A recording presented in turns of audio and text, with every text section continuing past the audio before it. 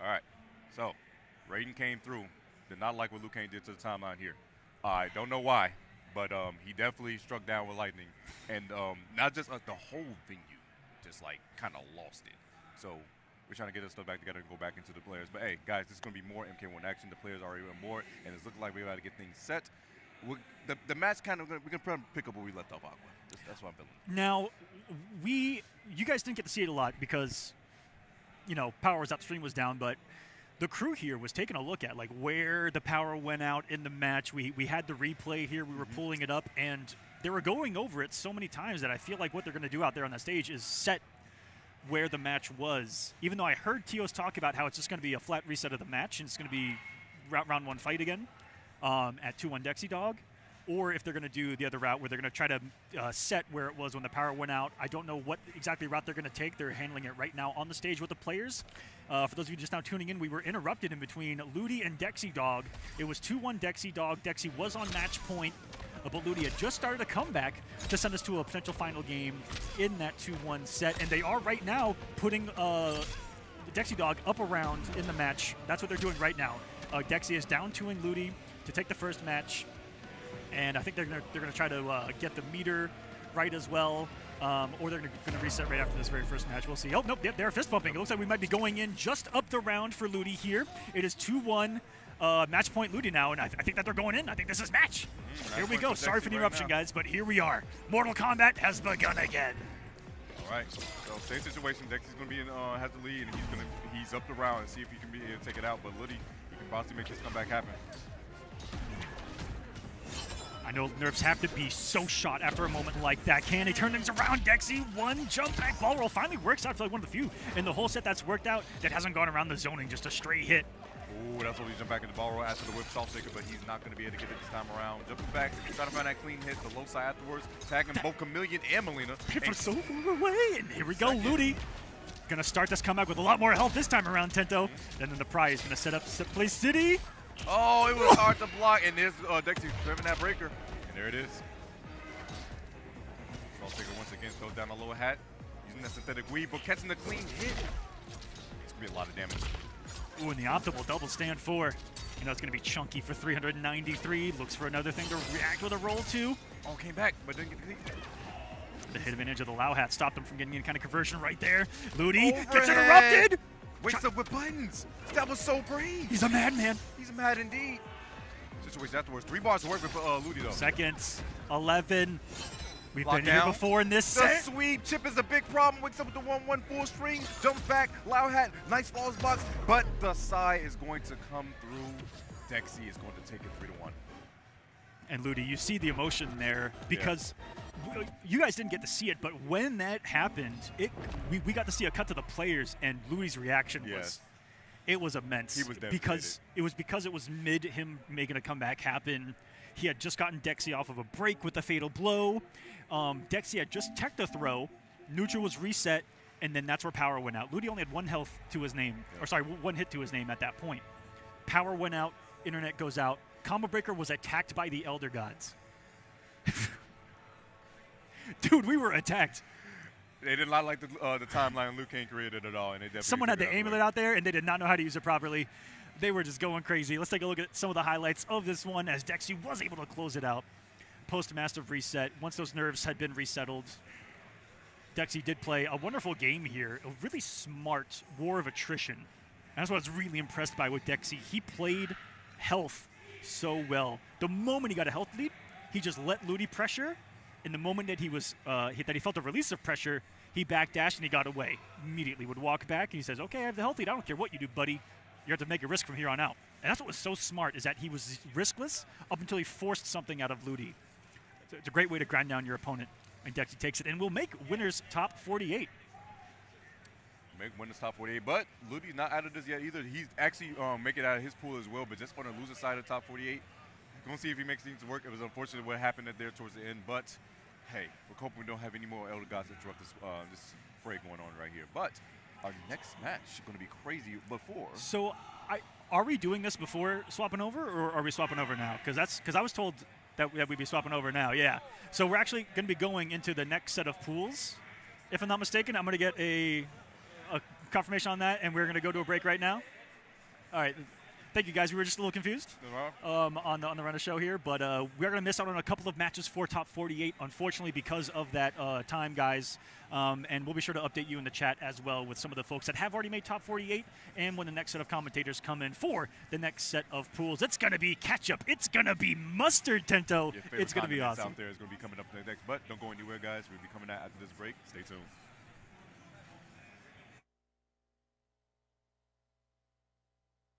Welcome, ladies and gentlemen, to Final Kombat. That's where Kanimani's looking. There it is! Oh, he waited for it! It grand champion from Mortal Kombat 1 here. No, not again. He tried to get. Oh, and why Gemini tried to get away. With the pop on BDG, I am so sorry. What? More like a man into the orb. That was disgusting. It's so big. Combo it, yes. Oh my God. And Sonic with Ray is your friend. Big fucking the candle lights covered once again. Full combo conversion.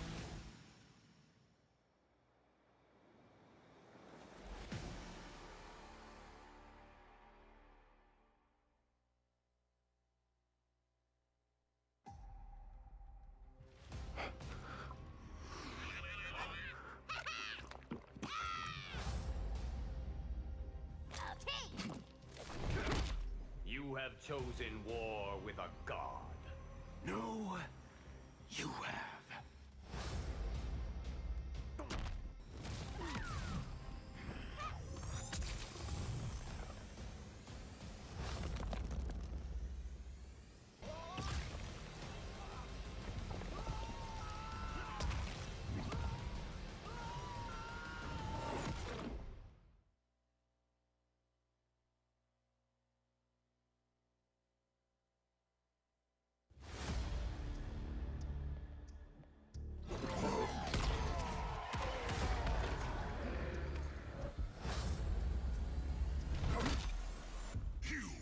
Shamed the souls of your ancestors. Which of my ungrateful kin are within you?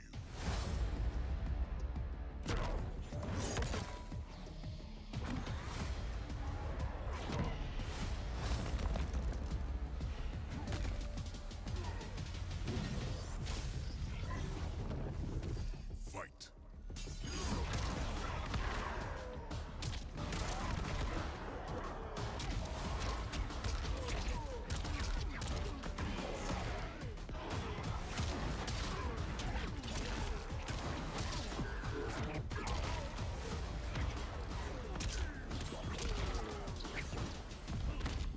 Might be many, but I am the one. You are not even Earthrealm's champion.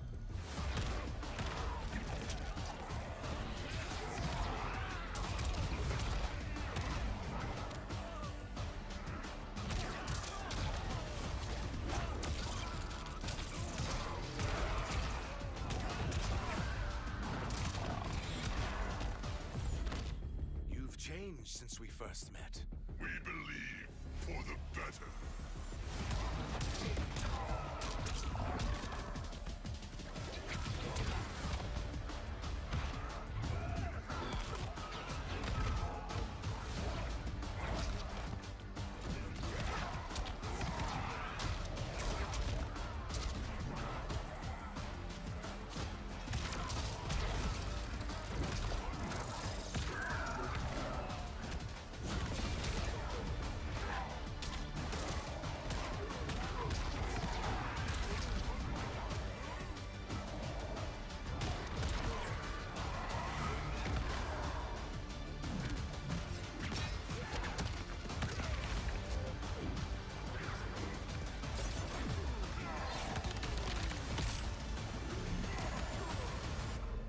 Finish him.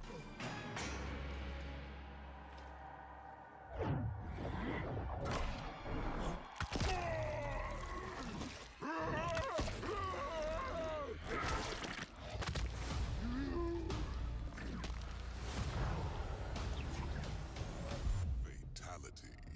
Ermac wins.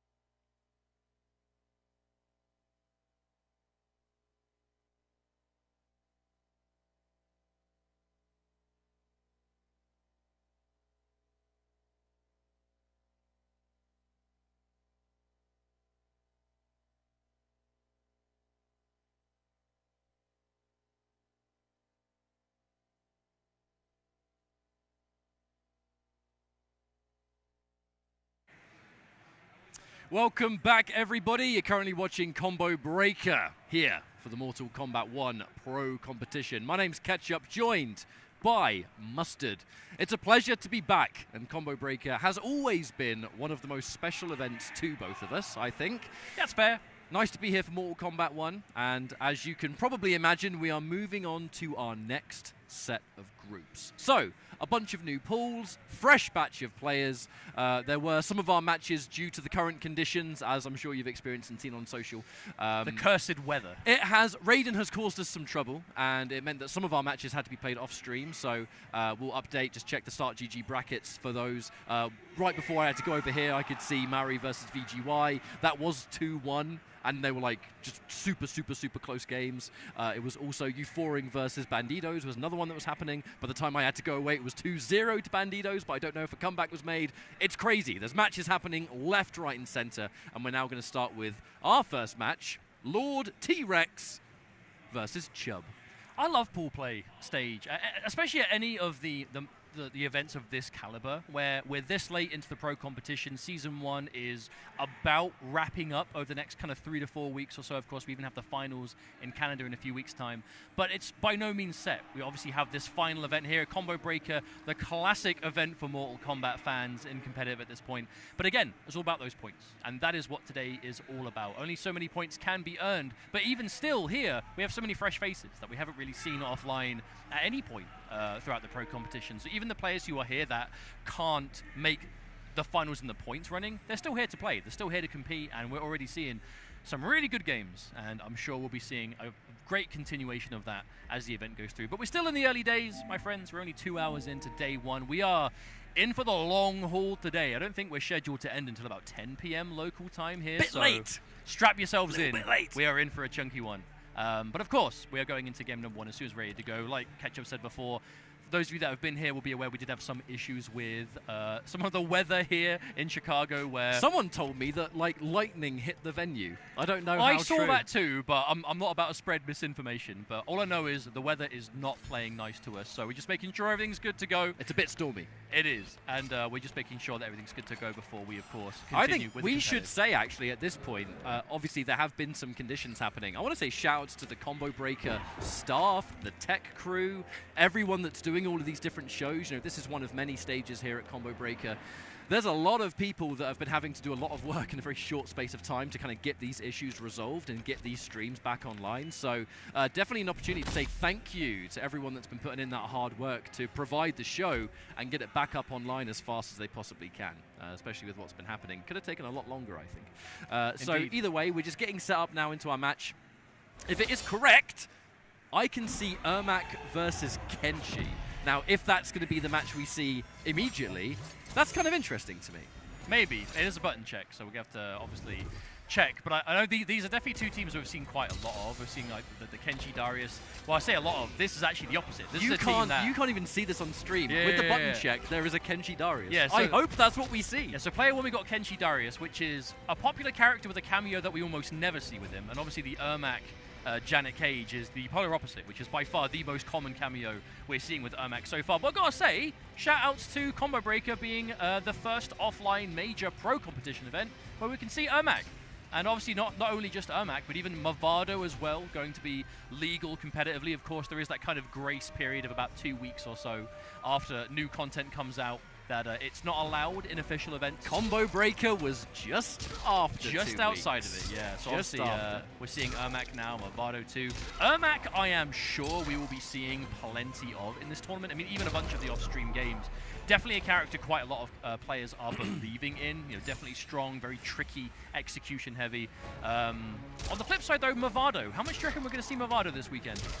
Honestly, it depends on the character. So I would hope Havoc players will be considering him. yeah, like Because that is a cool team. for those that are wondering about Movado right now, he's not the kind of cameo that's going to be godlike with every single character, but there are some members of this roster where Movado gives them a great deal of extra utility. So some of those characters, Havoc really is the big winner. Reptile of Movado. Reptile, I know that Movado, as of very recently, has had some damage scaling, so he's not doing the same damage that he did when he very first came out. But he's given some characters a lot of interesting stuff. Not so much for every character. He's not going to be like, just chuck him on any team and it'll work. But sometimes it's enough. I'm going to stop talking about this because we actually do have a Kenshi Darius. This team is just super high damage if you can get the combos on deck. If you land that forward 2, you can call in Darius, you can go into Sento, do the 210 damage extension before you've even started doing a Sento juggle. It hits incredibly hard, but you've got to find the hit first. Kenshi Ermac, though, is a matchup. It's hard to say what to expect, because obviously Ermac has that deceiving range, but the meter build from a distance. So unless obviously you're going to be constantly pelting him with options, he's going to kind of build a lot of meter. Oh, but we're going straight into early stuff. We're going into the stomp. A lot of use out of that low stomp in the air. And again, punishes the low stomp. That's the problem, though. So we punish the low stomp with a down 1. We can definitely chalk some of these up to just that first game. It's round 1, you know what I mean? Round 1, first game of the tournament. Sometimes you might not have time to play some casuals. These kind of things can happen, but already starting off strong, and the Kenshi has already begun. Going into Darius, didn't quite manage to find that Darius combo, but look, as long as you got Sento out and you're getting the mix-ups, that really is the win condition for Kenshi in general, so. Oh, misinput there. Goes for the teleport, but the air version instead of the ground. We even saw the Janet extension summon, so definitely going for the side switch combo. That was very close to being a good idea, but unfortunately didn't quite work out. The instant break. As once again, so many of those low stomps from Chub. Now, that is Ermac's only true projectile in this game. So, if you're looking for like an option at distance. Oh, that's cheap! I love that choice. That's cheap! I love that choice. Using that Darius ambush to get Sento out, and now it's party time. That Darius ambush was given to the cameo in the Quan Chi patch, so it's definitely not brand new, but I gotta tell you, the amount it's been in long enough by now. The amount it changed for that cameo, I mean, it just gave you so much more setup for every character. Like, it's such a good change. We're seeing a lot of commitment from Chub right now. Again, another teleport into Janet. That on the hit does grant you a combo, but on block, so you might be dead. Aye! That is going to be enough. All right, so starting off strong here, Kenshi Darius. Definitely not a team that you see all that often. I've seen it a couple of times, and that's, you know, I've actually fought against it, so. It's one of those teams where it's definitely rare. It's safe to say it's a rare. He can get over 500 damage in the corner, and that's just using a little bit of Sento. You've got the mix-ups left over. But it definitely has stuff. That's the important thing. And Darius. There it is! Oh, that was unfortunately a drop, but I can see the vision. No, but by the punish on it, unsummoned. The combo got dropped early and it did 285 damage. That's what I'm saying. If that's a full combo, that's basically 500. I love the idea. I hope we get the chance to see more of that as the set continues. A little bit demanding on the execution side, I think. And actually, one thing we have to factor in, when you play online, you see that Darius catch from full screen as well, by the way. There's the launch. When you play online a lot, there is that tiny little bit of delay that does result in some slightly different execution, especially if you're playing Kenshi with the Darius stuff. A lot of these players, you know, they're back in this offline environment. They might not be so used to it. Well, it's pool play. There's the whole day left ahead of us, of course, you know, round 1. But this is most likely the first match in the whole tournament for both of these players, so, you know, plenty of room on the other side to get comfortable with it. Ooh, okay, just a raw overhead. There he is again. Yep. Oh, if you eat that overhead, that's even worse because you can't do nothing to stop it. Launch, finish the job. Interesting combo route here from Lord T-Rex. Gets the sandwich, plenty of armor break! Armor break! Youch! Yeah, can't try that again. That is just eliminated. That low poke. Yeah, that low poke, Kenshi's so mashable. You can mash that so hard. Get off good me. Throw tech. And teching Ermac's grab, I mean, that's hard. There is basically no animation on his throws, so you have to make that hard commitment, really. Yeah, it's peculiar. It's unique. Punish. Oh, no, too far, too far. Should still be a comfortable win, given how things are currently going. Never say never, though. No, Darius is available. Near enough full Janet? Never mind. Not going to happen just yet. Still a little bit of room left for that 3 out of 5, but looking good for Lord T-Rex. So I will say, a bit of a shaky game 1, but already we're starting to see improvements in the execution and the idea. I feel like it's kind of standard first game of the tournament situations. Like, you see this quite a lot. Players that they might play some slightly more execution-heavy teams. It's a bit tricky in that first match. Sometimes you get nervous. Oh yeah, we see it again. This is the damage. This is the damage. Oh my Ending goodness. it early 430, and you got plenty of Sento left. Like, it's just, if you like these kind of combos, I think there's a reason I've seen more than one Kenshi use Kenshi Darius. They just like those confirms. And to be honest, the pressure. The fact that you can truly go into Sento, thanks to that new ambush especially. It feels weird calling it a new ambush. Yeah, it's been in but the game. It's uncommon. It is uncommon So that cameos get given new moves, so it's still technically one of the newest attacks outside of the... Oh, commitment to the overhead choke. We're going to see an extension. Thank you, Janet. Janet again. There it is. Why Second not? time. Look at that damage adding up. Spends the part. Will that be enough? Yes, it will. The Oh, break. Okay. denied. That's rude. At least let them have that. No, They've of course not. put all these resources into that combo. You're not here to mess around, though. You're 2 games match point up. No. Not a chance. Deny that momentum. Not going to happen. We'll say, though, Chub really has struggled to find any form of like that kind of sweep distance pressure right now. Not be really able to see that Ermac game be started the same way you would expect. But I think that's just a credit to Lord T-Rex, how he's using just that superior space, that Kenshi mid. It has been that sort of range advantage from Kenshi, the fact that Chub has just been unable to get any sort of game plan begun because you're within that kind of Kenshi distance. Most of the time, Lord T-Rex has found the hit, whether it's on block or hit. Extra damage thanks to that Janet grab, 140. Wow, wake up, we run. It really is a damned if you do and don't situation when you're fighting against Ermac Janet, though, right? Because it's what? Do you tech the back throw and stop the 200 plus damage? Or do you just, fatal blow. Oh, that's going to be it. Or do you eat the 140 forward grab all the time? But regardless, won't matter, as this is going to be more It than could more come than down to the mash by a percent. This Kenshi fatal blow is done. Oh, It's yeah, done. yeah, It's yeah, done. yeah. I don't know what I'm talking about. Kenshi fatal blow. One of those fatal blows that I swear just doesn't seem to scale. There's a few like that in this game, but Kenshi, I think it's because he's such a common competitive character, we see a lot of it. But a well-played 3-0 from Lord T-Rex with that Kenshi Darius to open up this first, well, match of the block as we move through to the second pool of the day. Very happy that we got to see some Darius for our first match. That's a cool cameo, man. Darius is interesting like that, honestly. I find it, the reason I love the cameo so much is because, and no disrespect to Darius fans out there, all 3 of you. Look, It's a bit harsh, isn't it? I was not really interested in Darius back in the 3D days because I had a lot of other characters that I just loved. You know what I mean? So I just didn't really focus on Darius at all. Didn't think about him, wouldn't even have factored in maybe that he would have an addition in like a later game. The second I saw him in the trailer doing like the tag team stuff, instantly I'm like, yo, this cameo could be kind of sick, you know. And as things have turned out, he is, in my opinion, one of the most interesting things about the game. Like a good Darius with a good Darius team, genuinely terrifying. He's one of those cameos that when he works with a character, he just lets them play unlike anything else in the game. It might not even necessarily be like their best, but that is a point that I wanted to bring up as we go into the early stages of today's tournament. We have to remember, this is Pro Competition, major stop, the final offline tournament, well, with the exception of the last chance qualifier, that you can do for Pro Competition. So there's a lot of top-level players here looking to do as well as they can, but obviously players who put a lot of time into the game. There's a lot of the familiar teams they've seen before, the characters, the cameo pairings, right? Where, I mean, just let's think of some we're going to see.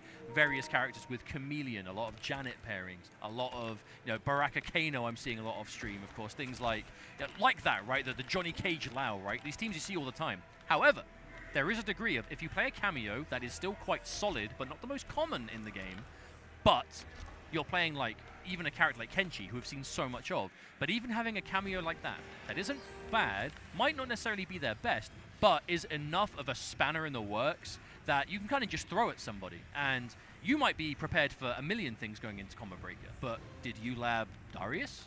Did you lab, you know, Sector or someone even like Frost, who we see such little of? I feel like there will be such a degree of that advantage of the unfamiliarity, even, you know, 6-7 months into a game's life, where if you don't see him, how prepared can players be at a competitive point? So while we get set up into our next match, I'd love to use this opportunity to shout out and give a massive thank you to Mountain Dew, who currently have a promotion on deck. By using or getting specific bottles of Mountain Dew, you can get your access to some codes. You can redeem them to get yourself some rewards. And those rewards will vary. Just go check out Mountain Dew for, of course, more information. But just a massive thank you to them for supporting the Pro Competition the way they have been. You know, this is our 4th offline stop. This is the second North America, and this is definitely the biggest tournament of MK1 to date in terms of just the quality of players that we have, the severity of what's on the line. Thank you again to Mountain Dew for supporting the Competition. MountainDewGaming.com is where to go to check things out and see what's going on with these promotions as we go through the weekend. So, of course, thanks again to Mountain Dew. But welcome, we are Ketchup and Mustard, and we are here to bring the next few hours of madness here at Combo Breaker as we are setting up our next match, which I see it. looks like quite a good one, as we have Pulse taking the stage against Mursaat. But Pulse, of course, no stranger to competition. Events of this scale, long-time Johnny Cage player in MK1. But we've even seen things like the Ermac as of late as well. Just recently off quite a respectable placing in the online of the North America East Pro Competition, where, I mean, that's a stacked region for sure. We're starting off this first match with a Natara. And Natara Chameleon, if there is one team in this game that is like purely just absolute aggression, mix-up, humongous extensions, Natara Chameleon is providing so much of that, where she's already really airborne, she's flying around the screen, she's doing all this crazy stuff, and now you're adding in the Chameleon, the mix-ups, the combo extensions of fan lift. There's just so much of it. It's a scary team, honestly. It's so good. Oh, baits the up block as well. A really nice throw tech from Pulse, but a lot of possible damage, again, especially with the extra utility, chucking on that fan lift. It's a very Again, the punish! Yeah, it's a very high-octane team, is the Natara Chameleon. It's so hard to pin down at any given time. But the instant punish, I mean, you know Pulse. Pulse has been around for a while. Even though this is quite a niche character to have to fight in this game, you know, he's going to have some experience in it. And of course, that Johnny Cage Lual. Big combo ender Tried and there. true. Keep the standing situation, or at least, well, I don't know what I'm talking about. The nut punch is very much an ender. It's just incredibly plus. Now, a cheeky down one. Okay. For those that don't know, Kung Lao's low hat on block, it used to be plus on block, it now isn't. That's all you need to know about it. So, doing a low poke after a block's hat, that's actually a pretty substantial risk. Pulse took a huge risk there, and it paid off. Well, maybe. I feel like it is a risk to ever press when it's not your turn, but if you have that kind of lead, that advantage, and you can just feel that momentum is in your favor, you can definitely afford to go for it. Oh, there's the catch, and there's the damage. Especially against Johnny Cage. He's got less health than most. There's the blood sacrifice. The block. Wonderful block on that overhead. So many of these overhead lows with Natara are fairly unseeable. So, ooh, hello. When I say unseeable, I mean the added Chameleon. Oh, wow, that was a chunk of damage. Nice! Instant catch too. Pulse. Looking good, ending in the taunt. Is that enough? Just is. The Roomba. Yo, do you mind? Roomba. What are you doing? Get out of the way. Bro. Get it out of here. She jumped on it. That's all right. Get That's it what out the of Roomba play. deserved. We'll see it again soon. Should we get pushed? Oh, he's leaving. The Roomba's leaving. Wants no more of this. Oh, hang on, though. Instant Mind catch. games. 1-1 ain't anywhere near as plus as it used to be, but they might still press it. You still got that advancing mid. Hey, it's still a 9-frame mid. That is a fast button. Hit confirm. Natara with that 900 HP. Oh, you're dead. Ooh, no. Wait, no. Missed it. Well, if you're going to drop a combo, dropping it when you've got that much of a life lead and still plenty of the hype mode left, there are worse times to do so. Who cares? Pretty Lovely. much. 2-0. Clean game so far, but just the nature of this matchup. So much damage on the side of Johnny Cage, if he's landing those hype confirms as well. Natara, kind of flimsy. 900 HP. I am yet to see a Natara Movado, but even if that were to exist, I don't think we ever will. 800 HP that would be. I want to see that first match of like Quan or Natara. Ooh, full pickup on that anti-air with a bar too. That looks pretty damn optimal to me. Oh, the counter hit overhead. Pulse plays a variety of characters, and I've seen all sorts. The Johnny Cage always looks the most clean. Always. It definitely is his main, 100%. It is his main for sure. Match point here for Pulse. Crazy to think that this is actually game 3 already. It feels like we've only just started things. I think that is just the nature of such a snowball of aggression that Pulse has been able to build, alongside, obviously, a 900 health character like Natara. Oh, there's the catch. All right, ending things with a decent knockdown.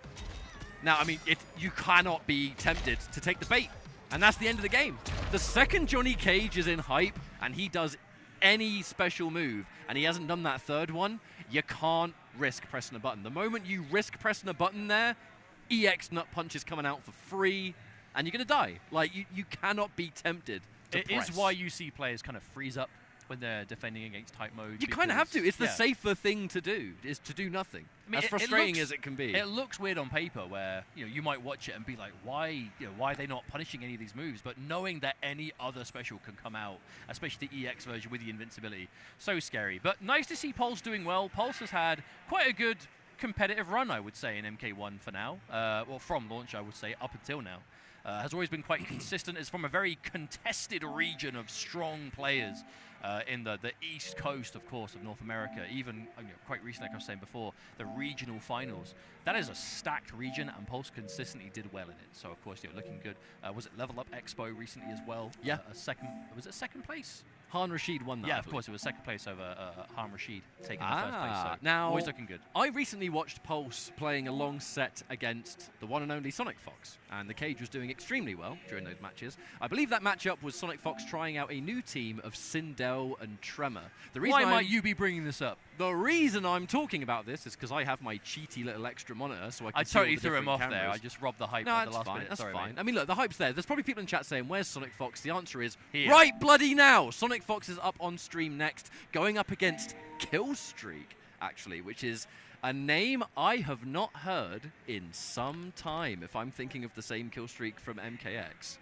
It might be. Obviously, we have no way of knowing 100%. Full disclosure, I do not know, even back then, what Killstreak looked like, so it might just be a coincidence. But either way, Sonic Fox has been playing a sort of variety of different teams. To the point that I have no idea what to expect. I want to see Sindel Tremor. That team, I've never seen any other Sindel play it, but Sonic Fox has, anyone that's been watching the streams or their YouTube or anything like that, will notice that there's been a few recent uploads with that. Okay, I don't think it's there, because this could be button checked, but I saw a Kung Lao.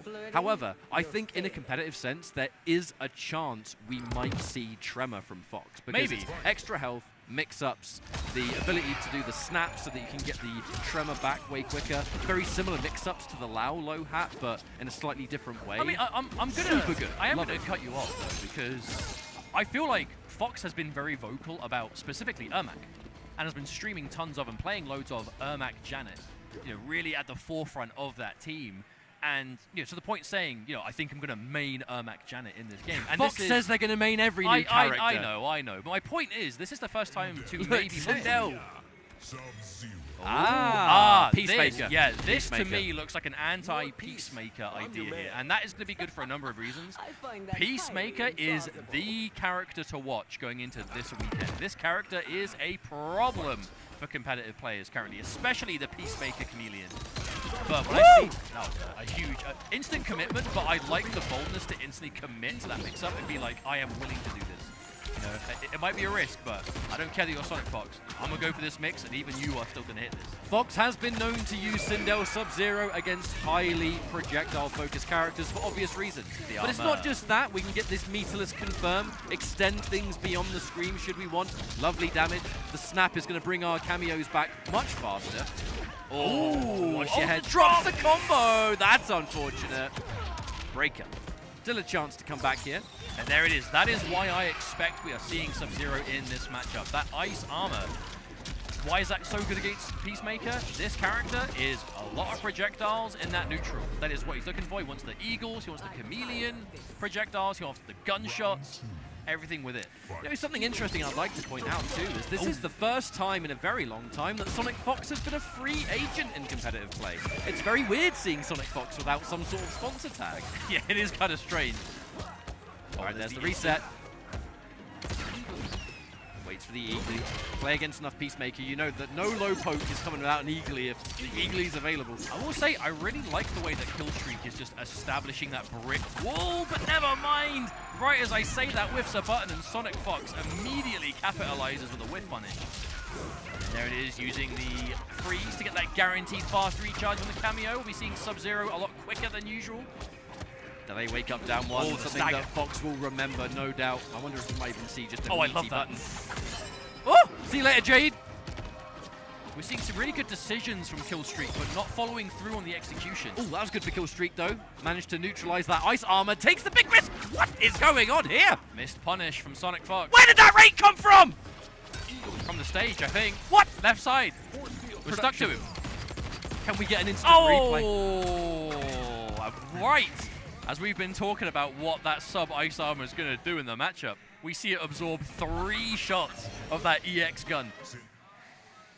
And that is such an important tool to have against Peacemaker. If you have anything that can neutralize basically every projectile that he's got, very different story. And one of the big things about Peacemaker here is that the Chameleon is going to add a little bit of extra utility from that mid-screen, maybe a bit of possible mix-up here. The big thing is that you're not going to have instant ambush into safety for things like just torpedo or whatever else. No, you're not going to get any neutral 100%. No This is a block team. strings, no nothing. Oh, and there's the catch. Spends the EX for a little bit more damage, I think. Perhaps. Oh, there it is again. Oh my goodness. That is the move to watch for, that full screen torpedo. Oh. Micro duck from Sonic Fox though, ready to scout out that standing button. Oh, you try and punish. That's the day one bait there from Sindel's. You try and punish and that string just eats you up. Oh, not enough to kill, but barely. As we see the follow-up from Sonic Fox take the round comfortably. That float's so good, you have time to see if they've delayed or not, and then react to how they stand to guarantee the chip. But Sonic Fox is... Ooh! Reversal punish with a launch. Knowledge. That is some knowledge right there. Restand. Advantage, good tech. Killstreak. I love those preemptive darts he's throwing out, but again, that's what you were saying. This team, unless you're in the katana mode, you're not going to be making that torpedo safe, so you're going to have to be so careful. Hard dedicate. But I love those preemptive darts, because it really just, it speaks a lot of just showing that you're aware, so it's hard to jump in, but when you're down this much on life, I don't think Sonic Fox is even going to mind. Oh no, again. Ah, there's the catch, as Sonic Fox takes another game. It does feel nice seeing Sonic Fox bring back out the Sindel, though. I know it's kind of difficult to know what character to expect. Sonic Fox, of course, won East Coast Throwdown with Rain way back when the game first came out. Kind of waiting for Fox to sort of dabble with Rain again. Maybe not during competitive season. I doubt we'll see it before that, or maybe even before Final But it seems Kombat. so interested in like every character as they've come out, but it really seems that the Sindel has become the old reliable, you know, for Fox. Ooh, never mind. With punish. There's the catch. Got to be careful with that overextending, especially if your opponent's either getting knocked out of the air or maybe they're just delaying their wake up. The breaker immediately, as soon as we had it built. I don't hate that break though, because even though a lot of the damage is already done, it prevented like the fast cooldown of the cameo, which, as you can see now, Sub-Zero is very much not active. Had a long wait, but never mind the instant confirm. That multi-hitting forward one, Sonic Fox is ready. We're going to see what here to end. Yep. Yep, uses the freeze just for the fast cameo. Up block! Nice Love to see option. it. Now, we're going to spend our only bar of meter on this, however. Nice little chunk of damage. We are in Jade mode. So the glaive does become a bit of a risk. Wow, we just commit. Actually, maybe not. I think that was an attempted whiff punish that was a bit too late, but didn't matter. Throw combos. There's the catch. Yep. Keep Go the for restand. Oh, the interruption! That overhead.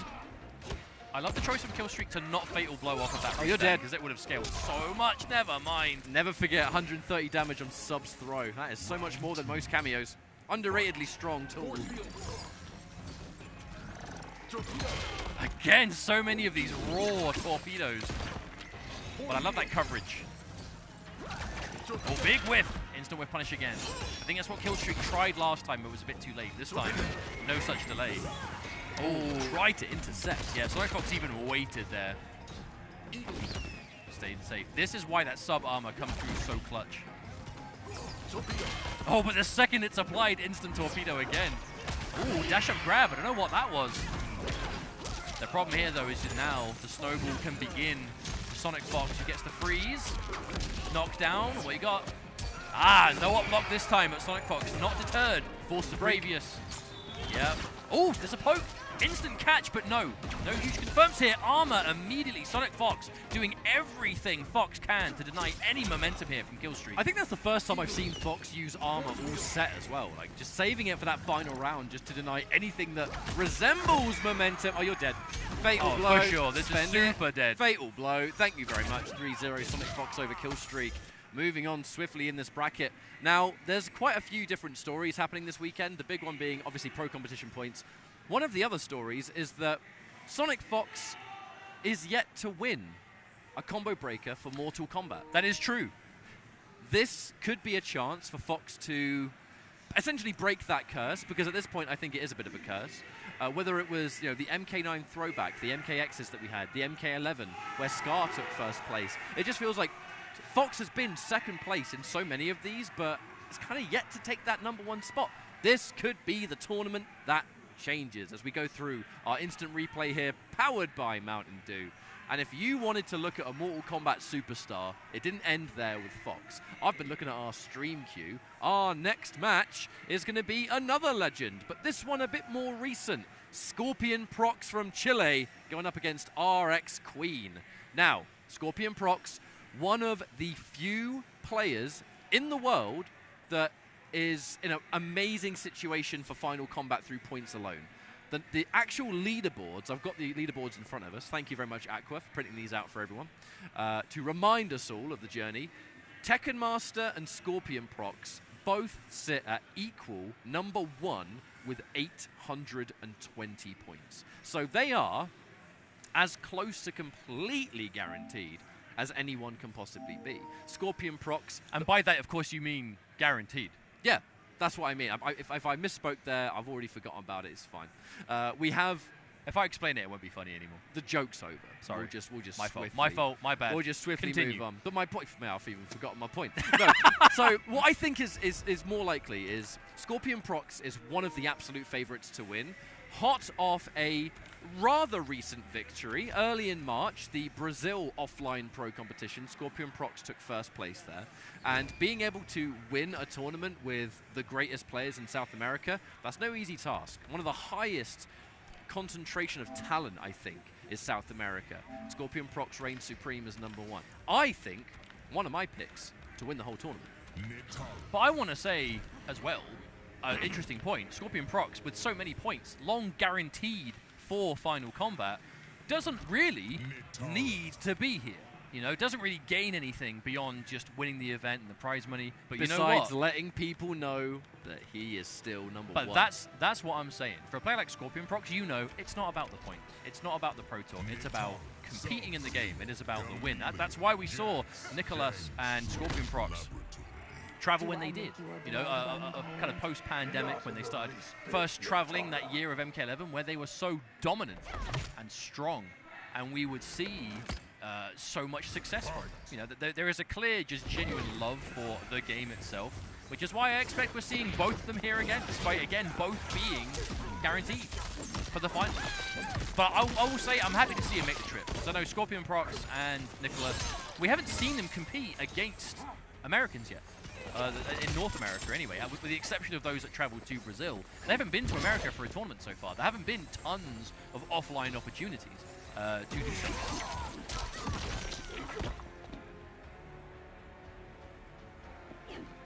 But I will say, I wonder what character we're going to be seeing.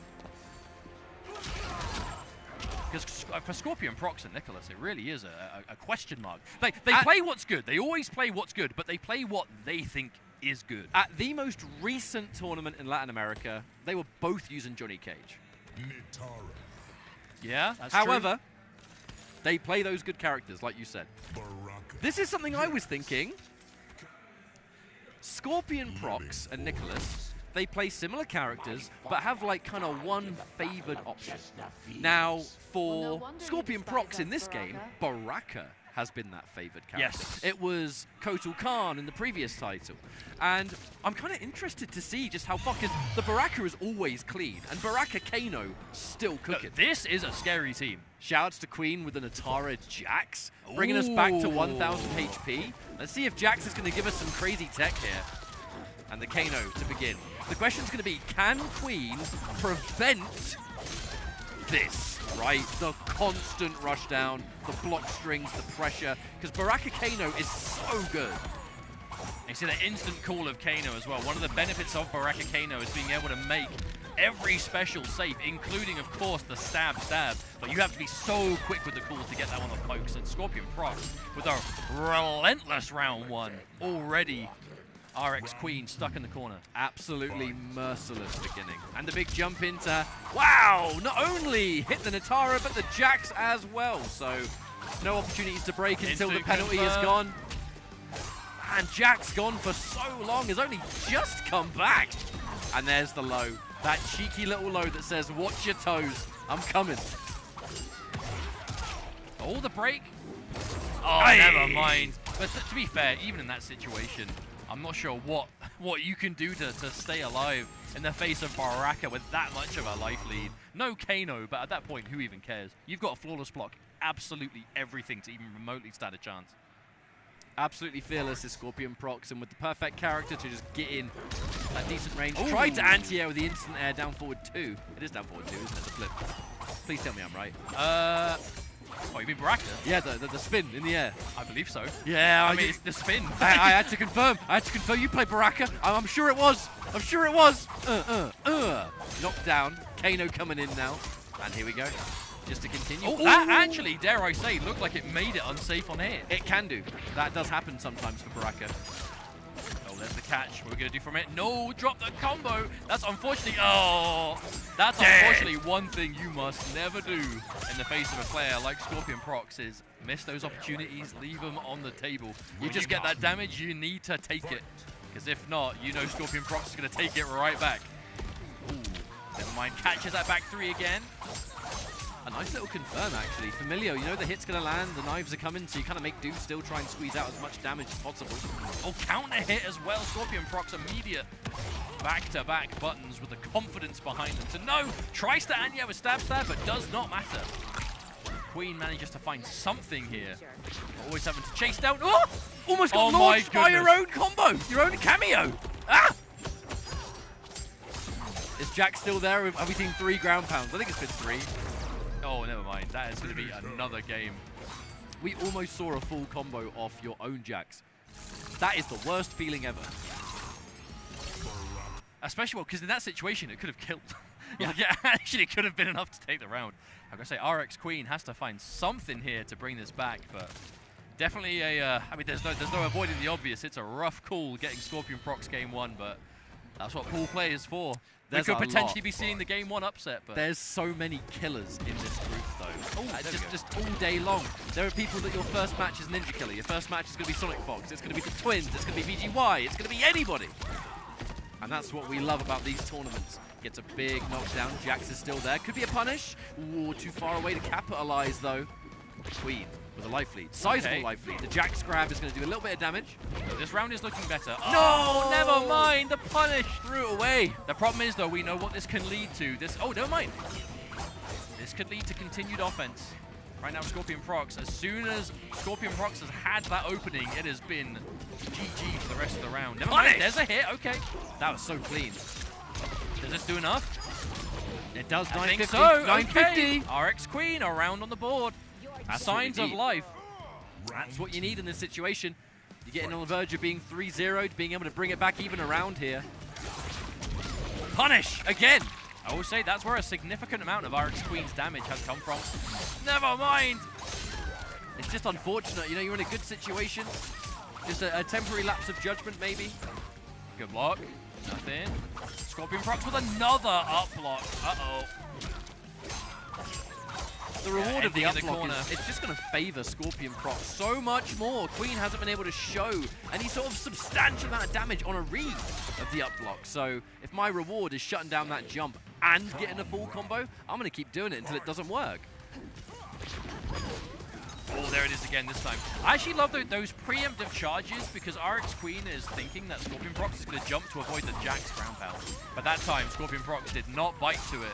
Another up block successful, mind you. Keeping it going. Oh, armor break. Uh-oh. Armor break again!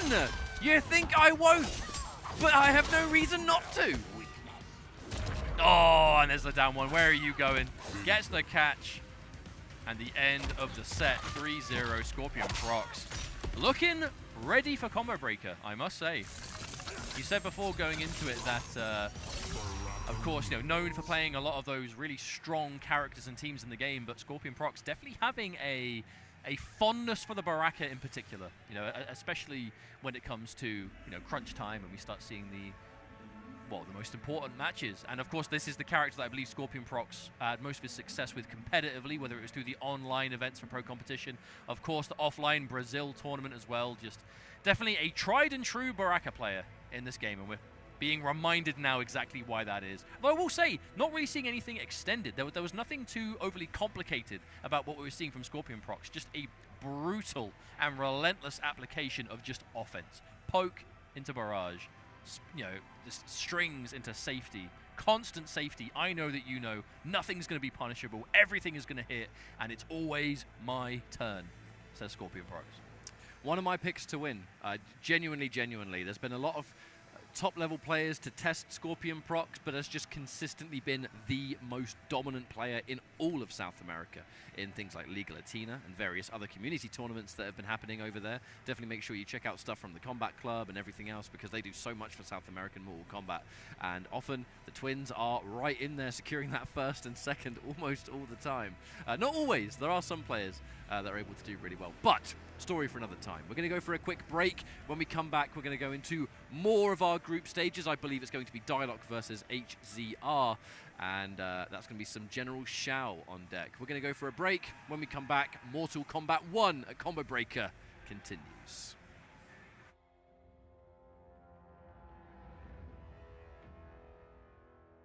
To final combat. That's where Kanimani's looking. There it is! Oh, he waited for it! It grand champion for Mortal Kombat 1 here.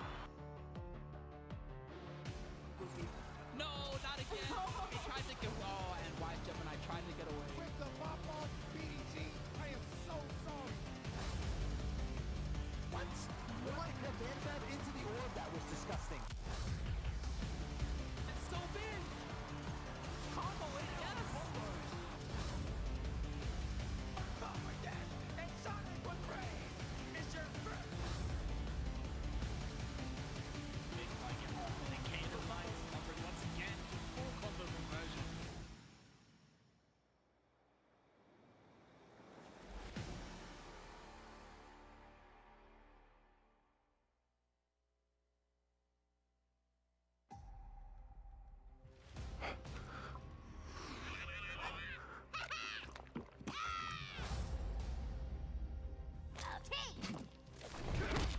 You have chosen war with a god.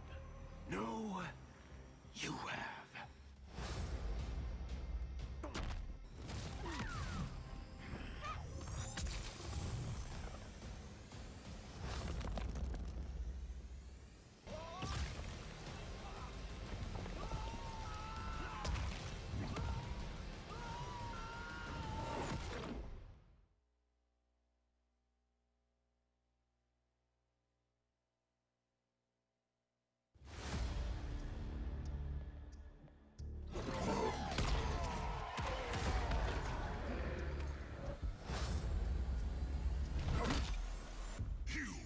Shamed the souls of your ancestors. Which of my ungrateful kin are within you?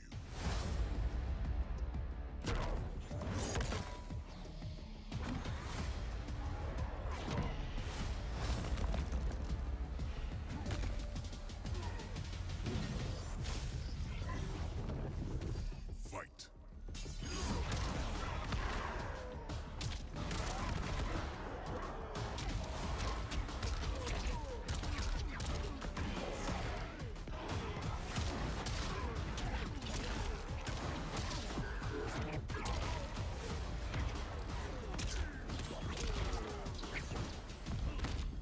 Might be many, but I am the one.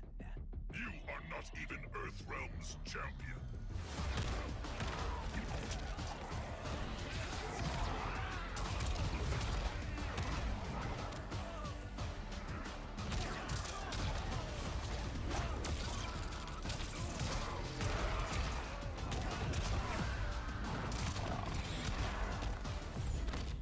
You've changed since we first met. We believe for the better.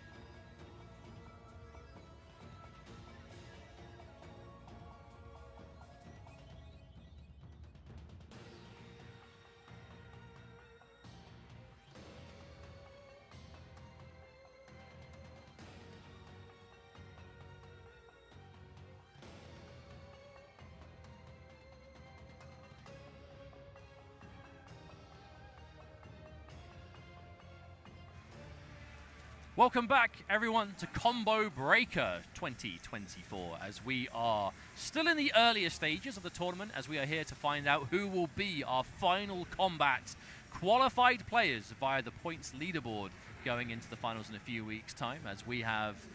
This is kind of it. This is the last event that gives points. We've got a lot of players here who are in contention for still qualifying, and even those that don't, not really in a position to be able to qualify, still here to play, still here to try and win and put on a good show. And we are getting quite a blend of that as we are still going through the pool stages and will be for a little while longer. But our next match is looking like it's going to be quite a good one, as we have Diock taking the stage. Of course, that long-time General Shao player who I don't even know what to expect from him at this point, because he's played so many different cameos, mainly the Kano for the most part, but I don't know if he's playing it exclusively now. A lot of General Shao players are in a position where they're kind of bouncing between cameos. A lot of people may not even realize this, but General Shao's one of the characters that has the highest amount of synergy with almost every single cameo. Yeah, I think so. So with that has come various players that often don't really stick with just one. I think with Diock, the Kano has been the most consistent, but with Shao in competitive play, and this is not just like online, this is like actual tournament level, we've seen Kano, we've seen like Serena, we've seen Sector, we've seen Kung Lao, we've seen Tremor, we've seen Darius, we've seen like, the list goes on essentially. But we are going to get through this button check. Looks like Diock's opponent, Hazards, I believe is how you pronounce it, but if I'm wrong, super sorry. That's just what it looked like to me. Just part of being a commentator. Terrible commentator over here, and I'm not talking about me. Wow. I think his opponent's using Kung Lao though. So I can see Kung Lao, Goro in the button check, and actually in the button check, Chameleon. With I was actually talking to Diock earlier on, and he did mention that he has been looking a lot of at the Chameleon as of late. Of course, such a strong cameo in the game currently. Really good. And is working with, I would say, near enough the entire roster. But speaking of Mortal Kombat 1, Final Kombat is almost Soon upon us. We have a few weeks left to go. It is going to be mid-June from the 14th to the 16th in Toronto, Canada, where you can still register to take part in the last chance qualifier or just spectate the event, start.gg/Final Kombat. It will be streamed on the NetherRealm Twitch and the TikTok and YouTube as well. But that is the event to look for, is the World Finals for MK1. It's been already 6-7 months-ish as it is now. Where has the time gone? I do not know, but it is almost finished for Season 1, Final Kombat, where we are going to crown our first ever World Champion for Mortal Kombat 1. Be there if you can, and if not, tune in. It's going to be a good show. So, Diock, one of the, I would say, sleeper hits.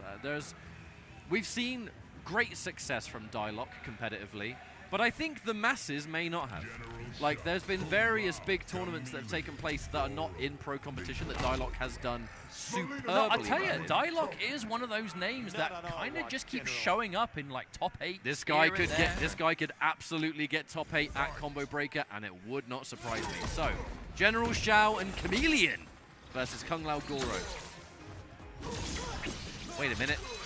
I think we've had the name is different. Is it now? You know what? I'm not even going to risk being wrong about Diock's opponent. We shall just move on in this first round, of which Diock has had a fantastic start. I mean, Diock historically has enjoyed the Shao teams that let him be aggressive. He wants to run in, get those overhead low mix-ups on, and get tons of damage. There's the interruption, though, that knowledge. The glaive is a fantastic cameo attack, but often there is that gap beforehand. Ouch, decent damage. I will say that there's going to be a lot to keep an eye on, though. If you're playing against the Shao Chameleon team, you've got to be keeping an eye with, like, is he in axe stance, is he in hand-to-hand, and then what's the disguise at the same time? Feels like quite a lot to micromanage at any given moment. Oh, never mind. Went in for that instant low. Might have to get something bigger from that. We had Katana. I'm not sure about any potential fan lift shenanigans, but Melina is available. Oh, I love that choice. Almost picked up from full screen. But that's not the first time I've seen Diock do that. Ground pound into covering with the Melina air size to give almost full screen coverage. Oh, actually caught the jump in.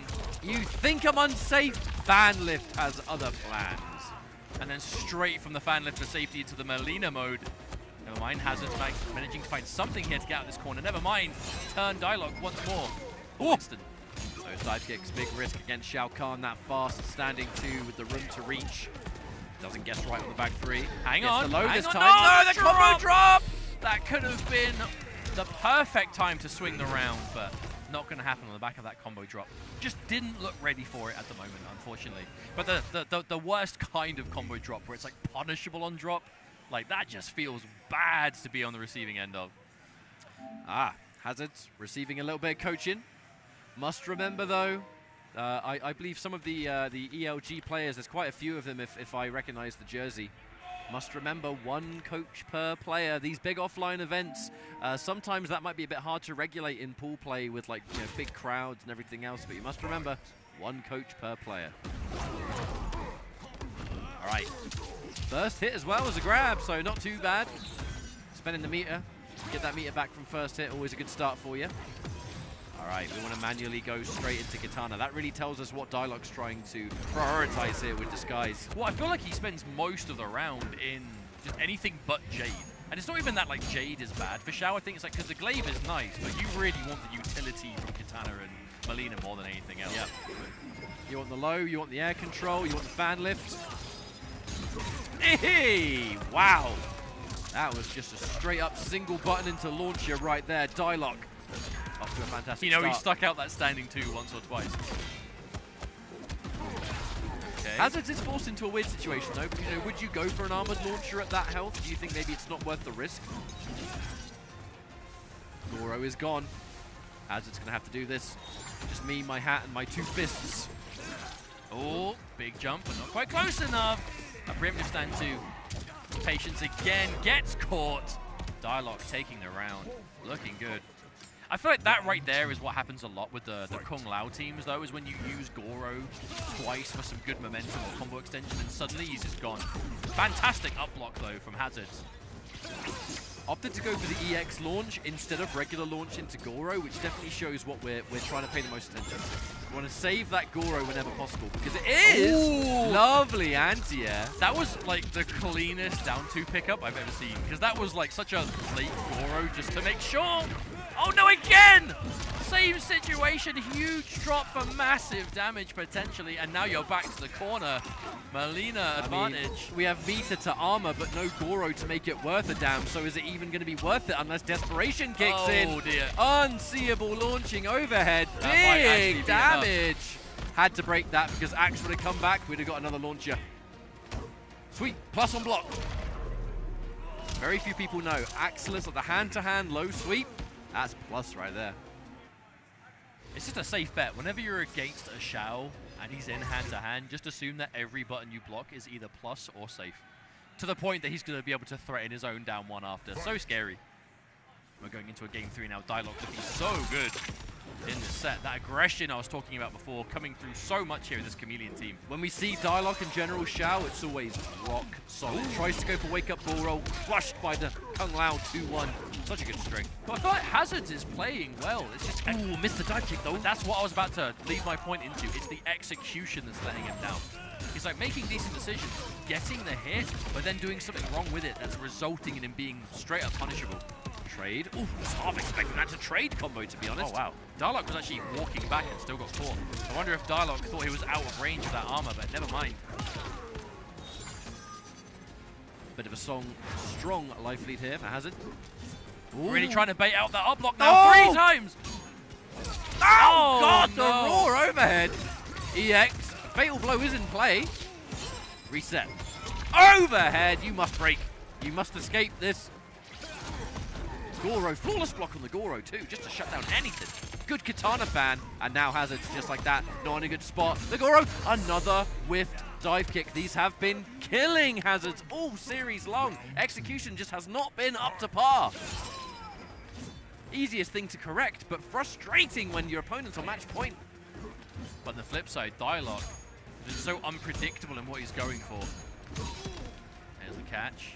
That neutral jump. Another empty jump. Yeah, really trying to see that Hazards has been getting quite comfortable going for those up blocks and is just trying to play around it completely. One of the big reasons for the jump too, it's not necessarily just to try and bait up blocks and stuff, it's to get rid of the armor. If Kung Lao does armor as you've jumped, you will punish, and he'll lose the meter and the Goro if he's overcommitted. Big jump in. Doesn't get much from that. Just lets the low rock. And there's the neutral jump. That's why Diock has been doing so many jumps. It is the direct answer. Character be damned. That's how you get out of it. And Diock with a clean 3-0 here. Moving on in this bracket. Diock looking good. I mean, Diock, of course, off of some decent success as well yesterday at the Chicago local. That was the typical kind of pre-combo breaker tournament, which I've got to say is like one of the most FGC things of all time, is when you go to a large-scale major tournament, and then there's always like the pre-tournament tournament. It is the tournament beforehand. Yeah, the tournament. But that, of course, took place last night in the local area, and Diock doing quite well there as well. And a lot of the faces here actually showed up there just to get that last-minute competitive practice, get some time in, you know, play as many games as you can, get ready for the event, and play like Diock. You know, we were saying before, one of those players who just seems to keep popping up in the higher end of competition in MK1, looking so comfortable with this general Shao. Mainly, you know, we said before, the Shao Kano more than anything else, but I gotta say, the Shao Chameleon looking so dangerous. I know Chameleon is a cameo that seemingly you can put with just about anyone right now, but especially with the Shao, just seeing the utility he gets from that and how it enforces his game even further. Really respectable stuff from Diock as he moves forward in pools. If I'm correct here, there is a winners qualifier taking place between Blizzard and Pulse as our next matchup here on stream. So Pulse more than likely going to be the return of Johnny Cage. Not gonna lie though, when it comes to Blizzard, we've been seeing ELG quite a lot, so no doubt some sort of team or plan, not to be incorrect here. Blizzard has played in quite a lot of online events, yes, and is almost exclusively Baraka as far as I've been able to tell. But definitely solid with the character. You know, one of those kind of early adopters of Baraka early on in the game, and even through to now. I believe that's who we're probably going to see from him. But if it is, Johnny Cage Baraka is a matchup that is quite interesting, because on paper, like, especially when you're going for the ambush style of Baraka, where you're using barrage and making everything safe with it, Johnny Cage has historically been quite good against that, just because of the existence of EX parry. But if we're talking particularly Baraka Kano, that is a team that handles Johnny Cage quite well on paper, in terms of, like, there are no gaps to be armored. You have that full coverage, the armor breaking potential of the knives alongside your own buttons. Everything is safe and significantly plus. And just having the buttons to compete with Johnny at that sweep distance where he is oh so scary. I feel like it's a good matchup either way. But of course, we know Pulse, Blizzard, two players that have a lot of competitive experience in the game. But Pulse, I think, really has the higher end results from day one to now, especially recently, as we've been seeing. But looking good today, especially if it's anything to go by that earlier match we saw from Pulse. And Pulse, someone that, you know, looking at these leaderboard points, someone that really, really wants to just get as high in that bracket as physically possible. You know, we're looking at Pulse. Pulse isn't far away. He's currently 14th. That's not light years behind everyone else. Not really. When you look at the fact that, so, you know, the top 9 players, or, you know, the players that we have that are in the upper echelon, we're kind of looking at the 460, the 495, that sort of window. Offline tournaments do provide more points than the online. Well, let's just quickly summarize. So right now, Pulse needs more than 495 points to knock Unjust, or 540 if you're above that, and he's currently sitting on 370. So he needs to get at least 4th, I would say, to be really comfortable up in the top leaderboard, but that's if everyone else doesn't particularly. It is one of those scary scenarios where it's not just you have to place, your opponents have to fail. Yeah, and that is scary. It's not entirely in your hands. Unless you win the whole thing, it's not 100% in your control. And that's scary if you are a player. It has been one of the most exciting things going into this tournament, is just knowing that leaderboard is by no means locked in. There's so much variant or variability to it, where who knows? Obviously, there are those players that we know are guaranteed to be there. The Tekken Master, Scorpion Procs, Javier, players like that. But there's no guarantee for everyone on it, so lots to play for. It looks like it is going to be the matchup we predicted, but Pulse bringing out the Chameleon. Pulse being an early player of Johnny Cage in this game, but has definitely been, I would say, the main Johnny player to play a lot of different cameos competitively. So for Pulse, we're starting with Chameleon. Who knows if we'll see it for the whole set, but regardless, a solid start. May as well go in for those ambush assists here from Chameleon in the fast cooldown, so why not in these instances? As you can probably see, we don't have the health bars lowered, so I'm certain the players are likely going to be doing that. Either one of those things, there's always two minds with the health bar situation. There's did the players choose tournament mode, or did they not? Or sometimes, yeah, that's always it. So sometimes the names aren't there, but you keep it just like transparent so you can't see, and you let it go so not to interrupt the players. Sometimes it happens where they get asked to do it after the match. So I guess it's which of those situations is going to happen, but it is Blizzard on the side of Baraka and Pulse Johnny Cage. That's not going to change it. Regardless, it was a decent round one, and Pulse for, I think, like the third or fourth time already can end a round in the hype build-up. I think Pulse has been so good at finding the opportunities to build that. Because Baraka not normally a matchup you can build a lot of hype against in the neutral, but if you end combos, absolutely. Oh my goodness. Ouch. Ouch. Oh my god. Hurts so good. 475. That's a big number for Johnny Cage to hit. All that advancing mid catches Baraka's back three right in its tracks. A breaker is available, but honestly, at this point, I don't think Blizzard was even interested. Like, so much health was done there. It's like, okay, well, you know, move on to the next match. Looks like the players are being asked to go and quickly lower their health bars, so we're going to have to go and do that. Only going to take a couple of seconds, so it won't be too bad. I feel like that's the first tournament 50-50 every player has to take when they compete on stream in MK1. Did they lower the health bars or did they not? But still a very commanding game one from Pulse, looking, dare I say, unstoppable. That was a quick one. They got caught on the second mix-up. They went on the menu and went, what are you talking about? It is lowered. And the judge went, no, go down onto the tournament menu. And it wasn't. I'll tell you. Revelation. I'm telling you. The revelation. Everyone loses that 50-50 first time. There's no avoiding it. It's like a guaranteed, not even a 50-50 at that point. It is a 0 to 100. How many people play tournament mode at home? I don't. I mean, I do it. I feel like you've just kind of answered your own question there. It wasn't a question. It was. How many people play at home? Question mark. Well, it was a question. That was a question. Literally was a question. Ah! What are you talking about? Oh, I don't know, mate. I don't know. Maybe that jet lag's hitting harder than I thought. And that's where you turn around and say, I'm okay. No, we have more important things to talk about. Wait, the health bars. What happened? Next time. Next time. Health bars. Why aren't they? I don't understand. But one of the health bars is already almost half gone thanks to Pulse. Johnny Cage. Mustard, I'm so confused. What is this world we live in? Where the health bars are not lowered. Baraka. We're not really having any opportunity, though, to see Blizzard do any of the Baraka Kano stuff, because it's all Pulse right now. Baraka needs to land that solid hit first, right? A lot of it is, right, I've landed some sort of hit, it's time to go in either on block or get some sort of setup afterwards into more chip damage or whatever I want to do. You've got to land that hit first. No. Oh, did you see what Pulse just did there? That was so cheeky. Yeah, because that full screen projectile, when you get to a point you know your opponent is holding it, we just saw that instant taunt build-up. Very cool. But a better round for Blizzard this time. Yeah, being careful, not leaving gaps. Got low profile on that advancing button. I actually think I misspoke earlier saying advancing mid. I believe that is a high. Oh, is that going to work? No! No, it is not. Back three, far too active for that parry to work out. Worthy trade to get full hype meter. I mean, no, but is it even? No, it is full, but only just. I don't know if I'd say that is, though. It's shining. Oh, never mind. But maybe it needs to shine more. No, I was right. I was right. You were wrong. I don't know, maybe. Full commitment. Oh! Had the katana ready. No! Oh, my goodness. He was Kano and Baraka getting kicked. He was so high up in the jump as well. I'm actually quite surprised he still got clipped by it. Yeah, me too. There's the catch, but no meter, so no we resources. can't get anything. Expects the crouch. Lovely up block, but only just built the meter, so that still couldn't launch.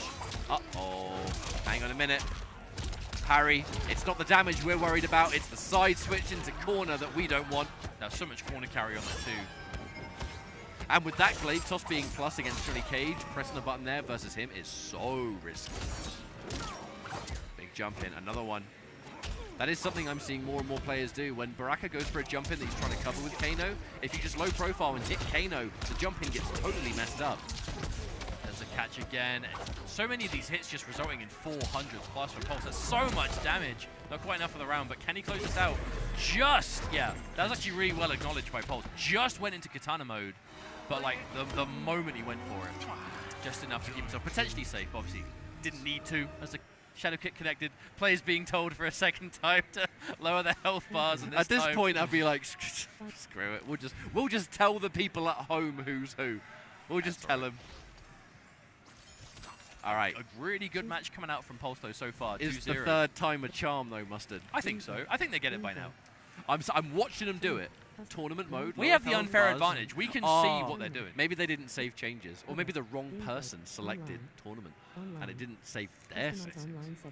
Maybe. Either way, it'd be nice to see the health bars lowered. Yeah, of all things. I would appreciate seeing it. A little bit of coaching coming in from Blizzard. We have to remember, winner's bracket is fantastic, but it's the ultimate lifeline.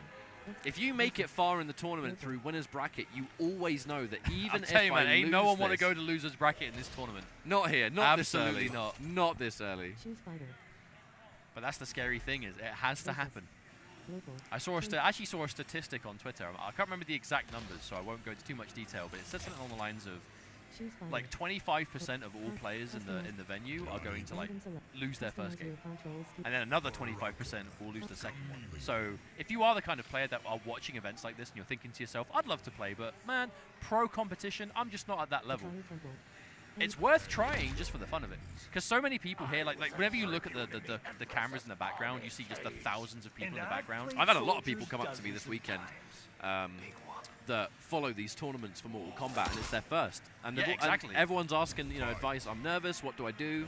But they're going to have a good time, and the important thing is not being disappointed by a lack of instant success. And the most important thing is the health bars are lowered. Yes! Get We got it. in! Let's go. We did it. I mean, we didn't do anything. Players we did did it. nothing. We did watched absolutely it. nothing. We watched saw it it unfold. We Yes. saw it happen. Oh, instant Oh, I parry. saw that. Yeah, that right there is why it is impossible to go for barrage on blocking. Johnny Cage. EX parries a clean punish on reaction. Optimization right at the beginning of the combo goes into the change disguise for Chameleon, so we can end with the fan lift. What a swift side switch from Pulse. Didn't quite have enough to end there. So close to having hype ready to go already, by the way. Where did Pulse even get the hype meter from? It must have been right at the start. It had to have been. Still though, almost match. Oh, well, I say almost. It is match point. Almost over for Blizzard unless something can happen here. Instant crouch. Not when you want to pop a breaker right there. You want that meter, but no choice. You can't afford to let him build You hype. cannot. Get Just that the damage. corner carry as well. All right, hype is ready. The glaive saw it. Guaranteed. Now, turn stealing down one. Stagger pressure. Nice down one there from Blizzard. Tries to escape, but unfortunately forced right back in. And that 2-1-2 trade is definitely what Pulse is after. And now we can hype should we want to go for something. No, Pulse doesn't even need it. That's the scary thing about hype. It's not like something that Johnny needs to win, but when he's got it, he gets so much scarier. Let it go. Uh-oh. That's not enough, but this will be low territory. Chip damage, stagger, so dangerous. Overhead. Never mind. Oh, a rough one to take for sure. Being on the receiving end of a Johnny Cage going that fast for that mmany games. Pulse breezing through this pool, I must say, so far. But of course, shout outs to Blizzard, a name you see a lot in the online tournament space. And of course, this is not the last we'll see of him. Winner's bracket. Now sent down to that loser's bracket for that final lifeline, and hope we do see him again in the future. But Pulse looking so good. Now, if I'm thinking about the right player, our next matchup, I see Wraith in the list. Oh! And if I'm thinking that's the Wraith I'm thinking of, get ready for some Shang Tsung. Oh, that would be so good. I hope it is. I hope it is the same Wraith we're thinking of. Oh, and then after this matchup, don't go anywhere, because in the queue after this matchup is Sonic Fox versus Diock, the ECT runback. I mean, come on. I mean, it's Come on. worth it. But that's good, because that was such a close match as well at ECT, was. if memory serves. That We'll was save really it. close. We'll save it. We'll talk about it later. We'll talk about it after. But for now, if we are seeing Shang Tsung, that's going to be cool, because Shang Tsung is not, considering he is like such a fan favorite, one of the most iconic fighting game villains in the entire genre. He's not popular. He is not competitively all that popular. We don't see a lot of him. He's very technical, super hard to play, but the players that specialize, like Wraith, we can see some really cool stuff. So it's going to be JChan versus Wraith as our next match, and to elaborate a bit more on the Shang here, it's not just Shang. that I know Wraith for. I have had the pleasure of bumping into Wraith many times in Kombat League, and we've played quite a few extended sets online afterwards. And, you know, lovely, lovely fella. But it's the fact that it's the morphs. You have never seen a Shang Tsung player morph in tournament as often as this guy. He pairs him with Goro, so Goro is going to give that armored launcher effect, a little bit of extended pressure, a little bit of extended combos. If you're playing to morph into your opponent's character, Goro's really universal for that too. And I feel like I'm yet to see him use a character when he morphs into them and he doesn't have Goro tech. Like, he's just labbed everyone in the game.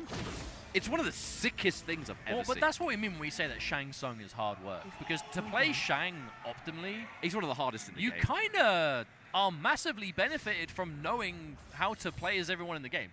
Because this is the first time in a long time that Shang Tsung could morph into his opponent without having to get a hit first. He can just, it's like classic arcade style. He just morphs when he wants.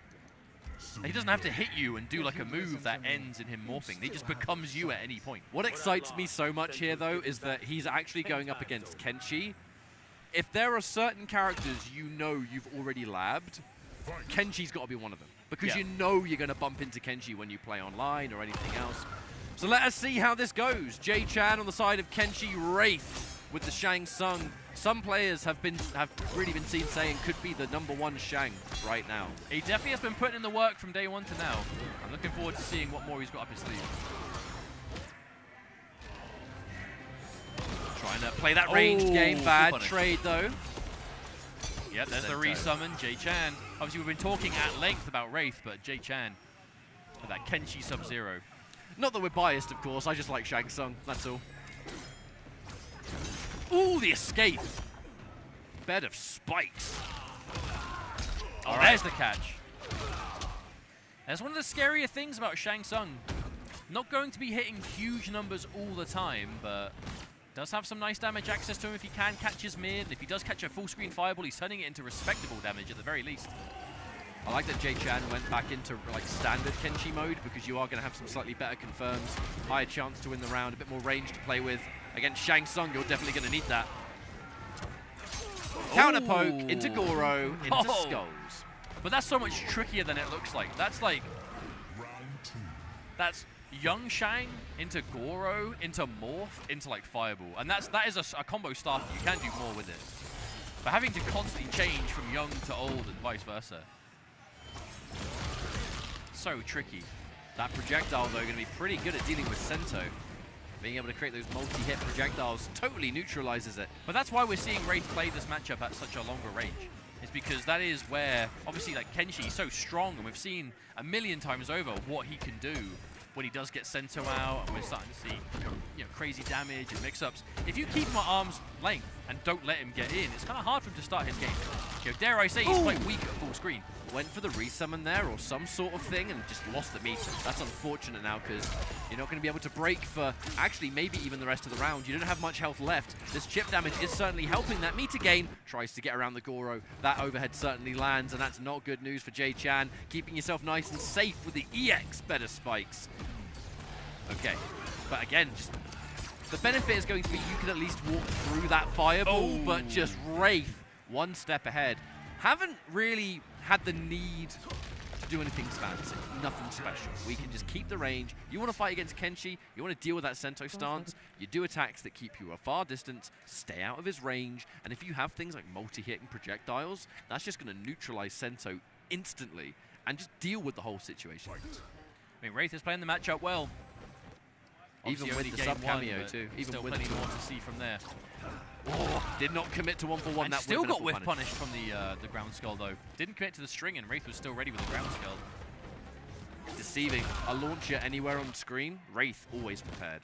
Big part about playing Shang, you have got to be ready every single time. You got to believe in those ground skulls. They're a full combo with your name on it. You can see JChan being so careful, not wanting to overcommit on the way in, but the longer you stay away, the more you're just slowly but surely being chipped down. Morph back to young Shang. And the reason for that, we've taken out the ice armor. Now the sandwich. We have got better armor. We have better armor for Goro though, so Chan's gonna have to. Oh, JChan's gonna have to look for it. Oh, still caught with the armor. I think Wraith did the close version, probably expecting JChan to block it. There's still a lot of Sento uptime left, though. There's a catch, yep. Knocked down, instant armor once more, into the catch! Oh, Wraith with a full pickup, a bar spent. Oh, missed the extension, unfortunate. Only did 5 million skulls instead of 6 million. That's gonna be the round. Absolutely. Yep. No! Oh, that is such a shame for JChan, because at literally any point in that confirm, JChan could have just gone for Fatal Blow and ended the round, but knew on paper, if I don't have to do Fatal Blow and I just hit the combo, you can win the round and you don't have to use that one-time resource. Because a Fatal Blow for Kenshi is so important, and JChan, to be honest, correctly said, I don't need it for the combo to kill, but dropped it. Unfortunate. Definitely seeing as that momentum is going to swing entirely into the favor of Wraith, who now has the full screen. We are not seeing many ground skulls at all, honestly. Wraith is spending so much more time as young Shang for those straight skulls. Very little ice armor being used from JChan so far. I mean, it is there, ready to be used to try and bypass these projectiles, but I do wonder JChan might be just trying to save it for the ambush and Sento, maybe? It looks like it, because JChan has done that a couple times. There's the whiff punish. Okay, now we can see that Kenshi start. Never mind, Wraith with the instant break. Says, no thank you, sir. Hold these skulls again. Now we have to block this. We know the follow-up's coming. Oh, there's That's the low. All right, what do we get? Time for one more mix. Nope, we're just going to take the full combo. I actually fear that may have been a mistake, because maybe it was worth the extra damage to go for the reset instead. Oh, no! Confirm! I've got to say, you are dead, you are dead. Extra damage. JChan is getting a good handful of openings here to significantly turn the tide, but isn't quite following through with the execution. Still wins the round, though. That is the important thing. Delayed mid. Did not bite to a possible throw attempt. Oh, the low could have committed. Overhead now. Armor. Big risk to take, but one that's worth it for JChan. Whiff punish with a ground skull. That was clean. Oh, no way. No, oh my goodness. No, where are you going? The sandwich. That is the look of just get away from me. Just get off me. That was actually so good, though. I mean, you're going into Sento. Just use it. Instant armor. No, you don't. Punish. Could have been more. Could have been a lot more. Could have been maybe have been the game, actually. No, that's not going to work. It did! What? How was that skull not already active on him? I thought it was on top of him. I could see it in the cinematic. I am flabbergasted. All Still, right. though, you know that's good for JChan. Now up in life. Yep, good sweep. Aye, no armor for you. No health to absorb it. And that has tied things up 1-1. I still can't believe that fireball didn't stop the fatal blow. It looks so active to me. Did Kenshi move? Maybe. I'm not sure. Either way, it definitely worked out for JChan as we go straight into game number 3. And our first non-3-0 for a while. Very true. It has been rather one-sided matches so I still far. love that Goro stomp, though. I told you, he got tech. He got the tech versus everyone. And it's great for Sento. I mean, just use the stomp. Yes. I mean, getting Sento gets rid of it. That was what made it so crazy. Getting the Sento out from the stomp was actually so clean. Now Wraith, once again, comfortable at this range. Looking for a little bit more old Shang, those ground skulls, just in case one hits its mark.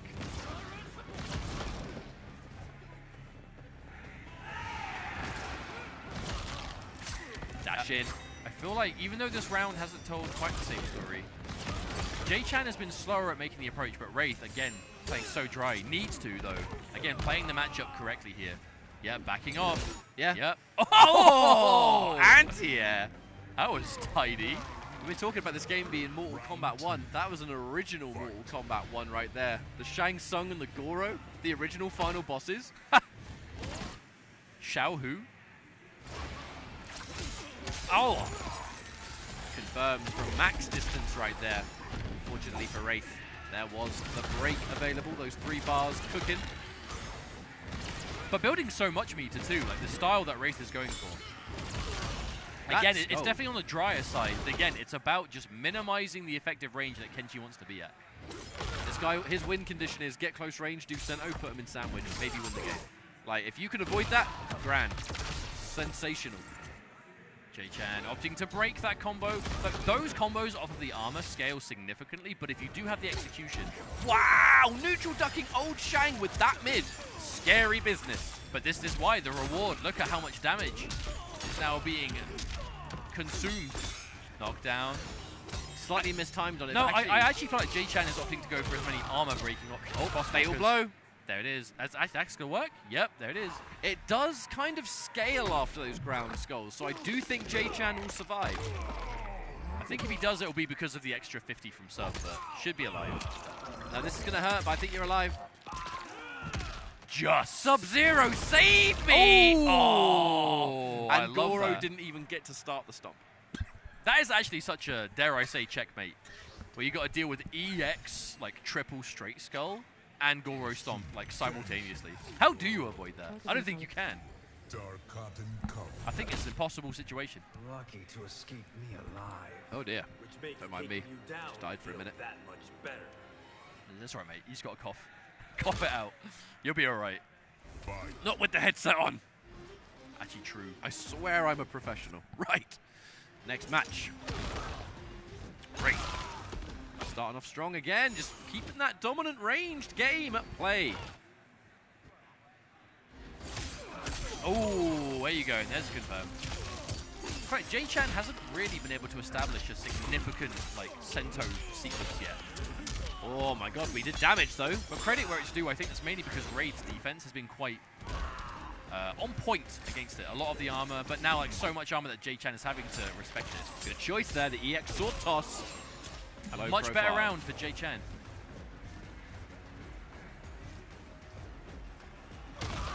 Whoa! After so long, then getting clipped. Oh, there it is, looking for it, the whiff punish. Uh-oh, here we go again. How do you get out of that? I don't know. Goro's coming. Oh, how do you escape? Taste Oh of your own my medicine! goodness! Taste of your own medicine there, Kenshi, my friend! Shang Tsung, I can do you better than you. I feel like that was the first time we've seen a significant overhead low established from Sento, and it wasn't even Kenshi that did it. Nope. Well, Shang Tsung, I am you, but stronger. every Oh, there it second you is. let me live, there's another chance I have to morph into you. Hey, none of that. Put your sword away. Ah! Sento hit the better spikes, never mind. Oh, there it is again, the counter poke. My feet, they hurt. Oh, Wraith is being tricky right now. Ow! So many of these lows. Good block on that low, though. Oh, this is a rough spot to be in if you are JChan. I mean, you got nothing. You can't risk putting your sword back in because you're just going to die for it. You know that Wraith is looking. The down three. Oh, you're dead. Oh, no, has to break, has to break. Only thing left that JChan could do in that situation. Goro is almost ready. Now, you can't get anything on block. Goro's coming. We see, actually, JChan had the armor on, but still kind of flinched when facing down the skulls. And that is going to be a clean 3-1 for Wraith. Can we talk about that sequence? Can we talk about the stomp into the morph, into the overhead, into the... Disgusting. Fantastic. But it's kind of the Wraith I am used to seeing. There's just any character, doesn't matter who. There's Goro, Shang, weird tech, and just works out wonders. And Shang is going to get that damage increase as well. He does get that small damage buff when he morphs into the opponent. Kenshi with a damage buff? Terrifying Ouch. thought. Indeed. But a really good set. And one that I'm happy that we got to watch because Wraith, we were saying before, not many Shang Tsung players in the competitive scene right now. But Wraith, a day one specialist, has been putting in so much effort with this character. And the proof is in, well, what we saw just there. Crazy morphs, matchups being played well. Oh, there it is. Oh, dear. GG's. But that does bring us into our next match, which we are currently setting up, which is going to be, as previously mentioned, Sonic Fox versus Diock. This is the run back from East Coast Throwdown. This match when they last played at that tournament at the very least. I don't know for sure if they've played between now and then. But at the very least at ECT, it was a nail-biter of a final game scenario. And Diock came this close to pulling it off. And I mean, it would be an upset. Even this late in the game's life, we talk about how, I say late, in the pro competition's life, I should say. The game's only like 6-7 months old. But we know Diock, such a consistent, solid, top-level player in this game. But Sonic Fox is Sonic Fox. There's only one Sonic Fox. And we're about to see him play with, again, that Sindel, it looks like, more than anything else. Although I am still expecting to see the Ermac pulled out at some point, because I know Fox has been putting significant time into that character, but it really does look like Sindel has kind of just become the comfort zone. Know, I kind of want to, I want to make the prediction. I wouldn't count on it. I actually do not think Fox is going to use Ermac. I think it's going to be Sindel. I think the only differences we might see could be cameos. But when I've been watching Fox do a lot of streams recently, it's been like exclusively Sindel. The only difference has been the team. It's been a different cameo for a different matchup. Well, so speaking of which, we saw the Sub-Zero in the first match, which that definitely isn't the normal team that Fox would go to. That was a matchup. Peacemaker stuff.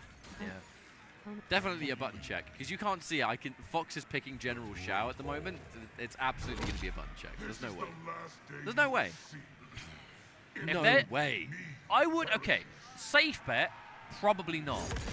But it is Sonic Fox we're talking about. You just never say never, just in case. Fox does have a tendency to play a bit of everyone, because, I mean, let's be real, that is a good way at learning how to deal with certain matchups in fighting games, is to, if you play all the characters, you will get comfortable at what moves work from your ranges, you'll learn more about frame advantage and whatever, because you'll be learning it as you play the character, you'll just remember it, and of course, what players are most likely to do in certain situations. So, I definitely don't think we'll be seeing the mirror here. It's probably just button check over. If there is a player, I would not put it past. We're doing one of those patented NetherRealm player button checks where they were taking it in turns to do the same combo. It's pretty much an entire match.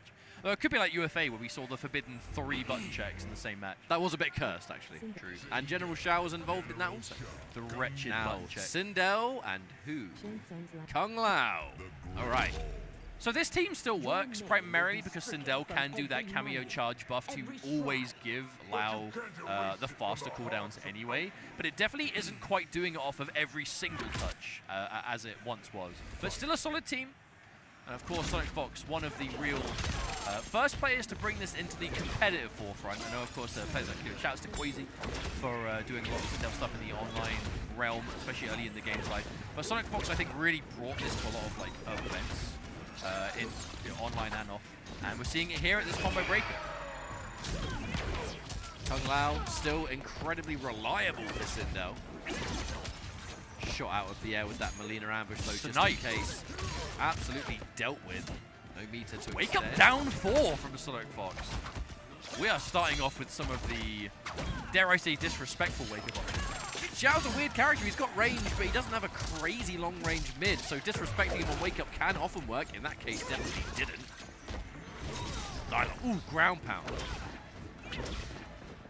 Comfortable at the moment. However, without a projectile of your own outside of Glaive or Phantos, you are going to have to deal with the fact that chip damage might become real. You have to watch out, though. That Shao standing 2.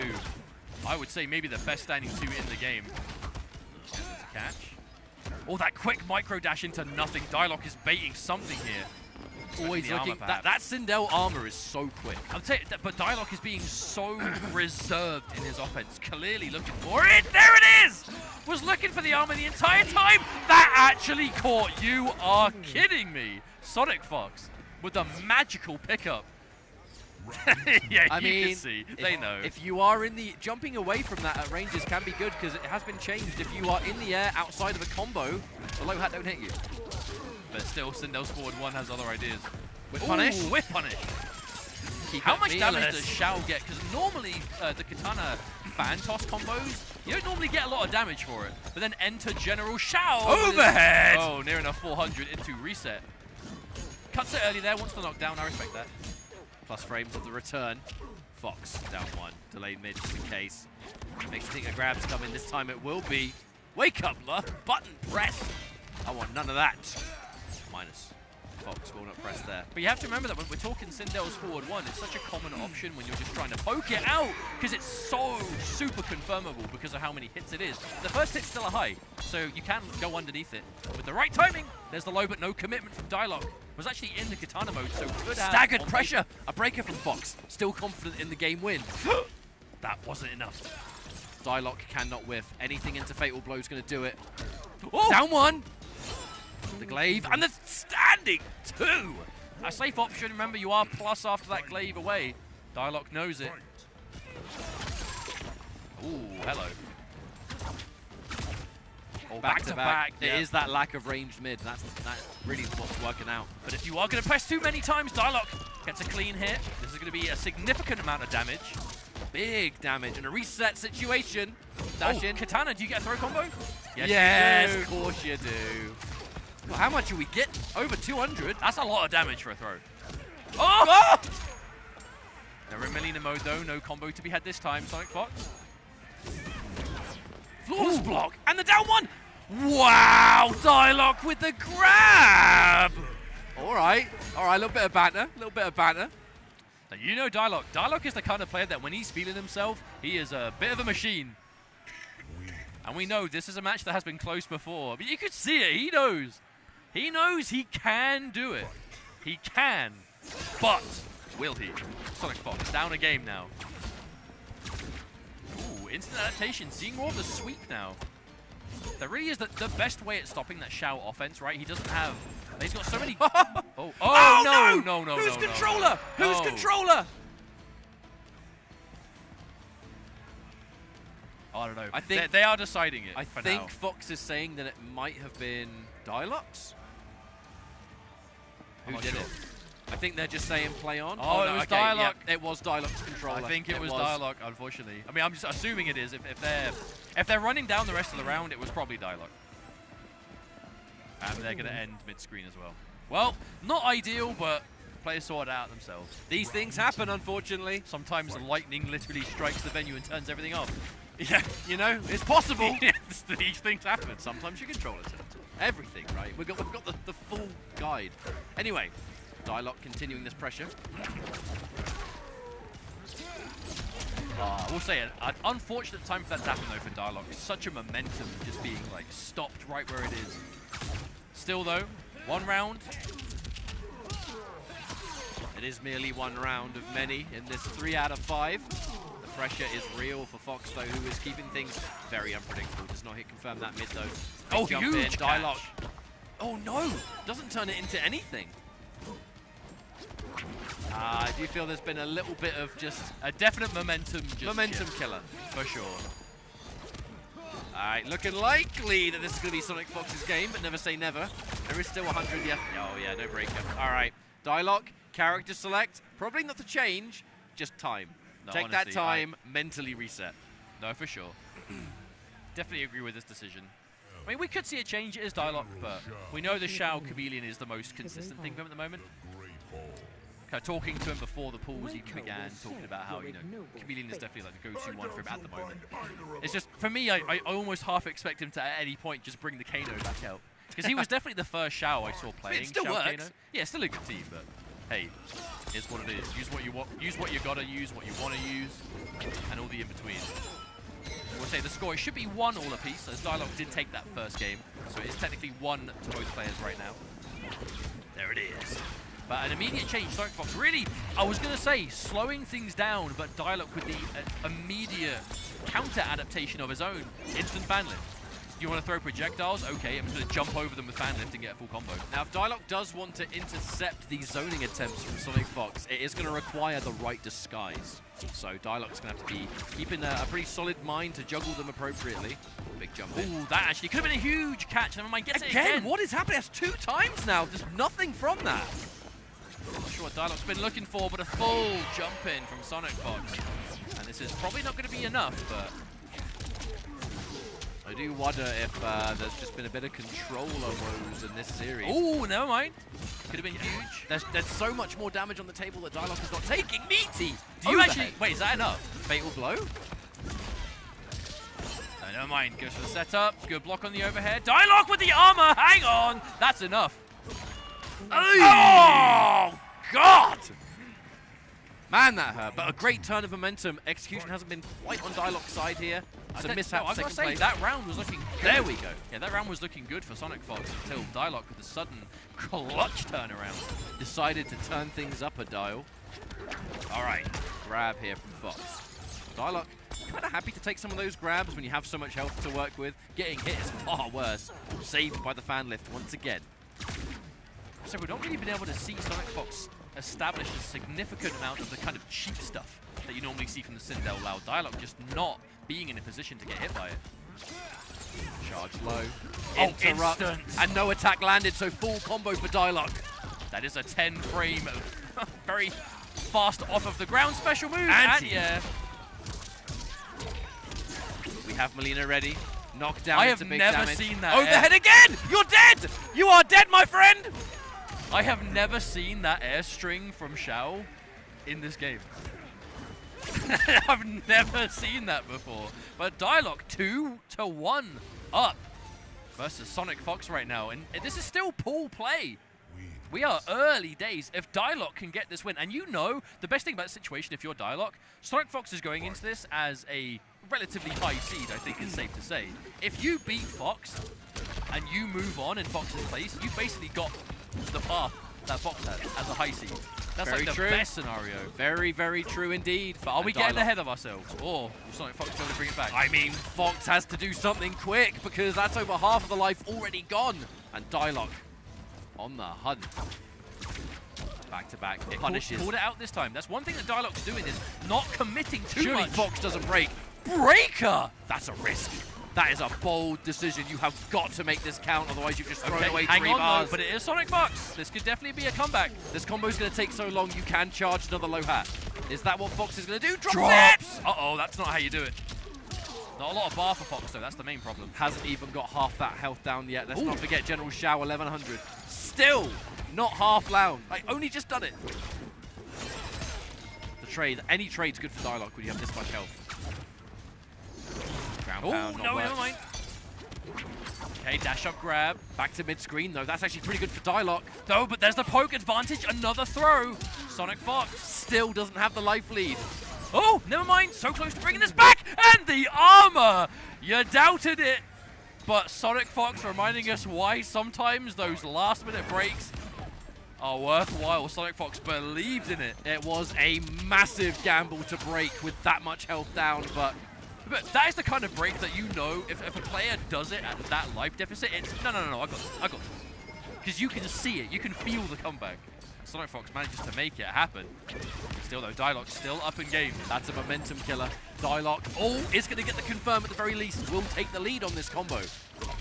But being able to take away the chance of Diock to be looking at just so much! A bit ahead of himself with that. Bit too eager from Diock this time. There's the setup. Yep, you know what? No escape!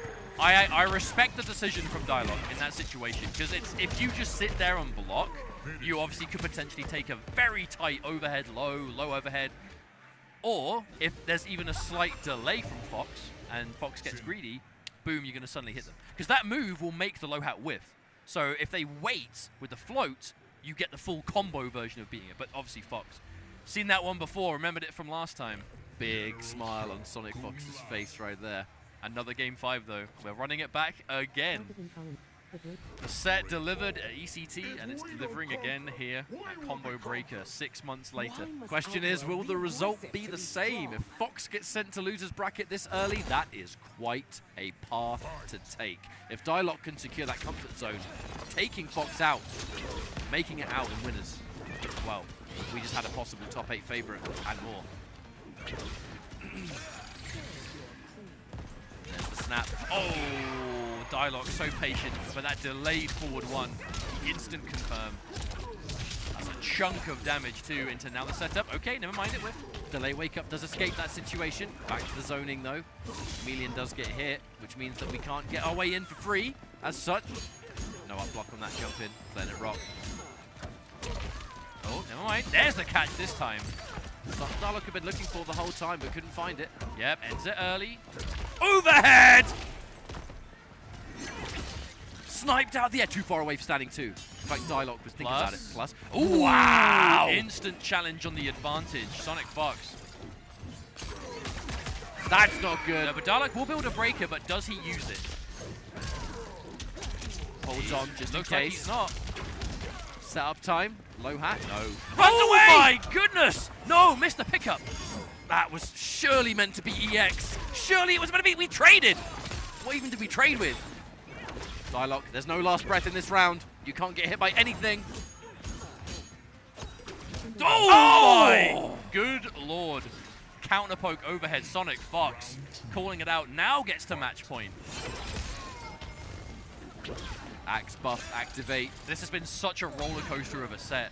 Momentum has been all over the place for both Sonic Fox and Diock. But we are now getting down to crunch time.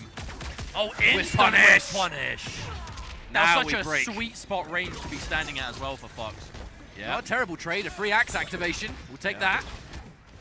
That's going to make all of those axe normals do more damage, and we've been seeing damage without it. Never mind. Oh no! Does the jump a little bit too early, perhaps? That is bad news, because that's a full combo, big damage, and you know there's Lual.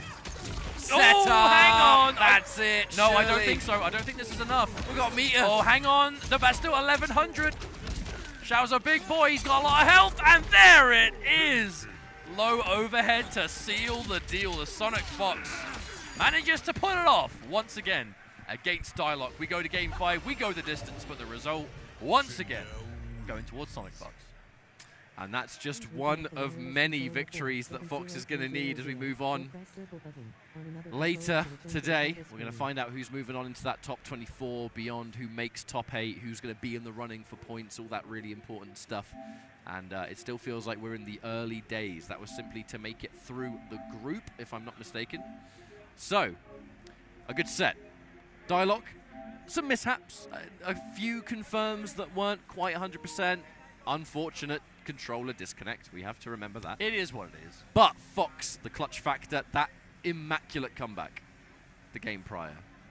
Yeah, I think that was the kind of comeback that you know keeps someone in the round. Not just for the obvious of still being in the set, but that is a mental breakthrough. When you get that kind of severe life deficit to suddenly full round comeback, you know that is what you are looking for. But for now, that is going to be it for this group of pools. We have plenty more coming up for the rest of the day. But first, we've got to go to a quick break. So thank you very much for tuning in so far, but do not go anywhere, as when we come back after this few minutes, we'll be right back with some more MK Pro Competition activity at Combo Breaker 24. See you in a few minutes.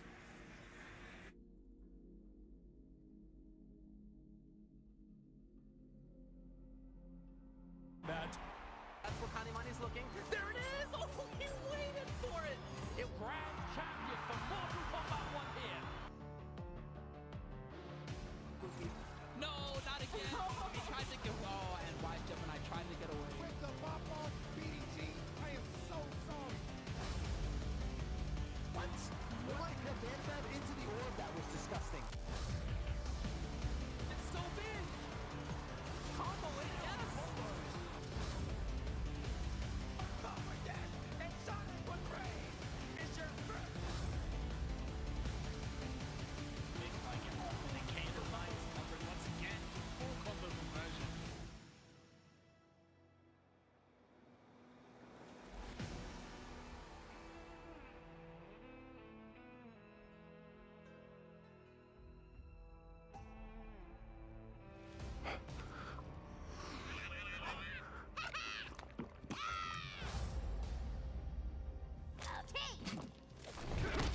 You have chosen war with a god. No, you have.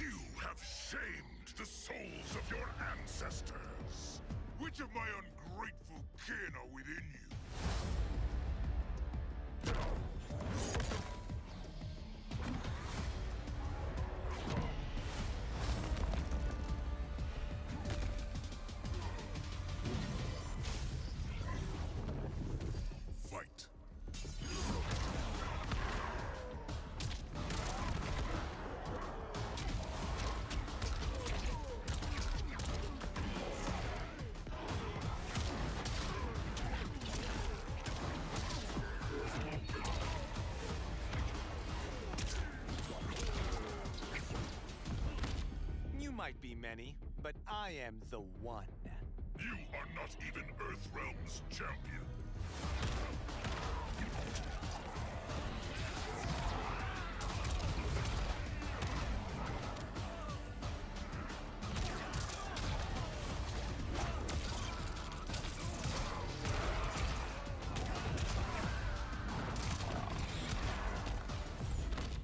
You've changed since we first met. We believe for the better.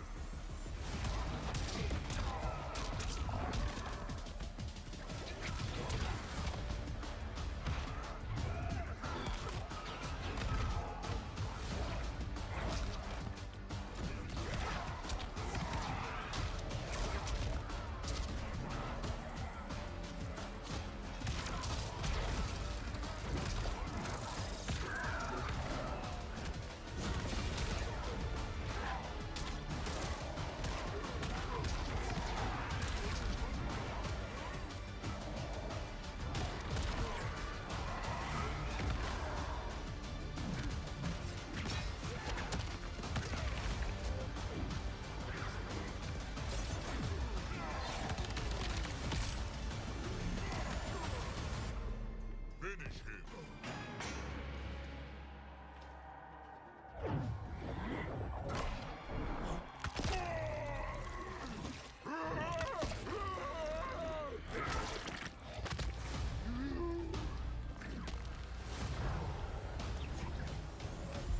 Fatality.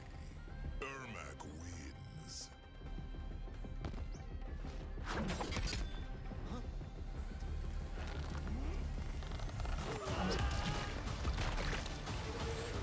Flawless victory.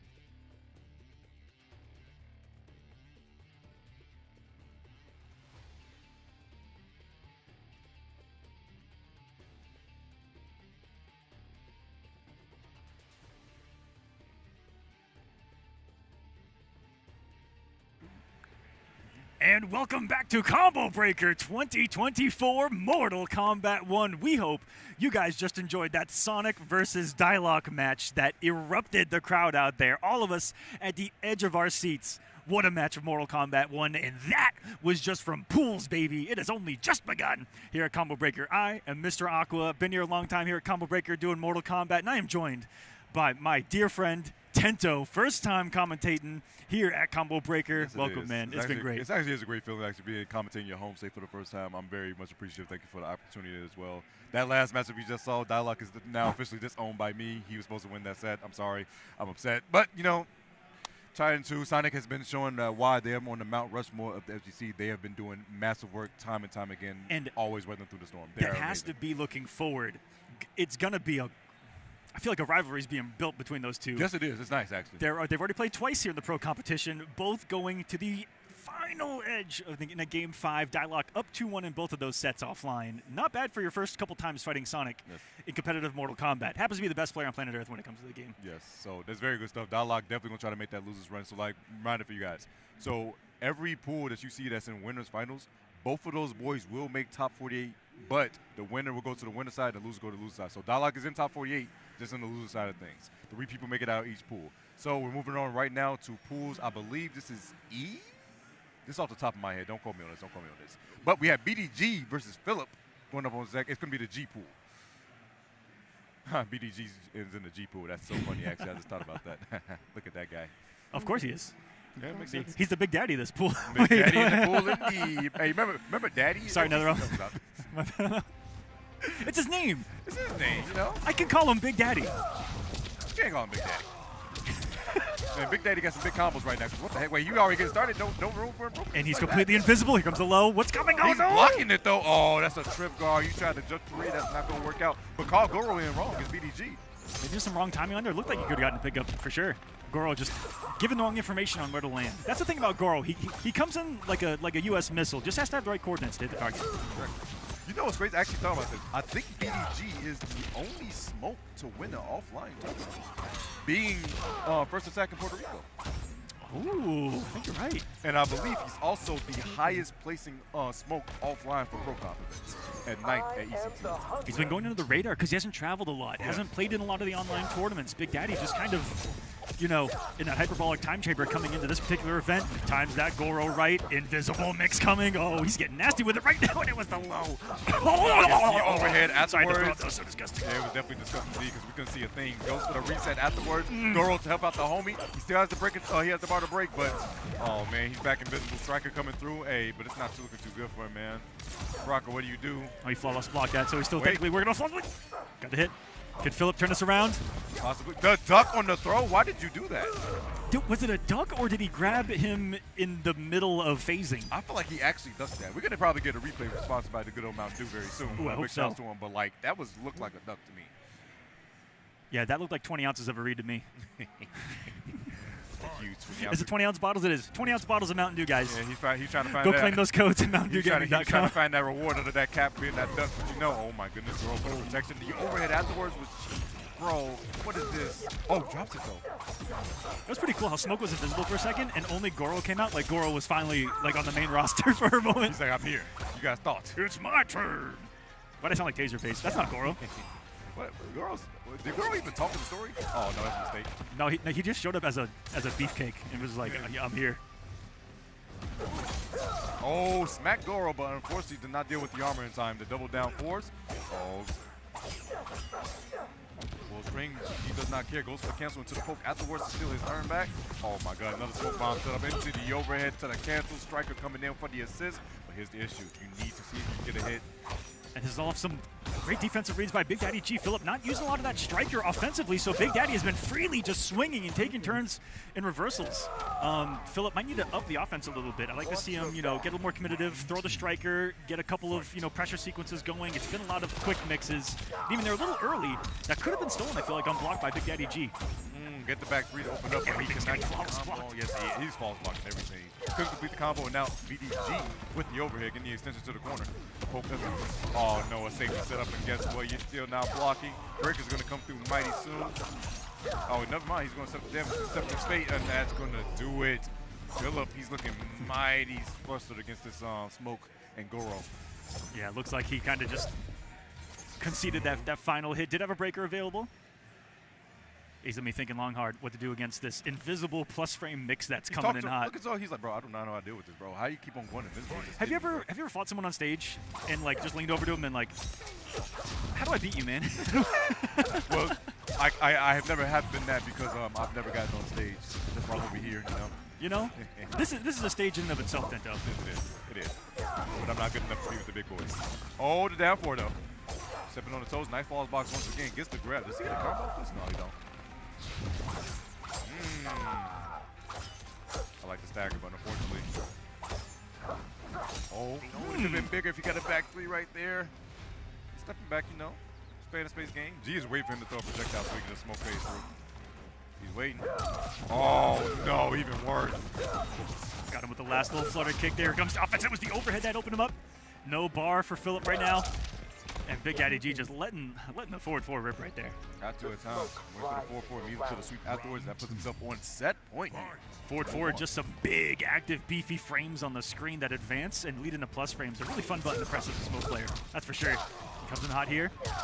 To put Phillip on life alert because here comes Invisible 50-50s. Oh, the defense right now solid. No, he's just using plus frames. Invisible plus frames? Invisible plus frames is actually OD because, like, bro, I can't even block what I can't see. Now I got to hold whatever mixing with that. He holding some armor after this one, but wait a second. Goes invincible. Oh, he did the full string. Gets you over in there afterwards. The 4-4. Tried to go for the Goro call afterwards, but Chip is a big problem, and the throw might just do it. Wait a second. Chop, chop. We believe in Magic Aqua. That's the first barrage of the whole set, it feels like. And it's going to be too little too late. No, the throw interrupted by the striker, but not enough. TSC's big. Daddy G taking that one 3-0. Convincing fashion. That smoke, when it started, it was a train on a tracks that could not be stopped. The sweet event. Big Daddy G is going to take it over Phillip. Phillip had a great showing with the Baraka, but unfortunately is going to fall to BDG. He will have a chance to that loose side of the bracket, but BDG is marching on strong in winners. My goodness. Huh. Love when the boys game. Showing off smoke as well. We got a lot of variety here at Combo Breaker, as there's going to be a ton of variety in Final Combat as well. No smokes in Final Combat yet, but we don't know. Really small chance, really. Really small chance. Looking at everyone that can get in, but you never know if someone there does big smoke. But looking at who's in right now, so many unique characters. Yes. I'm glad to see that we're getting someone's here. Just saw General Shao. We got some smoke now. Baraka's been pretty active here at Combo Breaker.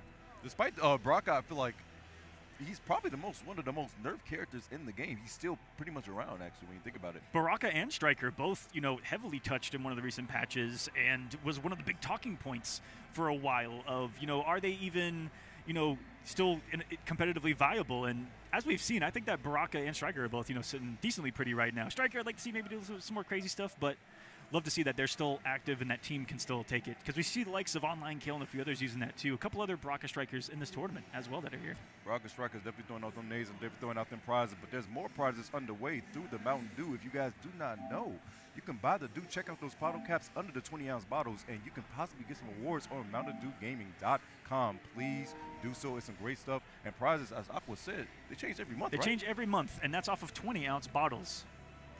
Check them out. That you see right here. Check it out. Buy Dew, enter codes, and get rewarded. It's that simple. Thank you, Mountain Dew, for being our sponsor here at the Pro Competition. We appreciate it. As Darth Armor would call the instant replay, the do-over. The do-over.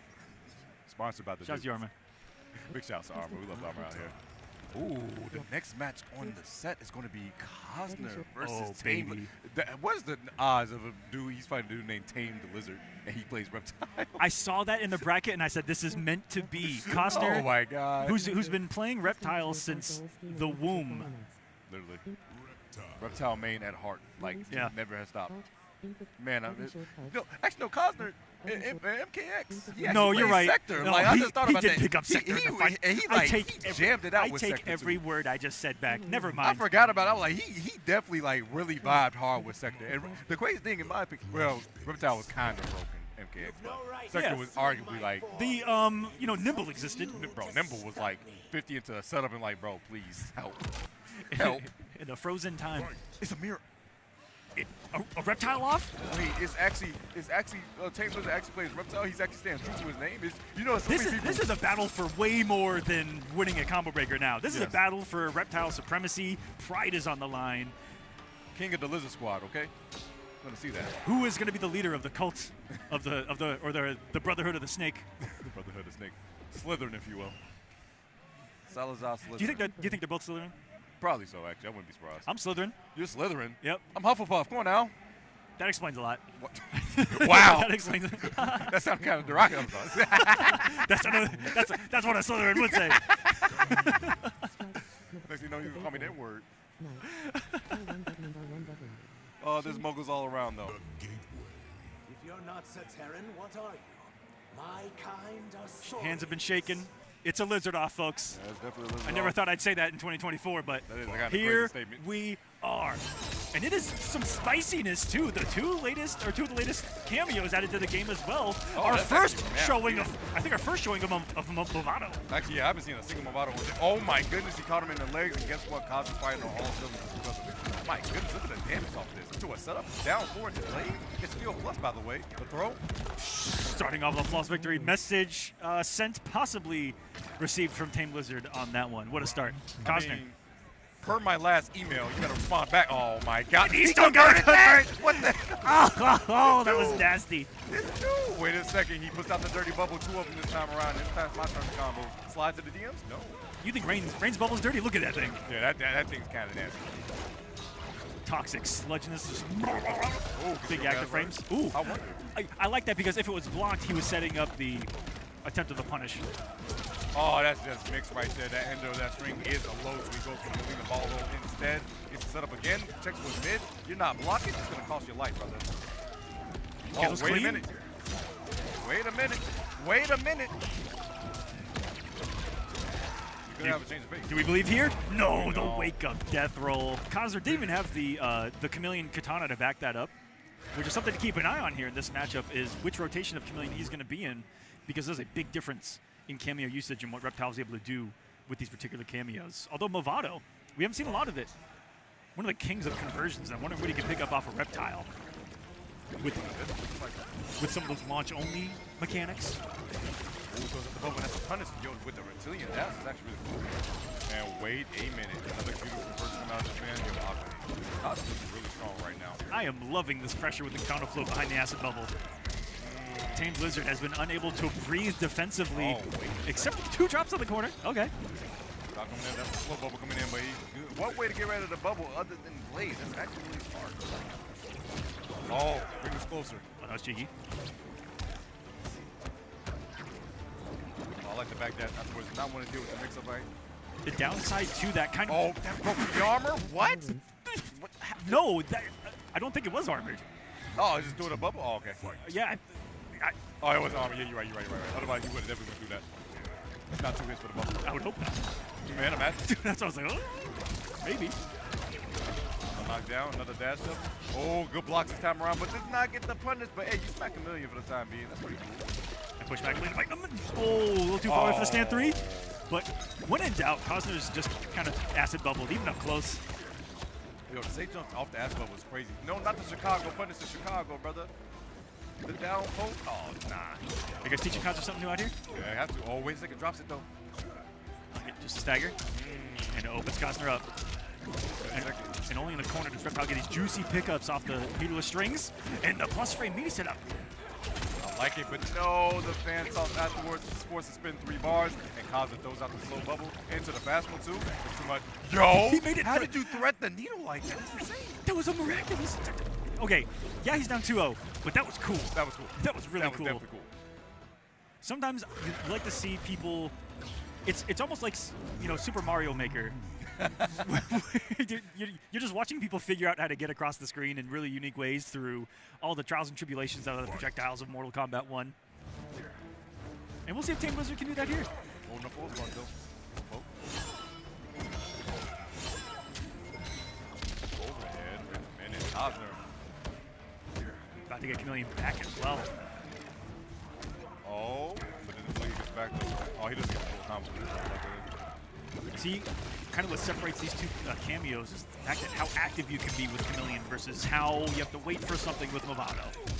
Movado definitely requires a little patience, and you got to get a proper set play. Know what screens to launch off of what. But right now, these back those zips. That's going to be full combo. Oh, I'm sorry. Katana just went away. Barely mistimed it. Stand 4, my goodness. Oh, that had to be an input error. But yeah, it looked cool because you got uppercut it out of there, okay? That was that high leg. Well, he'll only use that normal when he's feeling himself as an anti-air. Believe it or not. Full combo, yes. Oh, the cancels are so good. The buffs are working wonders. Ah, 402? Just giving the Reptile the ability to cancel. Jump. His drop right there that you see, creating so many mind games in the jump forward, jump back, normal cancel department. Really makes you think, dang, this death roll, the death roll! Oh, he got shot, but he used Katana fan lift to get himself out. I think Movado got hit, so he can't break until then. The throw. Oh, this is sweep afterwards.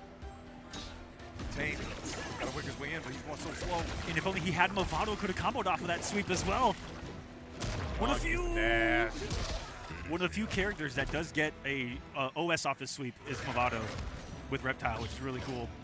But we didn't unable to see it there. The one time Movado was on cooldown, he had been holding him for so long in that final game, and really what felt like all 3 games. And Cosner was able to kind of bully him anywhere on the screen. If he's full screen, he usually had a way in, whether it be Acid Bubble, Katana Lift, or Jade Glaive, dash in, pressure time. So it's really cool to see multiple ways in around multiple of the tools of Chameleon. You see why that team is strong. Cosner believes that is kind of the apex reptile right now, and you kind of see why. Definitely, it's like, and also it's like he was really utilizing the buffs. That's what you know when you talk about. Every cancel in the air that he was trying to do, and not to mention each time, if you guys do not know, each time you use a special move, you get meter. So he's getting continuous meter by constantly make sure he's on the move, using those buffs, make sure he goes invisible, and make sure he cancels out of that drop. Two good stuff, really strong stuff from Cosner, showing off the mix, showing off the utility really with that katana lift after that dirty bubble. That was nasty. And that float pressure, what are you going to do as a reptile player to kind of counter that? You know, you can't really go for an anti-air because bubbles come in. You can't armor it because you're just going to go under. Reptile's armor only goes forward and under, so you're going to kind of hold that as a reptile player in the mirror going, oh, well, I can't do that because he has Movado. It was at this moment he knew. Although, he lucked up. Well, yeah.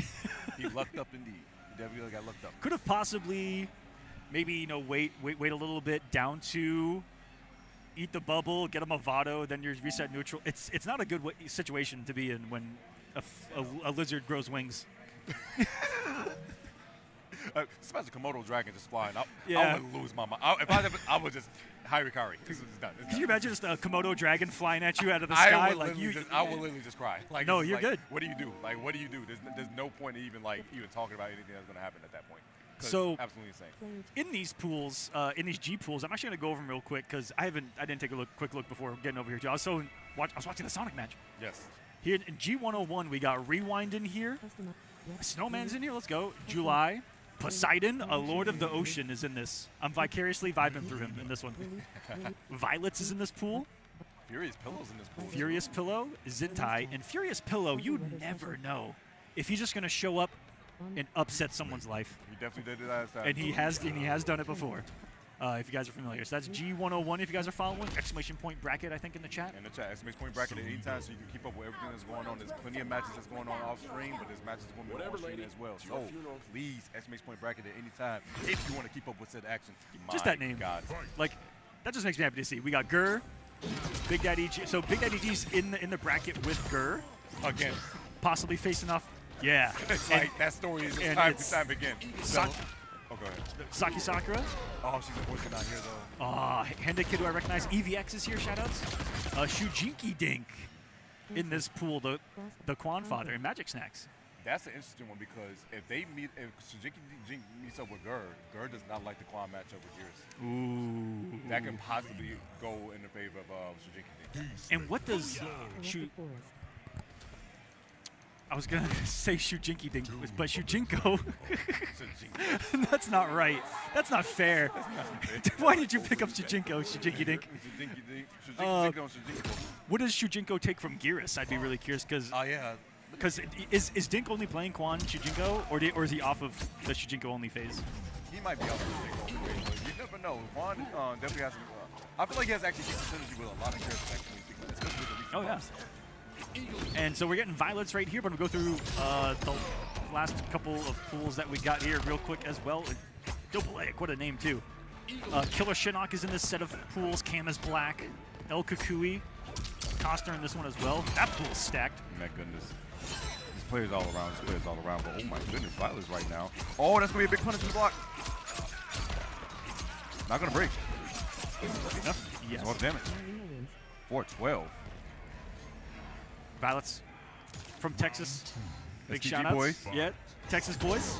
One of the only Molina Goros out there in the world, but you're going to see similar utility that a lot of other, of the big cameos give her, which is the ability to combo off of like the, the low side mix, keep yourself safe off all the.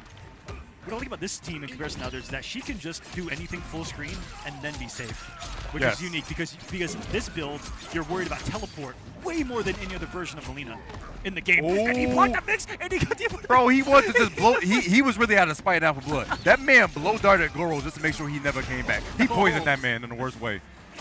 The poke to seal the deal. Violets taking game number 1. That was pretty nasty. Yeah, it was nasty. But bro, why you blow dart Goro like that? You really out for blood for that man. Just spreading the Tarkot, I guess. The last pool in this block of pools, Waz Minator in this one. Jur, Long John Cena, big shout out. Pure, Big Pure. Alex is nasty in this one as well. Goku Beezy, who had a pretty good run at Texas Showdown. He did. He's going to round out the pools that we are currently in right now, guys. Still a set of pools after this. And top 24 is going to be set tonight, so there's still top 48, of course, after that. And Violet's back to work on the offense, trying to chip away that health bar of Cena's, one mix at a time. Yeah, Dope looks like he's a little scared to press a button. You got to be pressing that 4-4 something right here, but Goro's always coming for the assist for Violet's. Is going to be a punish on that, and should be, wait, not a steal deal quite yet, but the throw is definitely going to do it. Yo, Goro, stop it, bro. That's enough. He's right dead. now, Dopadalic. I was saying that wrong. Dopadalic. Definitely a little deer in headlights right now. In just bending to the will of Violet's aggression right now. You know, you see when someone's hesitating, not wanting to press their buttons. Blocking too much is a real big way to kind of see that in someone's play. Because the throw, and Violet's ready for it. And then your one opportunity on offense, someone's ready for you, and then it just another jab at your momentum. Like, get in. Wait a second, though. That's a combo. Definitely combos to start, but he is just not. So here's the big thing. With that Goro, it's still a high. So you actually can't jail it properly. And I'm not seeing this man on Dopadelic, after he blocks the teleport or ball roll, just duck at the Goro. Because you actually don't have to hold a lot of that stuff, because the ball roll and the teleport doesn't actually jail with the Goro thing, because it's really tight to do. And so what it looks like right now is he might be seeing this for one of the first times. Yes. It's right? a rare team, for real. Because right now, he just blocked him with a teleport, and his natural instinct was to swing. And he's done that multiple times. It was after the blocked ball roll as well. Going for sweep, that's plus actually on block. Chase that man down, and that's going to be another full combo. Look at this demise, Aqua. Oh, my. Oh, dale. Violet's is about to break out the Sith robe that he had at Texas Showdown. I don't know if you remember that. He was wearing a Darth Sith robe. He was Dark Hermit. Go into the dark side, and that's what's happening right now. Gets the fan lift afterwards, tries to chase it down to down 3, but the Goro is still there. Nice falls block. They gave some of that chip, but it's still plus. Oh, shot the bottom of her toe. No. Oh, just get it. Oh, gunshots. Wait a minute. But he didn't have the bird. Gets shimmy, and that's going to be that. Violence puts himself on set point here. One of the only times John Cena won't have a teammate. He didn't have Chameleon whatsoever, and he didn't have Eagly. The man was flying solo. Man, really flying He didn't solo. have a chance. Bro, he didn't have his tag team match, bro. No tag team partners. John Cena just by himself. Ooh, and you know that was an input error. Or was going for the read of reads. Oh, caught him on the walk back slightly. Gonna break his Dope. That might be his last breaker of the set. Should he? Oh my goodness. Did he just smack Katana? I think he did. That was a whole lot of madness. Violet's dodging the Eagly as well. No dodging this damage. I thought he was gonna side mix right there. He's got some meter. No Goro though. Breaks immediately though. Goro coming through to help out his girl. The 4-4 was a beautiful trade right there, but it's so tough for Dope. He needs to find his way in. And now Violence can do anything. Goro right now. And even on hit. And there's the beauty of the team right there. Synergy on hit and on block. Great things. Great things, great things. Dope is going to take it right then and there. I'm sorry, Violet's going to take it, and Dope is going to take his controller out of the console and leave. Why is Trill walking around in the background like he just won the world championships? Oh, Bill, Trill is the guy always going to support the homies at all times. You see Trill. If you guys don't know Trill, he's always going to support the homies at all times. He's going to hype up the crowd. That dude's as big as General Shao and no, plays the character. I'm not kidding, guys. Trill is like 7 feet tall. It's huge. That's a dude. He's not even dunking on you, bro. He's just going to like literally just like throw the ball in. Like, bro, you couldn't do anything about it, bro. Yeah. Just hold that. Yo, Trill and Jukes is just really just out here just gaming. We got some big dudes in the Mortal Kombat community for sure. Dude, like, competitors low-key tall. Furious Pillar low-key tall, too. Growth hormones out here. Like, man. God forbid, like, the Chilean twins just really hit a growth spurt because we've known them since they was, like, 15. Imagine they just shot up to 6'4". Oh, dude, don't, no. Just imagine. Okay, I know the whole family, and genetics tell me that we have a shot that they're not going to be really tall. Oh, yeah. So we'll see. But I only know one generation. I don't know if the just skip it and just boom. If the second generation was huge. You know, you don't know. It can happen. It can definitely happen. It can happen to you. All right, it can happen to you. All right, guys. Appreciate you guys so much for tuning in. And of course, this is going to be the MK1 Pro Stop, the last one for Combo Breaker 2024, to see who's going to make it in before Final Combat happens in Canada in June 14th to the 16th, by the way. Which we have to talk about the next player, because as things stand right now, if everything were to end, this player would be in Final Combat. Yeah. So he is here and fighting to maintain his Final Combat spot from the great country of Brazil. I know there's Brazilians in the chat. I want you guys to go crazy right I want to now. see vamos que vamos all the time. Vamos, vamos, vamos. Vamos, go. vamos, vamos. I want to see the flags going crazy. Where is Brazil at? I know that they are here and that they have been waiting. They've been lurking in the chat. They're about to blow everyone else out of the water. Yes, it is. NA is not going to get to talk here. It's EU, your dot. not going to get to talk. It's about to be a Brazil chat, baby, because Killer Shinok is on deck. Killer Spanky's coming up next. He's going against Bad News Brendon, who's wearing John Cena. Can we cut this? This isn't Long John Cena. This is Bad News Brendon. He is John Cena. And he's John Cena. I swear to Bob, if this man's not playing, if he's not playing Peacemaker, I'm going to be highly upset. Yo. Yeah. You're cosplaying as Johnny. You're not playing John Cena. I'm going to be upset. Yeah, show the shoulders. There we go. Oh, yeah. Yeah. Five knuckle shuffle. You can't see him. Okay, yeah, he better. Okay, if he's not playing Peacemaker, I'm going to be upset. I'm Quan Chi or something. I swear, if I see Liu Kang, okay, Peacemaker's on the screen. He is a Peacemaker. Okay. Oh, the Kung Lao Movado? Okay, I know people are going crazy from Brazil, but I'm kind of pulling for John Cena right now. John Cena, yeah, we have. And it was a big talking point when we weren't sure if Movado was going to be legal. A lot of Brazilians reached out and were like, "Oh, we got to let Shinok know because he was coming in with sauce that was like specific to win combo breaker with Movado." So I am so excited right now because he apparently has cooked up something down there in whatever pot he's got down there in Brazil, but I want to know what he cooked up in his kitchen and brought here to combo breaker. Show me. Oh! You said you can't see him. Not you getting mixed at the. Oh my God! He got the belt. He's got the belt. Hold on, he's got the belt. He's the ultimate. He's the ultimate. No, wait. He's got the belt. He's got the belt. He's the ultimate. He's the best. He's the champ. He's the champ. No. All right, all Brazil is this is his number one hater. Okay. This is number one hater right now. Brazil does not know what they have walked into here. Oh my God! Full combo after the armor. Jesus. How do you come back from that? Honestly, I don't know how do you come back from that. You got waves that you can't see them, and then you got a belt wave to your face too. How do you come back from that? I just don't know. I think I broke my aviators when my headset moved. Incredible. Bad news, Brendon. Oh, a little late on the summon of the nades right there. Trying to do an old school combo, it looked like, but Shinok trying to get number one. And another input air up close. These Peacemakers, they're going for the sky with these blow darts. Oh, no, yeah, they think they're going to jump back some out to the poke. What's going on here? I don't know, but the blow dart is definitely not going to work out in his favor. Bad news, Brendon. Try to work your way in because this Movado with Kung Lao is kind of salty. Oh, that's a punish. And, oh my gosh, Striker got hit. He's got so much to play with this Movado. He can put down the mine, and you can confirm we could see some big damage. Double launches with Movado. Nice. I like the cancel, but this might be a lot of damage here. Ooh, that side switch was clean. Dropped it, though. Hold on, Sonic Boom. Kind of unique pickup there, but not a lot of damage. They're only 259. There's a whole lot more for us to make up for it. Tried to grab this man, but you cannot grab what you can't see. And Shinok showing what a lot of people consider to be the best version of Kung Lao is any cameo that can let him launch off of his armor. Yeah. His game plan revolves around armor. Some people don't like it, but like it is what it is. Yeah, it is what it is, and that's what Movado's given him here. It's giving him OTGs with the low, and we're gonna see some potential really cool setups with the mine. Oh, grab him, we're one.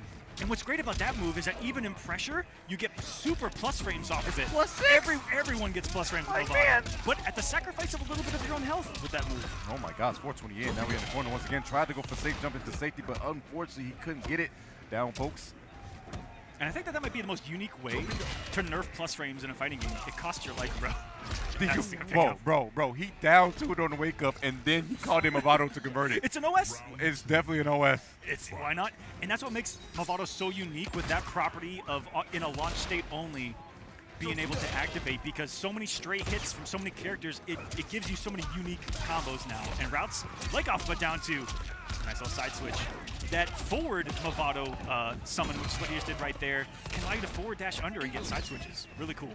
Beautiful stuff indeed. But now this man, John Cena Peacemaker, trying to work his way in. The elbow drop from the top rope. Not going to work out too well. Trying to shoot him, but catches him on the backwards movement with the 2-1-2. Walking back. What do you do? Oh, wait, Eakley caught him, but he dropped it. Oh, no. Is he dead? He's dead, actually. 950 health. He's not going to survive this at all. Oh, bro, that actually looks so OD. If that would have comboed with the jumping that he did, that would have been the coolest looking combo that I've seen today. Bro, it looked like he was like in slow motion, like I got the high ground, jumped over. And the hat came off. Oh, whoa. Now we can see him. We can see him. Shinok has an opponent. I thought he was in practice mode this whole time. Man, we thought he was just practicing against Peacemaker, but apparently it's not so. Oh my God! Just start off the round with armor. You know what? Sometimes you just gotta do it. You feel me? My favorite armor is when it's nothing into just like a feel of when to do it. And he's been so successful on it. The duck, but wait a second, drops the combo, tried to grab the man, but he was still airborne. That's not going to work out for a young man. Grenades, antis, but no, he couldn't get anything off of it. Pays him. Shinok walking him down now. Shocked he didn't try to go for a snipe on that whiff of the stand too. And you know, why even look for any of what I'm talking about when you just wait to armor? Never mind, I'm not going to analytically break that down. There's way less going on in the brain of Killer Shinok than I'm even realizing. Well, gets down, folk afterwards, tried to duck, but she was reading something that you're not supposed to, and guess what? Full combo. No, not like this, and you're going to die. Shinok gave him a gift. And didn't even spin Movado. He just knew the combo was going to feel 387. Killer Shinok is now on set point here against the man, Bad News Brendon. Oh, yo, Brazil, did y'all say he was hiding? This is the tech he was hiding? This is the 275, and that Lual safe jump shreds almost the quickest armor in the game, being John. No, I think it does shred even Johnny Cage's shadow kick, so one of the best safe jump setups in the game. No eagly for you there, and without a homie to back him up, he was so punished for it there, Shinok. Gonna move the whole thing, though. Not taking huge risks, and there's that cool pressure following the Movado. Oh, wait a second. But no, he didn't believe. Gets the back throw. I'm sorry, forward throw this time around. Tases it. He's down. But watch out for wake-up armor, please. You gotta watch out for it. Oh, beautiful stuff.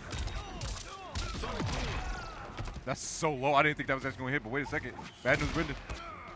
They're going for a really unique route there with the Peacemaker. Grabs him. Work, but he didn't cancel. No, you didn't cancel, brother, please. It was so much greed not to come off the bar right there. Believe that. He's feeling it. Oh, he just needs one more. He just needs one more. He said, never give up.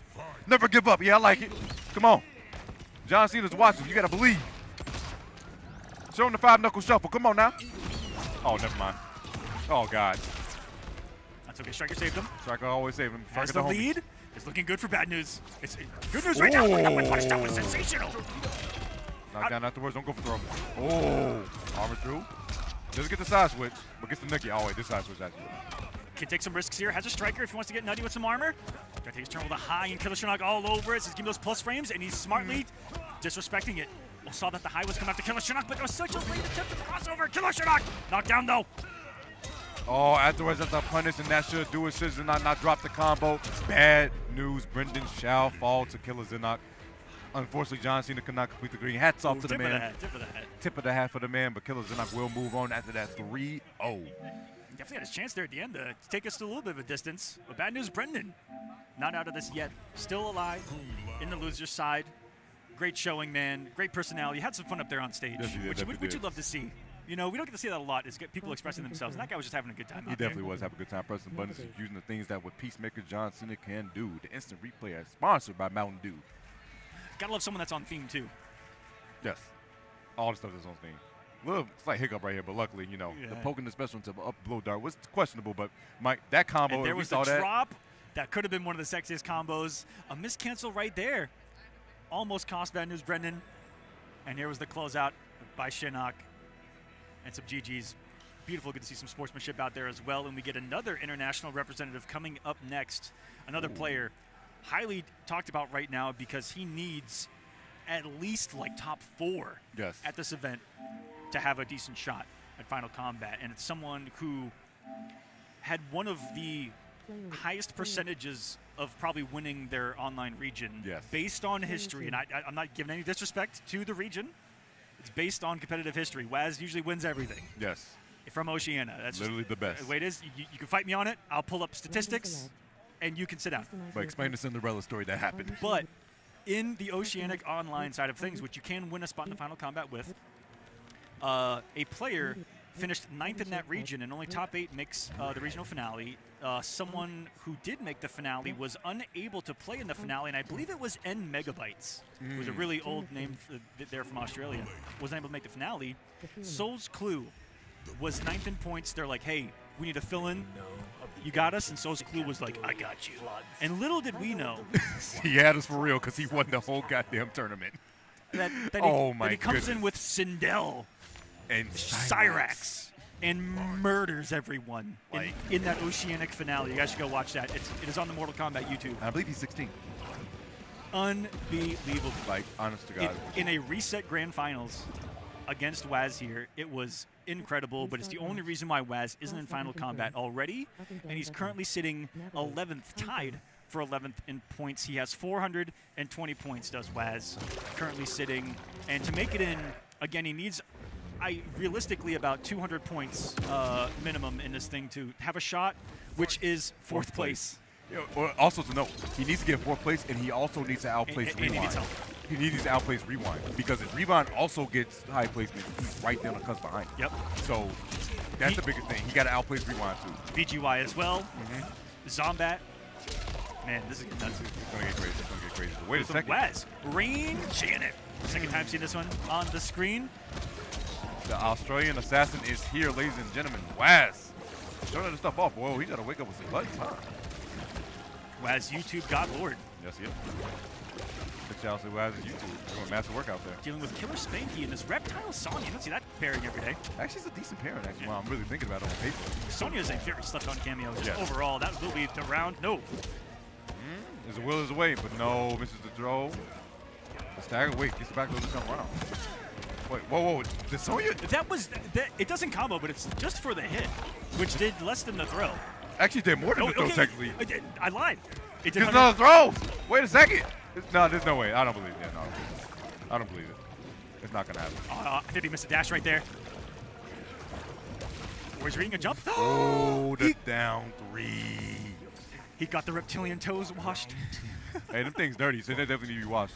Terrans definitely don't bathe out That's here. what it feels like when you're playing Rain and you're spamming down 3, you're just washing people's toes off. And playing footsies at the same time. Doing Oh, everything. that's why it's called footsies. Ah, you figured out the thing. Okay, I see. So beautiful combos. Those lengthy jumps from Rain into those 1-4-2s. Most damaging airstring Rain has. And you're seeing a lot more. As people get optimal with the mage. Oh, he gets a clean hit. He gets a clean cast. No, he doesn't. Then misses the arm. Oh, my day. How did you miss it? That's unfortunate. Drops the combo as well. No. There's a lot of drops right now. Wait a second. Both of them might be cleaning up now. Waz has a big lead, but I know that he's not happy about some of these inputs. And Rain God will do the trick. Big, massive active frames on the screen. One of the best projectiles in Mortal Kombat 1 right there. Yes. As I'm saying, like, as you see Waz right here, you know, this is probably one of his first matches up here. And there's a lot of nerves on the line because, like you just said, he has to perform well. He has to at least get 4th for him to be a little comfortable out here. Yep. So that's a big challenge in such a stacked event like this. Do you know how crazy it is that you have to bet on 4th in a 300-player tournament with the entire international scene here? Yeah, man. It's a big bet. You're literally playing with the top 10 players around the world, and you got to deal with them in the best way. This is actually insane. Actually insane. Ooh, almost got the whip punish, but rushes off the toes. Didn't get anything afterwards. Really interested in why Waz picking up the. Oh, that was a beautiful anti-air. Why is he picking up the Rain and not using the Astra in this matchup? I really wonder. Yeah, this is throwing me for a loop a little bit. Waz maybe trying to do the same to his opponents here in this one. You know, Rain Janet is an incredibly strong teammate. You have everything you want when it comes to filth. Throw combos, armor combos, more damage than you need. If the execution's there. And Waz is of course going to have it. It's not going to pick up. That would have been cool. Throw. 140 off that too. One of the most damaging throws in the game. Bro, he's making Waz kind of think here. It hasn't been easy. I will say that. He's definitely been kind of, you know, staying true being a slimy lizard when it comes to getting that final hit. Reptile plays the role really well, though. Yes, he does. like a tricky lizard, hard to get. Oh, Phantom. There's some weirdness that happens in this matchup when the bubble of Rains meets the acid bubble of Reptiles, where Phantom acid bubbles will appear, and Rain loses the ability to put out his bubble. Yeah, and it's just over with after that. And that's another good thing. He actually made the jump over, but then he called Janet to try to get the extension, but then they got hit by the bubble. Man, this is getting crazy. Ooh. Out of the startup. No, couldn't get the combo though. Gets the overhead, not watch your zone. That's a counter hand. He's going to spin the bar to get extra damage. Not going to break. Oh, because he knew he was going to drop it. That's why. But the throw is going to kill. That boy be drowning inside that bubble, man. Be terrible times. So getting out. Man, do you hear people in that bubble? I'm about to go. It's about to be terrible. It's a bad time. It's like, what do you do? I like how it progressively gets faster and worse as the bubble goes up. Like, bro, you just know you're drowning. It's terrible. Like, where am I? In a water bubble with a grown man. Why? Get me out. Onion rings. Oh, gets a low, but then afterwards, but gets the throw this time around. I just don't even give Reptiles some big beefy damage too. We're not seeing too much zoning come out of him too. He's just using square waves slightly. My goodness, the corner carried 382 off of that too. Yeah, we were just in the west side of town. Now we're on the east.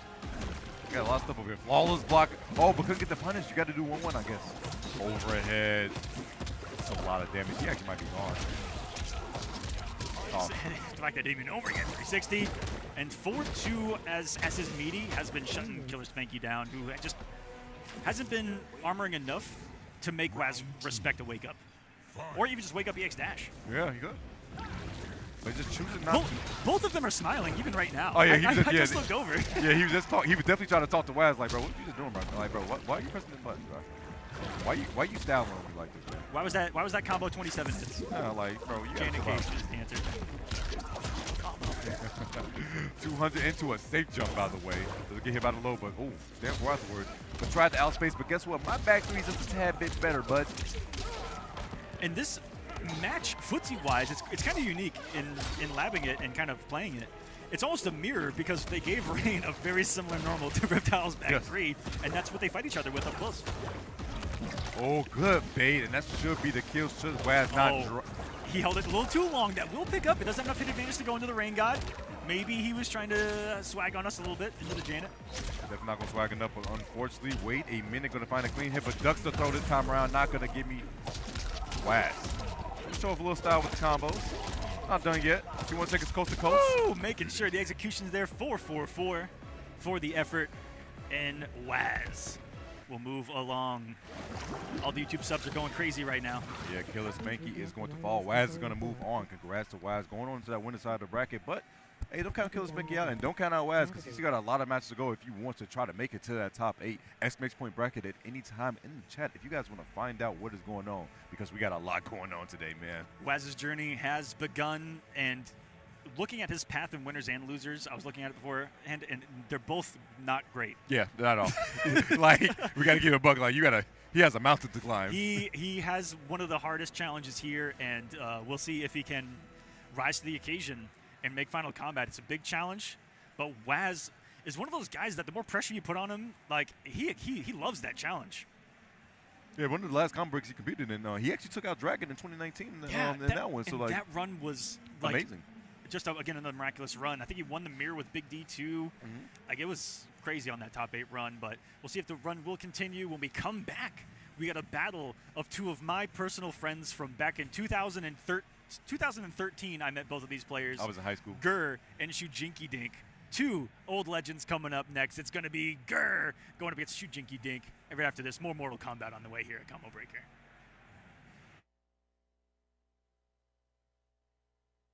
Welcome, ladies and gentlemen, to Final Combat. That's where Kanimani's looking. There it is! Oh, he waited for it! It grand champion from Mortal Kombat 1 here. No, not again. He tried to get and wide jump, and I tried to get away. With the pop off BDG, I am so sorry. What? Why command that into the orb? That was disgusting. It's so big. Combo it, yes. Oh my God. And Sonic with Rain is your first. Big Onion. The Candle line is covered once again. Full combo conversion.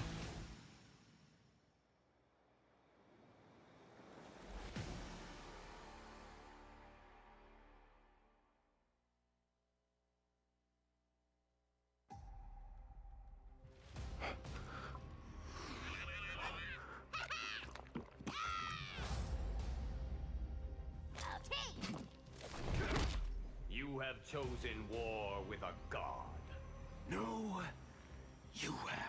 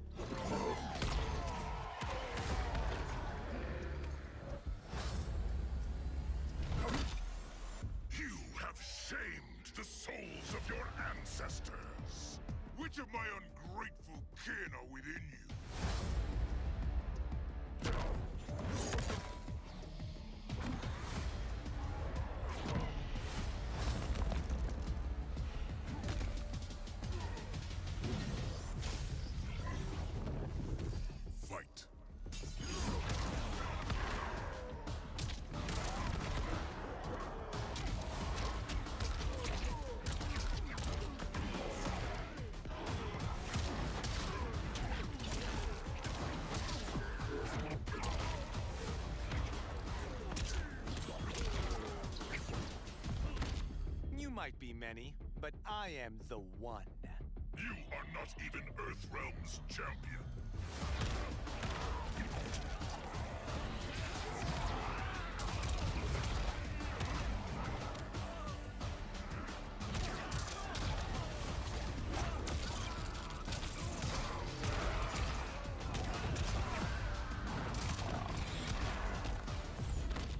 You've changed since we first met.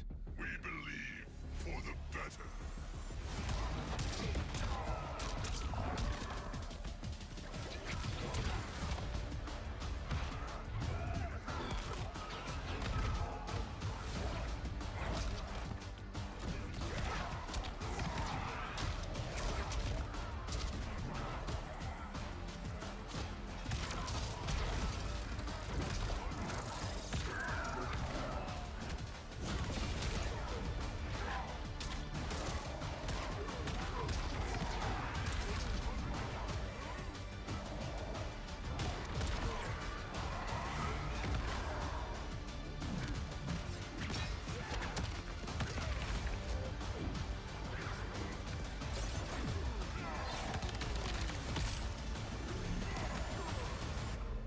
Finish him.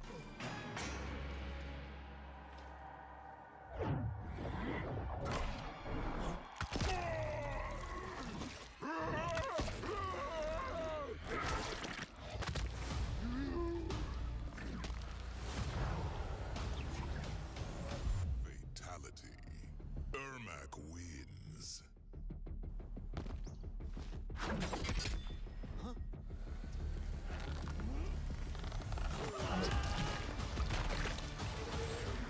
Flawless victory.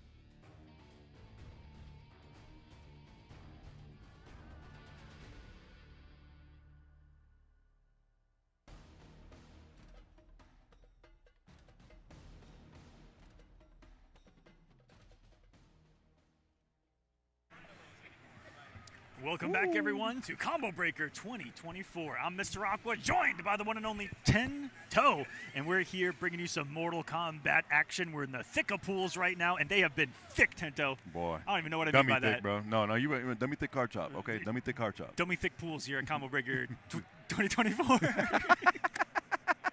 Just absolute madness all the time. I did not think that our comeback from break was going to end up going with some dummy thick pools, Hey, but dummy here thick we pools are, happens, baby. man. It's shark-infested waters down there, so They it'll be are. some thick sharks down there. It's understandable. It's understandable indeed. But you know what's else understandable, Aqua?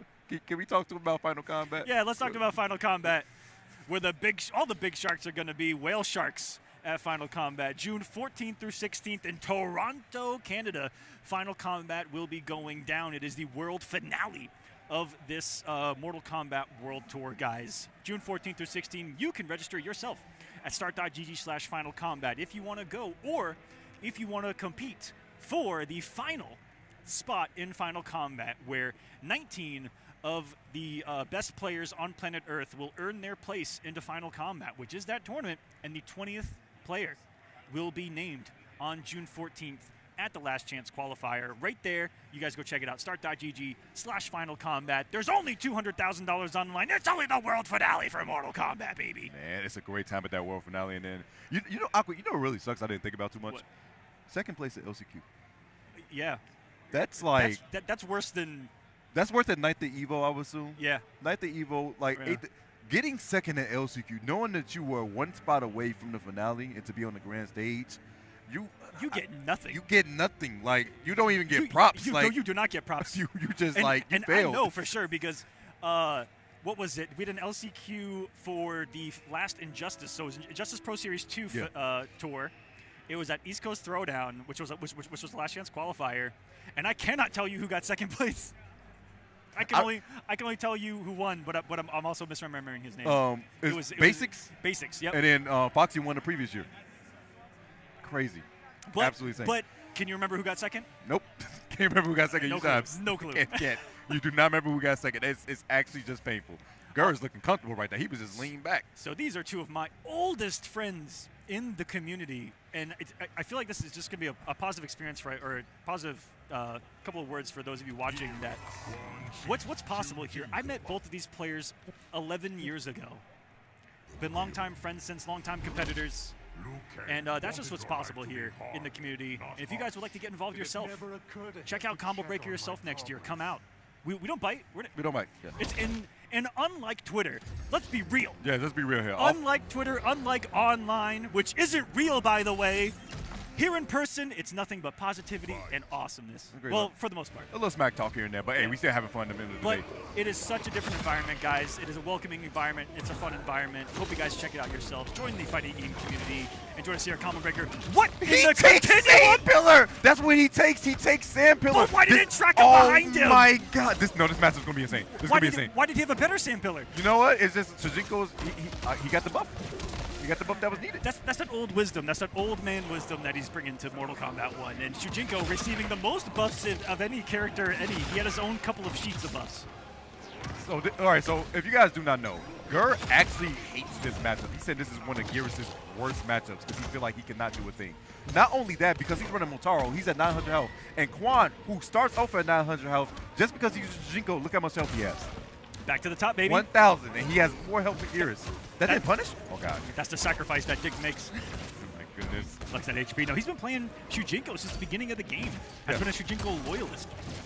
Stand true to the name, big whip punish, but didn't believe, but gets the backthrow afterwards. And guess what, Aqua? Quan Chi's now a real estate agent. He can just walk back. He doesn't have to do a thing. Look, whoa, the random down two. Whoa, I don't think that was the input he wanted to do. Blocks is loaded. He can snap at any time. Be careful. Oh, that is misinput indeed. And how dirty is it that Gur gives himself the ability to snap and then makes himself punishable in your face to try to bait you into it. And he could reversal time here. There it is.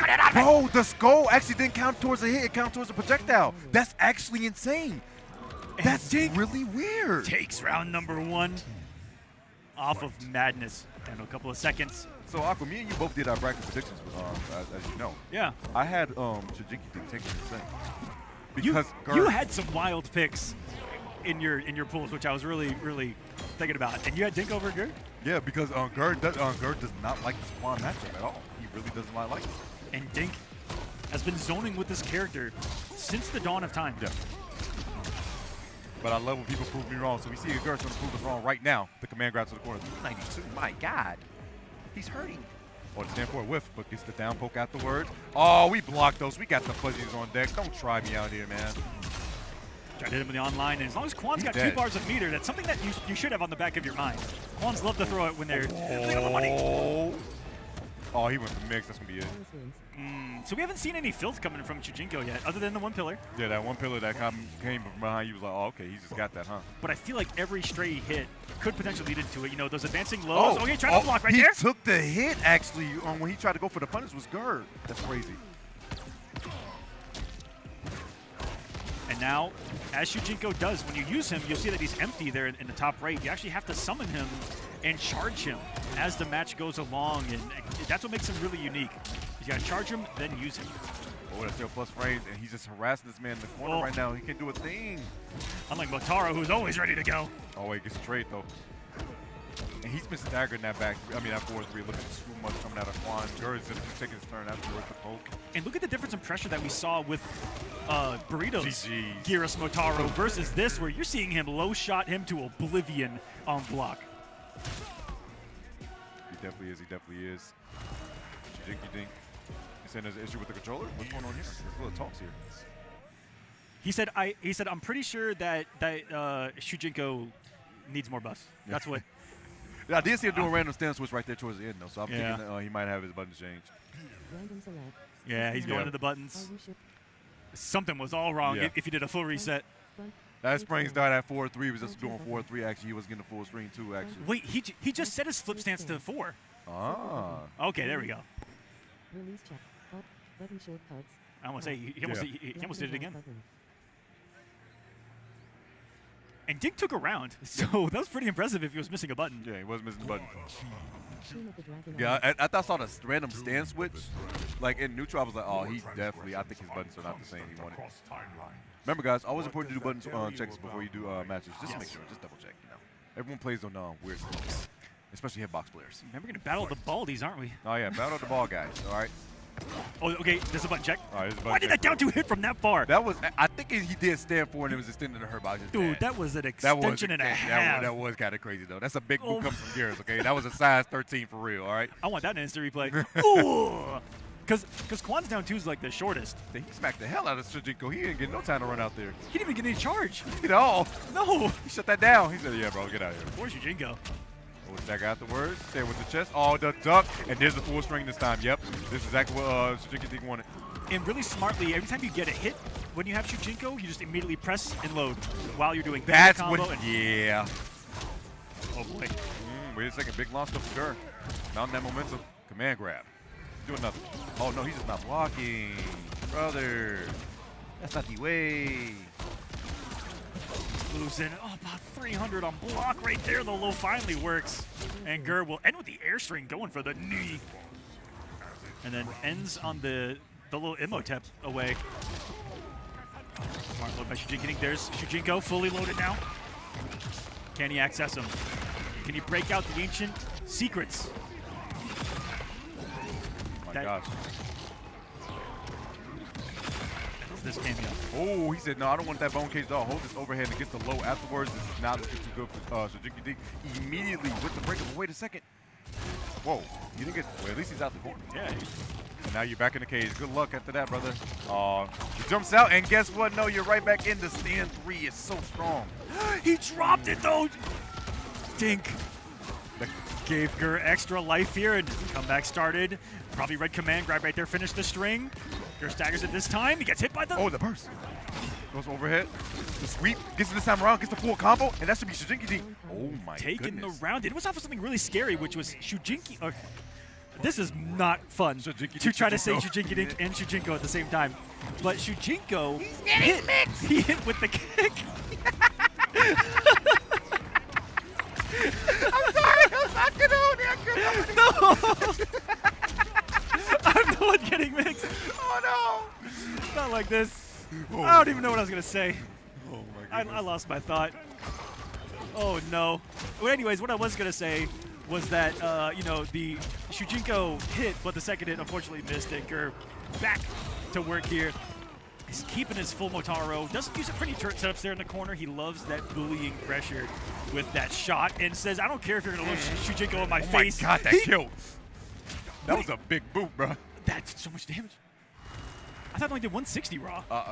Well, I thought because when you take him out the corner, it does the extra damage when he does a kick. Or was it an up block? Man, I don't even know the character, so apparently. Whew. Shujinko Dink 2-0. It's unfortunate because I really feel like he's really still like getting shook by that momentum from the first game where his budget wasn't changed. So then he's not able to, you know, mount back from that because he's already down the game. His budget not being like the correct way. And Gur shockingly had high success at sniping Shujinko every time, even later, buddy. Bro, he hasn't got the load. He's not getting anything around. Oh my goodness, yeah, Gur is definitely on one right now. It's looking very tough for Shujinko. He's trying to work his way. He's trying to make his magic work, but it's just dude, he summoned every sorcery trick he had, and Gur is just unaffected right now. No. Oh, he had the armor. That's so good. Let me poke afterwards. Namaste. Finally has full Shujinko. If a miracle's gonna happen, it's now. He's loaded. Oh, he blocked it. Oh wait, full string. Oh my goodness, tapping the fingers and doing his step. He doesn't care about any of that. Wait a second. That could be bad, actually. And call him on the walk back. That was a clean kind of Gur. Is now finding himself on That point here against Shujinko Dink. Clutch block. I feel like Dink set up kind of a kill sequence there as long as the mix worked in the bone cage. He's out here. He's got full Shujinko. Are we going to see some combos here? No. Knocked down. I imagine that late the gravity's not there to get any kind of those burst combos, but even we were asking ourselves before coming back from break, what does Shujinko fully take from Gears? Does he have any time theft stuff? Oh yeah, he got the temporal advantage when he gets it, but he also has burst, he also has sand Phillip. Don't know. Can't get locked down, overhead afterwards, the command grab. Oh yeah, he's mixing. He's mixing. You guys are unaware, plus double digits on that 13. Motaro low shot. Solid knockdown, decent damage, Snap and no fingers. recovery. Quan Chi trying to summon a portal. Just went down. I think because he got armor, that was way too much going on. It's too much tip on the chip. I don't know. I think that he put on a time filler. Oh, what is happening? Pillar. Stop that! He got a freeze. Fatal. No. He's done. What in the madness is just occurred? Bro, you're dead. There's nothing you come back from this. Motaro just donkey kicked the heroes. Bring it back in time. Run it back. Nah. Slam the heads together. Oof. Kerr is going to take it 3-0. I don't know what happened to that scramble right there, bro. It just doesn't make it. Yeah, round of applause for that. Round of applause. That was just some great Mortal Kombat. Even the producers over there clapping his hands for that one. He's like, I don't know what happened, but I like it. It was wonderful stuff, okay? It was wonderful stuff. I saw flashing lights. I saw sand happening everywhere. I saw flashlights, sands, armor, and I saw a fatal blow, and I saw this man say, Gears wins, okay? Gears. Gurus wins. At the end of the day, one ball man was going to prevail, okay? That's right. The milk dud. All right, anyways. I wasn't sure how to respond to that, Tento, so I'm now going to do what we call on commentary a transition into something else entirely, where I'm just going to look at a pool and start talking about what I see here, which is the fact that Waz is now in winners finals of his pool, and that's how you segue, Tento. That's how you segue, exactly. Waz is in winners finals of his pool, and he's doing the crazy stuff out there. Hopefully he makes that run. But that's what's coming up next. Ooh, Pure versus Waz. Now, this match is going to be very interesting because Pure is one of those persons, like, he's always on the cusp of making a top 8. But we dang sure just talked through the replay of that, of whatever happened to. Yeah, that was on us. Sorry, guys. They saw it. You guys saw it at home. You guys saw it. But you guys saw what happened. I was trying to see it back. Shujinko didn't have his buttons correct, and then Gur capitalized. Can we see those replays again by chance? I know that I might be risking production time. No? Okay, no, that's cool. It's all good. It's all good. That's cool. I think the next player's ready to play here. Big Pure and Waz sitting on stage. Pure. This is one of the few times he's come out to an offline in a setting like this. Mm-hmm. Pure is one of his first few times. He came out to ECT. I believe he got 13th or 9th. No, 13th. And 13th to 17th. And then Waz, of course, staying in his online region, really banked on him making it through his online qualifier. And then, unfortunately, when it did not happen, now he's forced to come out here to Combo Breaker, where he needs to perform at top 4 in order to make it into Final Combat. Yeah. So it's a tough hill. It's a very tough hill, man. A lot of pressure on him right now. Meanwhile, Pure coming in, could be complete opposite mentality. Yeah, just carefree, to be honest. Points, doesn't have any pro competition standing at stake. Does Pure? He's here just for probably the prestige and the prize pool that is here at Combo Breaker. Look at the size of that venue and the sea of people. Man. Oh my goodness, that looks big when you take it in as a whole. Bro, we're on the other side of the venue. That other far right, that other screen that you see, literally like diagonal Pure's head. That's the opposite side of the venue. That's the whole venue space. It's actually insane. Look at the camera, right. Look at that. It's massive how far it goes back, and then all the way to the left is where where the popcorn guy is. Oh yeah, the popcorn is on the left side. The biggest line at Combo Breaker is the popcorn. They wave it to the crowd. Hey, we see you in the crowd. Hey, big waves. We see you guys. There we go. Hey, what's the crowd? There's competitor Burrito Voorhees. Our family's right there. I see him. Tento's family's out there. Yeah. A lot of families. Waz staring into the camera. Bro. Just had the blanket stare of no emotion. Just a robot ready to execute a program is Waz. The Australian assassin, as they like to call him, but Pure versus is he? What? Australian assassin. The Australian cerebral assassin. Mm-hmm. The wonder from down under. Where's his partner, Wiz? Wiz. That's what I love about Oceanic is that two of the top teams were Waz and Wiz. Waz and Wiz, Wiz of Oz. The Chamber of Prime Mages is after you. The OD name, actually. That is Wizard of Oz, but Australian Oz. Yes, Wiz Oz. I get it. Really Waz good. sticking it. with this Rain Janet and pure Tanya Goro. What's really interesting, because Pure actually plays Rain Janet as well. He actually mirrored Banditos one actually in the recent online I remember, and that was a huge victory. I remember giving Pure props after that, now you think about it. So very impressive mirror. So I wonder if after this, he's going to take in the knowledge of what he does with Tanya Goro, and I mean, it's already doing enough here early on, and then he'll play from there. This is also another thing. Oh, he actually went on the Goro. This is also another thing where if you know the player, if you guys do not know, Waz actually hates Tanya. He does not like dealing with the character. So I wonder if this is one of Pure's things where he's playing to the strength of, if you know your opponent does not like a character that's a weakness, please abuse it. I tell people that all the time. And there are a few, one of them being Ninja Killer, and a certain someone in his pool that is like, I know he doesn't like my character, and I'm going to abuse. Yeah, exactly. If you know a person, if you know your opponent does not like a set character, even if it's not your best character in the arsenal, you should probably try to use it. And he might be dead because he has 950 health. Yeah, Rain's Fatal doesn't play around. Yeah, at all. This does mad damage. It's ridiculous. Is she dead? Man. Two more hits. 1, 2. She's alive. But wakes up with the, oh, he's dead. They said he got fatal. That's over. No. That is the most highway robbery I've ever seen in my life. Pure. What was that? Was it a Janet? I think he gave the Janet call with the chandelier spin and then went into go. Oh, that's which Janet was it? Nut Punch or like what would you have done raw right there with Janet? That's even a read. That's what I meant. Oh, was it Meanwhile? Maybe. It might have been Meanwhile. Oh yeah. You had to close out and then Rain got behind it. Oh my God, his armor through again. He doesn't get. And that's another thing. This is not good because that was another misinput of Janet as well in the offense, trying to wake up buttons, and Pure says not today. And Rain, and also since Pure plays Rain, he actually knows the gaps in anything in the string, so he's definitely going to try to abuse them. And Tanya is, if you're really knowledgeable, in any character with an armored launcher like that, if you're super knowledgeable, if you know the gaps, just abuse the gaps, and it shuts down a lot of people. Matchups. Oh, and chases this man down. Chip is a really big problem. Poking the special might do it, but no, just breakdance on the floor with the back three. And the Cinderella story. That is supposed to be Waz's run here already, running into some turbulence on this flight. My God, that was a long flight, man. It was. It's a long flight. There's nothing worse. I think he traveled almost 14 hours to get here. 14 hours cramped up on an airplane. And in the fetal position. Oh my God! And trying his hardest to get fourth in this stacked ass bracket. Oh my God! And this is winners final. So no matter what, he's done this before. Do you remember all the JChan mirrors early on in MK? I remember them because you know what? You're right. I'm taking them to my grave. They were so boring, but. He's not afraid to mirror someone with everything on the line. Oh, they buffed up.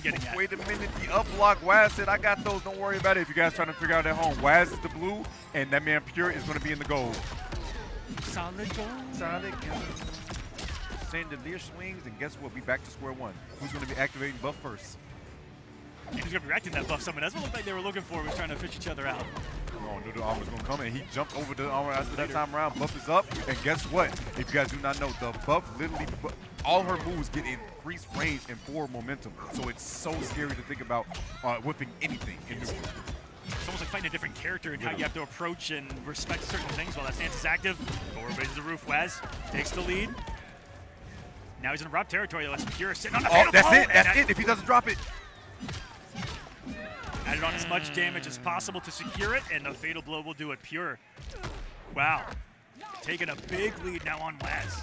That 4-2 coming through on deck, the headbutt, and guess what? The pole, hold it. Waz has 3 launchers in the bottom right, though. Oh, yeah, he definitely does. He's sitting pretty. And 3 launches and Goro. And sometimes, guys, I'm going to teach you a little mental trick about fighting games, and especially fighting games that have meter like this. When you look down on the bottom, as long as you have more meter than your opponent, sometimes you can give yourself a little little mental boost by just telling yourself, yeah, I got more meter than him, I'll be all right. Exactly, because I can make him hurt. Think of it like Money in the Bank. Yeah. All right, when you got Money in the Bank, you're happy. If you got butter right there, you can definitely cook. But right now, this man Pure is cooking Waz. This is not looking good in the mirror match right now this far. This looks like recession now. And not a lot. Not a lot he's got in the tank. Oh, he's got the bar. Armor? No, he doesn't. And he waited for it too. Now he's going to steal a turn. The conversion? No, he doesn't get it. Waits to armor himself. Nothing. And waits a second to armor through him all. No bar either side. It's the old-fashioned way this time. The back throw. Nice back dash, but then believe. Pick up the bullying pressure. Nope. Full string rock again. And then the hesitation. This time, Pure calling it out with the armor. Says, nothing you're really going to do here. I'm going to put you at chip territory. Even if you block this, And he has looked more comfortable, or at least in that one game, he was more prepared for looking for the reversal armor, and like he kind of had like a little bit of the edge in that game, which is what the Tiny Mirror Goro Mirror is going to be. Yes. And is when are you going to armor, and who's going to read it when? Winner's life is on the line. This match is really like, I'm glad Waz took the time to character select. It's detrimental to him. Like he really needs this win, because going down in top 48 losers and trying to make your way to climb to 4th place from loser side. No, it's hard. That's too many damn matches. And he's sitting here thinking hard. He has the sword of Ashura that has gotten him pretty far. He has the main Shane. This was his boy for quite some time as well. He's still scratching head on the mirror as time dwindles, and he does go back. He thought about a difference, and he's just going to try to outplay this man with his own tools. That didn't sound right, but we're in a final game. Waz. We're going to let it ride. We're going to let it ride. All right, buffing up immediately. Ball's blocking 2. That 4 momentum. Daggers it and keeps below. Oh, my goodness. Pure. Bro, it's the fact that Pure is not even going to be in, like, no points-wise going to be qualified. Yep. He just really just like, you know what, I want a medal. I want a medal, bro. That's all I care about here. I had someone out in the crowd earlier rooting for Sonic because they would have to play Sonic out of pools. And, like, I just want to fight Sonic, man. It's fair. It's about the prestige. It's fair. That's very fair. You never know what motivates a player. Exactly. Wait a second. So it's going to motivate Waz right now. He's getting this dub. He wants to get the final combat, but no, the poke and the special into the full combo afterwards. So much damage and so much scare for Waz. The low, keep yourself plus with the armor. Waz realistically has to kill now before Goro comes back. Otherwise, we're talking chip on blocking in the first round. Meter doesn't matter. You don't have a last breath in the first round, so chip out is deadly. Deadly indeed. Going out the projectile. Stood up a little bit too fast. And this what? Yeah, what tracking Drill, and Pure is now a game away from 3-0ing Waz, one of the favorites coming into Combo Breaker for sure. This is what it's all about. Show up, play, and you still got to get the results. Oh, the dug. Okay, Waz, he's still waking up. He's not going to be out of this quite yet, Aqua. He still has a chance. It's still a fighting move. Going up, I like this. Right through the throw. Switch aside? No, activate the buff. I like it. Well, first time that he's got the activated buff still. Oh my god, the last kick on the chandelier swing. Why? He was worried about maybe doing a jump back normal that may have beat it. No matter Waz gets in here, he's swinging. He's going to get him out of the corner. Psych, you're back in. Side switch. Oh no. Nah, I don't believe this. This is actually going to be like Waz. You're one of the worst commentary cursors of all time. I believe this is going to happen. You just cursed this, No, Tento. I didn't curse this. No, you know. Yeah, I didn't. Yes, no, you did. See, you're wishing the worst thing about me, and that's actually crazy. Nah, man. You see here, I already know that the round is over in favor of Pure because you said that. No, it's not, because it's actually going to be done. See, look, patience. Look, he got it. He got it. Like, Waz has got this, bro. He's not going to, no, it's not going to happen. Tento. It's not going to happen. Waz's tournament winner's side is on the line right now. The armor does get him on the board. See, like I said, he's trying to make sure, he's trying to tell the people that I curse people, bro. No, I don't do that. That was a long time. That was a long time. Had my heart kind of beat, man. I was getting worried. All right, full combo once again. Waz forcing Pure to break. I'm trying to use Tento's magic against him there, guys. It worked. That's crazy. Using my own powers against itself. The sorcery. What kind of madness? Full string. We are here in the laboratory. Oh my goodness. There's a nasty magic that goes down here in deep. But wait a second, Waz. Perfect call to the stagger from Waz on that 1-2, and it's going to get him into the driver's seat, this leader. No, the wrong type of poke into fatal blow immediately. Pure. Not going to get the life lead off this. Put him in a good position. Give himself time to think, but also give him time Waz to think.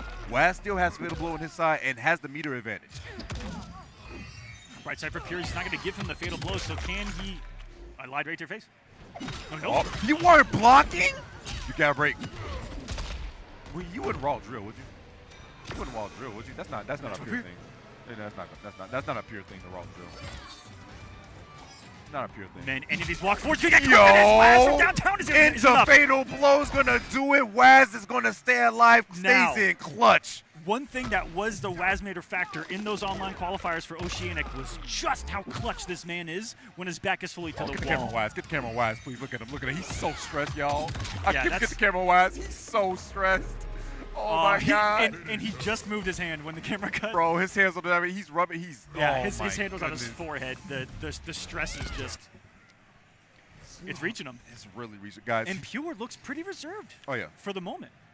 Pierre's always, I've always given props that he's always composed most of the time. And he's got that relaxed posture too, so you know that the blood is flowing properly to the brain. Everything's working just fine. Nice load by Waz there. Earlier in the mirror, he was so hesitant on being the one to activate Glow, and now he's getting a little more active with it. I'm seeing him get more comfortable as the set progresses for sure. Pressure's turned up. And you know, Pure had been real lock heavy on his blocks. And now that Waz is starting to throw, maybe that's one of the secrets here. That's definitely one of the secret sauces. Wait a minute. Gonna get the stagger, goes in once again. Oh, gets the back throw. It's gonna be huge. Oh, wait again. Goro. Forward throw this time. He says, give me the lead. Goes up another. Oh my gosh, armor again. Pressure could be a little bit different while that stance is active too. The stagger, she has a parry in her arsenal. Gorgeous pickup, and he tried to be Galaxy Brain with it. Whoa. His jump works on block, and then the low works, and Waz is going to take this round off of another just instance of madness, and now it's a different story. Aqua. Waz is back. Aqua, this is insane. This is actually insane. This is not the match that was just moments ago, ladies and gentlemen. Sit yourselves up, because we got one. Oh, another big launch again. Here we go. Pierre trying to kill this momentum coming from Waz right now, but Waz is definitely feeling it for himself. Nice up block, but was it close enough? Gets a jump back and a conversion. No way, Pure. Did you see that? That was a monstrous pickup. He had tried it the previous game and says, you know what, I can still do this while playing one of the best players in here. This is awesome. Canceled early. Want to keep that pressure nice and pure, no pun intended. Gets the back though, we switch positions. Pure. Walking back says, you got to come to me. Good luck with that, my guy. Gets the down three, and that should be Chip at this point. No, he does not watch his toes. Waz, once again, fight himself against a set point for him. His winner's life is on the line, unless he really clutches up again. About to have his breaker to his name. He's got a Goro. Looking good now. The Spinaroonie not working out, but why not do it again? That string, I think, is only -6 on block. Very safe to do. Armor breaks itself. Low profiles, everything. And he's playing the health lead as Waz right now. Something that he's been doing for a long time. He's very patient and very defensively known player. And he just gets clipped walking backwards. Same with the too good for him. He still has the meter advantage, but he's in the corner, wakes up with the armor. I respect it. And here we go. We get another side switch. Buffs up himself. Buff on buff. Who's going to get the first hit? Oh, tries to go for it. Armors. Well, both buffs are active. They play footsies from anywhere on the screen. Oh, man. Goes for the low, keeps himself safe with the plus. Sweep afterward, wakes up armor of his own, has Goro to extend it. Now here's the problem, you gave Pure fatal blow. If he finds a hit into anything, you die. No risk taken by either of them. Did the same thing back to him. If you're now on the offense, just 1-2s, nothing baited out, but a forward throw is going to put Waz and give him a fatal blow as well. So now we're in double robbery territory. Double robbery territory, and there's a buff on the side of that man Pure. Buff active, something crazy going to come out. Yes, there's a teleport for the side switch. Importantly, armor. As time starts to dwindle. Armor back. Chip. Goro, throw. Armor Oh back. my goodness. Armor back. No! My God. Waz stays clutch once again and puts us into a 2-2 situation. This man is trying to breathe so hard. He's flown so far, done so much, but he is trying to keep his winner's life alive. Waz. I need a heart rate monitor on him right now. It's got to be at least 189 BPM. That BPM's got to be through the roof. Oh my goodness! But hey, Pure is Zen. He is in. I don't know. He isn't here mentally. He's in the Himalayan mountains. Oh yeah. Because he looks at peace. He's talking to the elder guys right at this point. Just a miscalculation of Chip right there. Waz looks back and said, "Whoa." All right. Here we go. 2-2 in another classic.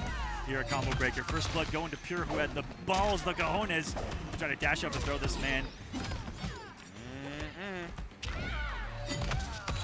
Waz says, I'll do it too. Anything you can do, I can do better, is what this match has been about. That's the definition of this match. Big Pure gets a hit. Oh, wait, gets another clean hit though. Armor on armor is actually ridiculous. It's actually spin to win. That was smart of Waz to recognize that that spin had anti-air, then he wasn't going to get the proper pickup off of Goro. So armor once again is Pure. The recognition of Waz was nice, but unfortunately he's not recognized this man's going to armor when he can. Oh, he's a little stagger to the coach. He's dancing out there. Oh, yeah. Showing the moves. Here's the load. That's all the way buffed up. The duck, and it gets the back row. Pure. No. Goro almost got astray. He almost did. Now he's defenseless. So Waz found him earlier. As long as he has no Goro or armor to fear, Waz can kind of. That's a punish. Not again. That's not Jeff, though. He dropped it. He tried the armor again. This guy, he tried to steal it like that. Oh my goodness. Even he had to smile after that one. He was like, hey man, I had another chance out of nowhere. I tried to take it. I tried to take it. Goro, another beatdown. End of the day, today got it in, you know. Oh my goodness, the armor through. Pure finds another one, and no breaker this time for Waz in a potential final round. He had so many resources. He had out-resourced Pure going into these final round situations when he needed it the most. Still too far away. Good blocks. Goro, keep yourself safe. Waiting for the armor back. Poking the special into Goro once more. The mind game on armor right now is insane, but Goro's still the homie. Oh my god. The throw. Sit down. Waz has 2 bars to play with. Another Goro. He's not going to take that risk at all. Put out some time with it. Stancy activates his own. This is scary because, yeah, you have another normal that will hit from that range. So that's what they're trying to play each other with. The Pure gets the launch. Crazy how we're now in a situation where Waz has made this comeback happen, but it could end now. It could end now, but we've seen him make it happen the last 2 times. He has come in clutch. Can he still play that clutch factor? He and I'm. Oh, wait a second. Patience, the throw. It's 20 seconds of the clock, so this is really bad. He's doing a lot of damage. He's doing a lot of damage now. Time's dwindling, and so is his health bar right now. And Pure is going to cause the upset. Take it over Waz. 3-2. What a victory for him. And you can tell he's still in some kind of competitive state that he doesn't even recognize that I think that he won the match yet. You're just walking off the stage another day, man. Another day in the office. That was some peak energy right there of, yeah, I just did that. He just did that. He just did that and walked off the stage after doing it. It's really hard, actually, it's moments like that when someone is getting momentum and making a reverse 3-0 on you to, like, kill that momentum and decline it. Because a lot of times when you get to situations like that, in your head, you're like, oh, my God, I'm about to get reverse 3-0 on stream. It's about to happen to me. Not like this. Please, no. But Pure. As you said, that's Zen. Stand solid. You see the power of not letting the situation get to you, and the power of Mountain Dew on these instant replays as we see some of that back. Pure taking out the rain early on, and no other characters. We know Waz for quite a few characters. Shang, Ashra, a bunch more. Mirrored it out, and in some of the craziest clutch moments. Took us to the game 5, but Pure in this final one really out. Hey, rock, paper, scissors. They did the rocket power. Woogity, woogity, woogity, woogity, woogity.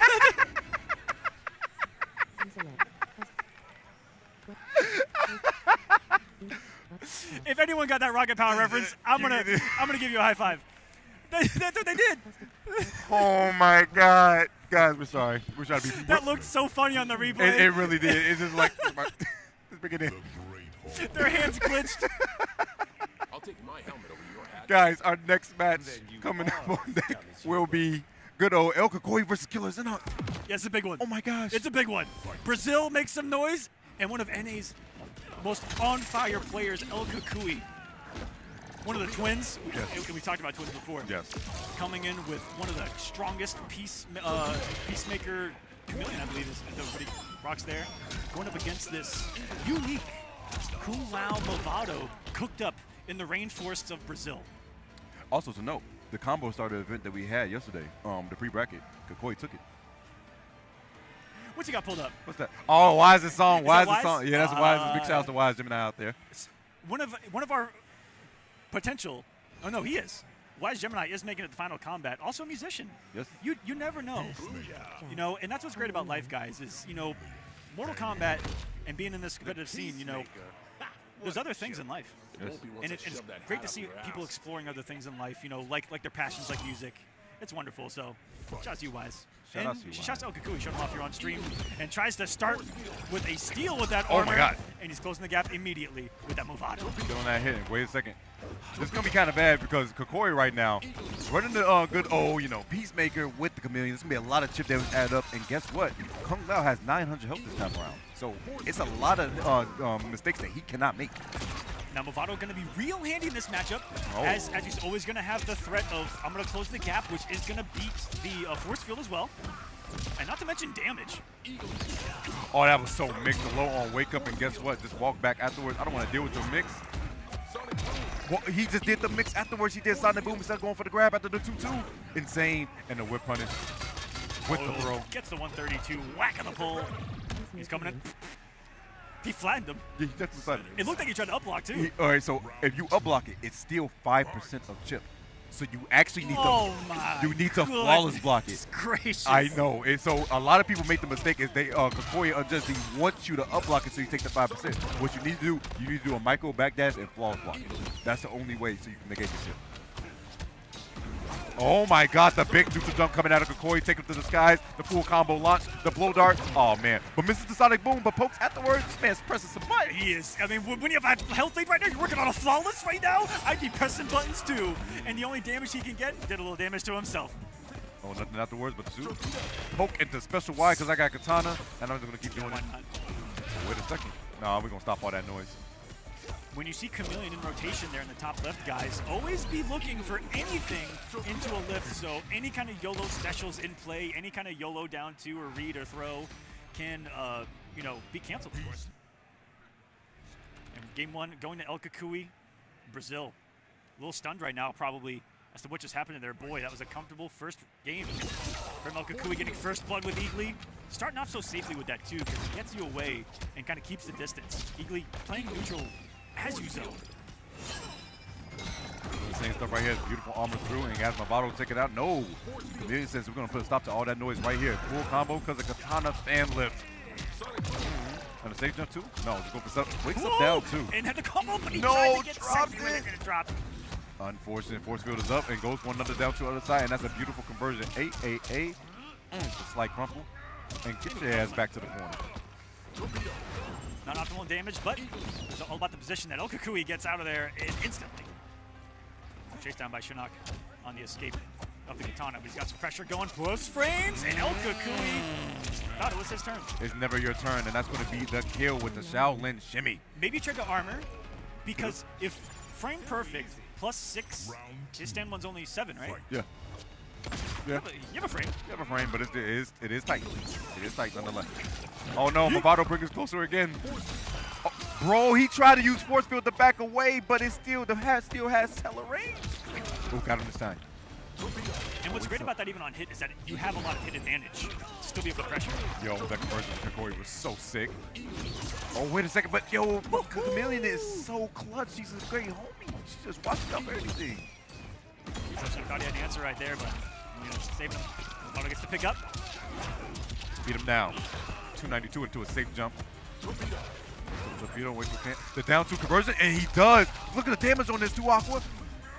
Is that it? No, it's not going to be. It's too much damage. He's going to need him with another setup. The slide to the DMs. He wasn't blocking. We forgot about the slide. It happens all the time. Cheeky Movado right there. Down cameo only activates in the opponent's knockdown state. You can block it. It does a lot of chip damage. It is an OTG. You have to hold it in a knockdown state. You did it so late there. Look at Killer Spanky trying to listen to what he's saying. Bro, he's Wait like, a minute. bro. This is dirty.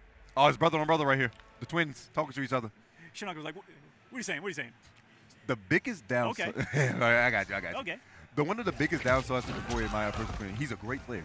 It's his emotion. Yep. When it comes to these situations, it's just you need to stay composed in those spots. Because I've seen him where he kind of gets in that moment. He just crumbles in the moment. Yes, true. That's his only problem when it comes to these situations.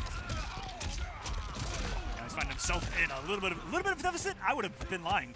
That's over half health. This man gone in nice seconds. armor. The torpedo keeps him in the corner though.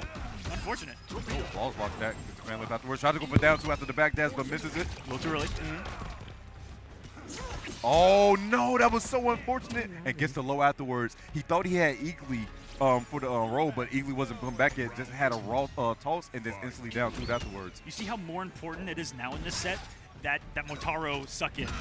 I wish I knew what it was called, so I didn't call it Motaro suck in, but that is what it is. That move that closes the gap has really gotten him a lot of mileage so far here. The tether. We're together.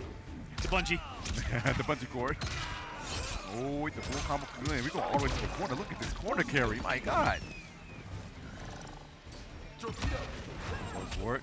Oh, he's back chameleon though. Got a little hits. Oh, the dive kick is going to be scouted out. But no, not the worst of Koi. Trying to make a huge read with the blow dart, which is great against Kung Lao. You know, more times not going to be airborne. Gets a space with the Eagly. Shinok with the deficit. He's going to take a risk here. No, it's Kukui overthrow. No A breaks here. No, he's not going to break it down. Yes. See if the next day works. Is OTG in? Wake up Million Ballroll? No, he doesn't. Wakes up with that one instead. Oh, that was when we jump back into what? Steel plus. Armors, the throw. Just waited a second too. Torpedo afterwards. Katana coming through. Big jump and beautiful up block with no punish. Gets shimmy though. Poking the special.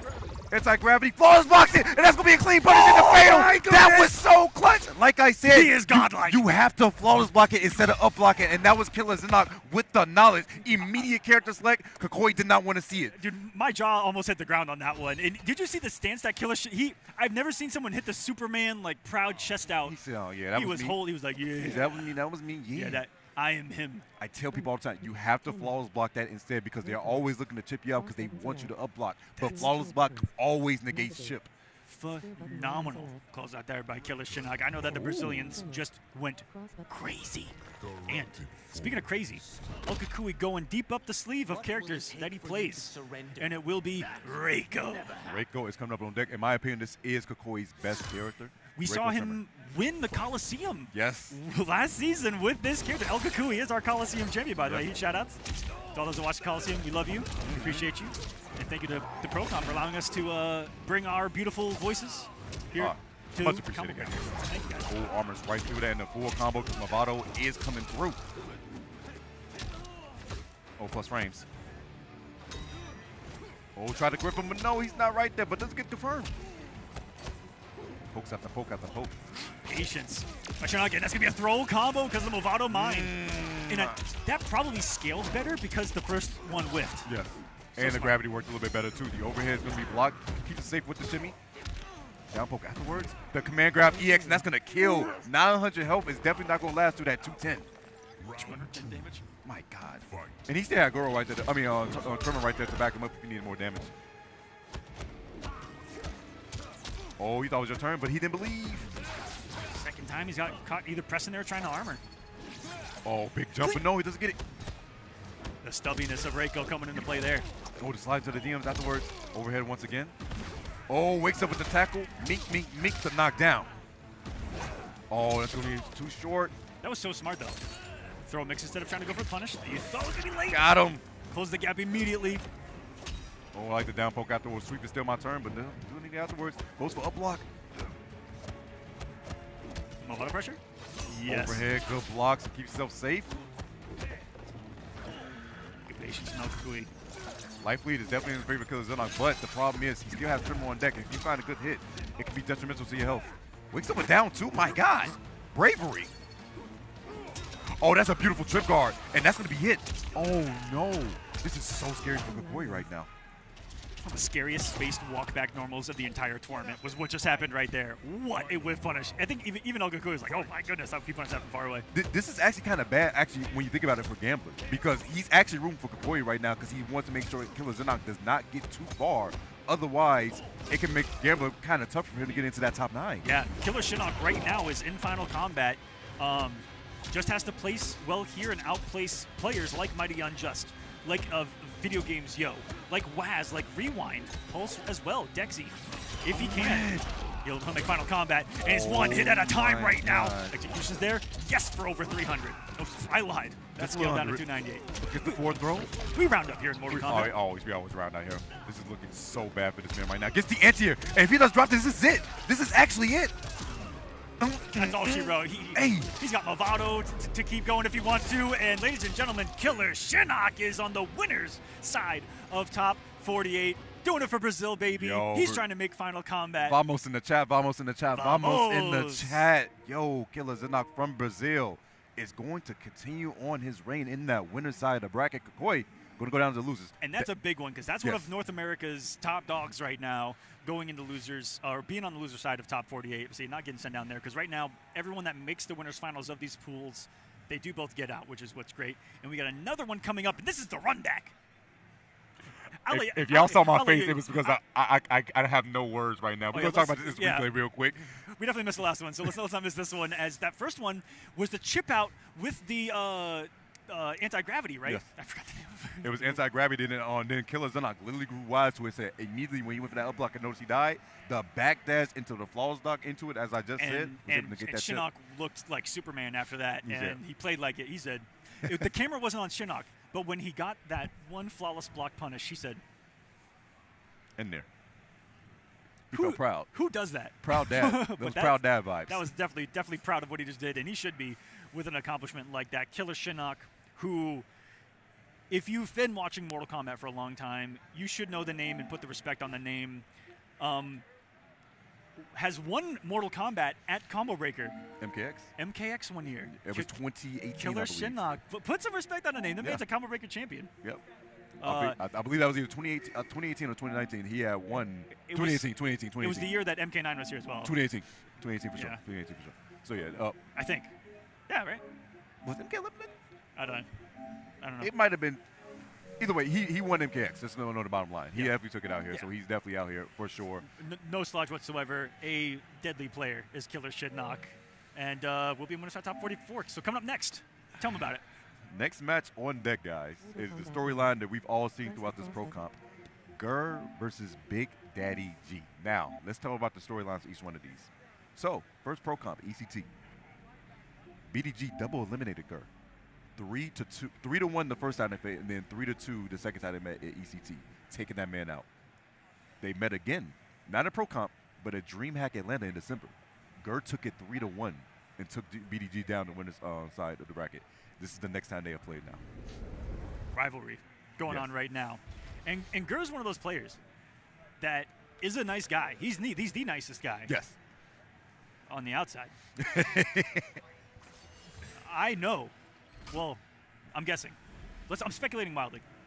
That inside Gur's mind since those matches has been, I'm going to get him in the run back. And in very savage ways, he's been grinding for this run back. To get double eliminated at ECT, that's tough. But do you remember what happened after that? It unlocked Team Battle Gur. Yeah. And Gur became a different human being. Yeah, every day descending. After that. So this is an ascended version of Gur that Big Daddy G is fighting. But to know, when the second time he did a team battle, the third time he did a team battle. Yeah, we'll calm down. It was actually at mid-best, and the mid-best had took it over Gur. Shouts to Lual. And it was actually in Chicago. So, just saying, he might be a little powered down in Chicago. I don't know. I'm just saying. Let's put it out there. We will have to find out here. We shall find out very soon, but both the players are taking the stage right now, getting those characters corrected and getting those buttons situated. Gur versus BDG, this is going to be winners finals A pool. As we just said, once you make it to winners finals, you're guaranteed top 48. But the winner will go to winner's side, and the loser will go to loser side top 48. So we're about to find out between these two right now. The camera's on, it's locked and loaded. These boys are ready to go. DF's very own versus TSE's very own. Big Daddy G. Gur. No pro comp, standings on the line right here. These are just two great players that both have a potential of making a huge run here, potentially winning, throwing down for winners top 48. Two fan favorites too. Two fan favorites definitely doing their thing, and man, this set right here. They're looking direct to the camera. What, Gur? Yeah, what do you want? He looked direct to the camera like, hey, man. Are you talking to me? He talking to me. You say something to him? What you got to say? Like it's the thing situated right here in the time being. But also, guys, remember, exclamation point bracket at any time in the chat if you guys want to look at the bracket yourselves. Plenty of action going on off stream. I'm positive Rewind is playing some matches off stream that you guys haven't seen. Waz probably making the loser run if he can. Pure. You can find all that out by exclamation point bracket at any time. Remember, this is the last stop for the pro competition to find out who's going to solidify themselves into Final Combat before we have LCQ during that weekend of June 14th through the 16th in Toronto, Canada. Boy, oh boy, and it's coming up quick. Yes, it is. It's only a few weeks away. It's actually kind of like 2 weeks away. It's like 2.5. That's messed up. Yeah. Is it really? We're technically no. We got one more full week. Then this next week is technically June. June 1st happens on Saturday, I believe. And then we got that week, and then it's going to be that. And then we got to that. Because DreamHack Dallas, oh man, it's so much fun. Yeah, DreamHack Dallas is next weekend. It's too easy. We eating good for the summer, but man, my pockets. Which has, I think, a $5,000 prize pool for Mortal Kombat 1. There's some good players. If you guys are in the Texas area, DreamHack Dallas is hosting Mortal Kombat 1. So great time if you're in town, and I'll be there if you guys want to hang out and play some Mortal Kombat. Oh yeah, hang out with Aqua for sure. It's gonna be a great time. It's gonna be a great time. But whoa, very interesting for this matchup. G is going Chameleon, not Goro. Oh, Chameleon, okay. Big Daddy G got a win over Henda Kid to get to this matchup, and Henda Kid's been around. He's kind of a bruiser in our community. Always active, always playing. Got some real good results back in the day. I think he's been gaming since MK1. Yeah. Was he like a Kung Jin player or something? I'm just saying stuff. No, I remember most of the Kung Jin players. I don't remember Henda Kid being I don't know. my thing. I could just be making stuff up. That's known to happen. It's all good. We like making things. But this is the G set of pools, and it's going to be the last match that we see from the G set of pools here on stream, guys. As top 48 is slowly being set. Only one set of pools after this, but that will not be it for the night. And oh my goodness, it happened off stream. Rewind versus Violence happened on screen, and Rewind actually took it 3-1. Poseidon took Rewind to a game 5. Incredible. That's insane. But Rewind making it through winner side, top 48. It's Furious Pillow versus Poseidon to make it out and loses to that one. Here we go. Had to say it right there. That's why I couldn't avoid it. BDG versus Gur is happening right now, and this is going to be a slobber knocker, guys. If you're rooting for BDG and Gur, you got to make some noise for a minute that. Oh my God, Smoke. You can't hit what you can't see. And Gur's a lab monster. He's a tech monster. It's all about the big brain stuff. And how do you big brain when you can't see? Oh my gosh, the arm athlete. Plus range. More plus stuff. We'll try to go for sweep G, just ground wide, stand back. That's going to be the really tell of this match right here, is how he uses Glade. Because he's trying to use Glade to make sure he locks down Gur as much as possible and forcing the mix. I'm not sure if that would have comboed or not, but try to throw some shenanigans out of there with the katana lift. Oh, wait a second. No, wait, right? Even on anti, this is some big damage. Even the Motaro, no, into the shot. I think that was a mistake. Actually, that was nice. No, he could get the clean punish. He did, but the clean up block afterwards. Oh, that could have been detrimental to his health. Brother. And this has got his hourglasses right now. Something, no whiff punish there. Tried to swing with the slowest normal imaginable there, giving enough time for Big Daddy G to disrespect with the poke. Restand with the Matana in rotation of the throw. One of the nastiest aspects of her. Weathering the literal proverbial storm being thrown at him. This Big Daddy G pressure, when does it end? Overhead, oh my. Wait a minute, we don't care about that because we got a rewind time. The clocks are on deck. Oh, get the tough. No way. He could have got more damage if he timed doing a little bit better. Oh, wait, gets a clean hit. Gur thought it was his turn. It's not. And you hear that breaker button. He was thrashing it. Just got it. And now he's going to bet on the last hit, but it might be too late right now. Too little, too late indeed. And guess what? Jesus is going to walk back. Wait a second. Wait a second. That's going to be it. All I saw was Motaro panic. I didn't know what happened. TSC's very own Rune in the background. Oh, is that what that was? Oh, yeah. That's I believe that's one of the owners of the team, actually. Let's go. I hear making some noise. Yes, making noise for the boy. I love that we're progressively getting more people rooting for players at events, and there's a lot of signs. Like, even out in pools, I noticed signs, people holding up signs for players. We love to see it. And there's whole entourages. Everyone's showing their support. Everybody wants the players to make it into that final combat. Get a part of that prize pool, and then also, honestly, get a medal here. Combo Breaker is actually a huge feat. Hey, the Combo Breaker trophy looks mad good, by the way. Yes, it does. I would say the trophy as well. Oh, no. Clean whip punish coming out of G. And can we talk about the badges this year? Okay, real quick. Low-key, the badges at Combo Breaker are, like, ridiculous this year. Got the crew badge. I don't want to They went crazy with it as far as quality goes. But, Tato, you're right. I don't want to. He's rubbing it into me, guys. Don't worry. I got a nice badge. Yeah, he got a nice badge. Yeah, okay. Really beautiful guy here. What a guy. Activates the glow. I don't know what to say after that. I do got a nice badge. Activates the glow afterwards so he can ignore the Motaro and actually sample it if he so happens to call it. But wait a second. Oh, Melina Ballroll is always there, and that should be the kill. 900 health on the side of Gur is actually insane. That Motaro taking it's a huge risk. You get plus range, but man. You're a thimble. Yeah. It's down one, that was scary. Dexi from those ranges has been doing exactly that, and that's why pokes are deadly. That low crushing back two coming out of, oh, he tried to go for mix, but he delayed the wake up. That was actually really smart from Gert. And guess what? Frozen once again. Activating the clocks. Oh, no, not quite yet. He's got him there. One in the anti-air. And a hard knockdown afterwards. I love it. Good block. The poke. Oh, I like that single. Plus range gets through and gets a clean hit because the whiff. Oh, this is so bad. Let's go for mix. Oh no, just rewinds time. Give me all my health back. It's back to square one, young man. Try again. Try again. Fail, adapt, evolve. I guess this man actually turns the hourglass around. He's like, yep. That didn't happen, bro. It did not happen at all. I don't even know what you're talking about. This basically the sweep, and he'll support for him. No, that's actually it. He's dead. Fatal. That's done. 900 health is definitely going to be the kill. BDG is going to go up 2-0.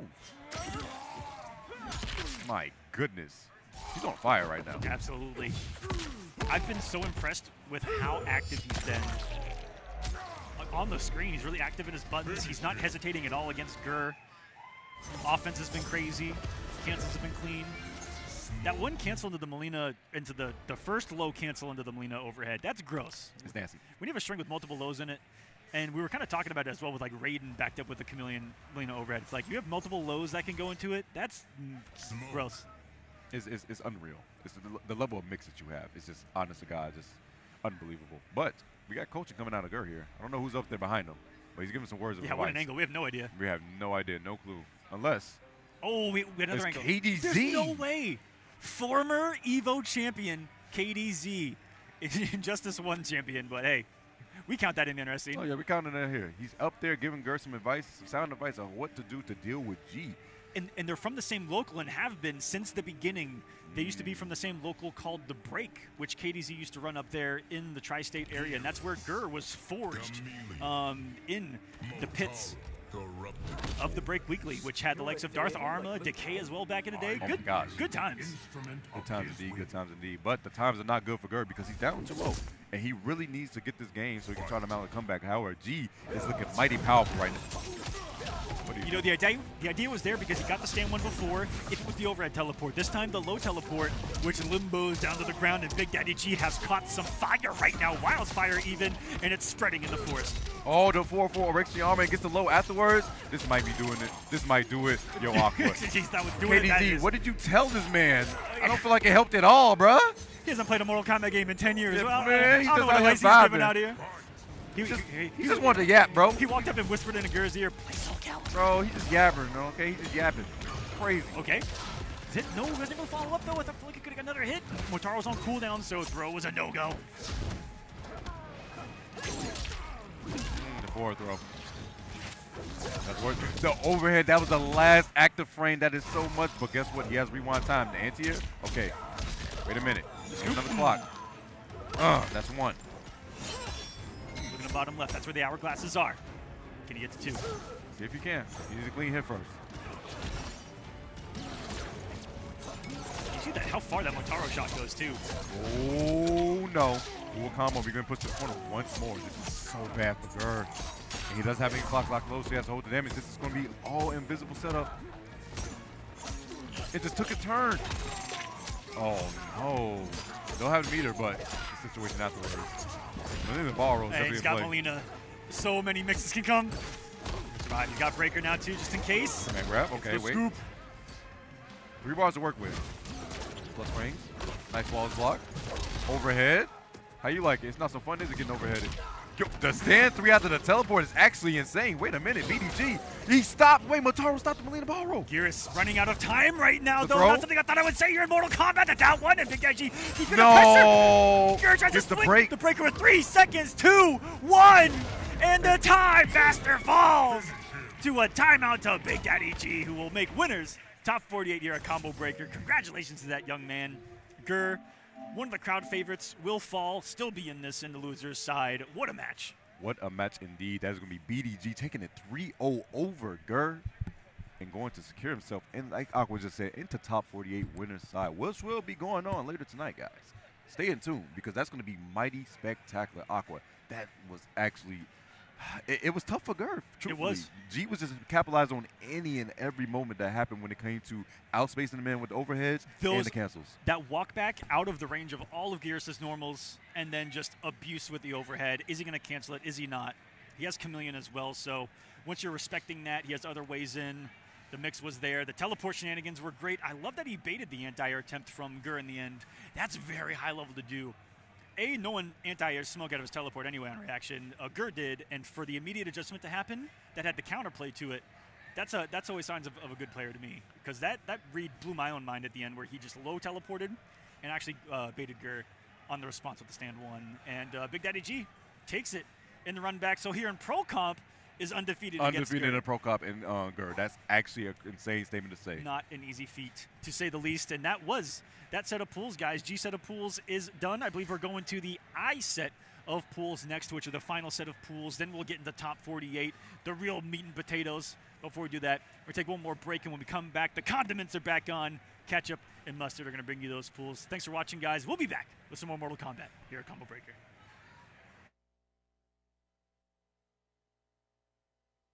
Welcome, ladies and gentlemen, to Final Combat. That's where Kanimani's looking. There it is! Oh, he waited for it! It grand champion from Mortal Kombat 1 here. No, not again. He tried to get. Oh, and wide jump, and I tried to get away. Break the pop off, BDG. I am so sorry. What? When I command that into the orb, that was disgusting. It's so big. Combo it, yes. Oh my God. And Sonic with Ray is your friend. Big fucking and the Kano line is covered once again. Full combo conversion.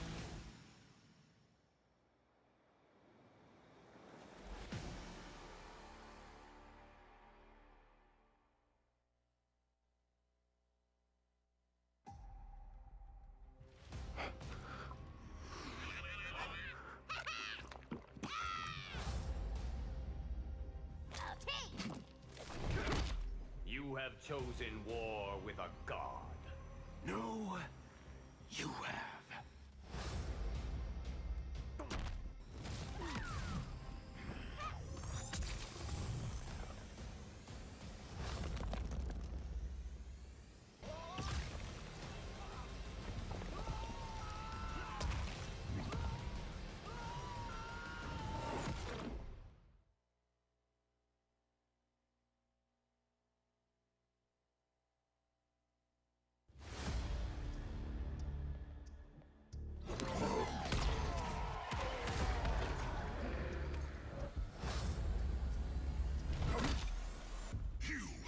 Shamed the souls of your ancestors.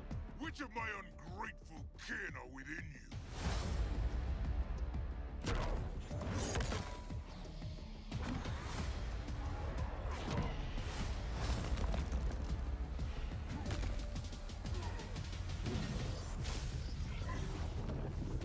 Fight.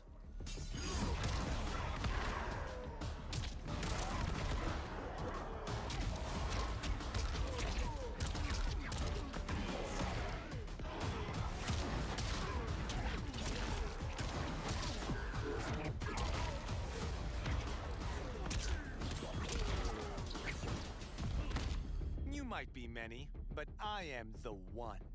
You are not even Earthrealm's champion.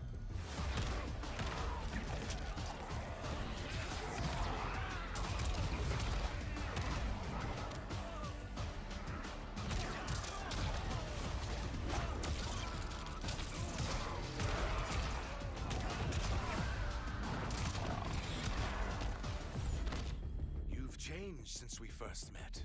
We believe for the better.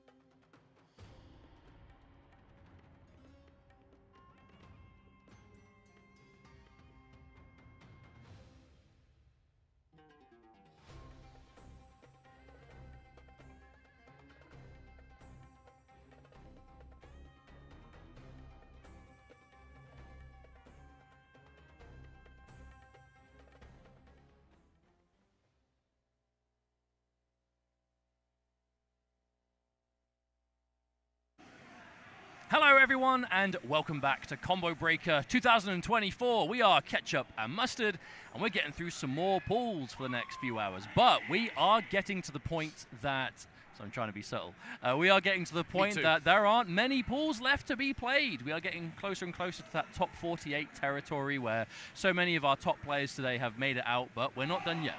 And that's what we're going to find out over the next few hours. Just to give you a quick recap as well, this is the running theme of the entire weekend. It is pro competition points on the line for the last time in Season 1. Our top placers today will be getting points to the leaderboard, where our top 9 players across that leaderboard for pro competition will be qualifying for the World Finals Final Combat in about 3 weeks' time in Canada. But there are plenty of players here today who aren't even here for the pro competition points or anything like that. They're just here because it's a major tournament. They want to play against the best. They want to be the best. And that's what we're finding out this weekend. So our first matchup back from the break is going to be Thrash Heavy versus Lual. A new set of characters, new set of players all the way for the next 2 hours. We're always starting again. And every time we do these blocks in that first day, we're basically looking at new pools, which are essentially miniature tournaments. For those that don't really know what it is, it's like pool stage is small tournaments that, you know, you send a few players out on winners, some losers or whatever, and then it goes into top 48, eventually top 24, etc., etc. So right now we're trying to send more players into that top 48 of the players we have signed up. Which I'll say that top 48 is already looking like a pretty savage Shark Tank, if I do say so, but as we've got the Lao squared, double Lao, Kung Lao, a Kung Lao cameo, and of course the Sub-Zero Janet. We haven't seen much Sub-Zero on stream today. No, we haven't. Sub-Zero remains a rather unpopular character in competitive. It's a really weird one because if you play online or whatever, there's loads of Sub-Zeros, but in tournament play, you just don't see this character as often. Very similar to a Scorpion, I suppose, which is unusual for the two postal moves, but either way, it goes in for the armored slide. Now, Scorpion Janet, I have heard, or Sub-Zero Janet, sorry, I've heard tales of some tech. I'm not sure about... Oh, but I'll tell you what you don't need no cameo for, swinging that raw overhead. Yep, absolutely. All right, double Kung Lao is going to give an element of keep away for Lao, which is so hilarious. What Lao provides the Lao. I feel like we saw quite a bit of Lao very early on, though, for that kind of neutral control, slower paced. And I imagine a lot of it still works the same way. It's just not a team you see all the time. Things like knockdowns, holding the low hat, and then going for his overhead to create this weird, hard-to-block situation. Doing a decent job. Lual kind of unable to get anything on deck for that second round, but we are going into a fresh new one here. Corner positioning, though, that's the name of the game. Thrash Heavy. In a decent spot for that. That's a whip punish. Almost could have been. The idea was there. Yeah, so nearly. Oh, wake up down two. Good lord. Back to MK11 we go. All right, charge low hat to create that weird situation. Breaking right at the end of the combo. That is unfortunate because you've barely saved yourself any damage and you've now lost all 3 bars back to full screen where the double Lao is definitely going to want to be Thrash Heavy, continuing that pressure, getting a decent low. And that's going to be game 1. Thrash Heavy. Double Lao making it work. How about that? We've seen quite a bit of Lao on stream particularly though, right? We saw that Lao Movado from Killer Shinok before. Yes, we Lao did. Goro, the tried and true. Lao Janet from Ninja Killer earlier on. It's been a good showing for him so far. Yeah, that Lao Movado was cheap. That pairing is cheap, you know. Oh, there it is again. I love that. Swing that overhead.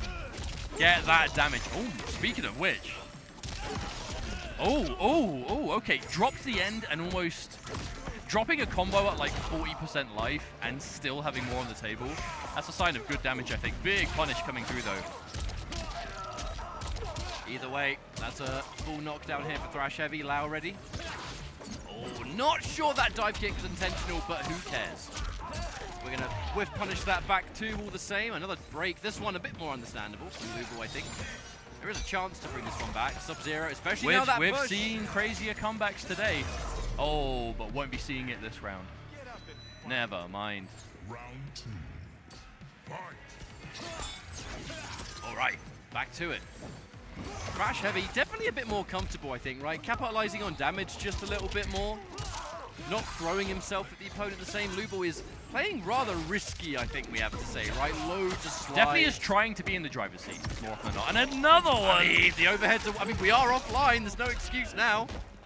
Oh, but again, hitting those, like, when you're willing to just pull the trigger on those, like, big, unsafe, but high-reward moves, and then to drop the combo, oh, that is a feels-bad moment.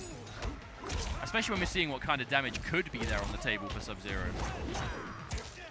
Oh, that was no punish. That was just checking, taking the turn back. Unfortunate to not get the Janet extensions there. That is one of the things that Janet does give Sub as a launch from his slide, but if you're not going to get the extra hits, then you may as well not use it at all. Execution has been a trouble for Lual in this series so far. We have seen that from quite a few players in this tournament already, to be honest. Oh, that is a move you don't see every day. No, No, we're actually seeing that from quite a few players, and not uncommon in pool play is just overall just rough execution. Yeah, especially at an event of this scale where there's so much potentially on the line and stuff to play for. When you have those initial matches, you kind of have to get the rust off, you know. Not every player can just pick up a controller and boom, be at their best every given moment. And it's not the most uncommon thing for pool play to be like that at first, especially if it's like first game of the tournament. Mate, those first matches in tournament are always the scariest ones for me. Oh, for sure. All those reasons that you just said, really. I mean, yeah, can't add much but echo it, to be honest. It's a real thing. But something that is so important as growth as a player, to just understand and realize. But definitely important. Oh, okay, there we go. Honey. That wasn't even a block, that just straight up whiffed. Yeah, you got to get that hit. If you're going to overcommit to that back two and they delay wake up, you are putting yourself in a lot of hot water. Well, that's the danger when going for the back two as a meaty, because it's like you either wait for to try and react to the delay wake ups, which means you're probably not getting to meaty it properly, or you just commit and die if they do delay. Oh, wow, that's not even a mix-up, that one. That's the back three low minion of this game, you know. Forbidden technologies.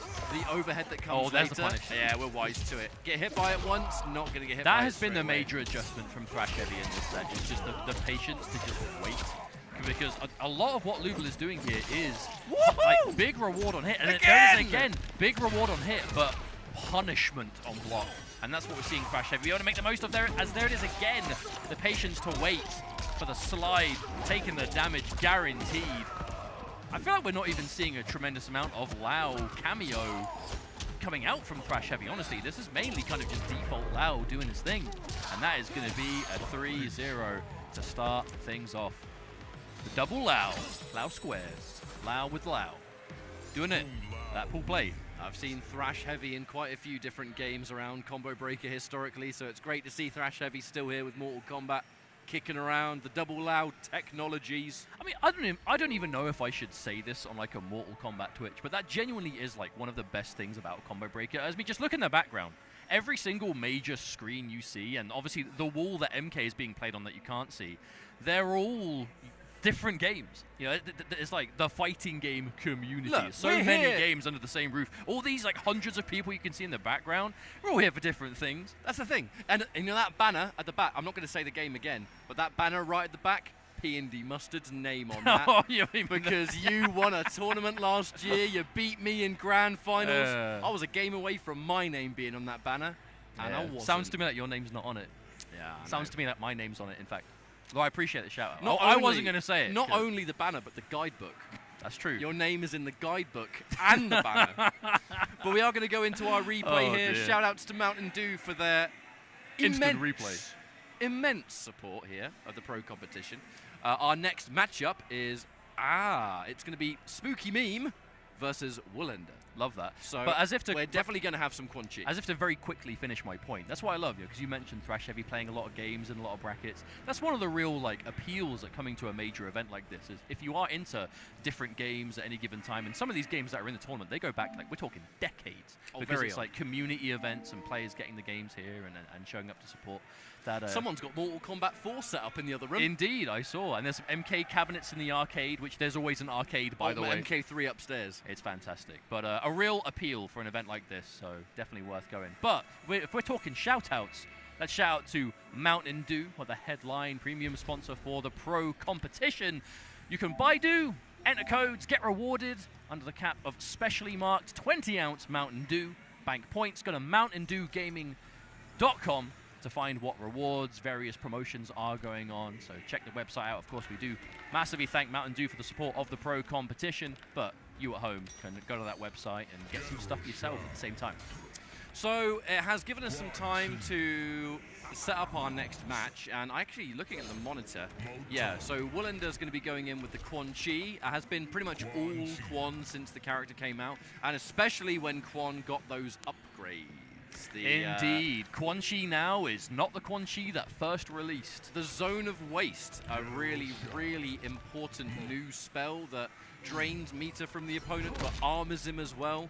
And I would say, underratedly important change, two of them in fact, is that his bone cage now comes out on block, so they can get trapped in the cage even if they're blocking it. Humongous for his zoning and his setup. And then finally, his green spell that pushes them away from him. They straight up like tripled its duration. It's up for way longer, so it's an extremely viable defensive tool. And sometimes offensive, actually. If you corner someone and put the green thing in front of them, well, they're not getting out. Like, you might not think it's super necessary to even mention like patch changes this many months after they've been done, but for Quan Chi, it truly did kind of reinvent him somewhat. You know, because obviously he launched with that kind of 900 health and slow buttons, and a lot of us in the community thought, why is that? You know, why does Quan Chi have these kind of defensive drawbacks? And then suddenly this new move and the adjustments are made quite quickly after, and now the character is totally different, but for the better completely, and has consistently, you know, obviously we saw Brosif qualify for Final Combat already using Quan. We've seen it here and there at events, not too much in the pro competition, I will say. Obviously we've had Rothor over in EU doing big things with Quan Chi as well, in community events and whatnot, but still not the most common character. But as you said, Woolender, definitely one of those players who has played Quan since his release, and I don't think I've seen him play anything else since. But one of the things about Quan in the competitive is that Serena is by far his most popular cameo. There are various cameos that you can use with Quan that make him really dangerous. Serena's just kind of reliable. Screen control, man. Confirms off of your best buttons, good damage, getting 50 health back that he otherwise really misses. But we saw it right there, Woolender setting up that zone of waste, that orange portal. If the opponent's standing in front of it for a few seconds, Quan Chi just gets a hit of armor. And with that hit of armor, he can absorb projectiles, he can be aggressive, he can drop out of combos. It gives him some real slippery options. Those jump-ins are a little bit risky. Get hit by that 2-1-4, give me a full combo. We'll actually spend both of them, why not? Those combos take so long. It's like, you're not going to get much of it back, but it just gives you so much time to kill and wait. But we'll say Spooky Meme, of course, rocking that Shao Motaro. Super cool team. But definitely a team that wants to start getting the snowball rolling. And Quan Chi's so good at slowing things down massively. That's probably going to get absorbed. Oh, never mind. Actually, the zone disappeared. It does. Fatal Blow makes it vanish. I actually didn't know that. That's really interesting. I got my patented Elder God grind, my friend. So someone like you played Quan Chi. Oh god, my team was Quan Chi Sub-Zero. It was as close to Sorcerer as I could possibly get. But I will say, Woolender, definitely much more akin to the kind of like longer range playstyles, and that's really what Serena helps Quan with in this game. Absolutely. More projectiles, good confirms, good mileage off that jump distance standing 4 because it for sure. automatically becomes a full combo. Yes. And now there's that low, the advancing low. You feel like it's safe to move, and then that deliberate reset just to get a little tiny bit. This zone of waste has just been permanent. You could have easily just let yourself get hit by that. That neck up punish. Oh, tried to. That would have been really nice. Now Spooky Beam doing the right thing, realizing that standing in front of the portal is what is giving the armor. Oh, there we go. Just doing the best thing you can. And this is a really important thing for dealing with that armor. If you can just get out of the way and avoid it, that is the best scenario. Just waste the time. Don't give him that armor. Don't give him that strength, because that's what Quan's looking for. However, Willender's doing a wonderful job. And now the reset forward 4 armor. Zone of Waste is now activated. The armor, that's ready. No. We got one more. We got one more. Oh, it didn't have time to come back. Yeah, I love that choice because it moved him so far as well, so quickly. Yeah, baited out the up block, but couldn't get anything with it. Yeah, Spooky Meme looking unfamiliar, but definitely adapting on the fly, but easier said than done. Punish. Oh, big whiff punish. Look at that. Oh, you're dead. Serena again. Oh, that is disgusting. So much mileage off of Quan Chi's standing 4. That portal kick it tracks the opponent. It goes wherever they are, and the kick will appear. And because those Serena blades pick up from a long distance, it basically gives you like as close to jump distance, maybe a little bit further. If that button hits, it's a full combo. So it's a hell of a Can whiff be a on it. blessing and a curse because it's so attractive to press that standing 4, but it is one of the easiest things in the game to whiff punish, and that's something that you would normally have to be kind of careful with. Xiao whiff punishing it with a dash in standing 2. It's a high. Like, it's a high you can yeah. crouch block under, and that's not normally the case. All right, we're going to spend a second Serena. We have Mita for another zone of waste, and Woolander has been getting great mileage out of it, so might be setting up. Yes, indeed. That was However, really good damage, too. This is where it's tricky, though, because Serena and other standard cameos don't really have the opportunity to set up the armor where it's active immediately. Oh, never mind, though. Won't matter. Spooky Meme did a really good job there of recognizing that the armor isn't active immediately and just armored out. You can do that a lot. Because Oh, that could have been huge. Yeah, committed as if that was going to be a combo. But unfortunately, combo. just wasn't. We're going for those optimals, the double jump-ins.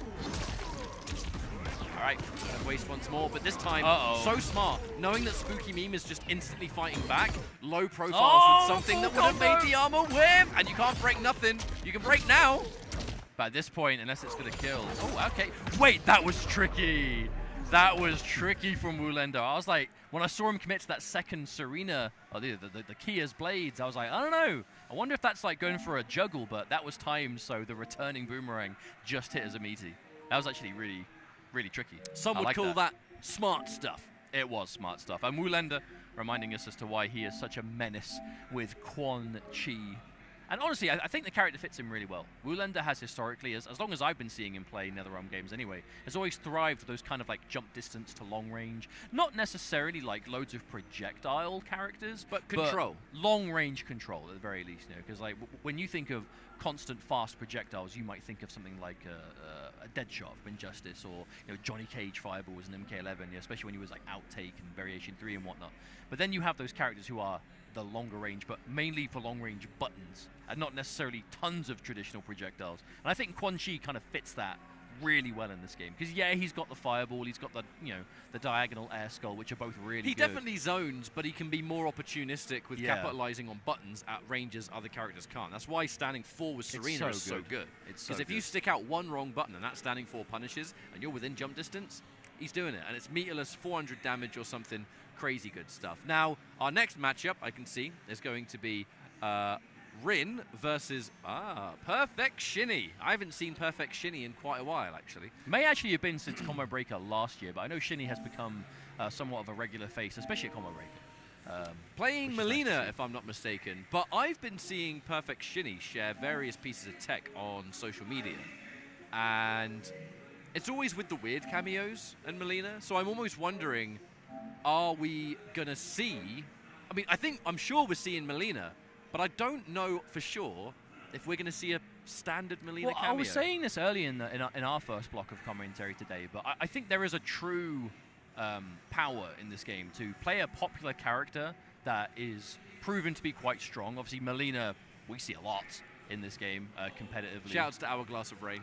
Yeah, of course. I feel like there's a lot of players who... And Nuji. Have been... Yeah, and there are just players, and obviously we had Dexi as well, has been doing all right. Dexi's been doing great. But my point is there are a lot of successful Melinas that we see around the world at the moment. Not tons and tons, but definitely as much as you'd expect for a character who is as popular as Melina is. Yeah. But I think there's a real mileage to playing a popular character with a cameo that's kind of weird.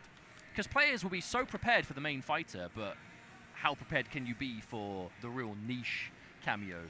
And we've been seeing teams like Shujinko Dink bringing out the Quan Chi Shujinko. We've seen we're seeing Movado from some players, even though he's brand new. Some players are still doing it. I saw recently Shinny posting tech with Melina Darius.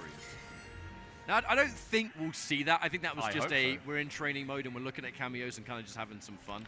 But yeah, I'd seen Darius. I'd seen... God, what else have I seen? Obviously, Movado recently. Movado's a new one a lot of people are playing. But we're sitting here talking about Melina. We might not even see anyone else. But every time I've seen Perfect Shinny play, it's been with Melina. Maybe. So we shall see. But thank you all very much for joining us here for Combo Breaker. This is our 4th and final offline stop in Season 1 of this pro competition.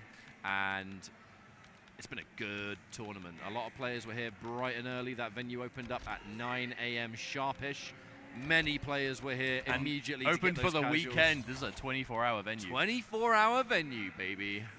That's a lot of Mortal Kombat for us.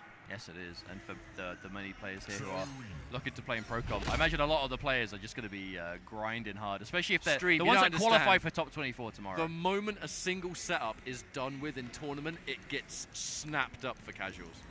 Like, we just pounce on it. There are people playing on absolutely tons of setups here. It's all on the right-hand side of this room. We have a shout-outs to Combo Breaker for providing Mortal Kombat 1 ample space and room.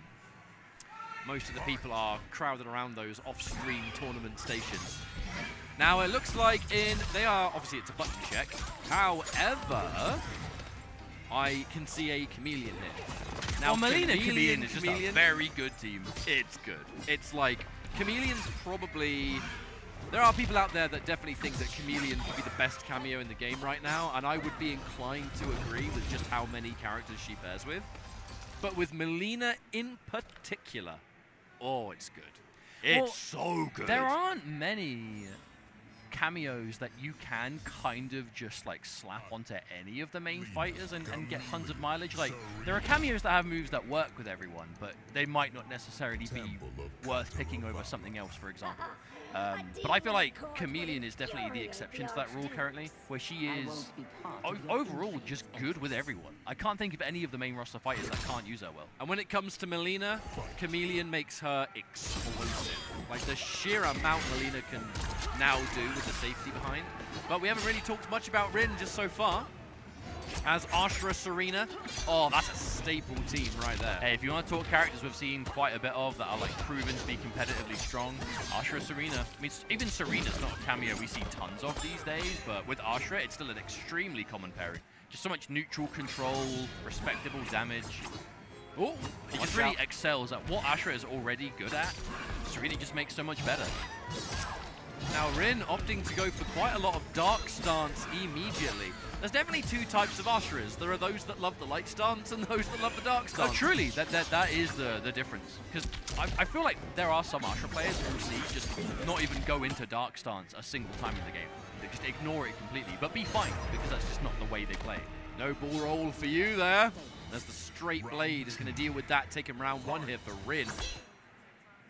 That's a punish. Yeah. Oh, but again, I feel like there is a timing for that you can make it so the roll will make even the way back of the blades miss, but it's quite difficult. Oh, that definitely works, what Shinny just went for. That does work, just an unfortunate mistime.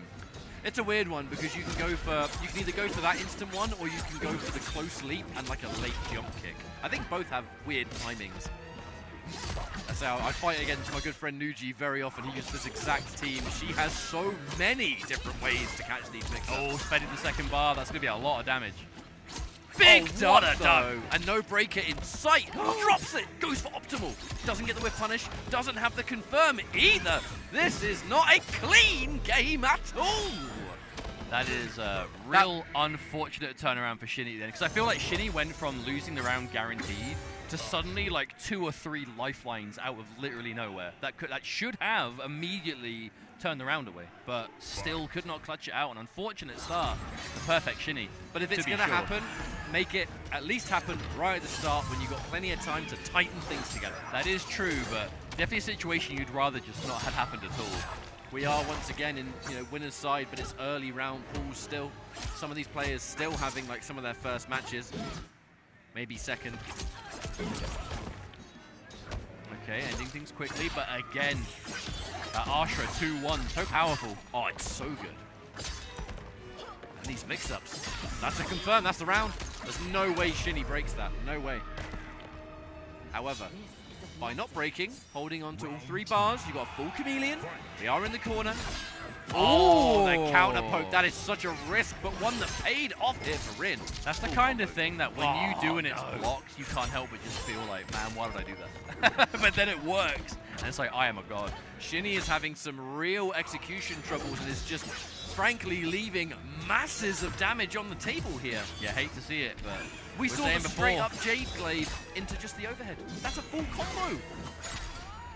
And yeah, that's more like it. That is more like it. Definitely need to see more of this.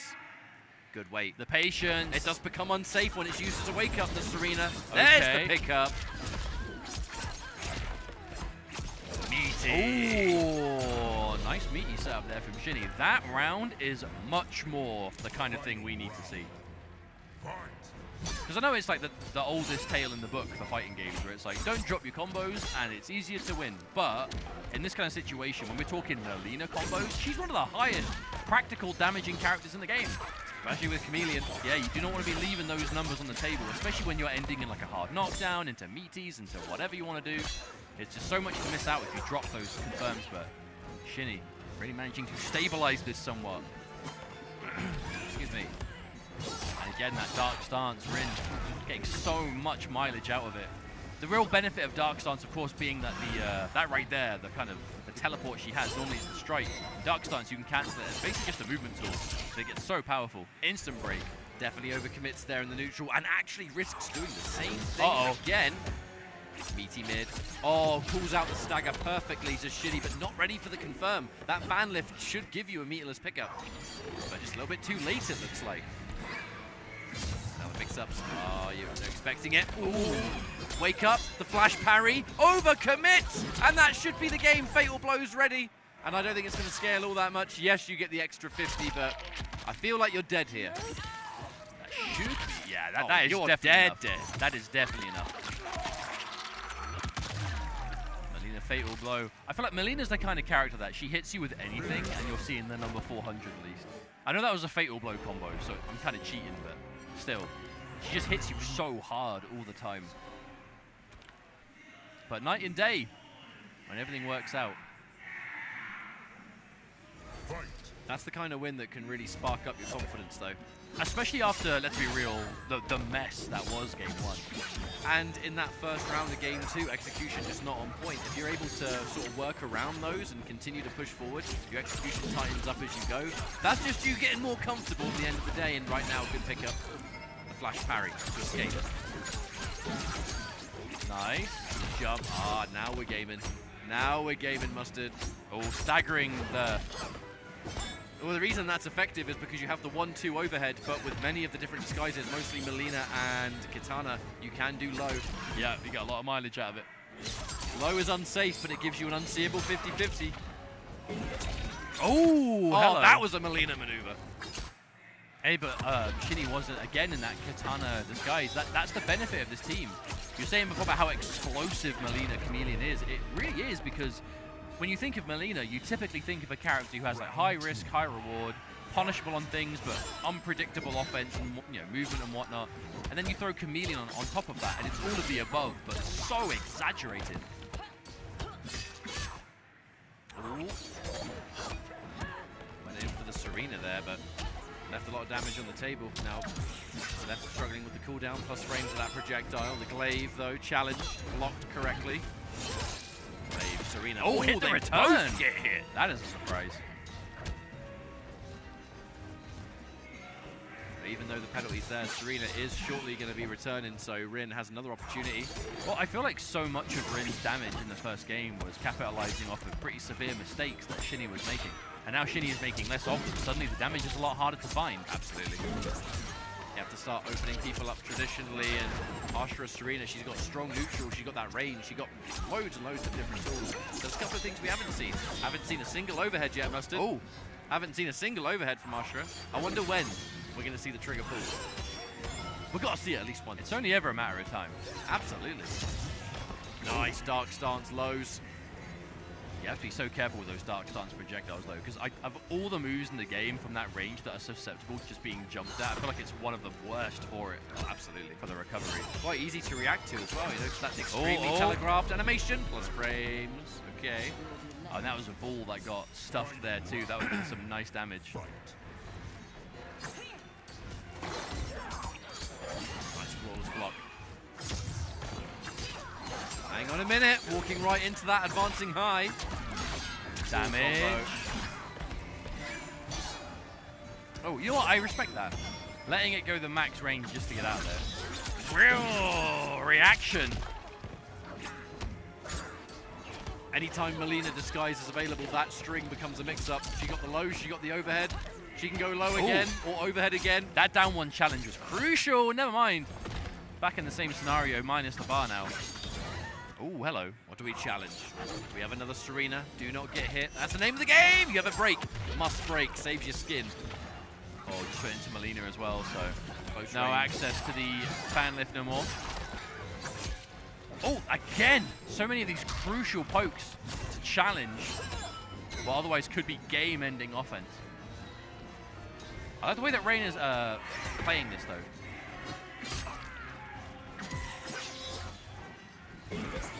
Oh, preemptive, but to be honest, I feel like at that range, you're almost just expecting to block the ball, but it just whiffed. Hang on! Fatal blow. No need, no need. Oh, yep, that's just it. Four. That's enough. That was such a clutch end, though. Rain was so close. There was that final ball roll that just whiffed. Honestly, I can't blame Rain for not whiff punishing it because it looked like it was just short. Like if it was like a pixel closer, maybe it would have been blocked. Fight. But not going to happen this time. Shinny manages to go up on games now for the first time in the set, 2-1. But it's still definitely competitive. Rain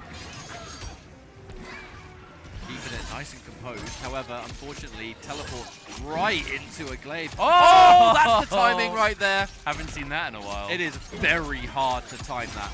Very hard. Oh, there it is. There's the mix-up. We're partying now.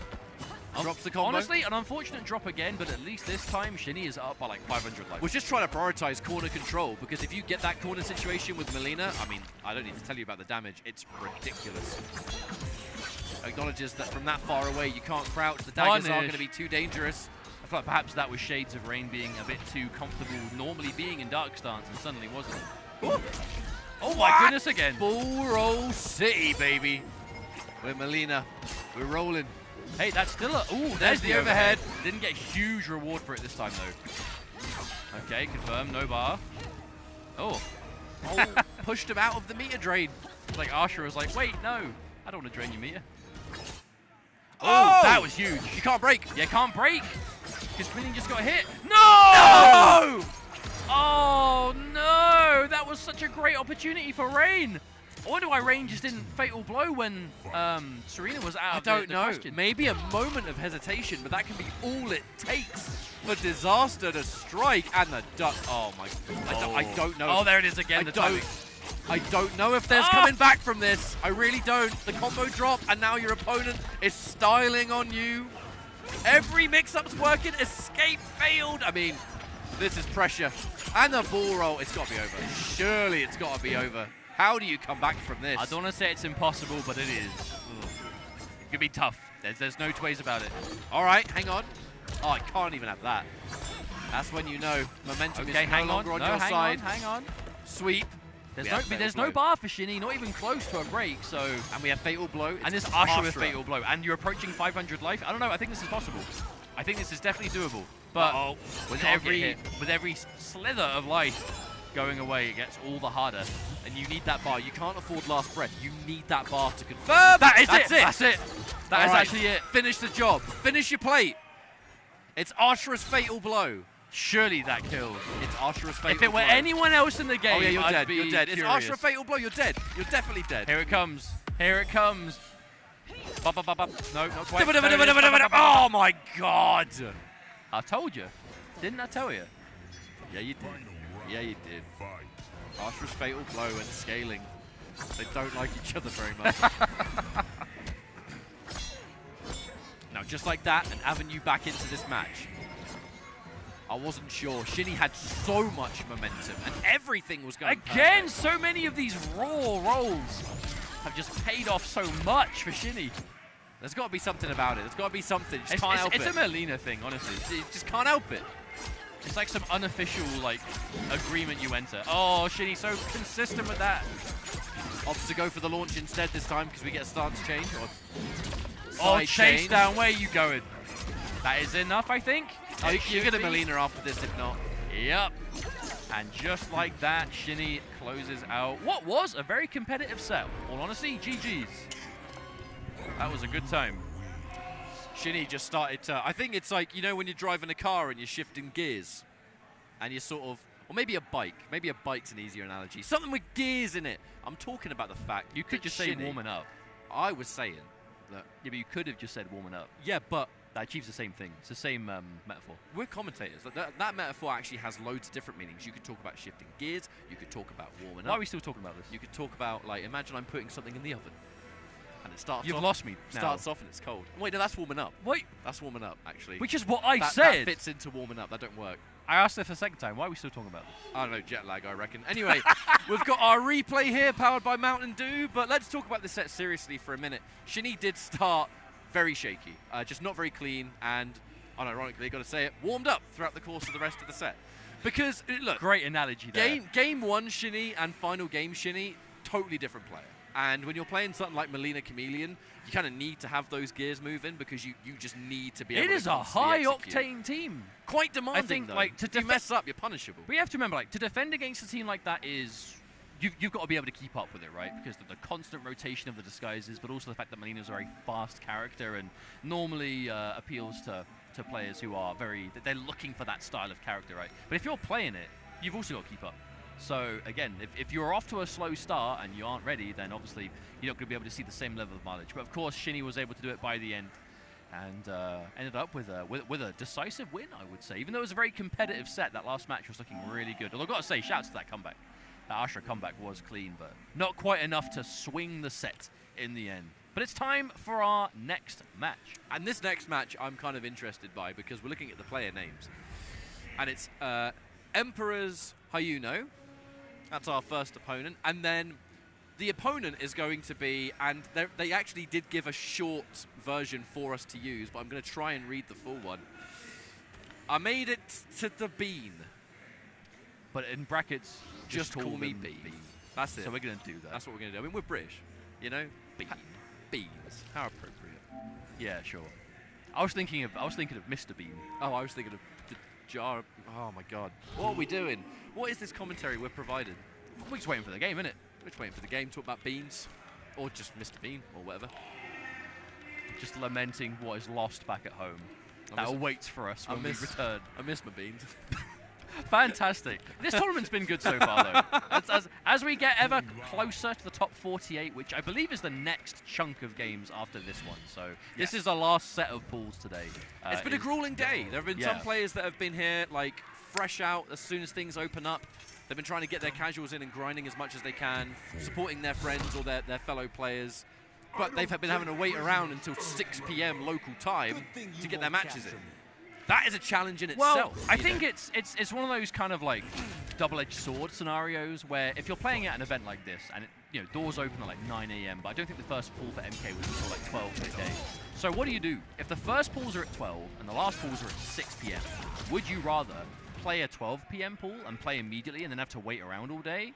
I think Or would you rather play last and go in fresher into the top 48 after? Because I don't think there's an objective right answer to that question.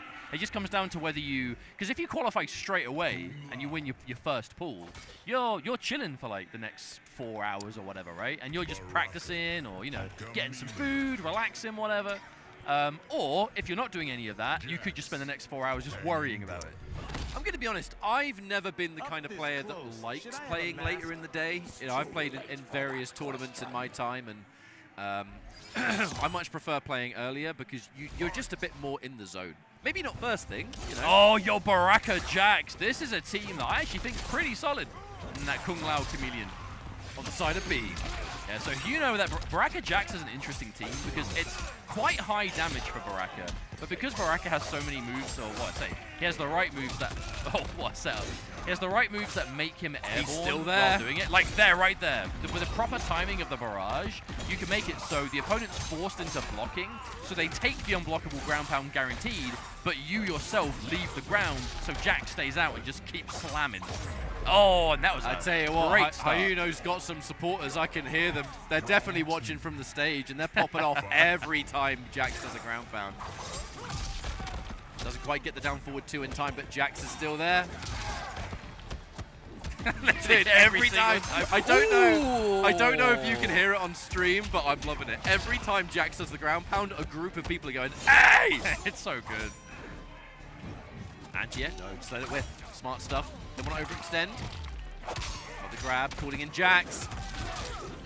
Jax takes a hit. Baraka. Even without Jax, though, Baraka got impressive damage. Didn't commit, didn't believe. Good block. Yeah, we offline. We've got those. Oh, but my not God. twice. I had to bloody say it. Here comes Jax. Big Yep, damage. Extension. Wake up. Oh, but revenge armor. There's the extension, and that is enough. As you know, just to get that first game. Playing while standing up. I haven't seen that in a while. I haven't seen that in a hot minute. There are some players that, you know, they might play other games on like a fight stick and they'll play it on the floor, like sitting on the floor. Yeah. Just checking our controls just in case. Yeah, just the second match button check. Oh, I don't think this is a button check. Wait, what, really? Nope. Okay. What started as a button check ended up as a real match. With punish. Hey, I mean, they both playing it. Looks for the reset. What was Jax. that? Interesting. Not sure. That Maybe just didn't want to get hit by the ground pound. Armor. That looked Overhead. peculiar, but not like accidental. You know what I mean? I can't think of what that setup was, but either way. Let it go. Punish. Punish. You see that whole string so little, you almost forget that it's This is punishing. dead, by the way. Oh, no, never mind. Goes to the setup. I like that. Not sure about that break. Yeah. Using a break like that against Baraka with his air spin is so scary. That thing shreds. Absolutely shreds. Oh, nice catch. All right, combo. What we got? Oh, no. Oh, drops it. Unfortunate drop for Beaten. What do we do with Jax? Are we going to use him for Oki? Yes, indeed. Went for it. Now, Jax did land his hit, so again. he does disappear. We're going to get punished. Oh, no, actually. I think Bean is just getting freaked out by the existence of Jax on screen at the moment. Well, even if you mistime the ground pound and you don't time it so you go airborne when it comes out, it does less damage to the Jax player than it does the opponent. So it's not too bad if you do mistime it, because you end up taking less damage than they do regardless. Here come the mix-ups off back three. Okay, confirm, but didn't spin the bar. Oh, committed though! Fatal blow. Is that going to whiff? No! Oy! Wow, okay, I've never seen it hit at that angle before. But I think he might be alive, because remember, Jax does give that 100 HP, which might be coming through clutch here. Is that enough? I don't know. Jax kept you alive. Jax! Oh, and what were you just saying? Thank you, Jax, for the extra health and the ground pound. I'm telling you, man, the 100 health is not a tiny amount. No, it's huge. That's like straight up 10% more than everyone else most of the time. Absolutely.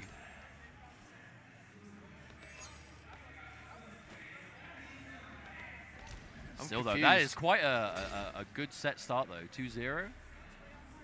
Might be asking this. Having a chat with admin just now. Oh, well, we'll find out soon enough. I think so far, so good, though, in the set. Baraka Jax. Baraka, a character that whenever we see him competitively these days, it's almost exclusively with just, again, any of those ambush cameos that let him do special into safety, right? The Kanos, the Strikers, even still. But low-key, I feel like he does have a decent amount of cameo synergy. We just don't see a lot of them try. After my own heart, we change to the Sector cameo. I think this is the first time I'm ever seeing Lual Sector. So it's one of the big things is that you get to do various strings into hat toss into missile. So there is an avenue here for high damage. Ooh. Not quite sure about the rest of it, to be honest with you. Well, we just saw a round start, telepunch. Yeah. How Kung Lao can convert from that at range, I'm really not that sure. Maybe EX. Probably just dash up launcher, right? Is back two. Depends on if you have time. Yeah, maybe. I think EX dive kick will probably catch as well. But either way, looking for the Shaolin shimmy there that was swiftly interrupted. Good block on that overhead low from back three. Even with no resources, that overhead low is so annoying to fight against a really competent Kung Lao. Those overhead lows keep on rolling. Forward throw. Keep the corner. Armor is a risk. All right. Missile just to keep us a bit safer. Ooh, we just overhead load that all day long. Hey, if you want to just do overhead low, one hit at a time, Lau's the right character to do it. Maybe not necessarily with Sector cameo, but, you know, we work with what we've picked. Oh, no. Oh, my God. That was a terrible time for me to have a drink of water. I almost spat it out. Oh. Who did we get the pause from? If we got the pause from Hayuno, who I believe is the Baraka. I'm not sure. If it was from the player's body language, it looks like maybe that was Yuno's. Oh, the game straight up reset. Oh, interesting. Yeah, the game's gone back to the main menu. Oh, someone's losing the game no matter what. You can Oh, bet that. unfortunate. It's either going to be 3-0 or we're in a 2-1 situation. I have no idea. Well, we'll find out and see what the ruling is. If they just go straight back in, I'm inclined to think it was maybe Yuno's controller, maybe? I don't know. We'll find out soon enough. But in the meantime, of course, we're getting back to the match as soon as we can. There have been some odd issues today. Of course, I don't think anything's going to top the venue getting struck by lightning. That's what I heard. I don't want to spread fake news. No, I've heard it from so many people, but I wonder if it's so many people are saying it because so many people. Who was the first to say it? Maybe. Who was the patient? No, but that's how you know we just don't go outside during these events. It's like, because I remember when it happened. I can't. I got a job to do. No, but when it happened, people were saying, "Oh yeah, there's a problem with the storm outside," and I was legitimately like, "There's a storm outside."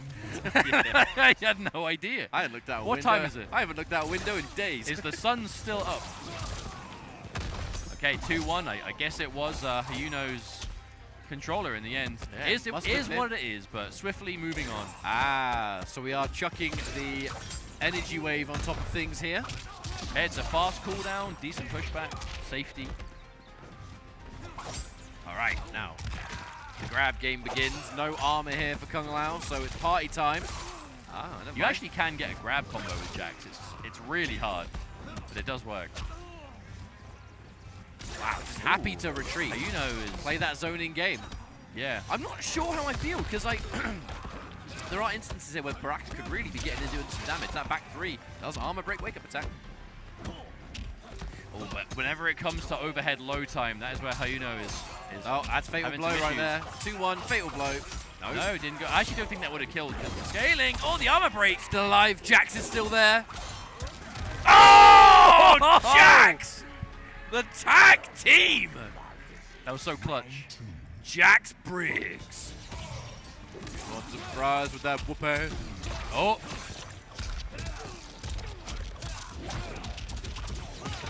Okay, up rocket. What's the mix? Ooh, whoa, hello!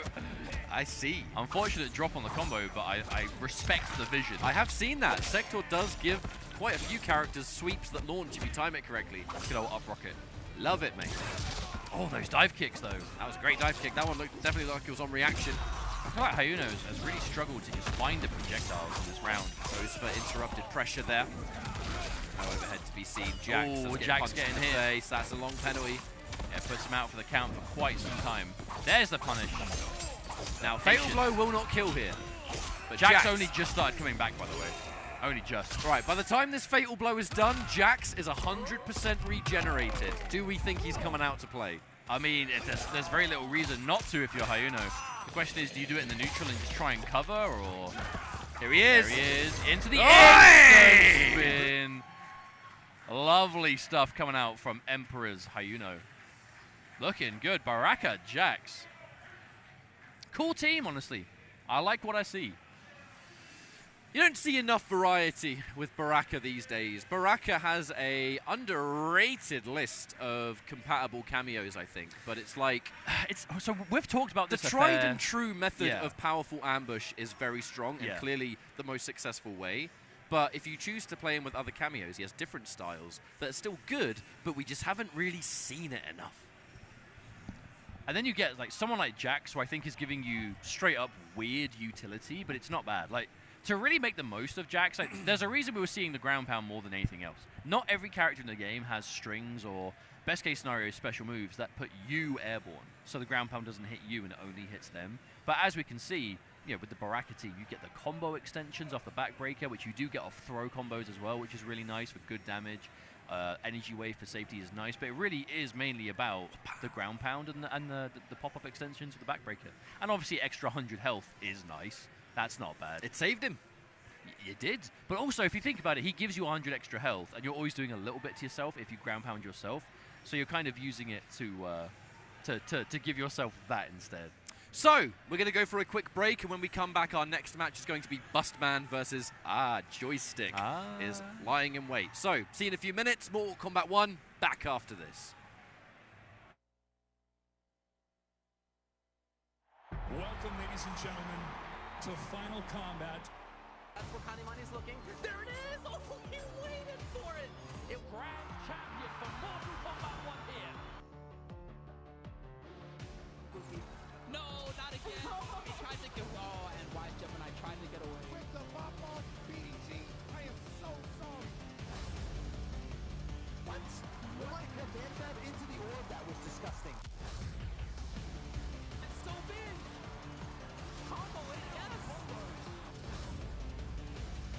Oh my gosh. And Sonic with Wraith. It's your first. Looks like it.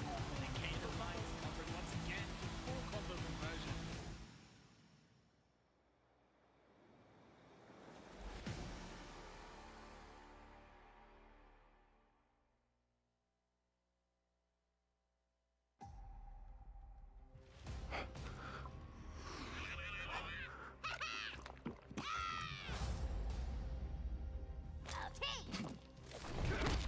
You have chosen war with a god. No, you have.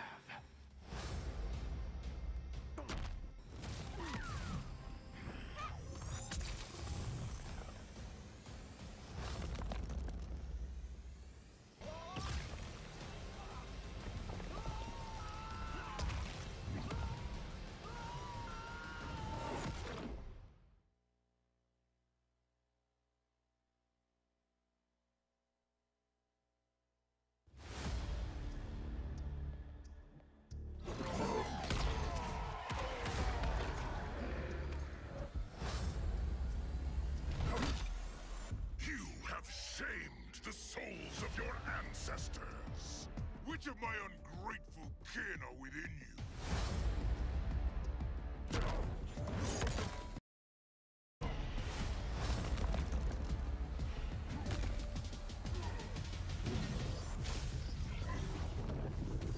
Fight.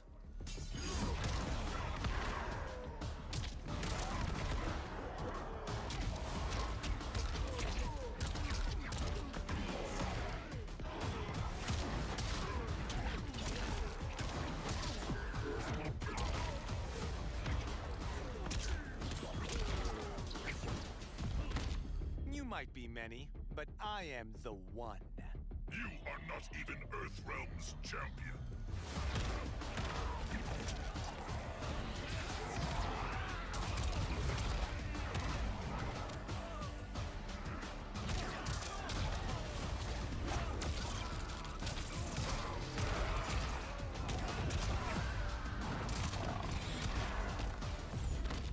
You've changed since we first met.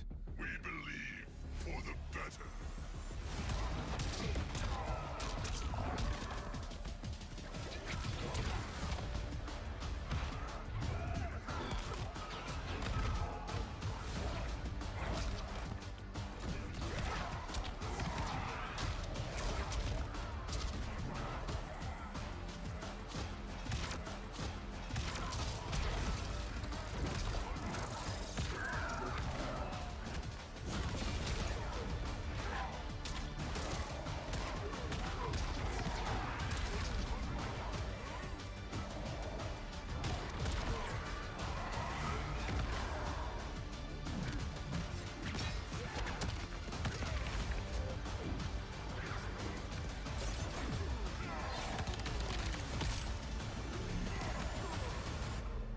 Finish him.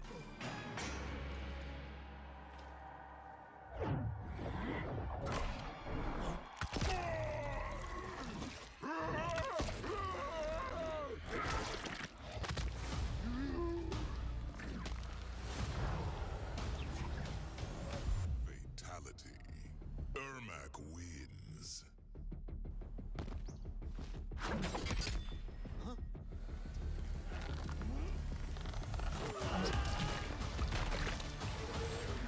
Flawless victory.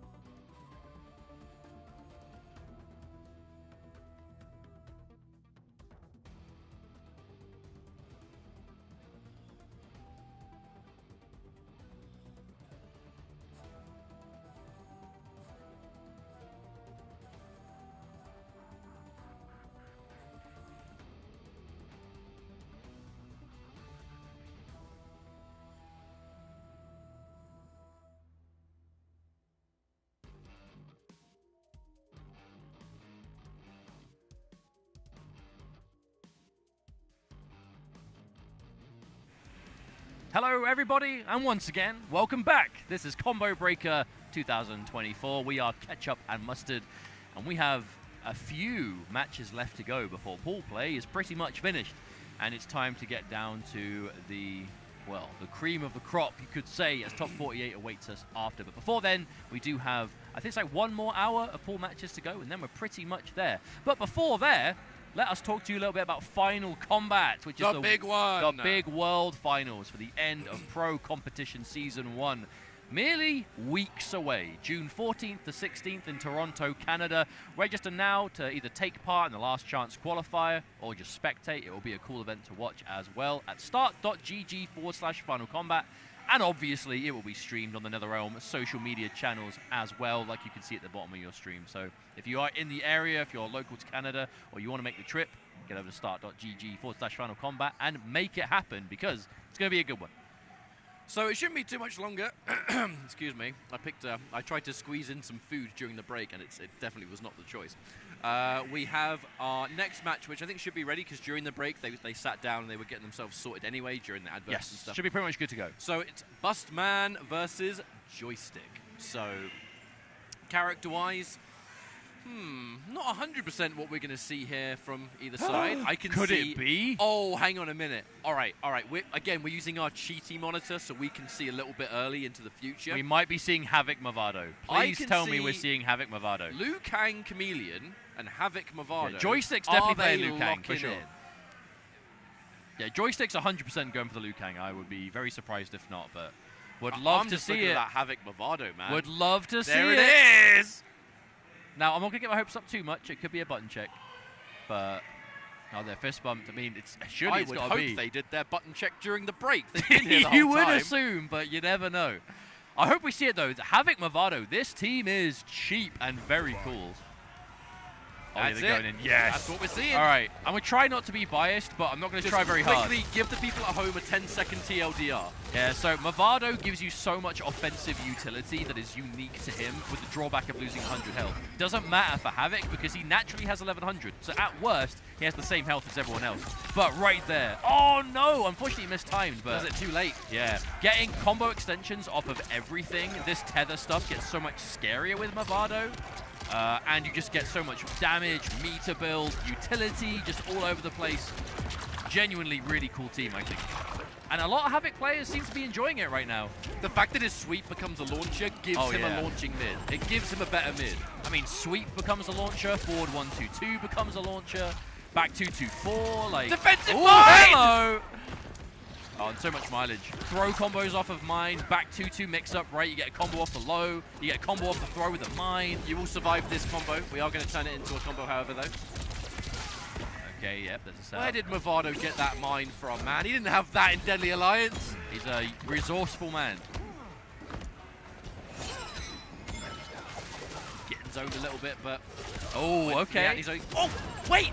Oh, never mind. Yo, Movado was still recovering from his weird teleport behind you move, but he absorbed the fireball punch.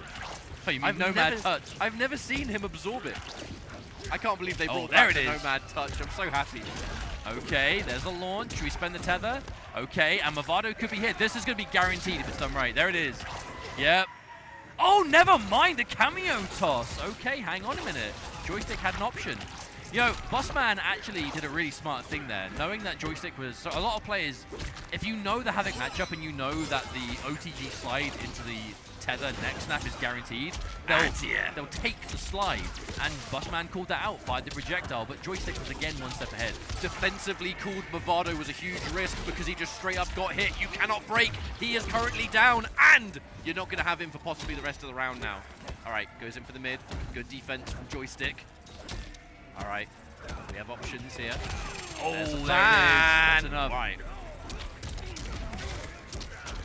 Definitely seeing some good matchup knowledge though with the team though from Joystick. Joystick, of course, a player we saw do really well in the Pro Competition Online finals as well, from such a stacked region as well. Very impressive. Joystick, those kind of tournaments will just help. I don't want to use the generic term of build confidence, but it really does. Like when you have these good runs, not like shortly before, you know, not long before. a big event like Combo Breaker. Oh, You kinda hello. You know you've got it in you to perform well, and a lot of those players that you've been beating or doing well against, they're all here. Now, Tether. Oh my goodness, Bossman tried to go for the meaty down 4, but mistimed it to the point that Joystick could just walk up and throw. There's the advantage. There's the hit, confirm into corner. This could be nice damage. Movado to access the roll finish, knockdown. Again, that roll will give you back about a third of Movado's cameo gauge just on its own. There we go, Bossman. What a corner sequence. Damage into damage. I tell you, man, this team is good. I really do think this team is so strong. Every time a cameo comes out, there's like 1 or 2 characters that they just fit perfectly, like 2 peas in a pod. And Havoc Movado, that is that pairing. He is the big winner. To confirm, and that's what I was talking about, by the way. Getting a combo off of the grab extension of the mix-up. Oh, hang on. Actually, I believe, could this be the... No, the game crashed. Oh, unfortunate. Sadly, folks, we did in fact get an error message. That was a... Oh, that was unfortunate is what it was. Well, there is unfortunately nothing we can do now but just wait and see what the admin choice is while the game is rebooted up. So we apologize, our friends at home, but it is what it is. While we have this downtime, we're just going to wait and obviously see what's going on. Never a good time for something like that to happen. Yeah, there's never a good time for the game to crash.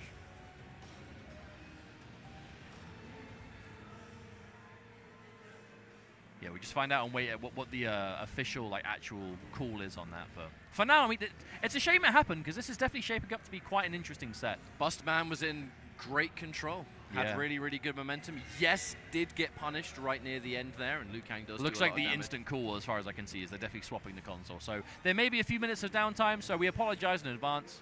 But, I mean, I'm sure you can understand if a console had an issue like that, then swapping it out is, like, the obvious thing to do immediately. It's a shame it happened at all, but sometimes these things do happen. We've got to be honest, with the it's the nature of these kind of events that, you know, they begin with consoles being turned on and what have you. First thing, the moment the venue opens up, these consoles can be on for quite a lot. It's why that admin and people behind the scenes often do have kind of like backup secondary consoles that when a crash happens, it's not a matter of, oh, just restart the game. They actually just straight up swap the whole machine out. Yeah. And that's regardless of console that happens, just to make sure that things are refreshed, things are cool, things aren't getting a bit too hot. Well, like the TOs and judges and whatnot, like they do try and mitigate it as much as possible. Like when there's like half an hour before the end of a pool, like when setups are there's no longer matches to be had on them, they will just like reset, power cycle, make sure, double check, make sure things are good. So it is a shame that sometimes these things do happen, but it is what it is. All we can do is just wait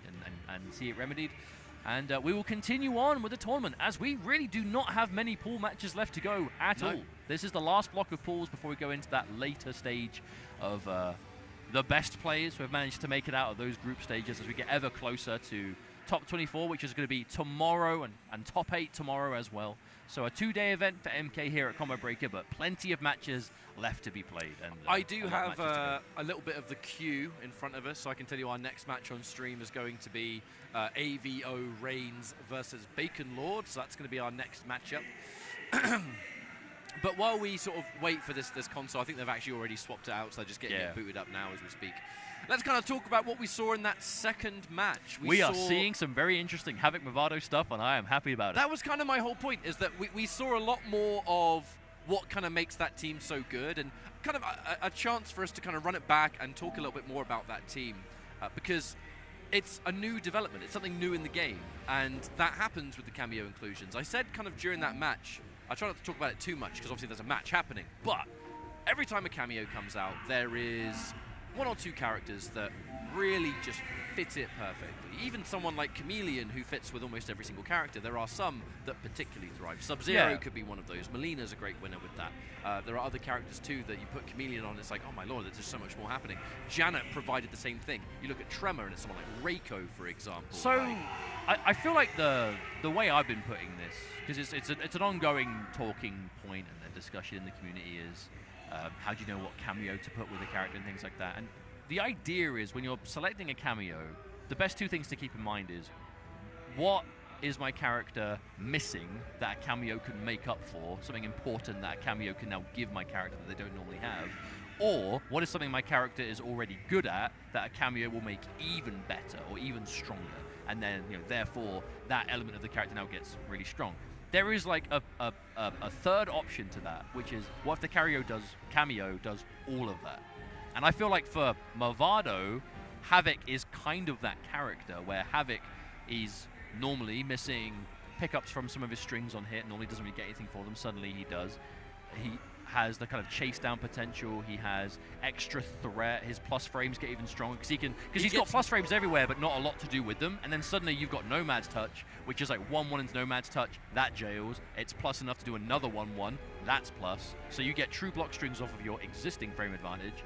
Your tether gets scarier because every time you access it, you can do tether into the slide kick, and if they block the slide kick, it's literally guaranteed into the neck break. Him getting a full combo off both options of back two. Yep, his mix-up options, his grab, low mix-up, or back two. Hits the full grab, combos off mine both. come out. Hit the low, Movado come flying in. Hit Fatal Blow, you can literally... While Fatal Blow is happening, that's it cheap, takes, you know. Yeah, so while Fatal Blow is happening, Fatal Blow takes so long that a full use of Movado will come back. So you can do like Fatal Blow, and then turn your Fatal Blow into guaranteed either extra 50 damage if they don't block the slide. So his Fatal Blow already doesn't scale when you hit it with Havoc. Suddenly you're adding 50 damage, or they block it, and you just get jailing back to anywhere on screen. Like, I'm telling you, man, this pair is scary. And we are definitely seeing elements of that here, which I'm loving to see from Busman. So they are going back in. I believe they are just doing some checks, making sure it's all good to go. Fingers crossed. That is the last we see of it, but you know how it is. Tournaments, sometimes these things happen. I hope it's the last of it, but never say never. We do massively appreciate all of your patience at home, so thank you so much for hanging out with us and hanging in there while we get this match ready to go again. As it looks like we're pretty much good to go. Yep, we are picking up where we left off. Joystick goes we resume. Immediate grab. We meet C with the down back one. Oh, that's a full combo. Here's the mine. Right. Turn that into another launcher. Probably tether, right? There it is. Now, Joystick's sitting there thinking, should I have broke that or not? Oh, the trade!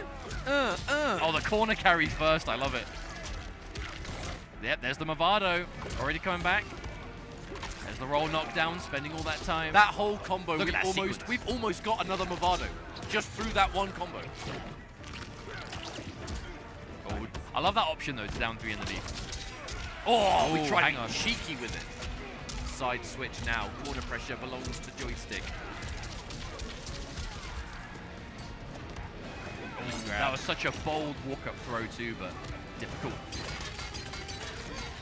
I like that, though. Taking the plus frames from Melina grab. Oh, wake up forward one. Had no choice but to break that one. Hey, Busman does have Breaker, so can afford to do something quite bold. Oh, almost. You know what? I love that read to roll underneath, but Joystick called it out with a low fireball instead. Because roll is normally quite good at getting underneath fireballs, but you cannot go underneath a low one. Not at all. Defensive chameleon, the glaive. Oh, I crushes that down three. That delayed mid to call out the down threes that we're seeing Joystick start to go for. Decent damage ender. Projectiles coming out. A decent lead for Busman to have, but Joystick. Oh, hello. Nomad touch. Plus frames. More plus frames. Ooh. Lovely flawless block. And there's a punish. Doesn't get a full combo though, but we are going to set up a grab situation with the Jade. The Katana fan lift. Jade, totally wrong disguise. Still 200 damage for that back throw. So nice. Expanded the mix-up on that back two, where if you try and crouch, the mine was there to blow you up for it. Bustman is kind of bringing out a lot of this different tech. The defense on the low. We do have a breaker available. We are going to have to spend it thanks to that fan toss. And we got to watch out for that fatal blow. Nomad touch. Doesn't hit its mark there. The delays too, because remember, as good as the mix-up options are for back 2-2, plus both of them do, you know, the grab and the low, they both have gaps too, and Joystick sitting on all that bar. Oh, hang on! You will survive. Looking for it. Oh, goes in. The mine is there. Oh, Melina! Oh, that was so close to being saved. Busman able to seal the deal, though.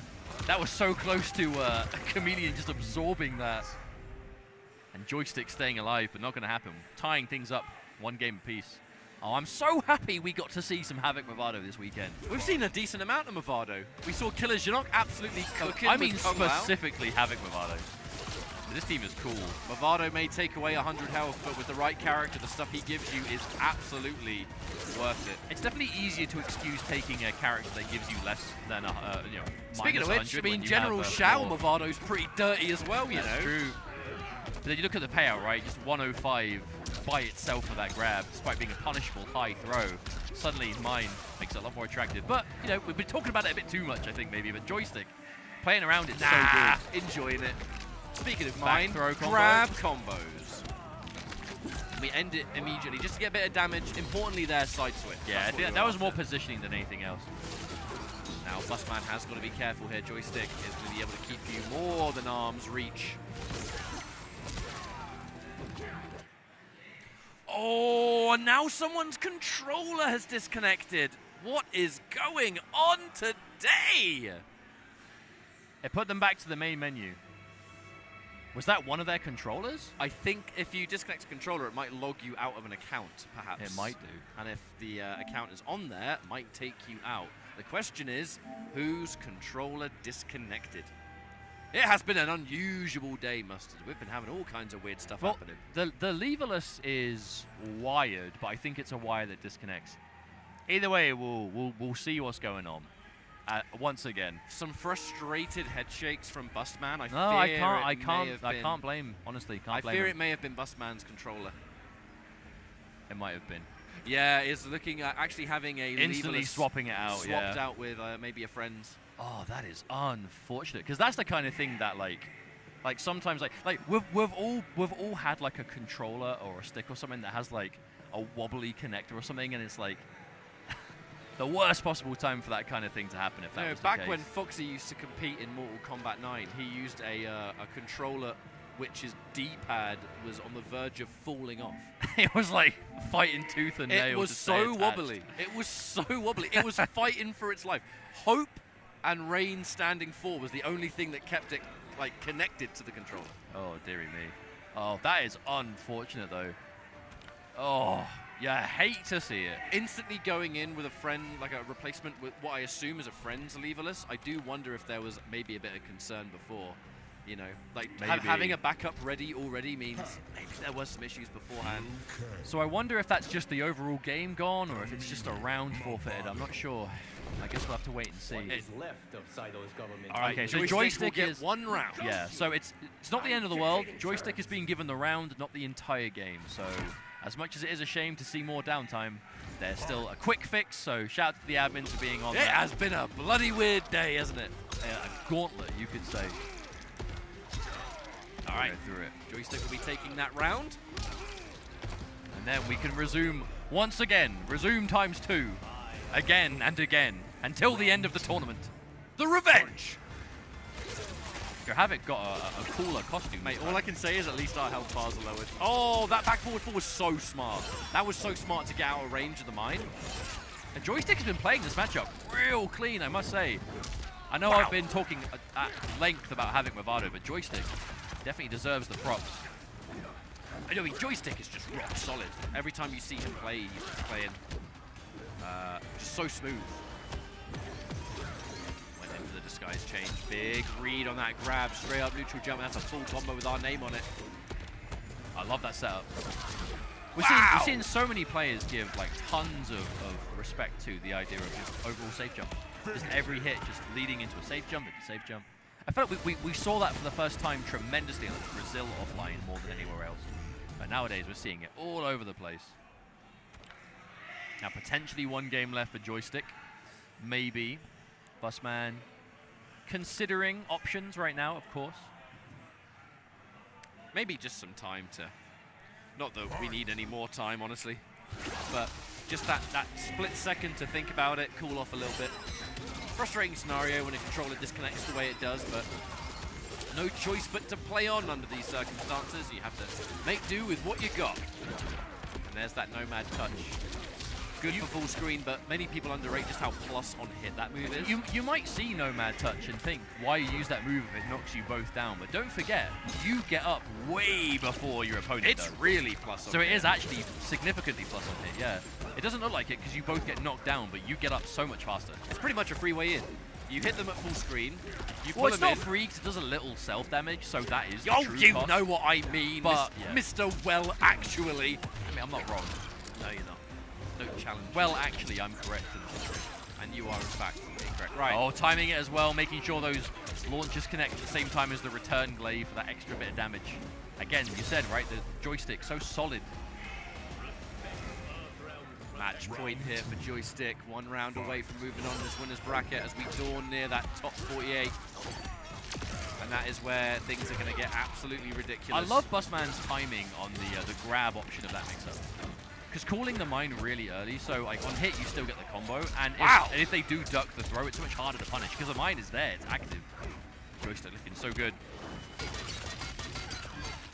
Grab game now, going straight in for Katana. That's going to create full and grab combos. there's the Katana mode. Must break. There's a Melina ready and waiting by the time she comes back too. Now Jade, the Joystick, you know, just had that projectiles. Such a good life lead for Joystick to have. Oh, that's probably it. And that will be enough. Joystick seals it, gets that set. Joystick looking good. Looking for the camera, it looks like. I don't even... Joystick said, someone's name, I'm coming for you, and I feel really bad that I couldn't see who Joystick was We talking don't have about. sound on these cameras. Yeah, no, Let's check the tapes. Let's play it back and play it in slow motion. So Joystick is coming for someone. Someone in this bracket, I'm sure. But that could be as much detail as I can go That into. could be anybody In the bracket. in the bracket. GG's, though. Unfortunate, though, for Bustman. We got to say it is unfortunate because was playing super well. But, yeah, quite a few technical difficulties that seemed a bit insurmountable. That's got to suck. I mean, like, the game crashing, it can happen. But it's rare. But then your controller disconnects. So as genuinely, well. like, it's rare, but then to get over that, and then immediately, suddenly, the controller DCs, and you have to swap it with a friend's controller, like, that's not a situation you want to be in at all. But we'll say credit to, even though Busman lost, I'm actually watching this back just in case we got the camera thing. I want to know. We'll see. I actually think it might have been Sonic Fox. I'm just going to pay attention intensely as we watch these replays. I will That see. right there, that was looked, sick. yeah, that looked to me like Chameleon sponging that All right. almost could have kept it. Did we get it? Did we get it? All right, what is it? What'd you say? Whose name? It's a matter of time. Maybe if we listen really hard, we'll hear the muted video. Sonic Fox. Okay, That was 100% 100% Sonic Fox. You were correct. As is all of production telling. I was the last one to work it out, basically. That's what I'm trying to say. As I said that, we actually had production go, that was 100% Yep. Sonic Fox. Yep. Yeah. We're all on the same page. You're just, not quite up to par. That was the most polite way you could have put that. I appreciate it. But we must be moving on as we have our next match almost ready to go already. As promised, AVO Reigns and Bacon Lord. And we are getting through it. We do not have much pool play left to go today at all. It has been a long day, but there's still more to come. I mean, after our block, our job will finish for the day after these next few matches. We will return you to Tento and Aqua because they're going to be going over the next stage. Those that have made it out of their pools, those that have been undefeated up until this point, they're going head I will to say head, and one you're of going to my see them. one of my favorite points of a tournament to watch is the initial winners matches outside of pools, because everyone who's going into that point of matches has already kind of won. They've had their victory going into that bit, right? So I always describe pool play as a miniature tournament. Yeah, basically is. That stage of the matches is everyone that has just won a little tournament. Yeah, pretty much. If you look at it that way, anyway. I mean, you'll go to a local, right? You'll go to like a local somewhere with like a game, and you might have like 24 people. Pools have like X amount of players. Sometimes pools in these major events have more players than the entirety of a local tournament. It can happen. It's mad. It really puts into perspective the scale of these events and just how many people are always here for all kinds of different games. But we are here for one game and one game only, Mortal Kombat 1, our final offline pro competition event, not including the last chance qualifier. And we're getting a traditional matchup here. Kenshi Cyrax, Kung Lao Goro. We've seen a fair amount of Kenshi, especially off stream today. He's a good character. Oh, the chopper coming through.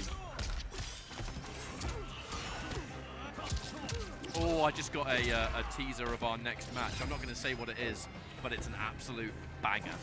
Yeah, it's going to be good. There's the Goro again. Imagine it's quite scary, because normally like Lao gets so much mileage out of largely safe armor. And suddenly if Sento's behind you, it ain't safe anymore. It does somewhat change the dynamic depending on the situation, I guess. Is the meter there? Is Sento behind me?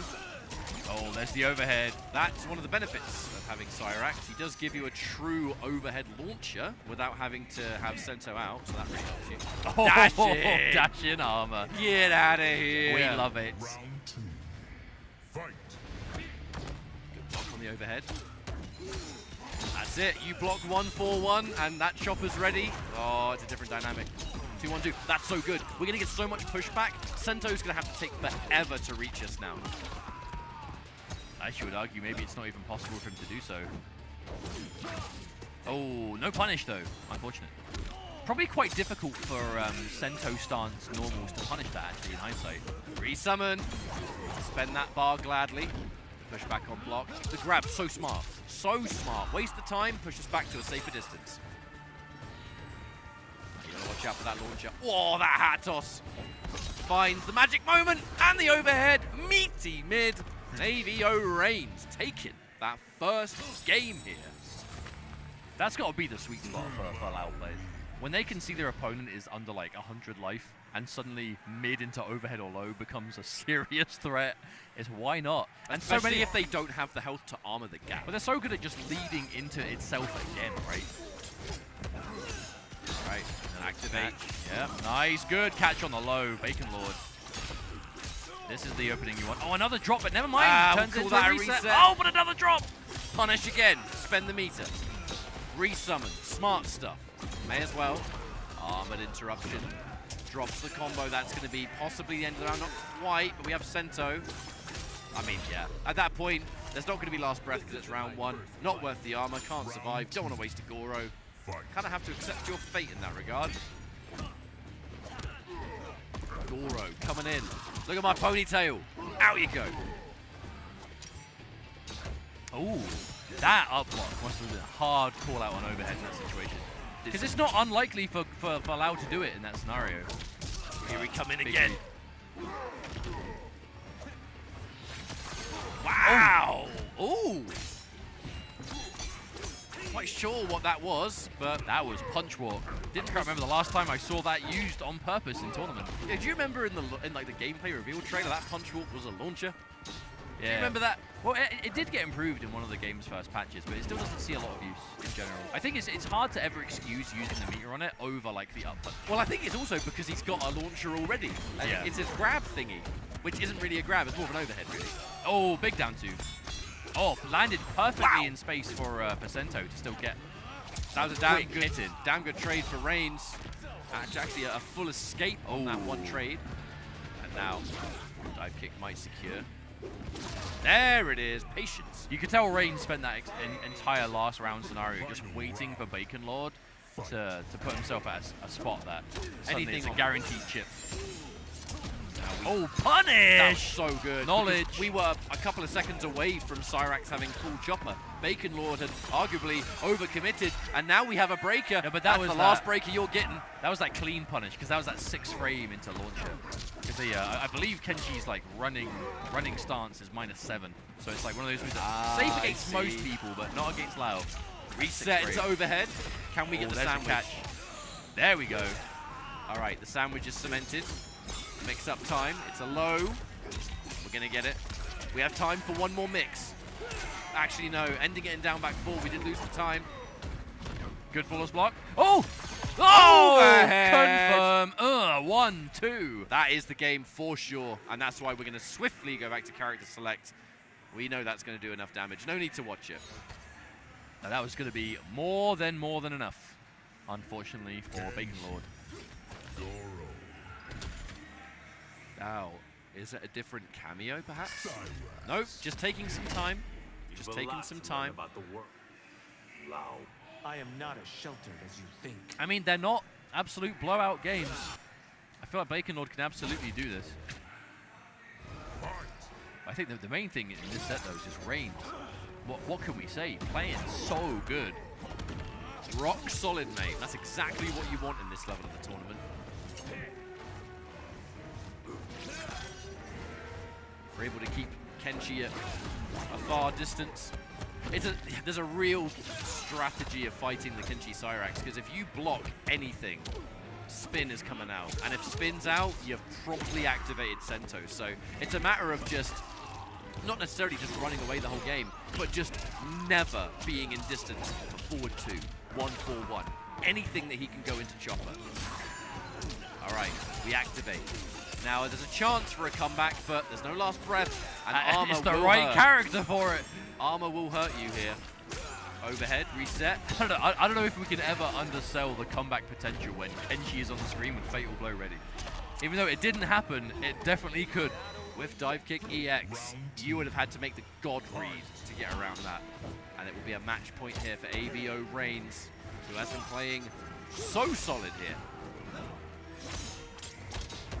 There's the 1-for-1. Did not commit to the whole thing, though. So close to being a trade. Oh, I love that neutral jump. Yeah, Bacon Lord remembered that stagger from last time. Oh, missed the combo, but still gets Sento out at the very least. It's kind of one of the golden rules of fighting Kung Lao. If you want to read that armor, neutral jump, that's how you punish it. Overhead. Oh, couldn't get the pickup though. Confirmed. Bacon Lord has done that a few times. Missed the big confirm, found a reset out of it, but still been able to find something. Still, Bacon Lord still alive. Now, here's the interesting thing. You would say corner positioning, an advantageous situation, but Kung Lao with 2, Goro 3 meter. He's getting out of that corner whether you like it or not. This time interrupts that stagger on the 1-2, the down 1. Bacon Lord. Learning, never mind. Good damage through too for this. All right, Goro going to be gone for quite a while. The safe armor is still there though, although you have to watch out. The neutral jump has hit Reigns a couple of times on a read here. Now, there's the Sento activation. Armor, get off me. Oh, wow, hello. That's 180 just like that. Oh, the meaty. Oh, the up block. That might actually have just won the game. You have time for one more break. But what you do from here, I do not know. Goro. Oh, hang on. Goro missed. The stomp! Oh, my. The stomp! I got mixed by that so hard. When I saw Goro come out, I thought it was a whiffed up punch. Genuinely, I thought it was a whiffed up punch. And then he came back. I was genuinely about to say. He came back down. I was genuinely about to say, huh, that's weird. He didn't hit him. I wonder if it just missed. Goro just decided to be nice. Nope. That is the second time we've seen Goro Stomp be used to clutch out a round today, by the way. Because we saw Wraith do the same thing earlier with Shang Tsung with the morph. With the Kenshi morph. Yeah, for the Kenshi, the Sento into the Stomp. It was, it's weird how it's happened twice. Not in the exact same scenario, but you know what I mean. That's one of those situations where it's if I had $1 for every time I saw Goro in tournament clutch out a round, I'd have $2. No, it's not a lot, but it's Goro, weird that it happens twice. Just the Stomp. Oh, for God's sake! Let me say it wrong. Make one joke. Just one. No, without you jumping in and giving it all that. You said it wrong, though. I didn't realise it at the time. Yeah, but how will you know if I'm not here to point it out every time? I'm tired. I need food. It's not even late. All these things, excuses, if you can't realise. Now, I did actually say before that our next match in the queue was a real fantastic match. And you were correct. Wasn't going to spoil it. Jake, tell the people at home what our next match is. It is DJT versus King Gambler. And this is probably going to be a Johnny mirror, actually, now I'm thinking about it out loud. Because DJT plays a lot of Johnny Cage in this game. But we cannot talk about this match without, without talking about King Gambler. King Gambler is probably the most traveled player for MK1, I would say. King Gambler has attended, I believe, all 4 offline... Because Gambler was in Brazil, right? Yes. Yeah, so Gambler has been to all 4 offline tournaments for Pro Competition and played in all of the online events for NA West, which is Gambler's region, and is still, after that many events, close. So currently 7th on the leaderboard. So is technically in the standings for making Final Kombat via points. However, on the lower side, above just Unjust, who we know has won North American East, but could, again, maybe make it on points. The important thing to mention about the regional winners versus qualification points is that points take priority every time. But if we're talking about points, with Gambler specifically, you don't just get points from every event you go to. You are limited to your 3-point placings from your your point earnings from your top 3 offline finishes, and then your top 2 online finishes. Because Gambler has already been to 3 offline events, and correct me if I'm wrong, but I'm fairly sure this is how it works, he needs to outdo his worst placing at one of those 3 events to actually get more points from this event.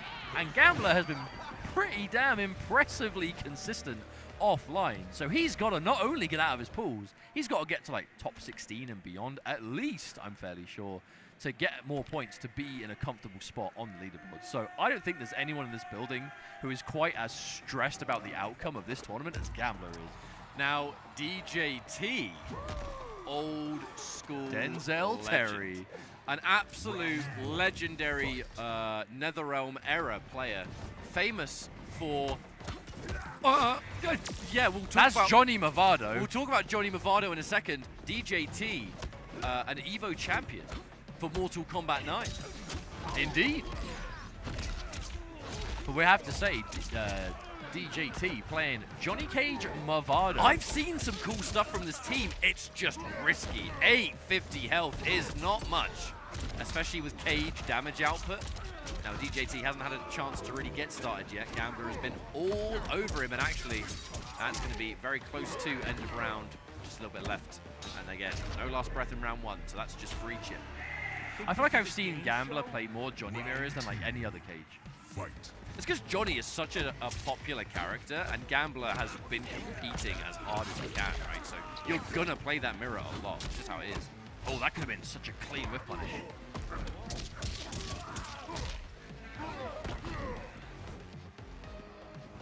Neither player want to overextend too much. Big whiff punishment on Oh, deck. where are you going? Ouch!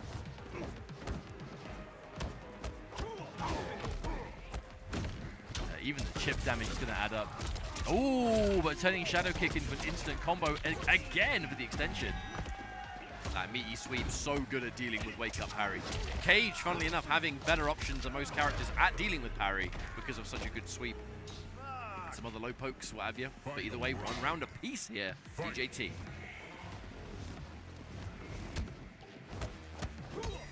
And just... Probably launches off of that forward 1 low as well, you know. That's a hit stun. I'll be very surprised if Movado didn't pick up from it. Well, in case they get hit by the cheeky low. Ooh. Oh, turning it into mad plus frames. Oh, there's a catch. Now remember, 50 HP less than your adversary. That is going to make every hit count so much more. Parry. Interruption now, King Gambler. Again, this will scale. Your opponent has less health than most. Scaling, who cares? And he had to break. Yeah, that was end of game. If there was no break, that was over. Whiff punish! Wait a minute. Fatal blow. We spend. What do we get after fatal blow with Movado? Movado slide. This is going to be a really scary situation, because for Gambler, he could technically shadow kick, but it's a gamble. No pun intended. Right, should you do the slide? No, we did. Actually, DJT didn't do it. Why not? Didn't use the OTG. I'm very surprised we didn't see it there. The only reason you would have held on to that is because maybe you wanted the mine in your next option. Maybe. But there was no next option because Gambler just caught you in the middle of it. Well, either way, really good result for King Gambler, taking that first game, and DJT running it back immediately. Yep, there's the advantage. Happy to keep it on rolling here. And just to keep everyone in mind, DJT in the grey shirt, and it is King Gambler's Cage in the green. the cage mansion too, I just realized. Ah, yeah. How fitting. Parry. Oh, couldn't get there in range, and both whiffs on the Goro. That is He is going to be down for the count for a while. It's kind of what I mean by Cage has good answers versus Cage, because even if you parry some of Cage's buttons, he goes out of range for you to punish him. Well, because his strings just move him so far forward. All right. As that hit confirms, turn it into a full launcher. Only just got one Goro back. Oh, the shadow kick reversal.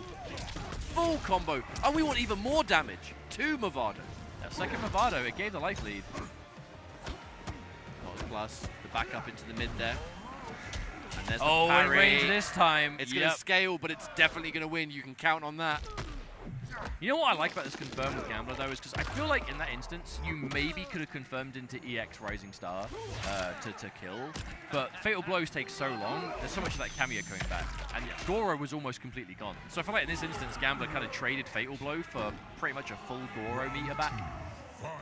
You end the round with various utility that you want. You know, you might Shadow Kick to build height meter, your Fatal Blow just to ensure that you have full Goro by the time it does. Like, you have different values for different situations. Oh, counter hit, instant confirm.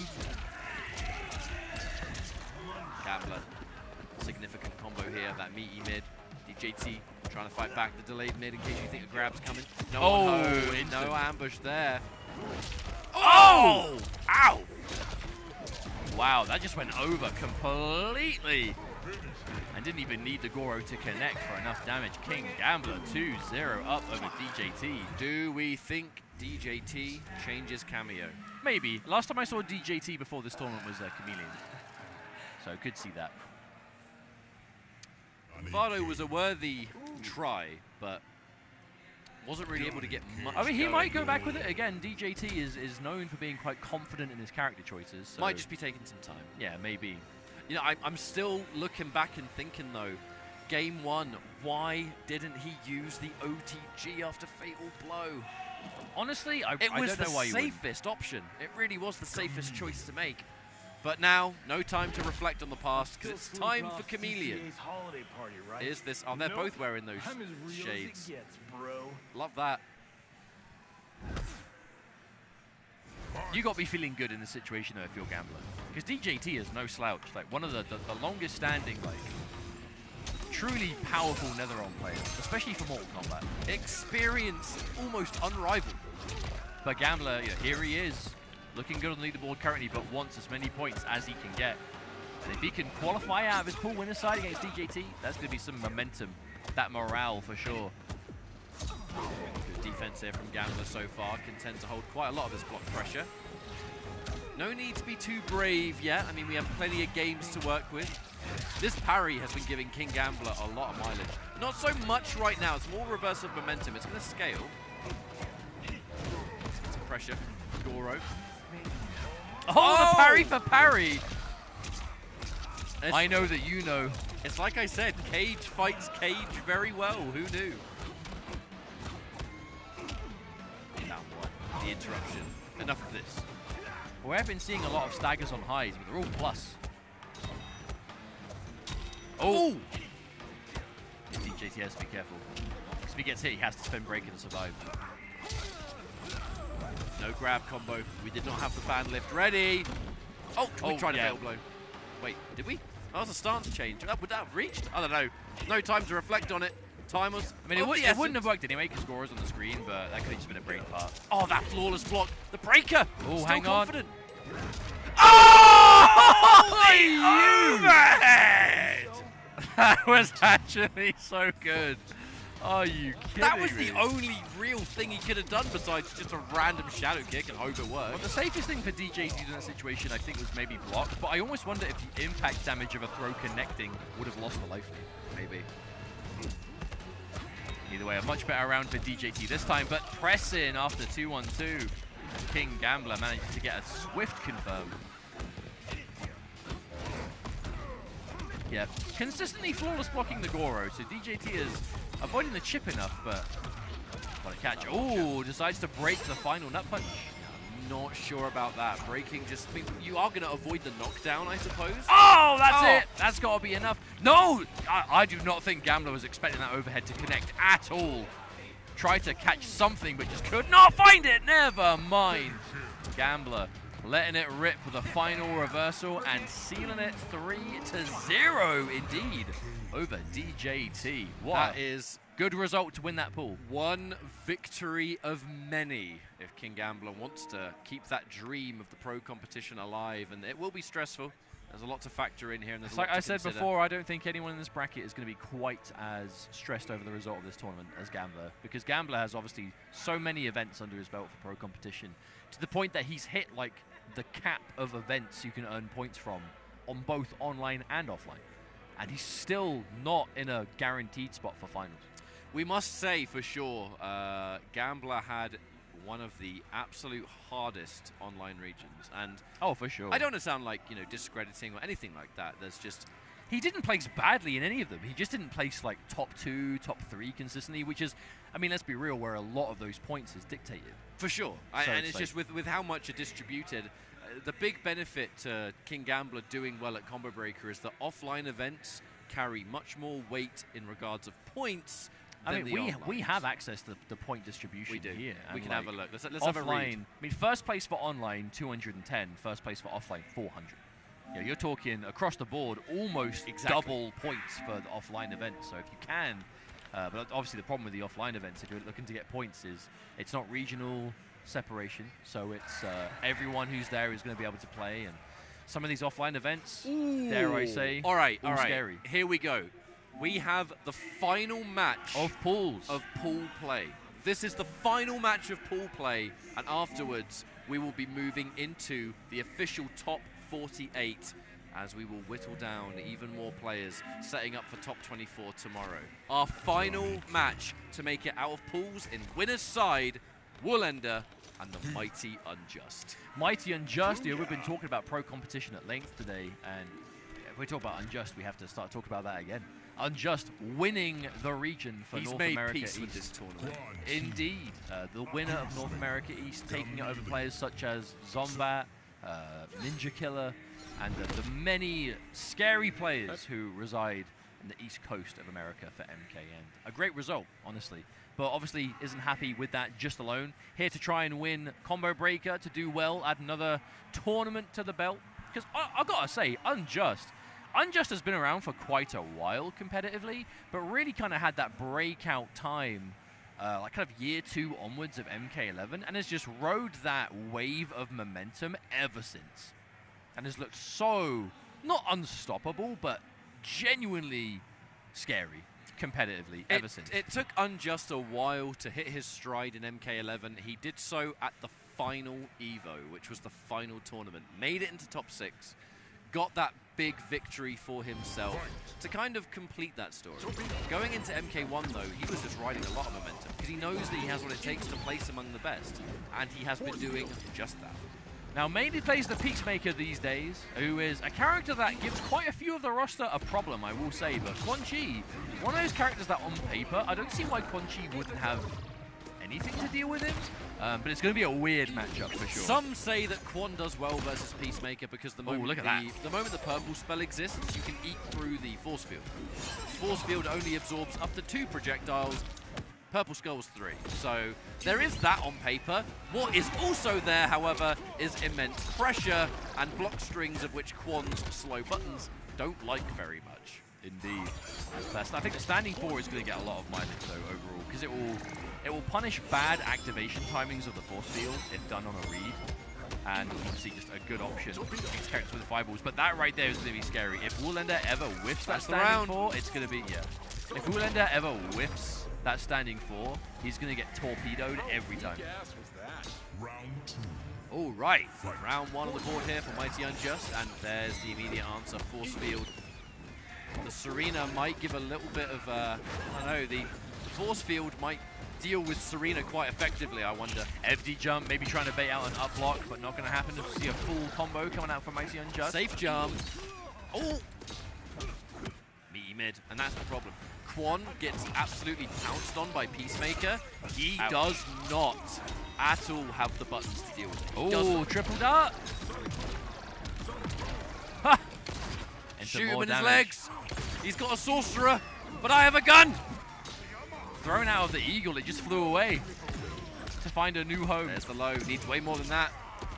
I mean, Unjust don't care. He'll happily take those. Hey! Oh, and there it is. Torpedo. That's one thing that's really scary about Peacemaker is just the amount of chip damage his special moves do. They hurt so much. What, like the... Whereas anti-gravity is like 50 damage. 50 damage anti-gravity. Yeah, it's pretty crazy. It does the same damage as Movado's OTG on block. That's actually a really interesting way of putting it. All right. Okay, there's the zone of waste, right? Get off me. Oh, I didn't confirm it though. We're just so committed to that 2-on-3. Yeah, occupies the armor, but Woolander still in the driver's seat. Nice. Oh, wow, that was a decision. Wake up low eagle into Katana fan lift. I actually don't think I've ever seen that. Punish. Eagly. Now we are able to move. Oh, he's moving that zone of waste ever closer. It was only a regular version though, so it's not going to be up for very long. But it was enough to make Unjust hesitate to finish the combo. Oh, hang on. Oh, it's a low! It's a low! It's a low! It's a low! No, I can see the player cam. Woolander cannot believe it. Oh no! Does he live? It's Quan. Probably not. No, he's getting the 50 from Serena. Oh, that is a heartbreaker. I'm not gonna lie, he had his head in his hand so much, I don't think he was mashing, Jake. That's actually a good point. He may have survived. Probably should have mashed, actually. Yeah, I mean, we had a good old chuckle, we did, but you probably should have mashed. No, it was one of the first tournaments. We saw a player. I think it was Riker versus because it was an overhead. It was an overhead. And now we're seeing a low God, it happened again. It happened again. Not again. Combos. Oh, so sick. Safe jump. Takes the extreme minus frames of the poke. Ow! Honestly, those pokes, every single one of them, scary. Do we zone of waste? I mean, we're so nearly dead. Well, you're getting to the point that even having the armor might not matter. Wake up, oh, never mind. No, he knows. He knows. Doing just forward 4 into zone of waste isn't real. And Unjust knows it. You don't have time for the armor to activate. Well, it's real for getting the zone out there, but you can't do meaties armored because you're not. Now it will come back. But now you die to the torpedo. Hang on, he wins! Woolander Excellent. finds the confirm. There's the fatal blow. Okay, Woolander fighting back. Only problem with this fatal blow is that it is going to push us out of the corner. But if we've won the round, absolutely worth it. If the downside to it is being stuck at 100 life in front of Peacemaker, I think you take it. Guaranteed. Absolutely. Don't play with your food here. You already got hit by the low. Ow! Wow. That's scary. Oh, the catch. Not huge damage, but it adds up quick enough. Especially with Quan, 50 HP less. Oh, just in range for the max range standing 4. That occupied the armor, hang on. Oh, the right idea, but never mind. Oh, catches the standing 4 again. I would say Woolander playing this matchup so good. So heavily based on zone of waste now. It's going to armor break. Ooh. Roll. Yeah, the Melina hits so fast. Unjust did preemptively end that combo shorter. Did not want to knock the armor. And put Quan in a good spot. EX. Yeah. Right. Can't get close. I don't think. Can he actually torpedo through it? I don't think so. No. It can be a bit weird at absolute point blank, depending on how the opponent moves, but for the most part, he can't. It's such a scary situation. Oh! I was about to say it looks good for Woolander until suddenly it doesn't. Oh, the combo extension? No way is that enough. Oh my god, it is. Mighty Unjust just extending enough damage there. Dialing as well. That was a cool route, but it was like, I mean, it looks swag, but that is like the optimal thing to do in that situation. Now, just to remind everyone, this is our final set of pool play. We are trying to figure out who our final set of players is, winners and losers side. That top 48 is going to be. Looking like right now could be Mighty Unjust. Who has every chance of getting top 8. Not just top 8, but could definitely top 8 winners at this point. Alright, it's not real. Down 2 punish. Oh, looks for the armor break, but Woolander was absolutely already in. Now that overhead offline will be a little bit easier to react to. There's the punish, yep. Didn't have any Serena, so we'll just take the stomp, but still damage.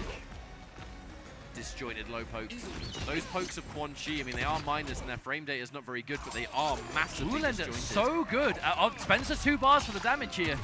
Yeah, that's actually such a good trade for Ulander. 2 bars for the launch in exchange for a 3-bar break, and still having the life lead? Never mind. Me mid on the wake up. Oh, there's a punish! Eagly was not there. Had Serena, though, could have won the round. Chose to cut the combo short. May live to regret it. Oh, I love that. If you're going to duck under the Serena knives, getting stuck in the cage. All right, there's the mid to play with. No, he didn't get the combo, but the meaty grab will do enough. Ulander thinking, why didn't I Serena? The round was won. Did the wrong thing, unfortunately. And unfortunately, just lapsed in judgment at the worst possible time, but it is what it is. Now it's a a match shame. point for Mighty Unjust. Ulander has been playing this set so well. There's just been a couple of key decisions that have just been, frankly, the wrong choice. No, it's genuinely looked like an unironic 3-0, but it was close. Like 100%. It actually looks close. Torpedo into fan lift, by the way. Super plus. Very hard to challenge. You can barely squeeze out an uplog. Uh-oh, full combo now. Oh dear. By the end of this combo... Oh, side switch to make sure it's same side. I like that. One more guess, possibly. Jump in. Ulander. 3 bars. Oh, the torpedo. The torpedo's there. Damn, the torpedo. There's 3 torpedoes. Oh, no, the torpedo. What was it going to be? Anything else? Wait, what finishing move is this? Oh, it's a Peacemaker one. There we go. We actually see a fatality on stream with Pro Competition. Let's go. I never thought I'd see the day. Go. Let's go. Yo, it keeps missing. Peacemaker's not the most accurate. That's the joke, Mustard. Yeah, I know. That's the joke, you see. I thought I'd make it way funnier with my Why can't he hit this thing? God. Move on. Can we move on? Let's just move on now. What Pools are finished with that. Pools are done. Mighty Unjust winning his pool, moving on and continuing that competitive hot streak that he's been having over the last few weeks, particularly. Because I would say as well, Mighty Unjust, I know we've been saying this a lot, but from a particularly difficult region in the online pro competition, North America East, real stacked competition through and through, and looking super good here, I must say. There's definitely, I'm not going to say a tournament favorite, because there's so much competition for that. I don't know who I could even say is a favorite at this event, but definitely up there with one of the most reliable players to watch. And should we see top 8 and even beyond? Maybe. I would not be surprised. Oh my god. Wait, are these the games we've got coming up? Oh my god. We are not even in top 8 stream. We are not even in top 8. We just saw the queue of games that we're going to watch after I'm going to give you a few of these. I'm going to give you a few of the next 4. Give you the next 4. The next 4 games, which I can see on this list, which I think are the next 4. Don't quote me on. It's just whatever. It's the same. Talk about Banditos versus Scorpion Procs. Rewind versus Video Games Yo. Ninja Killer versus Wraith.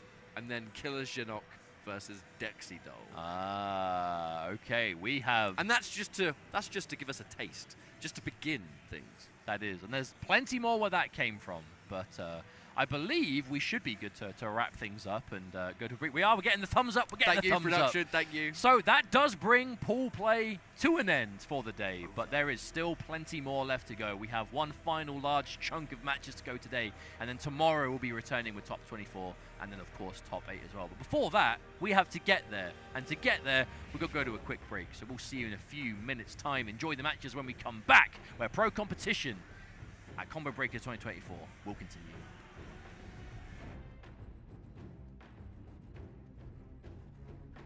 Welcome, ladies and gentlemen, to Final Combat. That's where Kanimani's looking. There it is! Oh, he waited for it! It grand champion from Mortal Kombat 1 here. No, not again. He tried to get... Oh, and why Gemini trying to get away. With the pop on BDT, I am so sorry. What? Will I command that into the orb? That was disgusting. It's so big! Combo it, yes! Oh my God! It's Sonic with Ray! It's your first! The cable lines covered once again. Full combo conversion.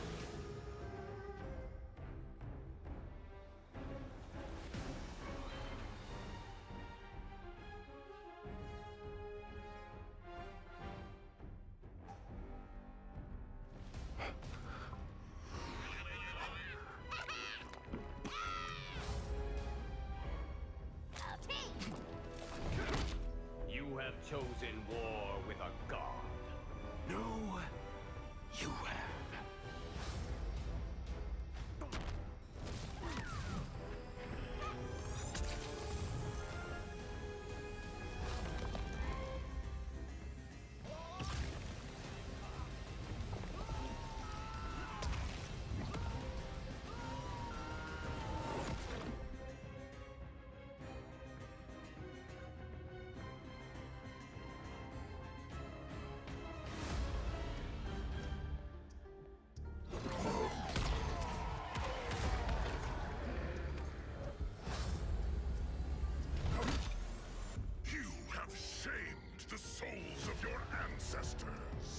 Which of my ungrateful kin are within you?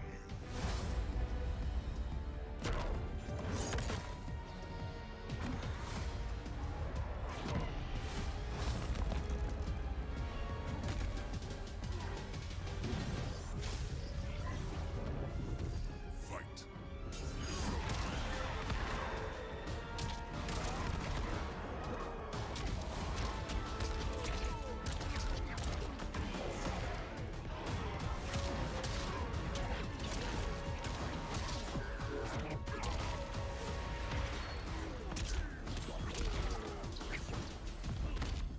Might be many, but I am the one. You are not even Earthrealm's champion.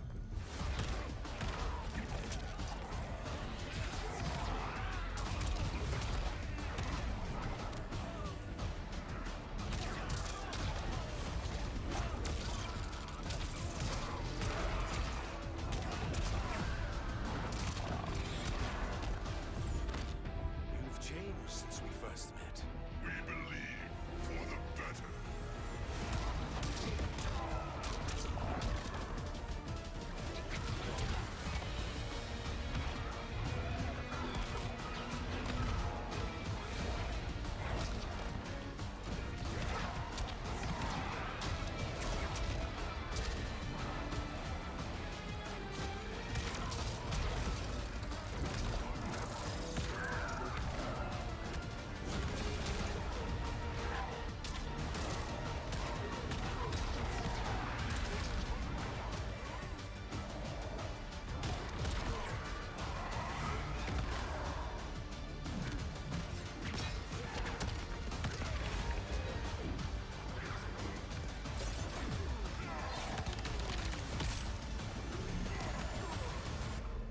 Finish him.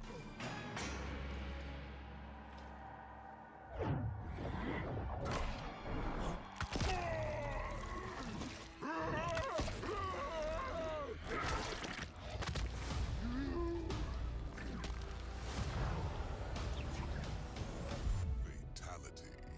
Ermac wins.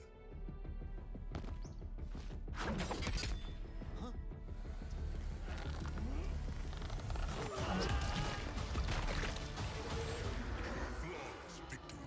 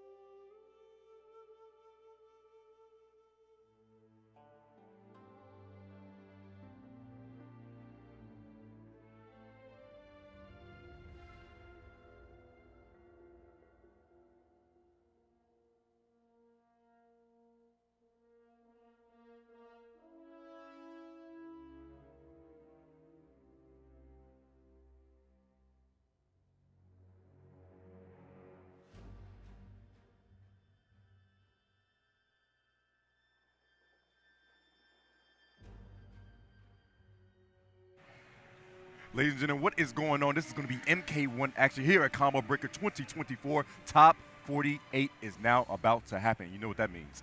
There's going to be some tears being shed because there's going to be some people that are sadly not going to make it in this list of killers.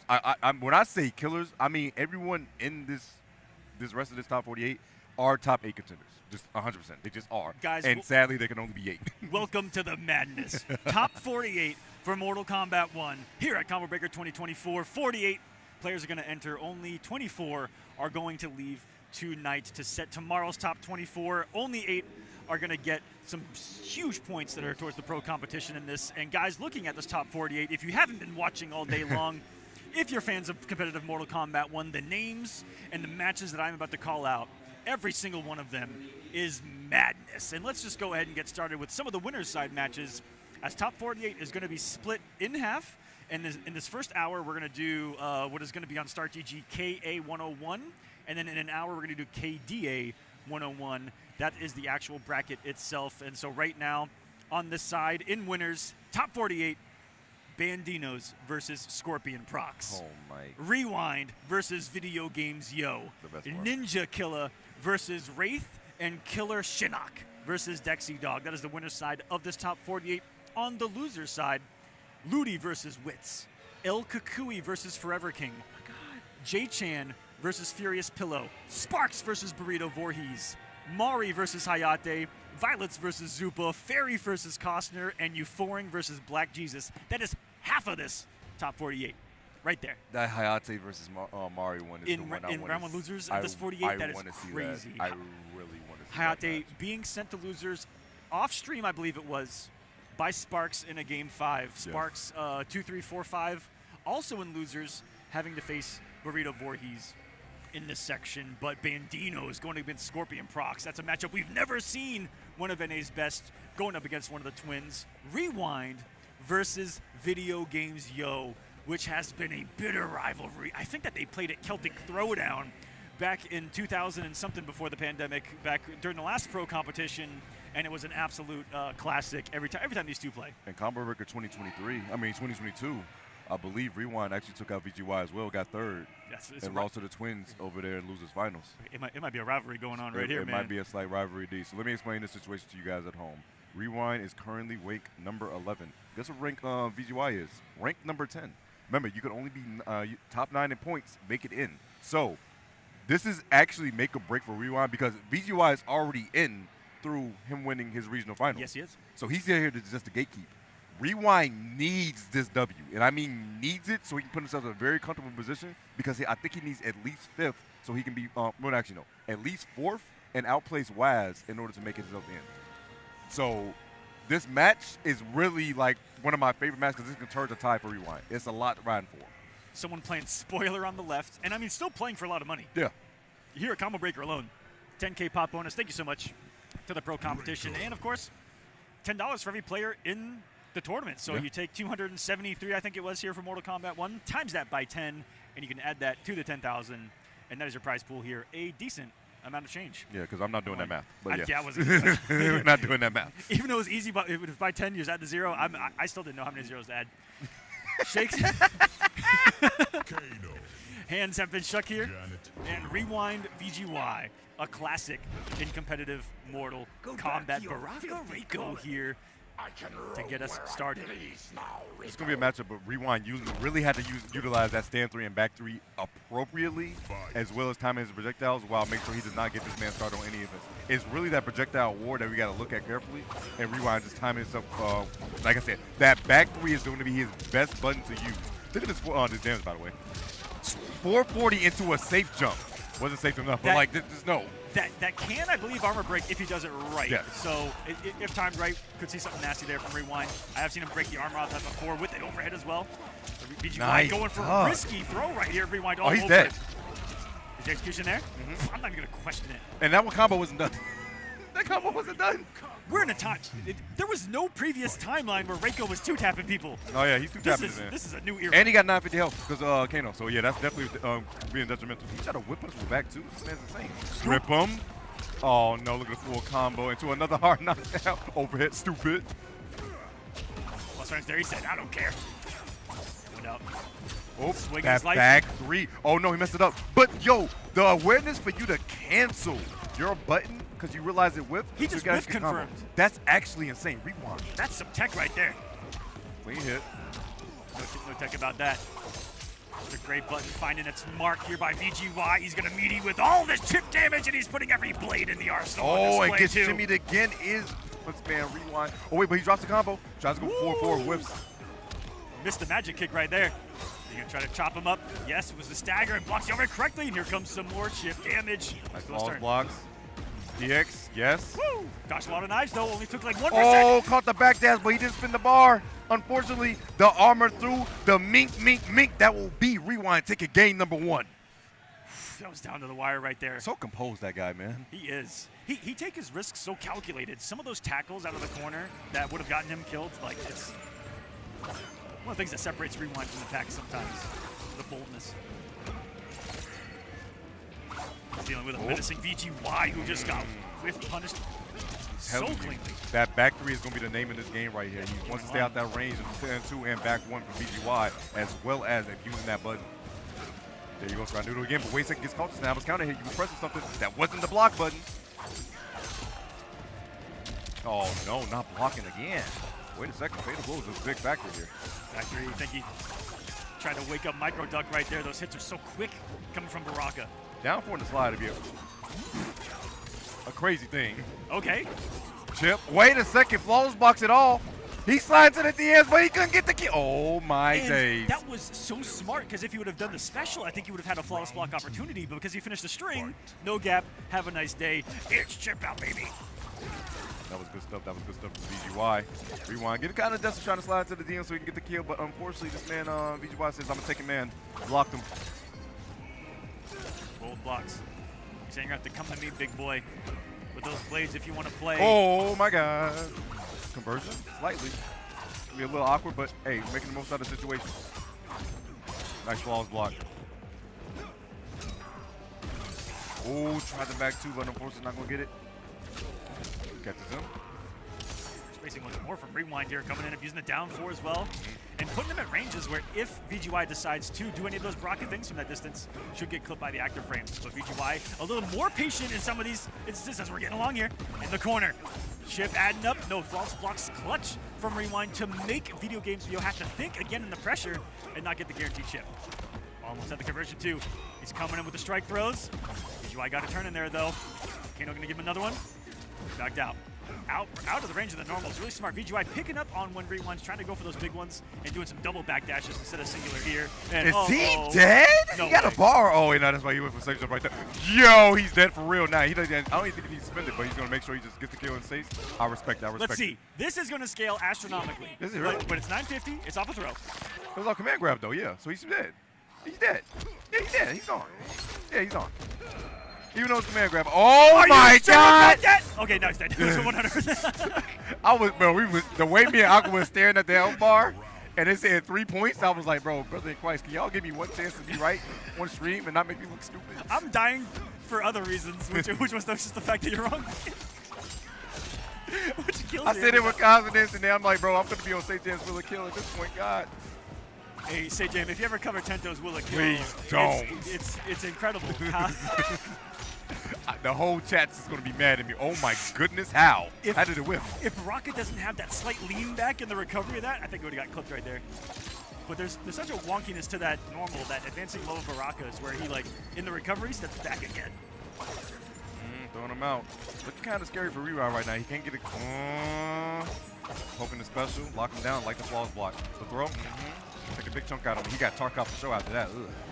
And tried to press the button, and that's not the time to do so. VGY puts himself on the board. Looking composed. Crowd get into it as well. And everyone wondering, where's the MK crowd at? That is not our crowd. That little section to the left, I just want that known. Our section is a little more to the right. Yeah, there's 2 more seats the behind camera can't see it, but there's a lot of people watching MK right now. There we go. Now we're talking. There they are. Shout some more Kombat crowd out there. Oh, start off with spin to win is actually insane. Dashing up. Oh, wait, nothing worse but the grip. Oh, dropped it, though. Rewind has been doing a very nice job of flawless blocking that the Baraka barrage to make sure he negates all that chip. Take some notes at home, guys.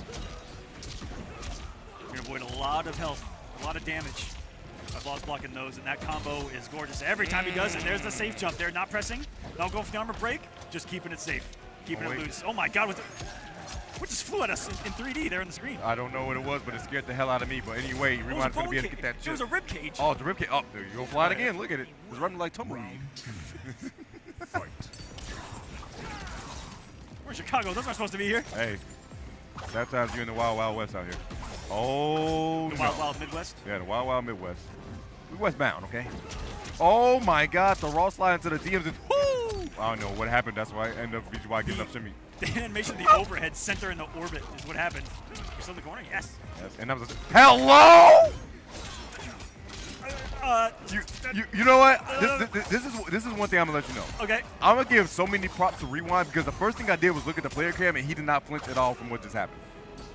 Rewind's composure is actually insane. Yeah, that's pretty good. Because me, I would have screamed. I'm not gonna lie. He had to scream on the inside, something. Rewind 2 locked in right now, and Fatal? Is he going to put Fatal? He's gonna get breakers. Makes him spend it. 3 bars gone. No slides to the DMs, just staying patient. Poking the special. Flawless blocks. Doesn't get thrown. Steel fan, say 30 seconds left on the clock. Tries to slide and gets the punish this time around. Rewind getting a little bit too desperate right there. Unfortunate that he got turned around right there. Kept his composure, but definitely killed a little momentum, you can tell. Yeah, and he's, again, forcing VGY to get to such layers in the offense because of those flawless blocks, too. And you see him being more hesitant as this match goes along. But that slowdown, I think, has actually helped VGY. As that converted off the knives. Disgusting timing on the cameo summon on that one for 199 and a bop on the head, too. Oh my gosh, getting that man shanked. Tried to go for command grab, but VGY growing wise this time, holding north, not the pressure, and this is not looking good because Rewind is under a lot of pressure. Not where you want to be. He's got multiple armor breaks. There's one of them right there. And look at the chip sequence. That was insanity. He's about to die from blocking. The flawless block there. Yes, keep him alive one more time. The regular mix works. He's going to kill him without even a chance to use the meter in the bottom left. 3 bars for nothing. And the chips for free. That was kind of bars. That was a lot if of bars. If you know the song I was referencing. There's some bars in there indeed. Yeah, a little bit. We forgetting Aqua be spitting out here. Y'all forgot. All right. I'm in Chicago. You gotta do what you gotta do. This is sweep and mold where you might resting up with the buttons. Nice ducks this time around. All right, lots of damage. Execution still there? Oh, of course it is. Why would it be? 420. That double overhead. There's something special about it. Animation in the middle of a combo and still pop up. Love that route that Rewind found. His team got him this far. He needs a amount of comeback though. Every hit. VGY is getting closer right now, and he's dragging him to the corner with the blades of Tarkat. Oh, tries to go for throw. No. Gets the back throw this time around. It's crazy because Baraka can still die for 1 hit since the 1 bar is on the side of Rewind. Oh, wait. And you know he's getting desperate. He tried to. The face Rewind made, I think that was actually a misinput that might have been supposed to be down 4 into Ninja Stars, but he said he got tackled by accident. Unfortunate. If it would have worked, it would have been the greatest thing ever. And they're called out video games, yo! Unbelievable. Maybe the first time we've seen a call out of the cancel on block into a run. You never see that from Reiko up close. He just tried to throw something new late in the set, and VGY says, I'm all over it, mate. Definitely all over it. He's like he's trying to spoil this man. Rewind trying to make his way into Final Combat, just killing this man's dream on the winner's side. But however, Rewind, hey, he's still up there for a reason. Yes, standing in front of him is the man who outranks him by only 1 position, who's already in Final Combat. And he's about to try to play spoiler, but Rewind's feeling the pressure, and his clutch factor is about to kick it. Teto. Execution's there. Put him on his neck, so all right? Optimal and sexy. Yeah, it was wonderful looking, okay? That's good stuff by Rewind. Trying to stay composed, trying to stay in this. Got a long way to go, though. Of course, a Game 5 situation will we see.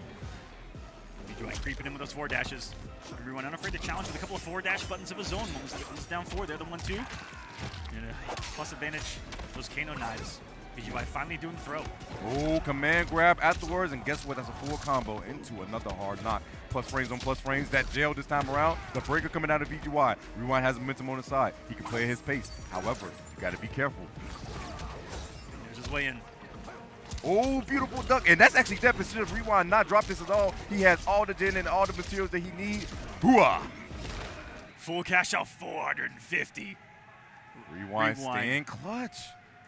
2-2 now. in a match that we had circled and starred from the beginning of the tournament if they were to meet here this early in a stage of a tournament. Just winner's side of top 48. The winner of this, right into top 24. It would be done for the night. Loser would still have another match to try to make it into 24. And BGY has him in a prison in this corner right now. Stepping on those toes as much as possible and making sure he is being utterly tough for him to get out of it. However, rewind. You just know about the team. This team is just one clean hit can be half his life. That's all he needs. We talk about the comeback factor of this character with Fatal Blow so much, but how scarier is it with Janet, where he has combo routes that do really big damage as well? You know, you usually think about those single hits and how he works around breakers really well. And right now he's nickel and diamond VGY. He's not. False blocks there, yes, every single time. Yo! I tried to get jiggy with it, but it doesn't work. If he did 1-2 fatal, but it was going to kill, but no, he's just going to take the 3 bars. The problem is he needs to find another clean hit from BGY. Yo, if he committed, I would have lost my mind, but he's not going to get it this time around. The 1-2 in the confirm, not going to spin fatal? Yes, he is. He doesn't want to risk it. Grab him and bag him. Let's go. Comeback secured. Knights Rewind in the building, ladies and gentlemen. That's going to be the kill. Rewind. Find himself first one set point here in this set, but BGY is as far away from out of it. Going into this final round, decent positioning here mid-screen. He's got 2 bars to his name. BGY in strike distance with the normals, though, decides to come in specialized. He had no Kano to back him up. He actually did. Actually, it looked like BGY actually canceled the Kano ball, which is actually really interesting. Said, no, never mind. Never mind, you got it. Ooh, catch him after that down forward by stepping on those toes with that back 3. Big launch once again. BGY looking real strong right now. However, it's something about Rewind when he gets under 200 health that he activates something. That's a punish? No, it's not. It's his animality. It's his animal instinct to win, to never give up, never surrender. Never surrender, never at all. Pokes him. And boy, has he been fighting out of some nasty situations. Corner Baraka, Baraka Barrage is not fun to deal with. At all. Chipping away at that life. That down forward has been detrimental to this man's health. Does it get Shimmy this time around? Jumps back. No air Baraka Barrage. But oh my days. Okay. That's what BGY sending inside. Just needs some chip right now, and he gets it with a spin. He bleeds it from the top rope, and it's final game, final round between these 2 champions of Mortal Kombat. One of them making it to tomorrow. Finals day, baby. Winners top 4. Top 24 on the line. First hit, VGY in this one. He's got him cornered. Rewind a breaker to his name. Another flawless block gorgeously to avoid the end of that. I'm trying to go for those overheads, but, VGY run a little wide in these segments. Willing to take the throw in these cases. Oh my goodness, to stand for into the Baraka Barrage immediately? My God. What a decision. Lock him down. Down poke afterwards, plus frames. Gets the back 3. This is huge. Look at the damage on this. Oh, yeah, he didn't want to see it. 1 whiff down forward to over 400. Yeah, that was about to be a nightmare. Still took 300 for it and no resources now is VGY. Rewind sitting pretty. Comes off one with the EX star. And boy, did it find it smart. Wait. Damage. He's got a healthy all of a sudden. Okay. You got to be really careful about throwing these ninja stars out because if he takes one more hit and he gives him fatal blow, he can react. Oh, no, that's a clean hit. And if you don't drop this, that's it. That's it. Oh, my God. BGY is going to take down Rewind. Holy man. That is going to set up Rewind having to make one crazy run through losers if he wants to make Final Combat now. Rewind had chances in the online West side of things. Probably, didn't have the performance that he wanted in that online West regional finale. Coming here, needed a huge performance. Now has to win one more match in losers just to make losers top 24, and then has to make the long run tomorrow if he wants to make it. Actually, as we take a look at this one back, the ups and downs, the back and forth. We knew it was going to be a classic, and most of these should be, guys, in top 48. These are where the big boys are starting to run into each other, and they're running into each other early. Man, just thinking about his UK homie just coming out here. Already made it. He said, you know what? I'm here to ruin people's lives. And that's exactly what VGY did. This man, how detrimental this is for you guys. As Aqua said, with Rewind being in losers, he has to play twice as many matches just to make top 8. And like I said, he has to get to be in a good position. He has to get top 4 and make sure he outplaces Wise in order for him to get in. And from doing that from losers is a really tough position, especially because Waz is in losers. Yeah, too. Waz is also in losers, so we're going to see if he has to make that Cinderella run as well, as I think he has a tough first-round opponent as well down there. Before we get into the next one, that is going to be, oh my goodness, Ninja Killer versus Wraith coming up next, ladies and gentlemen. And Wraith is quite a player to look at. Shang Tsung Goro, and we saw some nastiness on stream earlier from him. We weren't commentating, but I was in the crowd going, the whole time. I was losing my mind too, but I was also losing my mind over the Mountain Dew rewards. If you guys don't know, get those 20-ounce bottles and get that Mountain Dew and get those awards at any time soon. Hey, plenty of stuff you can look at MountainDewGaming.com. Get those awards for the 20-ounce bottles. And Aqua, it's new prizes each month, correct? Every month they're putting in new prizes you guys can win for free. Just get some codes, enter them at MountainDewGaming.com on the 20-ounce bottles of Mountain Dew I ever shot it. I got long arms, man. Mr. Fantastic. As we get into our next one, Ninja Killer Wraith. This is going to be an exciting one because Wraith is one of the craziest character specialists and loyalists that exist in our community right now.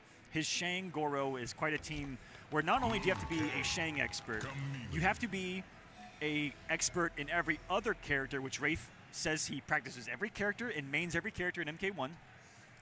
And then you have to know that character with Goro. Yes. Another step added. So now he knows the whole cast with Goro. He can morph into every character and has unique setups to every character with Goro as Shang. He's pretty good. Incredible. He's pretty good. And the stuff I've seen him pull off with Kenshi and Goro. If you guys watched the JChan match, on stream, dude, he did Goro stomp into a safe jump with a Sento sandwich, and I said, he's cracked and he's broke. He turned into Kenshi, did a block string into the Goro summon. So it's block string, the Goro stomp hits, he summons Sento, and creates Have a Nice Day. It was a bad time. Yeah, it was crazy. It but was really bad time. He won't have any Sento to work with here, and Ninja finally does it. We were talking about it before jumping on the mic. Is Ninja ever going to break out the Liu Kang, and would it be a matchup like this? And it is. It is. Running the Liu. Nice falls box all around, but Goro's still right there, the homie. It's going to be tough for this man trying to Ninja get in, but he's going to try to use Chameleon Glaive to lock him down, just going with Katana Panther. Oh, too much to block, man. 3 bars gone, just like that. Right there, probably thinking that the jumping was going to come first. A bit of a unique mix-up. When he's landing, Jake Glow over it. Woo! Goro saves him. And gets another back throw. Hold on. Goes in with the mid, the poke afterwards, the plus frames. Tries to go for throw himself, but no, sir. Growing wise to it. And guess what? We got combos on deck. Well, he gave him that nasty talk out. Ugh, he's bubbling. And now back to the wall. He gets really scary. Falls the glaive in. Ooh, armor 2, and Goro was there to get the extension. That was definitely going to be the kill, but Ninja believes. Stood up a little bit too early for that last fireball, but trying to work his way down. Sweeps. Scary whipping. So smart to only whiff the forward 4. Again, like with recognition right there by Ninja, but not going to be enough to avoid the claw. The claw is always there, yo. You know the little March is ready for it, but Liu Kang's not ready for it at all. This is the second time I've ever seen air straight fireball from Shang. He's using make sure he utilizes this to make sure he gets out of the the way of that low fireball coming through. Yo, Wraith is, we haven't talked about it too much. He's switching between young and old form flawlessly in the right situations.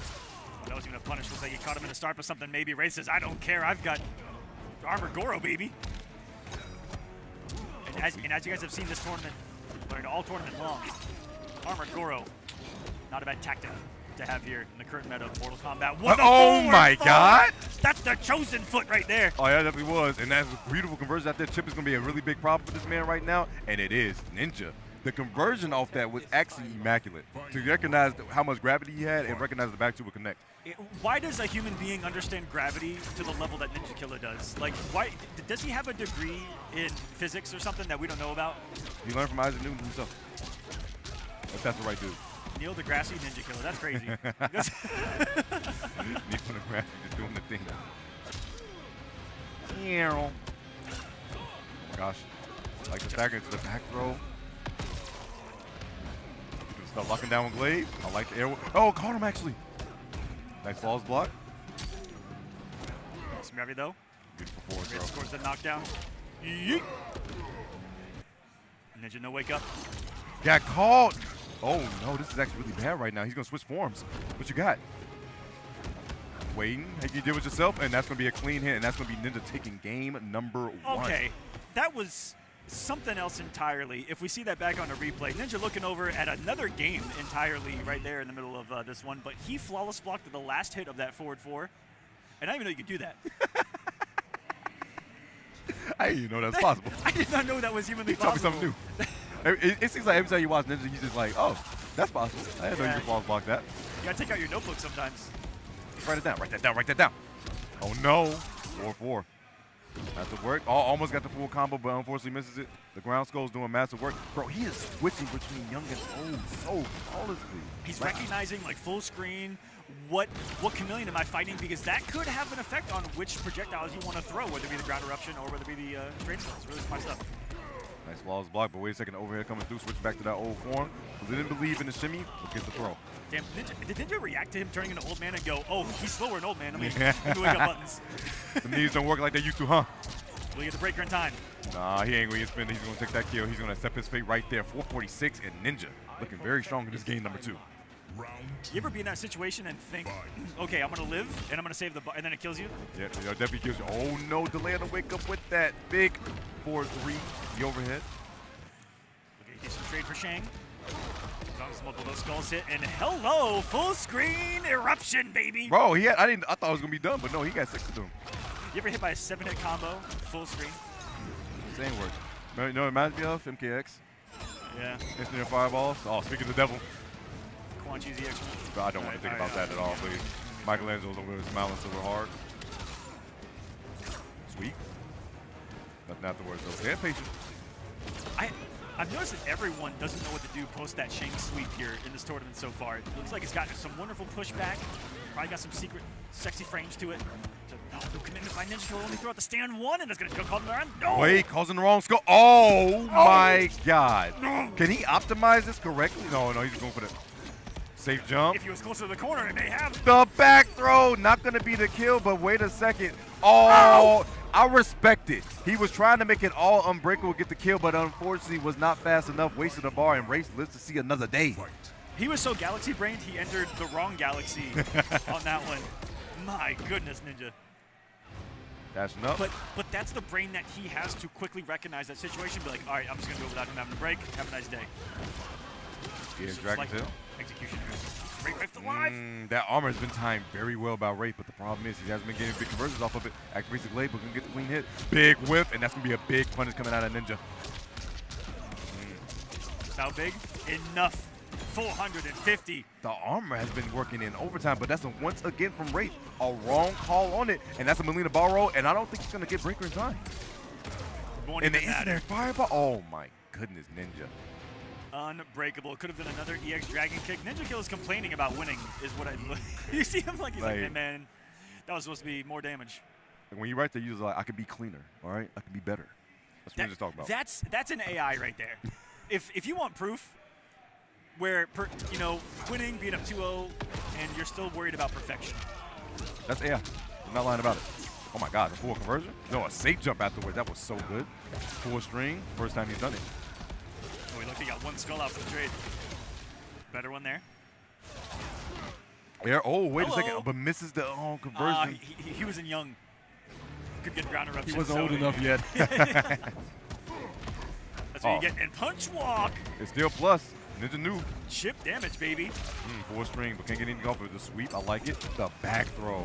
And Katana fan live too. Keep it going. But breaks immediately. Oh, got him.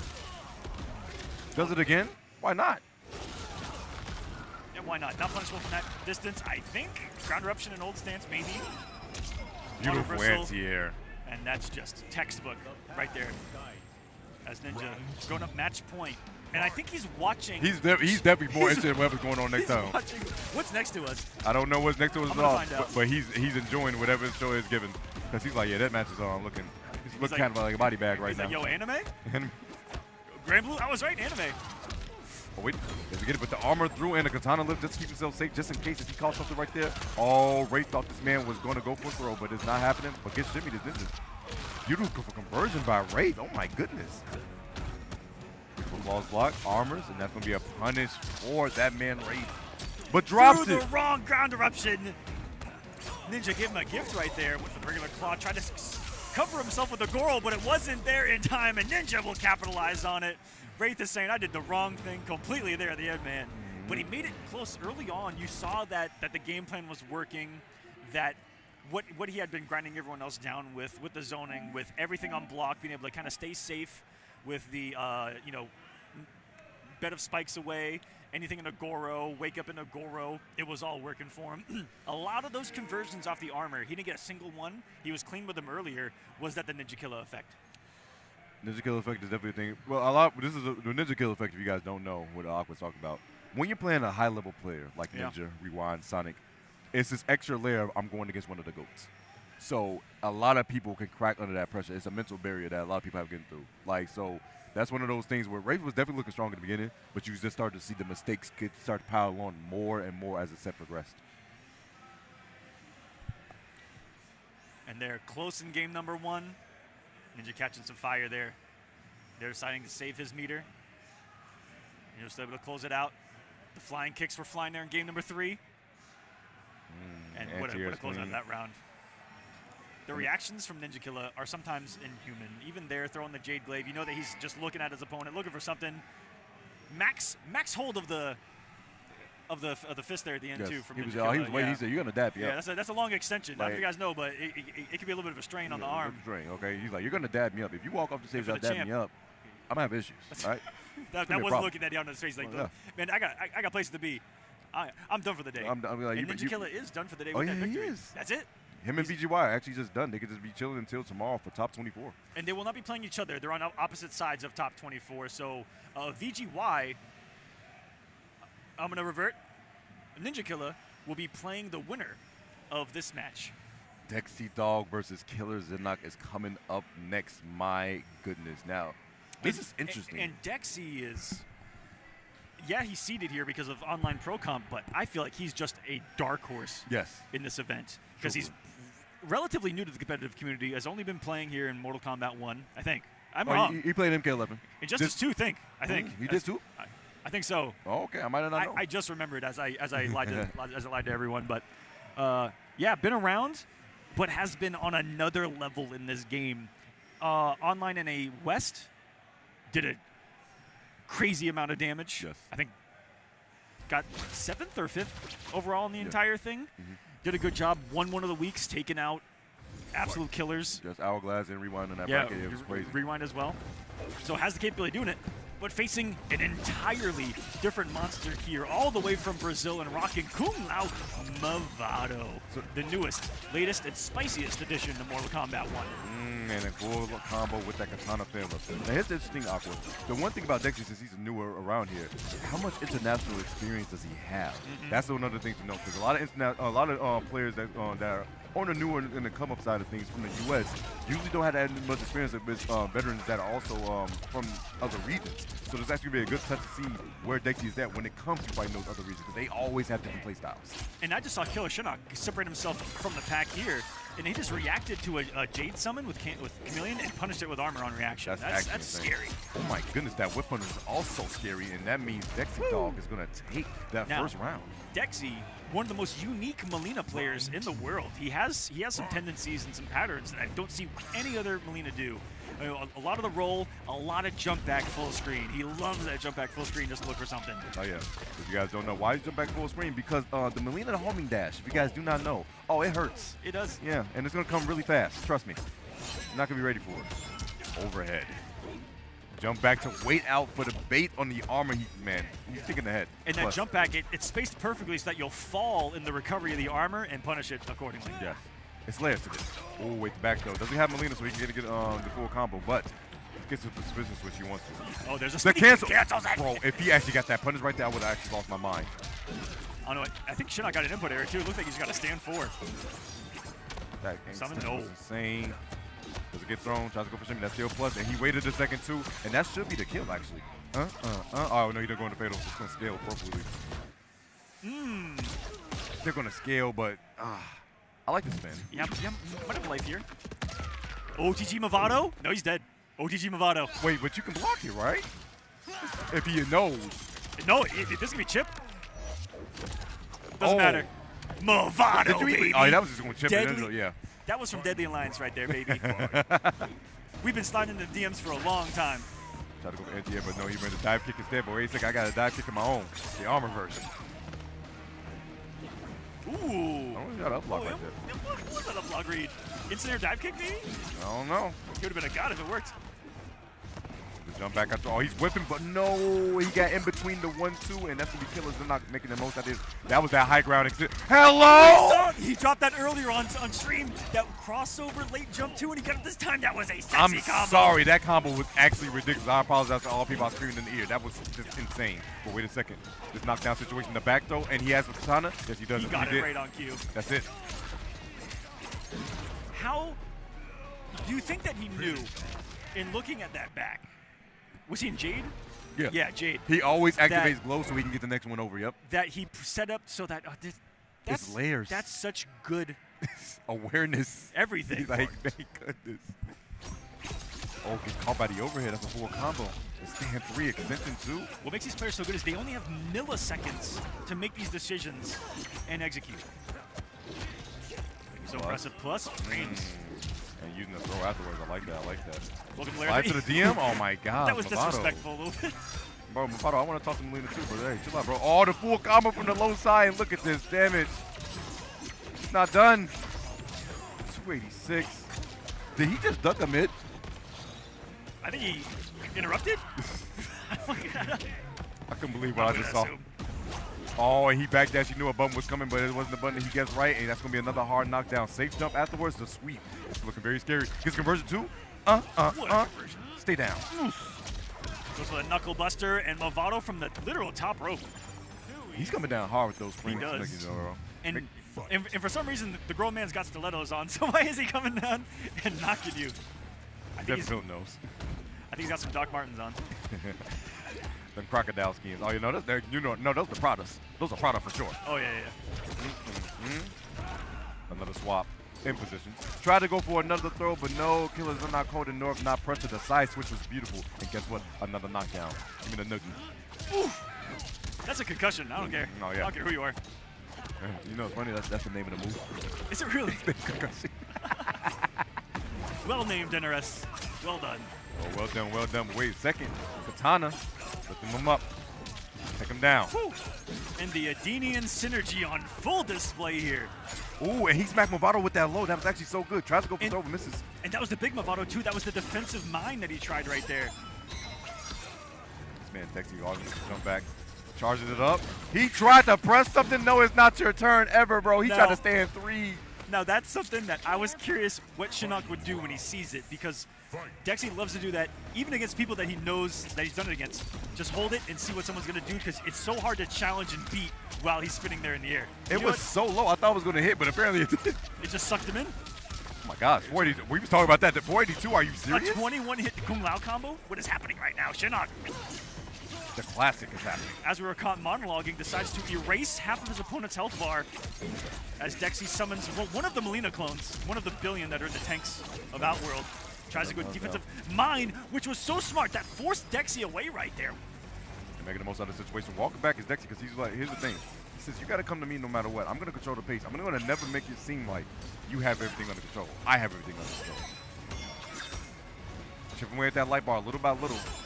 With those big blades. He needs to be careful because Shinok has reacted to one of those already with the armor. He's dashing into the range right now. And that should be it. Should Killers not drop this combo? That is going to be, whoa. Oh, my Lord. You know, I don't be trying to do what I do, but it be happening because these players don't know how to finish their combos. Tecto, you're right. It's on them at the end of the day. Exactly. You're not wrong. They're wrong. Press their buttons, okay? Push the goddamn button. Oh, no. Push it. Ooh, get the 4-3. This is a lot of damage. That's a big starter. We're not to game 5 yet. Not quite, not quite, not quite.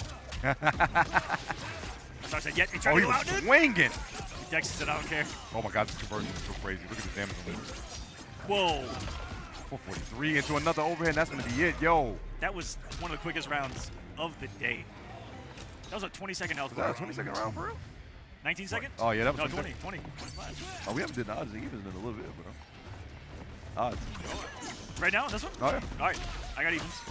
If you guys aren't aware, a fun mini game to play in fighting games, and this is going back quite a long time, is to play odds or evens with someone, where someone bets on the end of the round timer.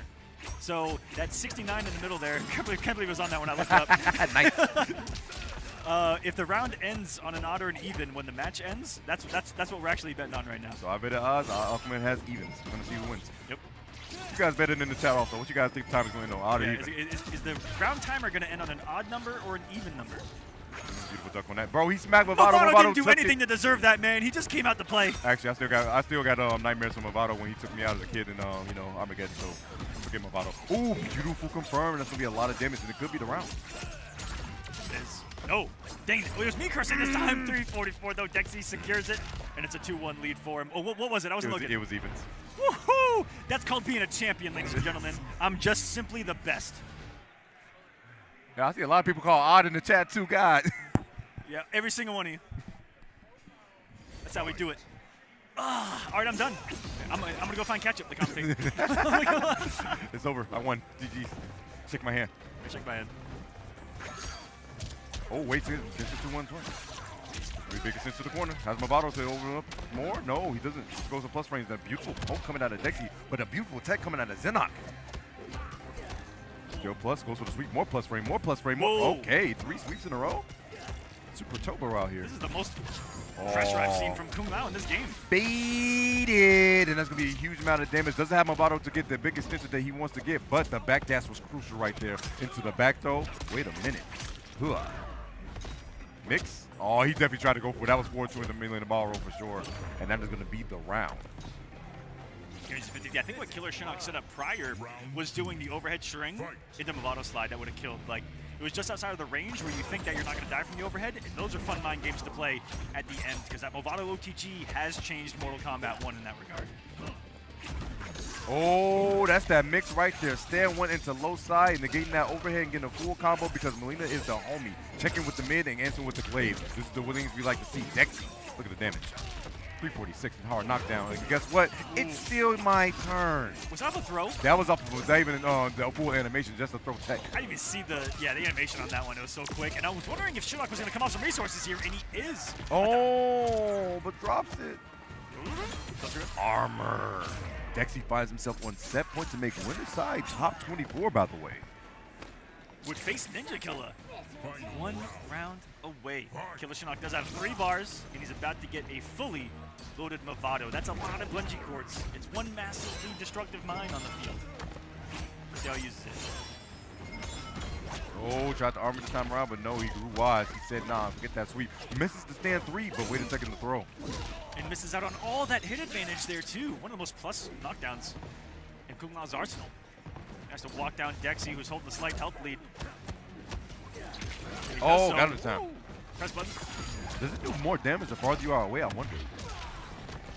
Breaker immediately. Dexi wants to take this round. I haven't explored that, because sometimes it does do almost no damage, and sometimes it destroys you. Oh, yeah, I'm like, is it based on distance? I wonder. Oh, the mix, the 4-2 into the nasty stuff, the double stand 4 afterwards. Dexi trying to maximize his damage, huh, boy? He wanted it all, and he wanted it now. 349. Gotta watch out for armor. Jade to contemplate his life. Here's another one if he gets it on time. No, gotta he has to get watch caught out for armor. Oh, the foot dive is going to take it, spins it all. And this will be enough for the kill, but it's going to put us in an interesting state here. Here we go. All right, so Movado's slide will chip out in this case if he's low enough. However, would he? Nah, he couldn't do that. It actually looks like it's going to be a GG because Movado's slide is going to come to, yeah, it's going to be good. Oh, he might be dead outright. Oh, yeah, he actually is. Wow. A little less scaling on that one. The concussion coming through, and Shinok. Brazil going crazy. Vamos! Vamos, vamos, okay, vamos. Now, up to know, guys. Remember, Killer Zenok is currently ranked number 8 in the pro comp points. So, the farther he goes, the more difficult it actually is to end up a gambler. Yeah, these are 2 of the players, both in contention as well. Dexi on the far side looking in. He's at 19th place right now, 295 points.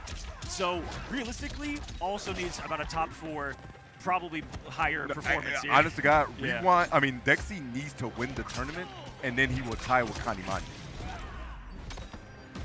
Yeah, he'll probably have to win the tournament. Dexi actually, straight up, if he wants a chance at this, he has to win the tournament.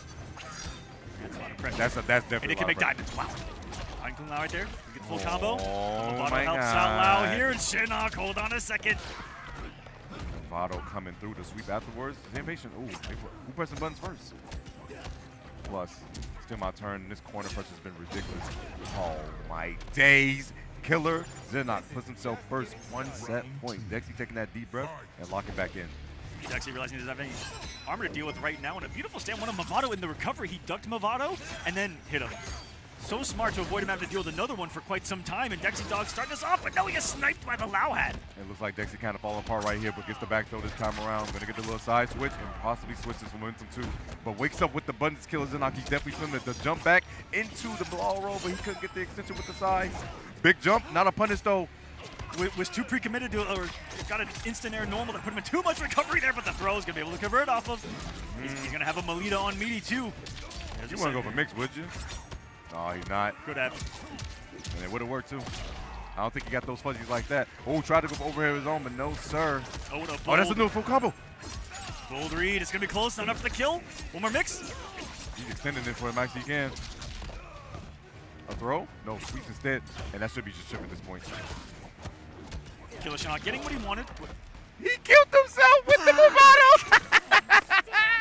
He didn't have enough health to give. That's so unfortunate. I love that play because you take away a little bit of momentum from your opponent. You're like, you know what? You didn't beat me. I decided to end that round. All right, I did it to myself. Okay. Only I beat me.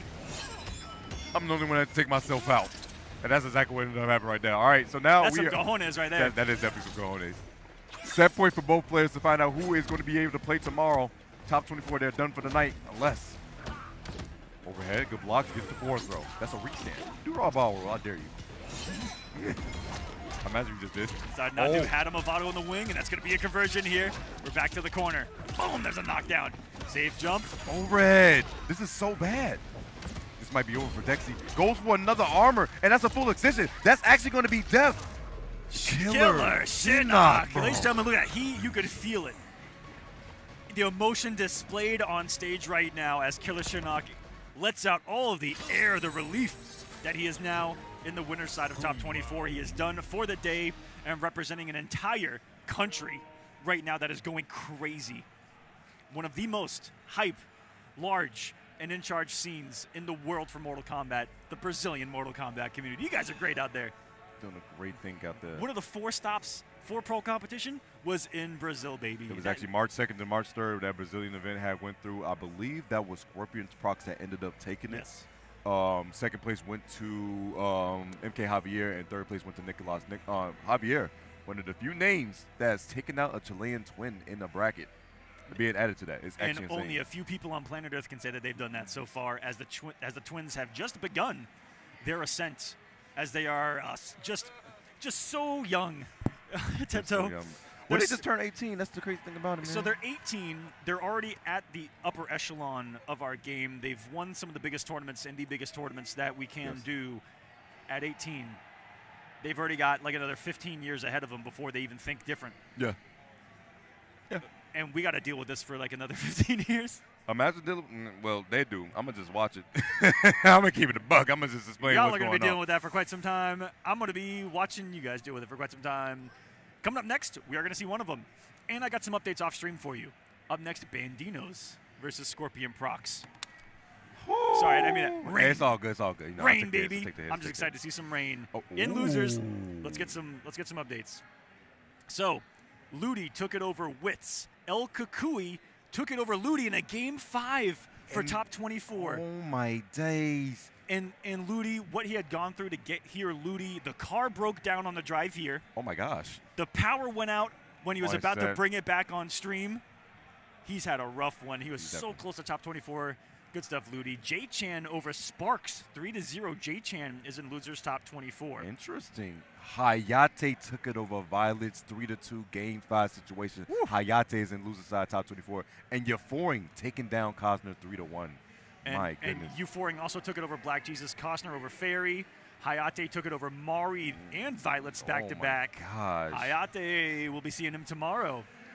My goodness. Fighting and battling for top 8. Good to see Hayate competing, who hasn't competed in really much when it comes to the pro competition here in Mortal Kombat 1. So glad to see him come out here late and probably prepping, hopefully, fingers crossed. If there's a season 2, I'm not, but see, fingers crossed. It might be a little things on the way on the horizon when it comes to what's coming up next on the MK Pro Tour. So if you guys want to make sure, I will say that what's coming up is Final Combat, though. Final you guys need Combat to tune into that one. That is where it's all gonna go down. All this has led to almost a year of competitive Mortal Kombat 1 across multiple continents, the entire globe online. It's gonna be great. 20 players. 20 players going through, I believe it's a group stage, and then going into an actual bracket. It's going to be madness over multiple days. Someone's making it in there. There's going to be hundreds of people there fighting for one spot. It's going to be an awesome event. It's going to be a great event. Make sure you guys follow NRS Esports on the Twitter side of things if you want to keep up with all the updates that's going on. If you guys don't know, they're keeping up updates of what's going on in every match, every good clip, everything they see is clip-worthy is getting put up on Twitter right now. So hit that follow button, please. It's going to be great times. But, hey, Banditos, a young man, 17 years old, is going to go to Scorpion Procs, 18. Man, we met Scorpion Procs when he was 15 years old at CEO. I met him at CEO 2021. And I'm just like, man, this is one of the weird things about being in this position is you do get to watch people grow up. Yes. And for the most part, it's been absolutely beautiful because because the FGC forges, for the most part, really good human beings. We come here together as humans to, let out a lot of anger towards each other by, doing combat with each other, just in digital form. There's nothing physical here. It's all a safe environment. It's quite a unique thing to be a part of. There's 4 Evo champions in this 4 top 48, by the way. It's Rewind, Sonic, Scorpion Procs, and Ninja. That is so crazy to think 3 about. are on one side, which is this side right here. The winner of this fights VGY. Actually insane stuff. In Winners Top 24. And Nino's off to the big start here. One of the reigns of the world, looking to make it flood. Oh, tried to wash off the feet, but Kano's still there. Banditos starting off strong thus far. Washing off those feet. Scorpion Procs, of course, one of the young twins from Chile. Beautiful up block and beautiful punish coming out of Bandito. Is he dead? Is he dead? Oh, he might be. Oh my days. Bandito striking first blood with the round. Rain Janet, definitely a 2-tapper in this game. Yes. Can hit over 500 in multiple rounds. Has the pickups and has a range that can definitely bully Baraka because that down 3. Wash the toes. Oh. And these are the toes that you want to be washing. They're filthy. As soon as Aqua said it, he checked that man's toe, but the air Baraka barrage immediately with the coverage from the outback. The falls block was nice. I don't even know what that move is on block, but I'm still getting used to the move. The beautiful duck. He just understood that this man was trying to grip him. So Scorpion Procs can cook up here in the corner. Nothing crazy from him. This Baraka Kano keeps it so simple, and look at that command grab level damage. 176, and that's a good thing to note. I always tell people, oh no, he did poke into the up. No, that's not going to be the way to go, and I think Bandito's going to submit this round, and I respect that. It's good to know to jump at your opponent in any case you can because you want to know if they're an anti-air or up blocker. It's good to note that as much as possible. That's why that second time around, you saw the entry jump come out of Scorpion Procs, easy punishment as well. Fight. It's worth to take that risk that one time just to see. Especially playing long sets like this. So smart by Banditos to recognize that the Kano was going to keep coming. We had some weird side switch going on with that Baraka barrage from the air. Checks the down 4. Oh, no, the down 3 does a good job because this with the down 4 actually. The battle of the pokes, I think Rain might be a little superior as well. Definitely so, has a decent amount of range on it. 460 or hello? Bandito, chill out. He's just a boy. Oh my goodness. Speaking up. He's waiting for Janet to come back so he can get another clean hit. It's going to be detrimental. The lockdown. Oh, why is the feet again? The throw. Get off me. Smart to tech right there. Janet was available, so combo is going to be coming. The down 3. Has to work on the breaker. 140 off of that, by the way. Bandito's looking really strong. Dropping down the water droplets. Up block was crucial, but Kano was still there. Goes for the stomp. Kano's still there. Pushes it. Any kind of armor right now? Can you go for some kind of geyser? Down 3. Just a down 1. Kept it even safer, I think, because sometimes when you fight against the Rain, one of the best things you can do is when you get up in his face, just neutral jump because the armor's going to whiff. So I think that's what the mind game that Banditos was worried about because he knows that it can be a risk to go for that wake-up armor, even if they're close. And getting the shimmy once again. Yo, Banditos is really cooking this man right now. I'm not going to lie. Your Evo 22 champion is looking a little shook right now against his range. And Banditos has come into Mortal Kombat 1 like a literal storm himself. Yeah. Out of nowhere, Banditos was with this range, top 2, top 3 in these online tournaments, and now has been winning these tournaments in the last couple of months, especially since the rain changes. I think once they changed the rain and added Janet, Banditos won like 6 tournaments in a row, and now he's absolutely cooking Scorpion Procs in Combo Breaker 2024 right now. The button of the day for Banditos has been stand 2. I've been seeing so many people get shimmied by that water.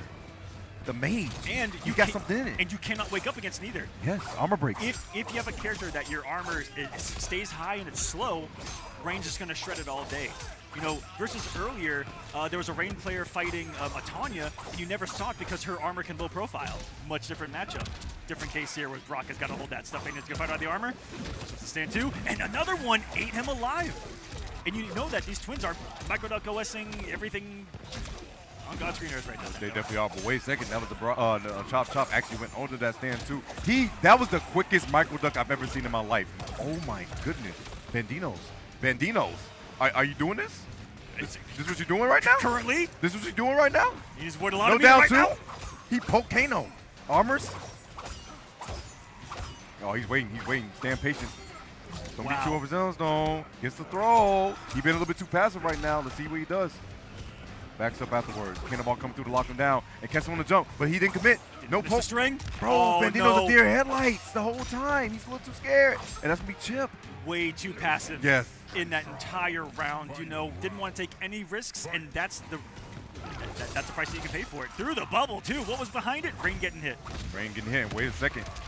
Scorpion Procs getting hit by that back 3. Gets the cancel and force him off the 3 bars.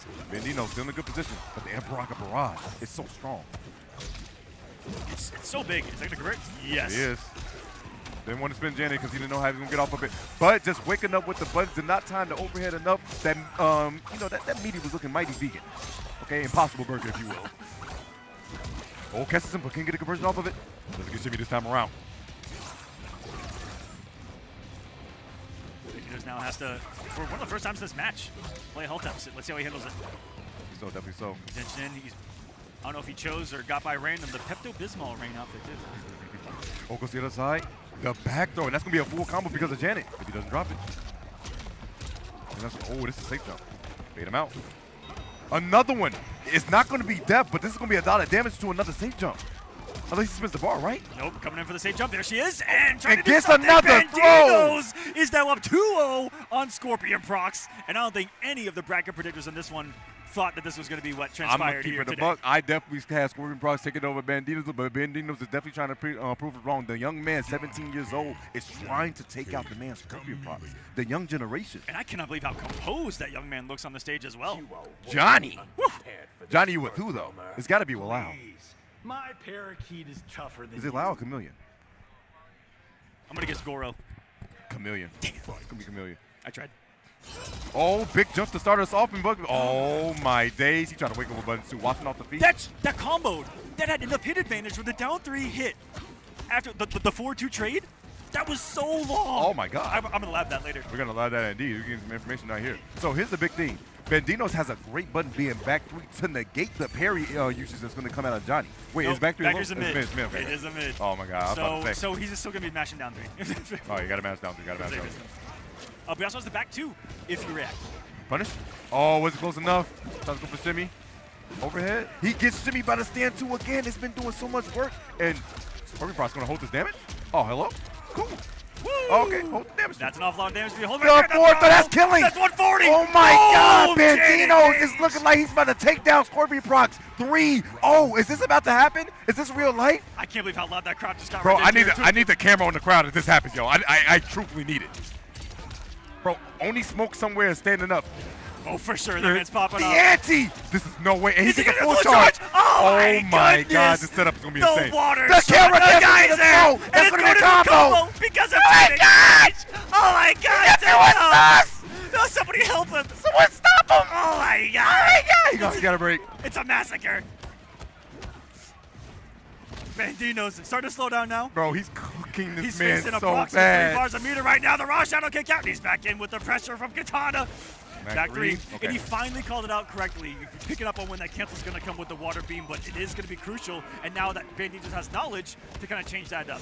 Might see some back dashes. I'm trying to ban out some of those buttons of Scorpion Procs. He's worked them coast to coast right now. And Banditos changes it by knocking him into the steel 2-string. Throws him back to the corner. Here's some Janet. He's got a fatal blow as well. And let's see, he's one reaction away. Because conversions who has to break. This is so bad. You can't whiff anything. He go. That's it. If he doesn't drop, that's it. He gonna get the combo. Same no. Chip is the issue. Just is one. The lift out. Banditos one Count hit. two. Unblock. And he unblocks it. He's gonna do it. Cause the upset on the other side of the stage. People are going crazy. Oh my goodness. Banditos takes down Scorpion Procs, her Evo 22 champion, 3-0 with a statement. Rain and Janet. Hello? Unbelievable. Upset of the tournament so far. Yeah, we know the strength of Banditos, but he just beat an Evo champion, a premier champion on the pro competition. He won the Brazil offline. That's two Evo champions that lose the side of bracket, by the way. Rewind and Scorpion Procs. Welcome to Combo Breaker 22. I really hope you guys have enjoyed this. You know, I hope that this has inspired you to either come out, play the game yourself, because this is awesome. To 3-0 in such a dominant fashion like that, it's so good. And he was... he said Rain... Wait, hold on. Banditos, you said Rain got 15 bad matchups. I'm sick of you. You know, I'm sorry. I ain't going to get that. No, yeah. I'm going to deal with him later. Dang, that came from the soul, Tento. You okay? I'm sick of this man. Now playing that character. Do you see the smile on that young man's face, too, in that victory? He was happy with that because he showed no emotion until then. That was pretty crazy. That was well deserved. Congratulations. Oni Banditos. I mean, I'm Rain Godlord right there. Thank God. Absolutely. Just he ain't got to play till tomorrow. Winners top 24. Good. And so Scorpion Procs makes it to lose side top 24, but who's he got to fight? Let's go. Yafori or Hayate? Give it a second. That's going to load. I have no words. Who is he? Okay, so he's going to load. KDA Knight. You know what? Hold on. Oh, so they'd have to. Oh, that's early. Oh, delay. Dude, that's early. Oh, delay. Oh, my God. That's 2 matches before top 8. Oh, bro. Okay, so let me tell you guys the situation for top 24. So if Rewind beats his opponent and loses top 24, and Scorpion beats his opponent, they have to play each other for 13. So there's an Evo champion that's going to get 13th here. Oh my God. Which would, I mean, you cannot get a worse draw if you're Rewind right now for losers top 24. That's actually insane. You can't. but he can do it. He can Rewind do it. can do it. He's beaten a twin. Yeah, he has beaten a twin, and he's been close almost every time. Yes. So I think that he can do it. Rewind's going to need a heck of a run, though. That section's messed up. I don't. And then it just gets worse the more you look at it. Don't look at it awkward. Truthfully, don't look at that top 24 more. I'm trying to see who they would play for top 8. I should have been paying attention. Is it A and B? I didn't read that properly. I didn't read the bracket properly. But guys, we'll do some of the bracketology during this break. We're gonna take a quick breather as this top 48 has just begun, and it is madness. More when we come back after this one.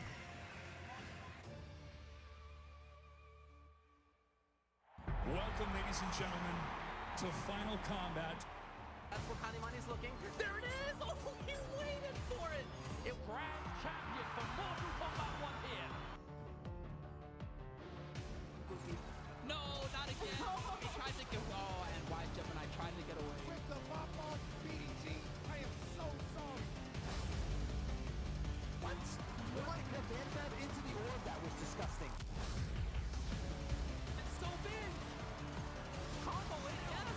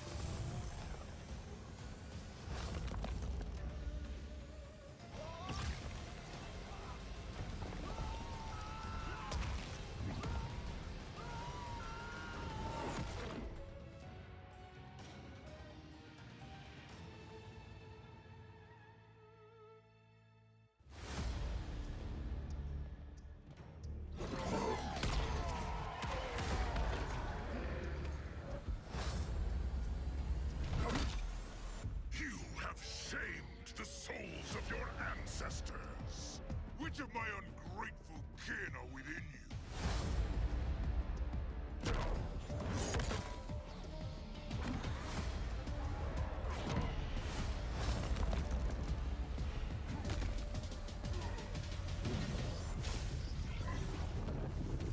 Fight.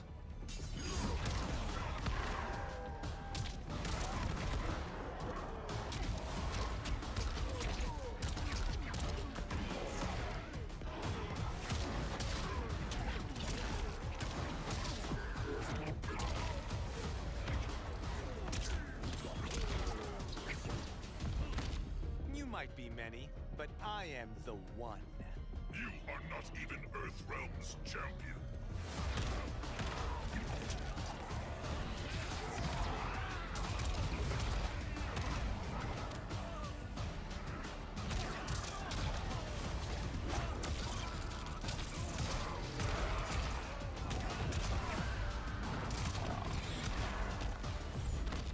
You've changed since we first met. We believe for the better.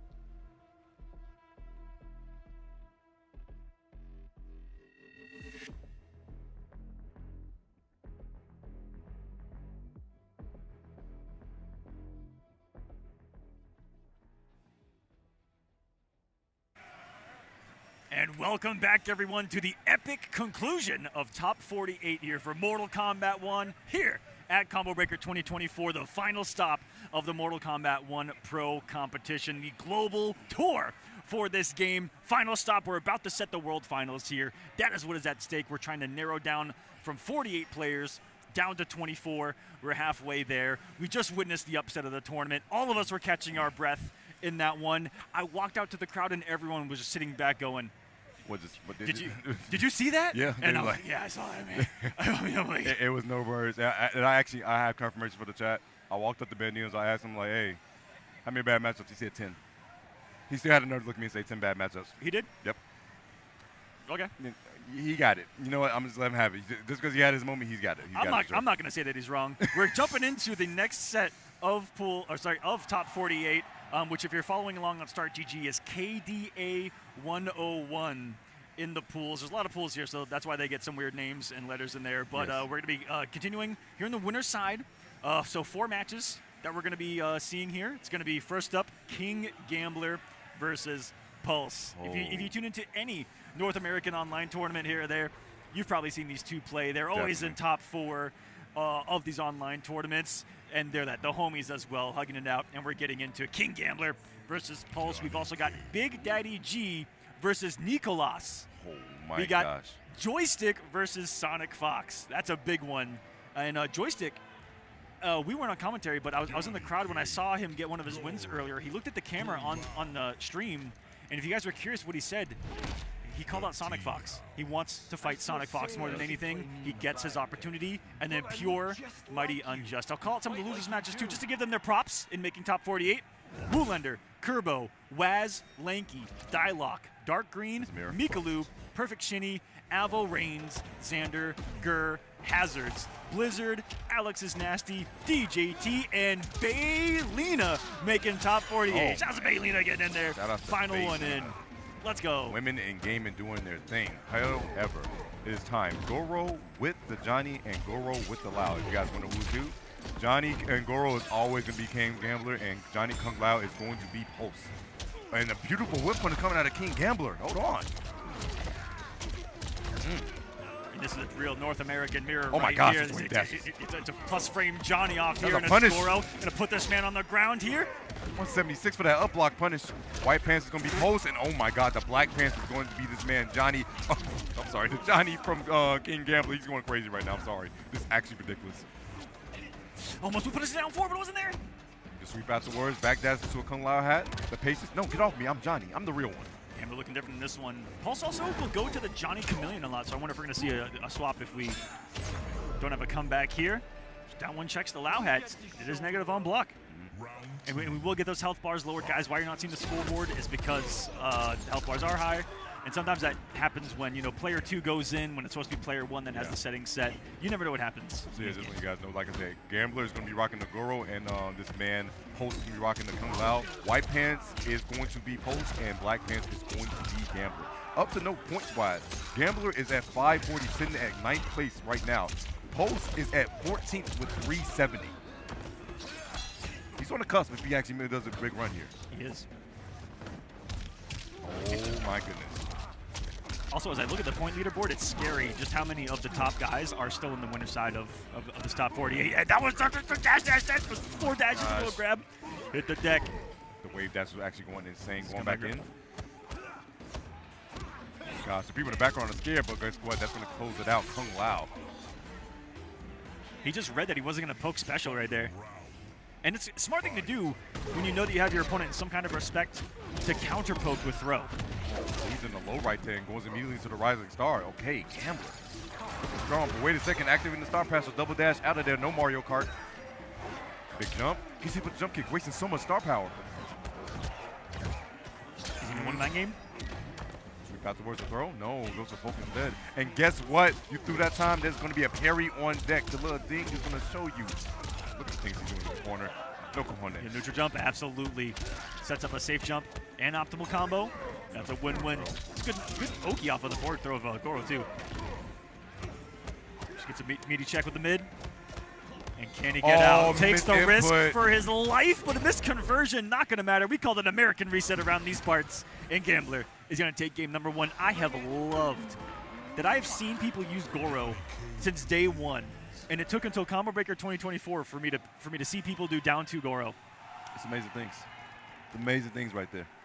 Beautiful. He didn't quite get the conversion he wanted, but he's still able to close But he's out. the second person in this tournament to Convert off try down to be going for the big conversions, because people are realizing that down 2s are really good anti-airs to some of the more annoying jump-ins in the game. Like Johnny's jump kick itself in this mirror, down 2 is really one of the only options he has to even anti-air.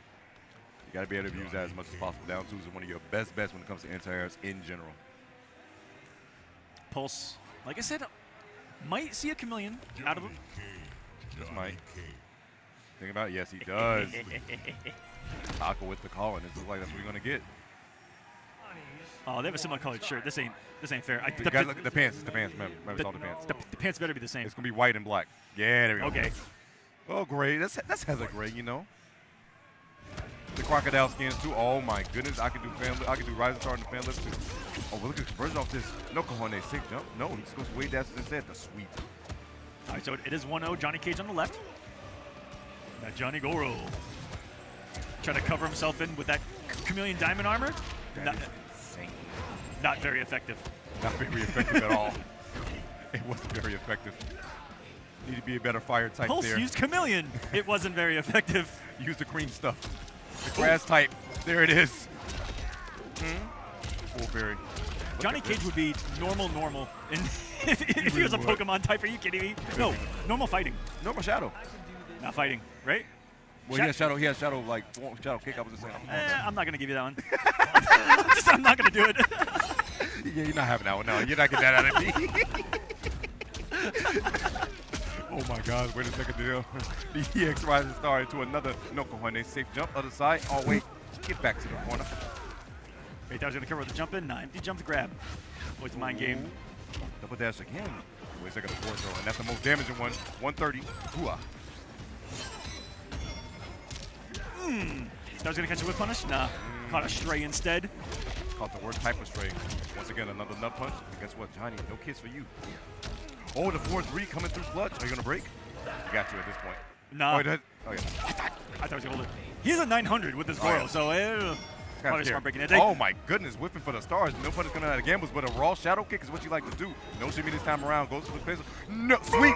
That was actually scary. If it was in range, I think that he recovered to where it would have worked, and it was active. Barely missed space down 2 by Gambler, who I think did his down 2 too early on his forward dash cancel, or just thought he was going to be closer. Either way, scary situation. There were scary times. Gambler looking mighty strong right now. Post, you kind of need this game in order to, get yourself in this set, but Gambler, make sure he's locking this man down. He really wants to do well in this bracket because he actually needs top 8 to make sure that his points go through. I will explain that in just 1 second. Oh, wait a second, the 4-3. Breaker immediately. The points that are on the line are very savage in that you really have to place high to get any kind of significant points. 13th, 20 points. Yeah. 9th, 40 points. We'll go overhead afterwards. Hit him stuff. No parries on either side. But Wasted gets the poke on the other side. The throw. Get off me. Only way to interrupt him before doing that second dash as well was have something active there with the down 4 and all Gambler right now. The restand. No, just knockdown. Doesn't have any meter. Throw on deck. Give himself blood. Oh, he misses another sweep. There's a poke afterwards. The shimmy into a back throw and a character select immediately. So, up to note.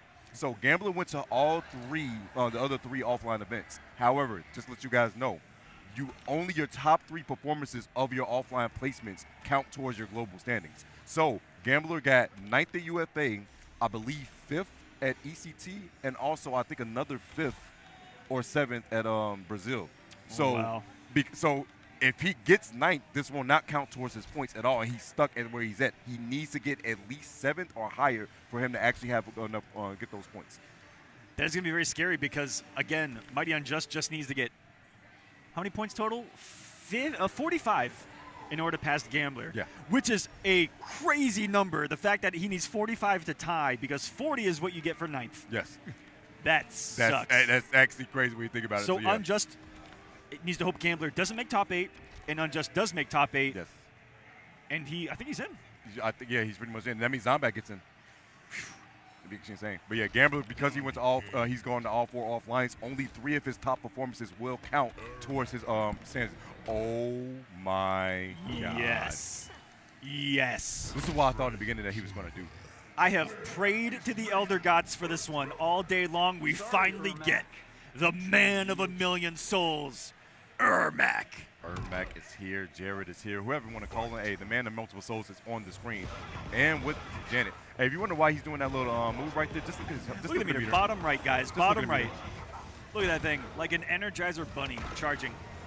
He almost already got 2 bars. Look at this. This is ridiculous. Oh, my. That was the first hit bonus. Just popped up. And he's already got breaker. Look at that. Already has breaker. In He only got 15 hit for the seconds. first time. That was 15 seconds into the match. He had breaker because of all the cancels. All goes for throw, but the down 2 coming out of Gamble. So guess what? That's a full combo because Goro is the homie. Raising the roof. No cojones. Safe jump. He said meter's cool and all, but. Oh, we're going to trade combo there. Oh, got him this time around. That's going to be a full. Oh, no. Misses it. You see what Ermac's all about here in Mortal Kombat 1, guys. Dash cancels, quick mixes, quick staggers. Uh-oh. With Johnny Cage in the corner. Known for the same thing. No cancels about him there. It is pure pressure in plus frames, in staggers, and in the threat of Goro that can come at any time. It's all about, you know, the implication. That plus range may be coming. Raw shadow kick just going in, and that means Gambles is now, he's on set point. He has full hype meter. Goro coming through, helping out the homie, the back throw. 110. Gambler hasn't taken this foot off the gas pedal at all. Either calls out the backdash cancel. It was most advancing normal. That was such a good call out. Good stuff indeed. Oh, the conversion off this. No, he doesn't get it. But gets Shimmy this time around. Let's wait a second. We are going to party time. Oh, making the most out of the situation. These BMBs. That was a whole lot of swag for 327. He's got him locked in the corner. Yeah, Shimmy, but no, we didn't believe in the cancel. Oh, try to go for throw, but misses. See Gambler giving a lot more respect to those cancels now that Pulse has changed up the cancels into down 1 and then nothing. Looking for baits. But has too much time passed as Gambler. That's it? In the fatal. This could be it. I think it is That's it. death. That's done. Is King already Gambler. dabbed him up. No, Pulse already dabbed him up. Wow, He's yeah, he already stood up. He's already knows. He just knows it's done. He actually already unplugged. He's already unplugged. He's done. He That's knows GG's. that's death. Ladies and gentlemen, King Gambler. 3-0 over Pulse. Taking that man off of Johnny, off the mirror, and went to Ermac and actually just cleaned it up. Gambler, DG's very own, is looking so strong and doesn't have to play till tomorrow. Winner's side, top 24. Pulse as well. And meant to say this earlier, losers is also done for the day in these winner's side matches. They're automatically going to the losers top 24. And in losers right now, as we see some of these replays, but I'm just going to use this time to go over some of the losers matches. Woolender 3-1 over Kerbalicious.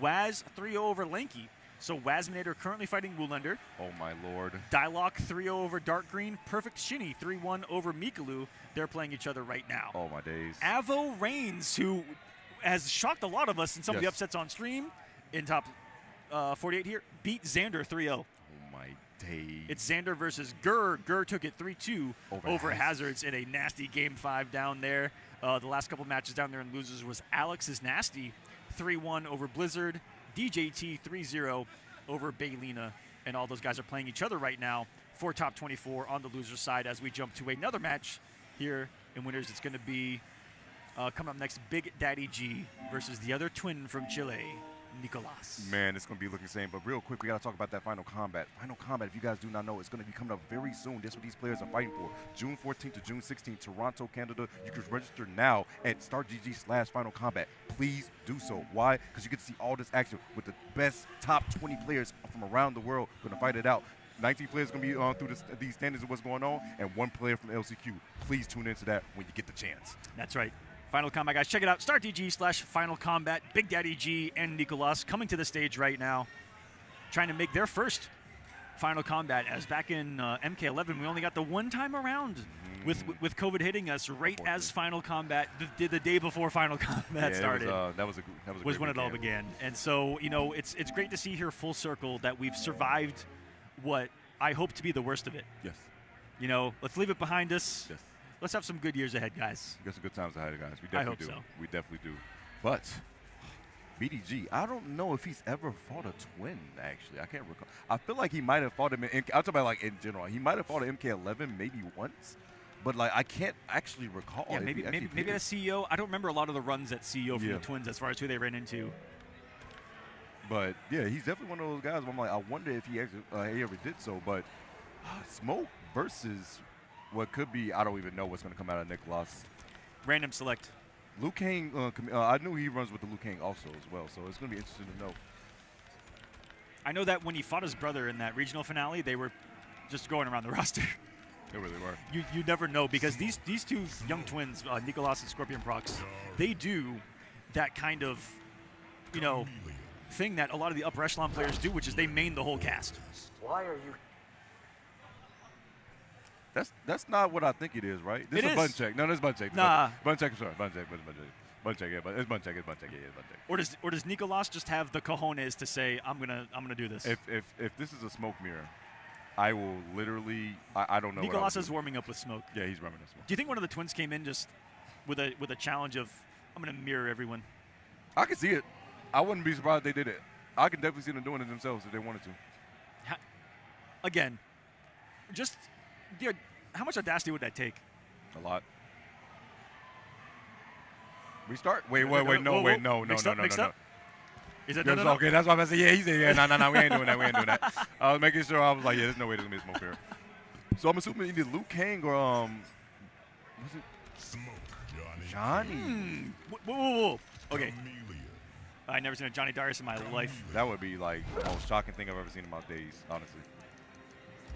I'll be the Johnny Chameleon. How goes it with the new boy Hanzo? He'll soon. As we just saw from Pulse, one of the strongest teams right now. Johnny Cage, an absolute unit of a character by himself. Chameleon, a cameo that is a unit by yourself. You put them together, that's a big unit. That's definitely a big unit, one of the strongest units out there. Beautiful fall block coming out of BDG, but guess what? Kept himself safe. That's going to be a block on that armor move and a full combo punish coming out of JChan. See, jump. Almost blocked though, not up blocked. Didn't have enough frames to stop the train. Nicholas. No cojones. Safe jump. Getting crazy with us. Now, is he going to be a Johnny Chameleon? Because there's multiple ways that you can go that I've noticed with these Johnny players. Are you going to be keeping it simple and not loading star power, or are you one of those guys? Is he going to be load? The star power is already full. There it is. Right And there it is. And will he now try to go for the explosiveness? Because I have been told by anonymous sources, I won't give them away, that when Johnny Cage has star power, all 3 cameos can go into a combo off of a starter. No matter where you are in the rotation, you get star power combos all the way. That's all actually 3.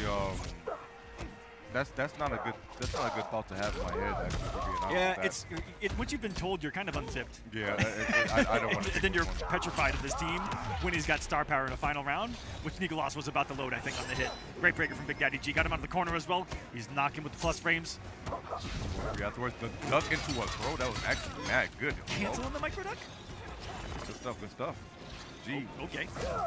Walking over here. Whoa, get back over here. You're not facing out of nowhere. You're standing in this corner. I don't know where you think you're going, but no, he's growing wise this time around. You're not going to grab him again. That's going to be another full combo coming out of Nicholas. You can get crazy now. He's got the Chameleon lift available. A beautiful up block, but doesn't get the punish. Full string, back dashes. He tried. Counter hit code, and that's going to be a clean hit into GG. He's going to need it there. Big Daddy G avoiding the star power.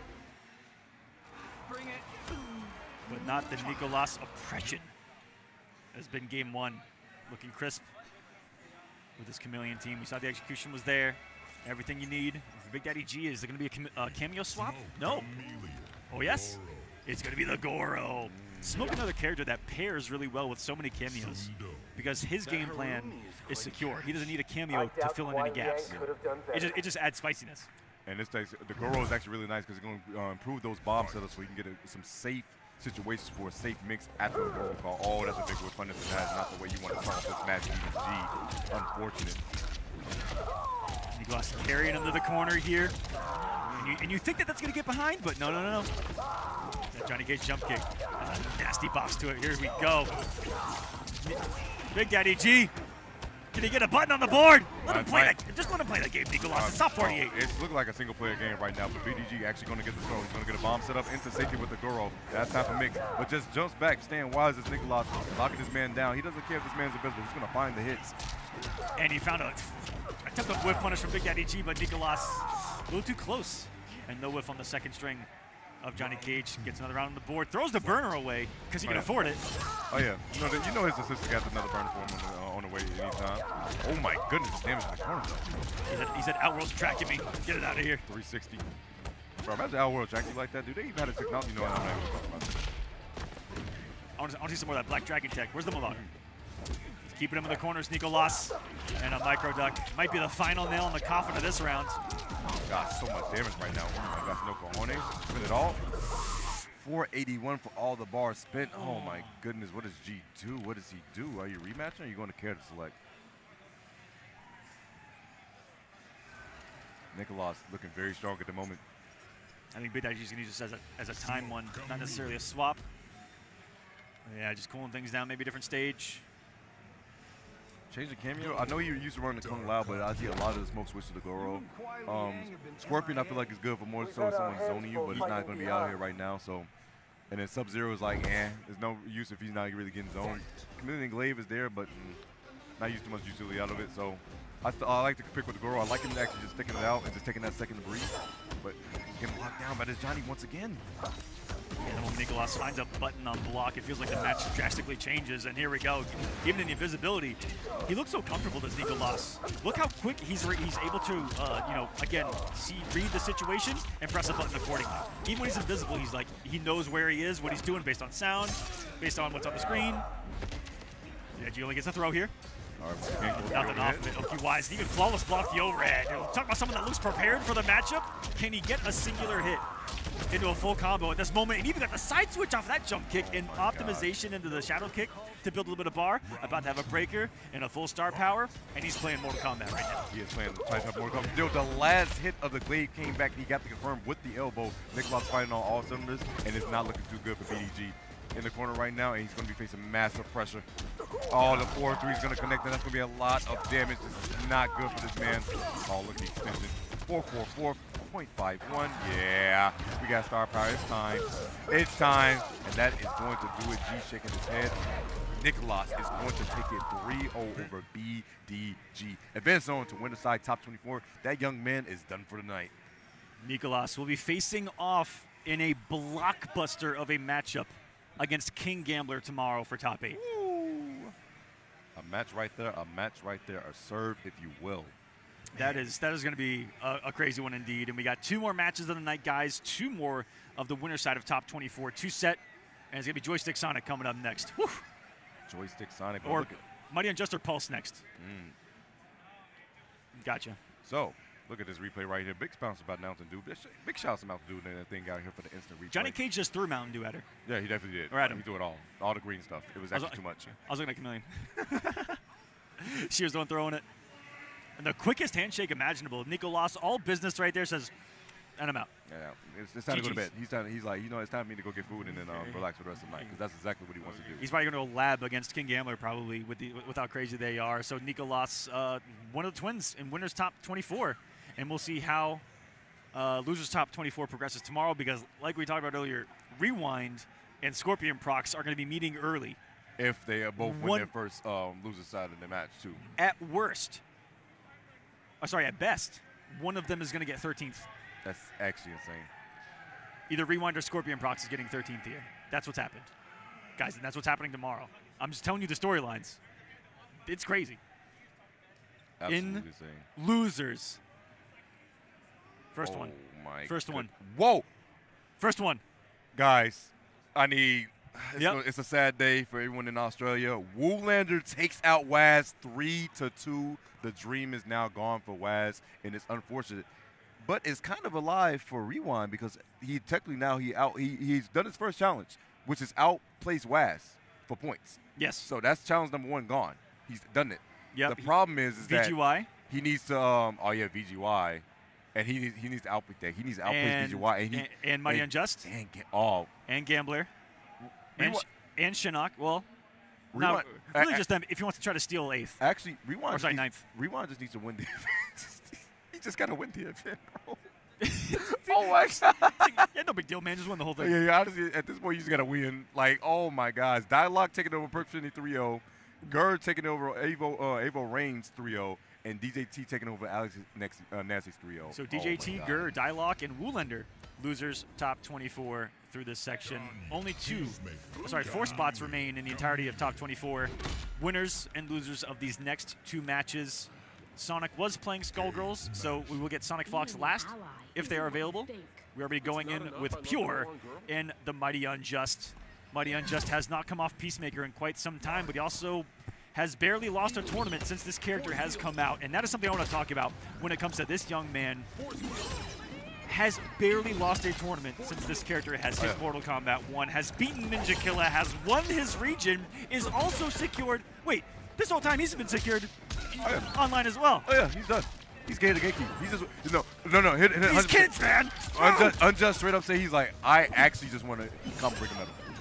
That's legitimately what he told me. He's like, I just want to combo break a medal. He has many medals. So no money on the mind, which is crazy for how his age. Yeah, he just wants the medal. Prestige on the line? No. This is his first time in Chicago, so he just really just wants the medal. You want to gatekeep? No, I just want the medal. He wants the medal. And he's playing like it too. And also, just to let you guys know, Zombat is pretty much Mighty Unjust's biggest fan, because if Mighty Unjust gets in 3 points, Zombat gets in through the online region. Yep. And Zombat has snuck into World Finals time and time again. He actually snuck into Final Combat last time it happened. He tied with Samij in points, and because he outplaced Samij by like 1 placing at a tournament, he got in. He got in. And he got forfeit that event and too. He killed it. Yeah. Actually insane. Zombat's looking, that's crazy actually. He got spot armor when it comes to the he finale. Might. It's the jacket. It's that bomber, man. It is the bomber. It's getting him places. Did the first down 4 whiff because he had the thing on? No. Oh, no matter what, if your poke is a gun move in any game, it's not going to negate it. Okay. That's the first thing I said was like back when RoboCop was down 4. Like I'm like, yeah, no. It's one Can I absorb that? Nah. As it turns out, no. Those are magical bullets. Yeah. Go for the dart. And that was a pretty bold dart. It was the range where one of the only ways in was either aerial or with a grounded spin. I don't think he was too much worried about that, as Mighty Unjust secures the first game and starting on a speed run, just like we're seeing these last couple of matches. A couple of tight ones in the last block. These ones starting off with some speed runs. All 3-0s so far in this one. There's been a lot of 3-0s in this top 24. More than not, like it's been certain steamrolls that you like, man, that was a steamroll. Oh, yeah. Like for real, like Banditos and Scorpion Procs. But not expected to go that way. Yeah, not the other way. But 3-0 in favor of Banditos is crazy. And then now, like, this is the secret select for pure. Never mind, he didn't pick it. He's so quick. He shut that down for you. Oh, you about to explain the deep into the bag. He said, nah, time go. Not worried. I'm not even going to give him his props. We're just going to move on to this next one. He said, brain go bird. Stick it out with brain go bird, Tanya Goro. But it's a matchup thing. I wouldn't want to pick Rain into this either because of Force Field. Force Field really is just a. I'm going to put it. Just a difference maker in it's that a force to be reckoned. It is. Exactly what it is, but wait a second, getting the 4-2. Arguably, these 2 characters are what a lot of people consider top 2 in the game. Wow. Pretty bold, but Tanya's been flying under the radar for a long time, my friends. A long time. Oh, 4 converts up as well. Another drill, and guess what? Oh, he tried to jump back to avoid it, but it's so fast. It's so fast. It's so quick. The frame's there before you could even make the read. Torpedo. Oh, brother. How are you supposed to block that, man? That's the unholy one. The dash up in your face, raw Molina overhead. And it's not like, does he have a low that he's going to threaten you with at that range? And Spirit does put one on the board. Does he have a low? From Peacemaker? Sweeping down 3 that he's going to be with, really, that's about it. Sweeping down 3, and low eagly, if he really wants to. Ooh, yeah. He's woken up with it before, so. It's definitely a move you got to look out for. No armor, but it's coming in fast. Bird is the word. Oh my God. Is he going to leave him reset? Nope. He's going to back up. Once again, Bird is the word. Toucan Sam doing massive work right now, bro. That was the most unsafe one he's done so far. And what a beautiful side switch on accident with where that interacted with. We love happy actors, don't we? Oh, no. Perfect. Air projectile to get over the zoning of Peacemaker. He's going to put himself in the corner, though, and ate a shot. 1 gunshot afterwards. Eagly, oh no, we didn't put the force field down. We're going in with the drill. Armor? Go for it. I respect it, but unfortunately, blocking is pure. And guess what? 3-bar spit from Mighty Unjust. You gotta come to me, mate. Good luck with that. It's a lot of ground to cover as Peacemaker, these backdashes. pretty hefty in how he can. Look at that. He kept up with the forward movement of Tanya the entire way through, and then because that is so fast, we'll put those guns away. Yeah, you put them away. Not those guns are not getting through the glow, that's for sure. Can't do that, man. People watching, it's kids. Gotta put the guns away. I love that Unjust wasn't afraid to just call out forward movement with a raw torpedo. Stand 3 coming through, and Andy, go roll coming in with assist 2. Look at that damage, 341 hard knockdown into more of the bump. He thought he was going for up block, but no, he did not. He was wise to the troubles. 204. Oh my gosh, the back throw. Stab him in the back. Boom. Sweet. Shot that woman in the toe like it was Harlem Nights. Come on, she's not in the alleyway. Through the eagle at you, and he got you with the Desert Eagle. This is messed up. Man, the Deagle and the Eagle is crazy, the combo. Oh my gosh, look at it. Those were real cameos. High key. Really, honest to God. Poking the special, got to wait a second. This situation is actually bad for Pure. If he gets hit. What? If he gets hit. Oh, that's a missed input, but he didn't get the punish, but gets it this time around, a 2-2 into Fatal. That is going to kill. 950 health and raw Fatal unscaled. Yeah, that's going to do it. That was a nasty reaction from Unjust. That's a quick 2-2 to hit confirm. Booyah! Boom. 416. And that's how you spread peace right there. Spreading peace the right way. Oh, I get it, because he spreads his legs and then shoots. Spreading peace, yeah. He is spreading peace. One shotgun shell in the way. I see what you guys are doing there at NetherRealm. Also, where do you get the shotgun shell from? Like, where do you get the shotgun from? I actually thought about that. You got them deep pockets. Hey, man, those some baggy pants. Yeah, you're right. He's hiding something in there. Oh, wait. Not on this stream. I can't. Yeah.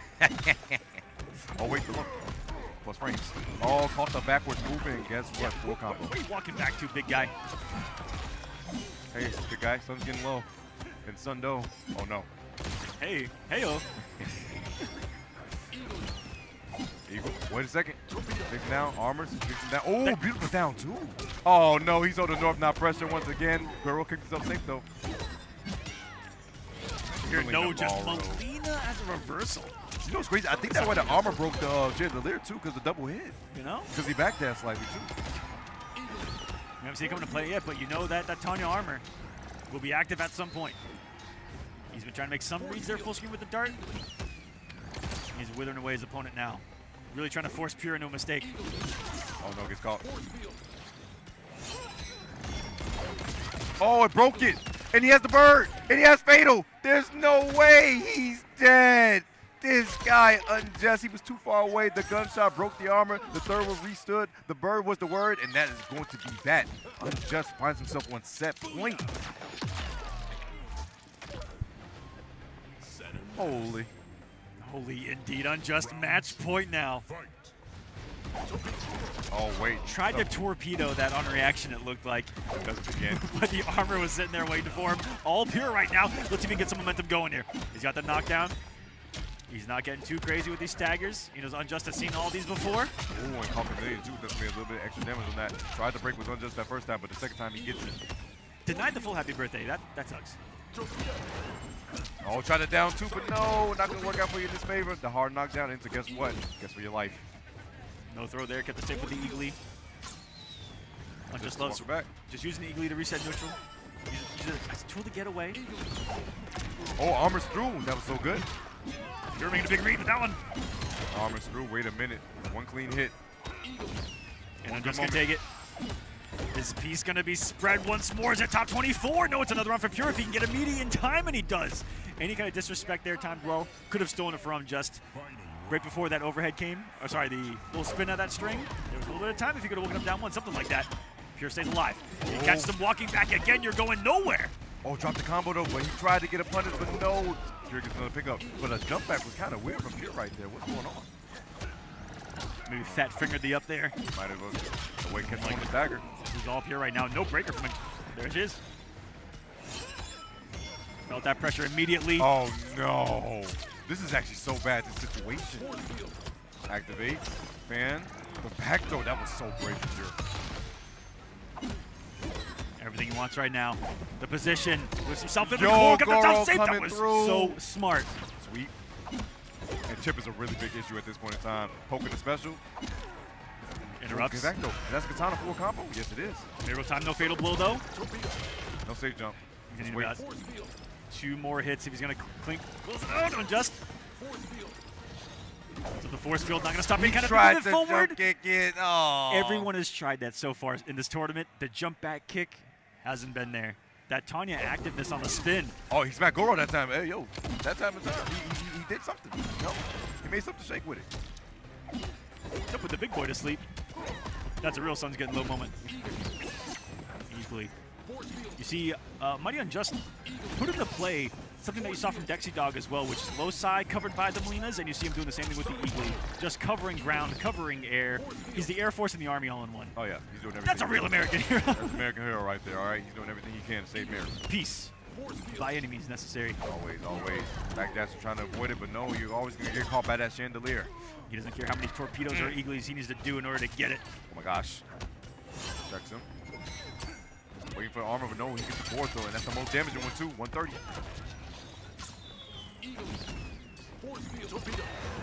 That lives. What if he tried to do something down, too, but it wasn't a counter hit. They're going to get killed. Oh, catch this time on the stagger. Breaker, now he has the corner position. Wait, I knew he was going to do drill. Wait a second, back throw. Unjust wakes up with the buttons in the fatal. No care in the world from Unjust. You don't have any meaties. I don't believe in him. That's why I'm vegan. You know, if you were to walk up to Unjust, that's what he would say. Why don't you meaty? Maybe. Check us something better. Yeah, fortune favors the bold in this one. Flexes the guns. Another match point for the Mighty Unjust. One of the most winningest players in Mortal Kombat history in the past, I'd say 4 years. Yes. Has won the most online tournaments out of anyone. Man, like 42-time ESL champion? 47-time champion for ESL, multiple-time Coliseum, multiple-time SRTV, multiple-time TNS, multiple-time any MK1 tournament champion. That's when this man is pure says, no, wait a second. We're going to put some respect on my name. Wait a second, that double combo. Peacemaker wants to put a shield on his name. It's a safe jump. Oh, no, he doesn't go for it. He just goes to force field instead. He's going back to the zoning. Gunshot, full screen. Oh, my God. Full screen versions are insane. The blocks on the round. The staggers on deck. No armor this time around. Yeah, doesn't fall for that stand one. Falls forward this time, though. You're not ready for armor? the pickup. Believed? He does have Goro. He took the projectile. He can actually go in Unjust. He can actually kind of risk it.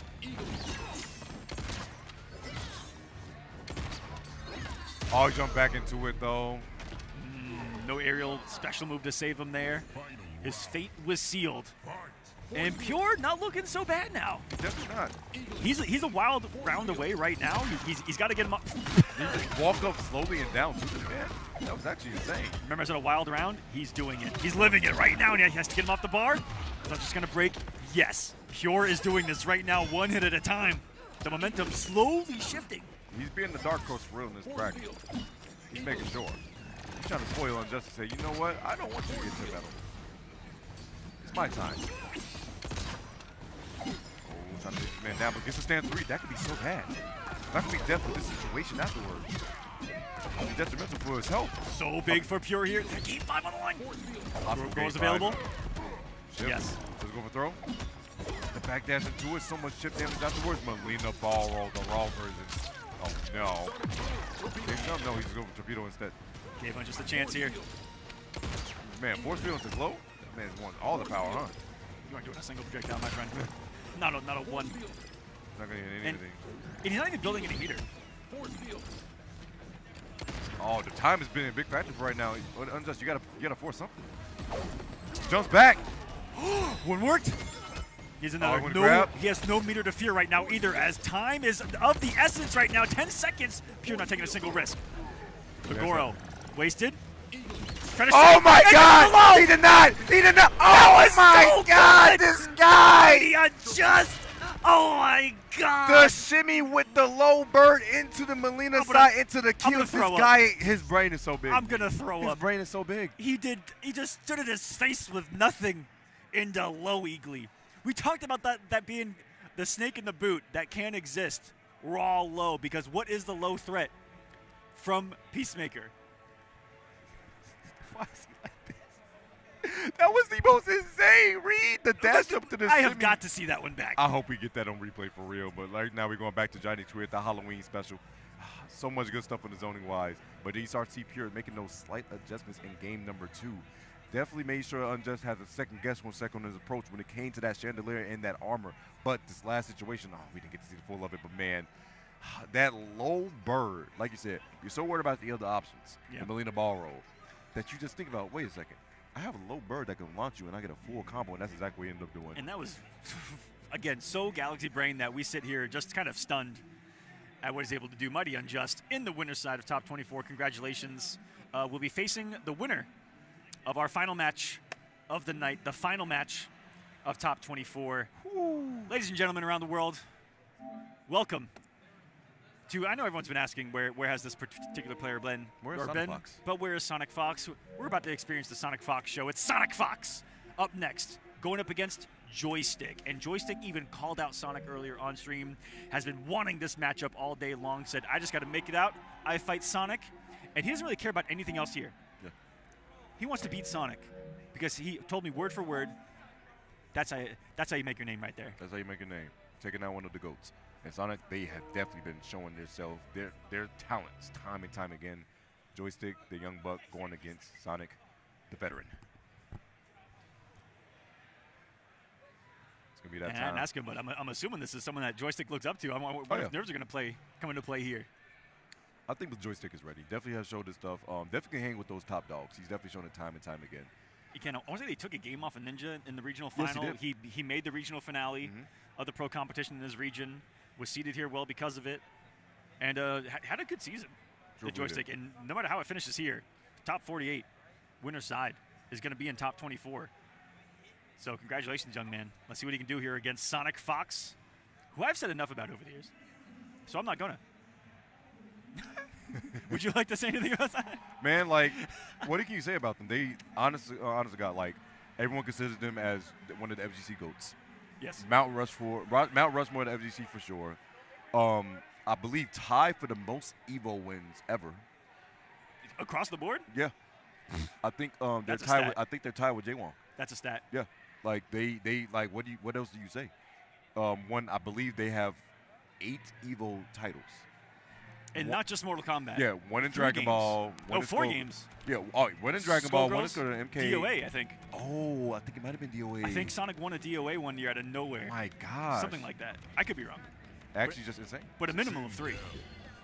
Like, that's actually insane. And like, some people might count, like, Injustice. And, oh, wait, no. Did they ever win an Injustice? I don't think they ever won. Yes. Well, Injustice 1. Not Injustice 2. Yep. Right. Injustice 1 year 2. Yes. Over Pig of the Hut in that grand finals. It was incredible. Pig was on the winner's side, if I'm not mistaken. So many just good timelines. Just faith. That must be earned, Liu Kang. Sonic playing Batgirl back then. We see the Batgirl Isk of Sindel right here. A mix machine, and he picked one up here in Mortal Kombat 1 as well. Boy, does Sonic love some mix-ups. Definitely does, definitely does. Once it just puts you in a situation where you're a force against for your life, and that's exactly what's going to happen with that Kung Lao hat and that float. However, Joystick, rocking the chameleon with the Liu Kang definitely can be annoying for Sonic. The forward throw immediately. He thought you throw into the corner, that's why he saw the escape fail. But no, he wants you forward. Beautiful coach. Back down off that back throw. Down around. Looks like there's going to be a stagger coming from Sonic Fox. Sonic said, nope, I'm not letting my foot off the gas pedal whatsoever. Welcome to the corner. This is where it gets crazy. Not blocking correctly, and that is going to be this man cannot hear a thing. You know what's crazy? You created this woman to scream, and now you can't hear a thing because of it. That's your fault. Hold that. Just a walk down with the low? Everything in this realm was technically his fault. Round 2. Man could have created a perfect universe and said, you know what, Tarkot. And it's been going to hell real quick in a basket here in this timeline. Oh, the Sonic Fox handles the pressure. Thought a stagger was going to come, but that a Katana fan toss, even on block guys, -6 and double hits. It's actually an armor break. It's really good. Oh, it's going to punish. No, doesn't get the proper conversion he wanted to get. That's nice using their fireball. Zoning this man out little by little, making it tough for Sonic to get in. Making him second guess his approach. He's doing those so low to the ground. Making Sonic have to hold the active frames. Oh, Glaive got called too. Breaks his Sonic though, believes. Wants to put the pressure on Joystick, I respect it. I think Sonic broke just because of where we were on the stage, because, that health marker disappeared. Yeah, health marker definitely disappeared. Joystick. Now, smartly, Joystick just taking the hit, and may even take another one before breaking, just to see if he blocks the second one. Didn't block the first one, yeah. He's gonna save the breaker and bet it on the second block here. This is a really risky play. Let's see if it pays off. It does. He's Buckle up. alive. Poke him, poke. The throw. Get off me. Was it armor? No, it does not. Just patience. EX Dragon Kick. The low, and that was so good. Decided to cover the skies, and the low fireball. Only choice Sonic had was to try to flawless block it, but did not get the flawless block. Puts himself on the board. The joystick conversion, he does. Hard knock. Ultimately two, and meated with a forbidden string right there that Sonic was not ready for. Probably some hidden plus frames on that.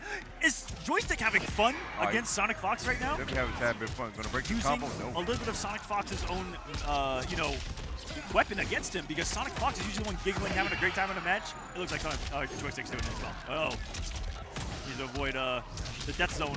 Here we are.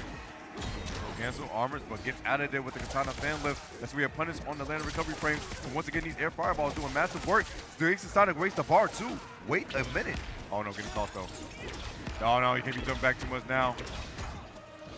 Oh no, he took the block. He's got Barton trying to do a couple of absorbs with the EX shots. There's one, but it doesn't absorb the lows underneath. So not going to be too much of a factor there. Full screen against the Scream Queen and the Lual Sonic. That was a tight game one. Very tight game. I can't believe that Joystick knowledge checked Sonic Fox. Imagine. I'm still a little tight about that. Just does it. Make sure you're like, yeah, you know what. And he passed. It looked like Sonic wasn't ready for it. Plus, oh no, that's going to be a punish, and it's going to be a little extra damage. Then he got caught in that crossfire by that synthetic weave. Oh yeah, we take it to the sky for real. The knockdown. Oh wait, messed up the little hat setup, but hey, Sonic doesn't care. Tento, is it really synthetic? Like, it's not real? I mean, it's in a video game. It's not real. That's a fact. Layers. That's a fact that I can't deny. I'm not gonna argue. Big sucks. Oh, not blocking your head, and that is going to be the round going to Sonic Fox. Is that all? Sonic laxing off and thinking, yeah, that makes it 31. Yeah, it's cheap. It's cheap. Yeah, cheap. The fact that you can command when the low comes before that jump in or not is what is eating people alive with that setup. It's because you may not realize it as you guys see it, but that particular setup that Sonic Fox did, he had a little bit of Kung Lao left. He let the Lao hat go early, just a little bit, so that it hit first. And that's where the Dirty Mix comes into play. And look at the zoning, too. So good. These fireballs on Sonic has been so low, by the way. The float is on deck. Always meter on Sindel's side because that float does count towards the meter.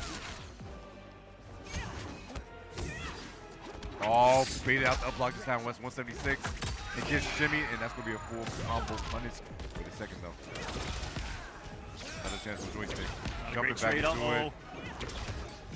Now he's going to fight his way through. You remember that Super Mario Maker I was telling you about earlier? Oh, yeah, this is definitely what that is. He has to get through Sonic Fox's level right now, and can he do it? He has to go through a low and overhead. Aerial projectiles, floats, oh my, and screams, and he's going to get him with the air projectile. Sonic Fox up 2-0 is our final match of the night. Sonic looking to secure a winner's side top 24 performance where it would be Sonic Fox. Oh my goodness, versus Mighty Unjust if he wins. Oh my goodness. Or if they win, sorry. Yo, Joystick, you called out them and you looking like, yeah, you weren't ready. This is what happens sometimes when you call out a demon, sometimes a demon shows up. Oh yeah.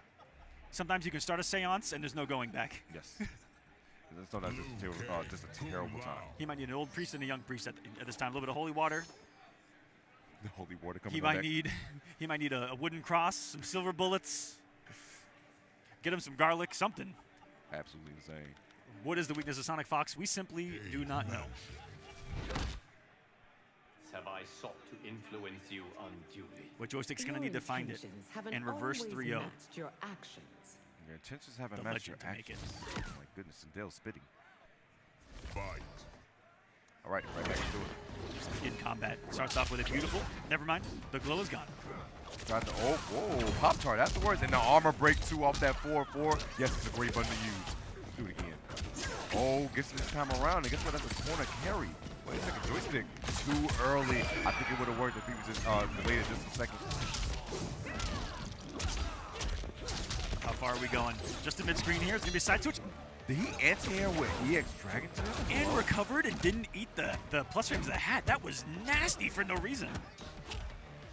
Stuff right now. All the blocks and get Shinny this time around. That actually might be death. Oh no, it's not in the bar. We're going to go for setup instead.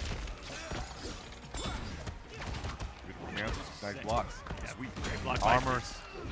Joystick going with a forward 4. Doesn't get the armor break this time around, and Sonic now a match point. top 24. This is the final match of the day here at Combo Breaker, guys. For Mortal Kombat 1, we hope that you've enjoyed the show. There's going to be more tomorrow. 5 p.m. Central is top 24, and we're going top 24 to top 8. The entire show will close out then as Sonic Fox gets Joystick back to the corner, no breaker, and it's going to be just like a similar round where Joystick this time broke early instead of waiting for the second mix to come. And it's not going to work out in his favor. Oh no, the synthetic weave actually caught. He didn't think that he had time to punish because so much time had passed. And Sonic floats over that one, and that just might be the death blow. Can Sonic close out here? Is there enough damage? Not no, quite, but Chip one is a really more. big problem. And Sonic Fox will take it 3-0 over Joystick. Sonic joining Mighty Unjust. Nicolas, King Gambler in the winner's side of top 24. On this side, and on the other side of winners, it'll be Banditos, Video Games Yo, Ninja Killa, and Killer Shinok on the winner's side. Incredible. Sonic Fox, yeah, what do you do about that? Yeah, he doesn't even, Joystick definitely doesn't know what to do. Sonic Fox, they showing off the dominance, doing great stuff right there, securing himself into top 24, winner's side. Man, Aqua, those are some names in there. I don't even want to look at that right now. I'm going to be disgusted. Oh, my gosh. Yeah. Yeah.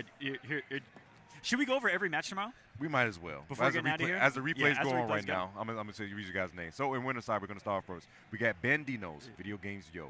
Then we got Ninja Killa versus Killer Spanky. This is also from Joystick versus Bustman earlier, which was an incredible match. Yes, Bustman almost had this with the Havoc Movado. Had an unfortunate joystick malfunction against Joystick. Wait a minute. Wait a dang minute. Nah, that's not right. That's tech right there. That is definitely some tech right there. He might have literally pulled the plug or something on that one. But really quick, guys, on winner's side, we have Banditos versus VGY. Then we have Ninja Killa versus Killer Spanky. King Gambler versus Nicolas, and then Sonic Fox versus Mighty Unjust, and then every Aqua. one of those. You want to take over that losers bracket? Yeah, sure. So in losers, these are the matchups tomorrow at 5 o'clock Central, which is local time here in Chicago. In losers, we got Pure versus Euphoric, Joystick versus Hayate, Big Daddy G versus JChan. Oh my lord. Pulse versus El Kukui. The Goon Squad has to fight each other. The Goons have to fight each other. Dexi Dog versus DJT. Wraith versus Gur, which is I feel like a rivalry from up there in the Northeast. That's a regular battle. Definitely is. Up there in. Oh, here we go. Here's some highlights from the last one. Sonic Fox versus Joystick. Rewind. Oh my God! I was waiting for you to read it. I was waiting for you to read it. He had to take a second. I'm gonna give Aqua the breath. I cannot. Oh. My heart right now. How crazy of a path he has. You can zoom in on it. Rewind versus Diock is going to be a loser's side when, oh my days. And Scorpion Procs is right there. And they Rewind would have to beat Diock, Scorpion Procs, and then the loser of King Gambler and Nicolas. He might get both twins for top 8. It's too much going on. Top 24 will be a utterly bloodbath that you guys are going to definitely want to watch and be a part of. And we're going to for tomorrow, it's going to be top 24 at 5 p.m. immediately going into top 8. So please make sure you're comfortable and get the time spent to do that because it's going to be a great time. Aqua, it's going to be down here, man. It's been great. And we're going to be here with you guys tomorrow for top 24. The twins will be back for the top 8 action. Good luck to all of the competitors in this top 24 trying to make Final Kombat, trying to get into the upper echelon of Combo Breaker here in 2024. We hope you've appreciated it. Thanks for watching some Mortal Kombat with us. We'll see you tomorrow for the epic conclusion.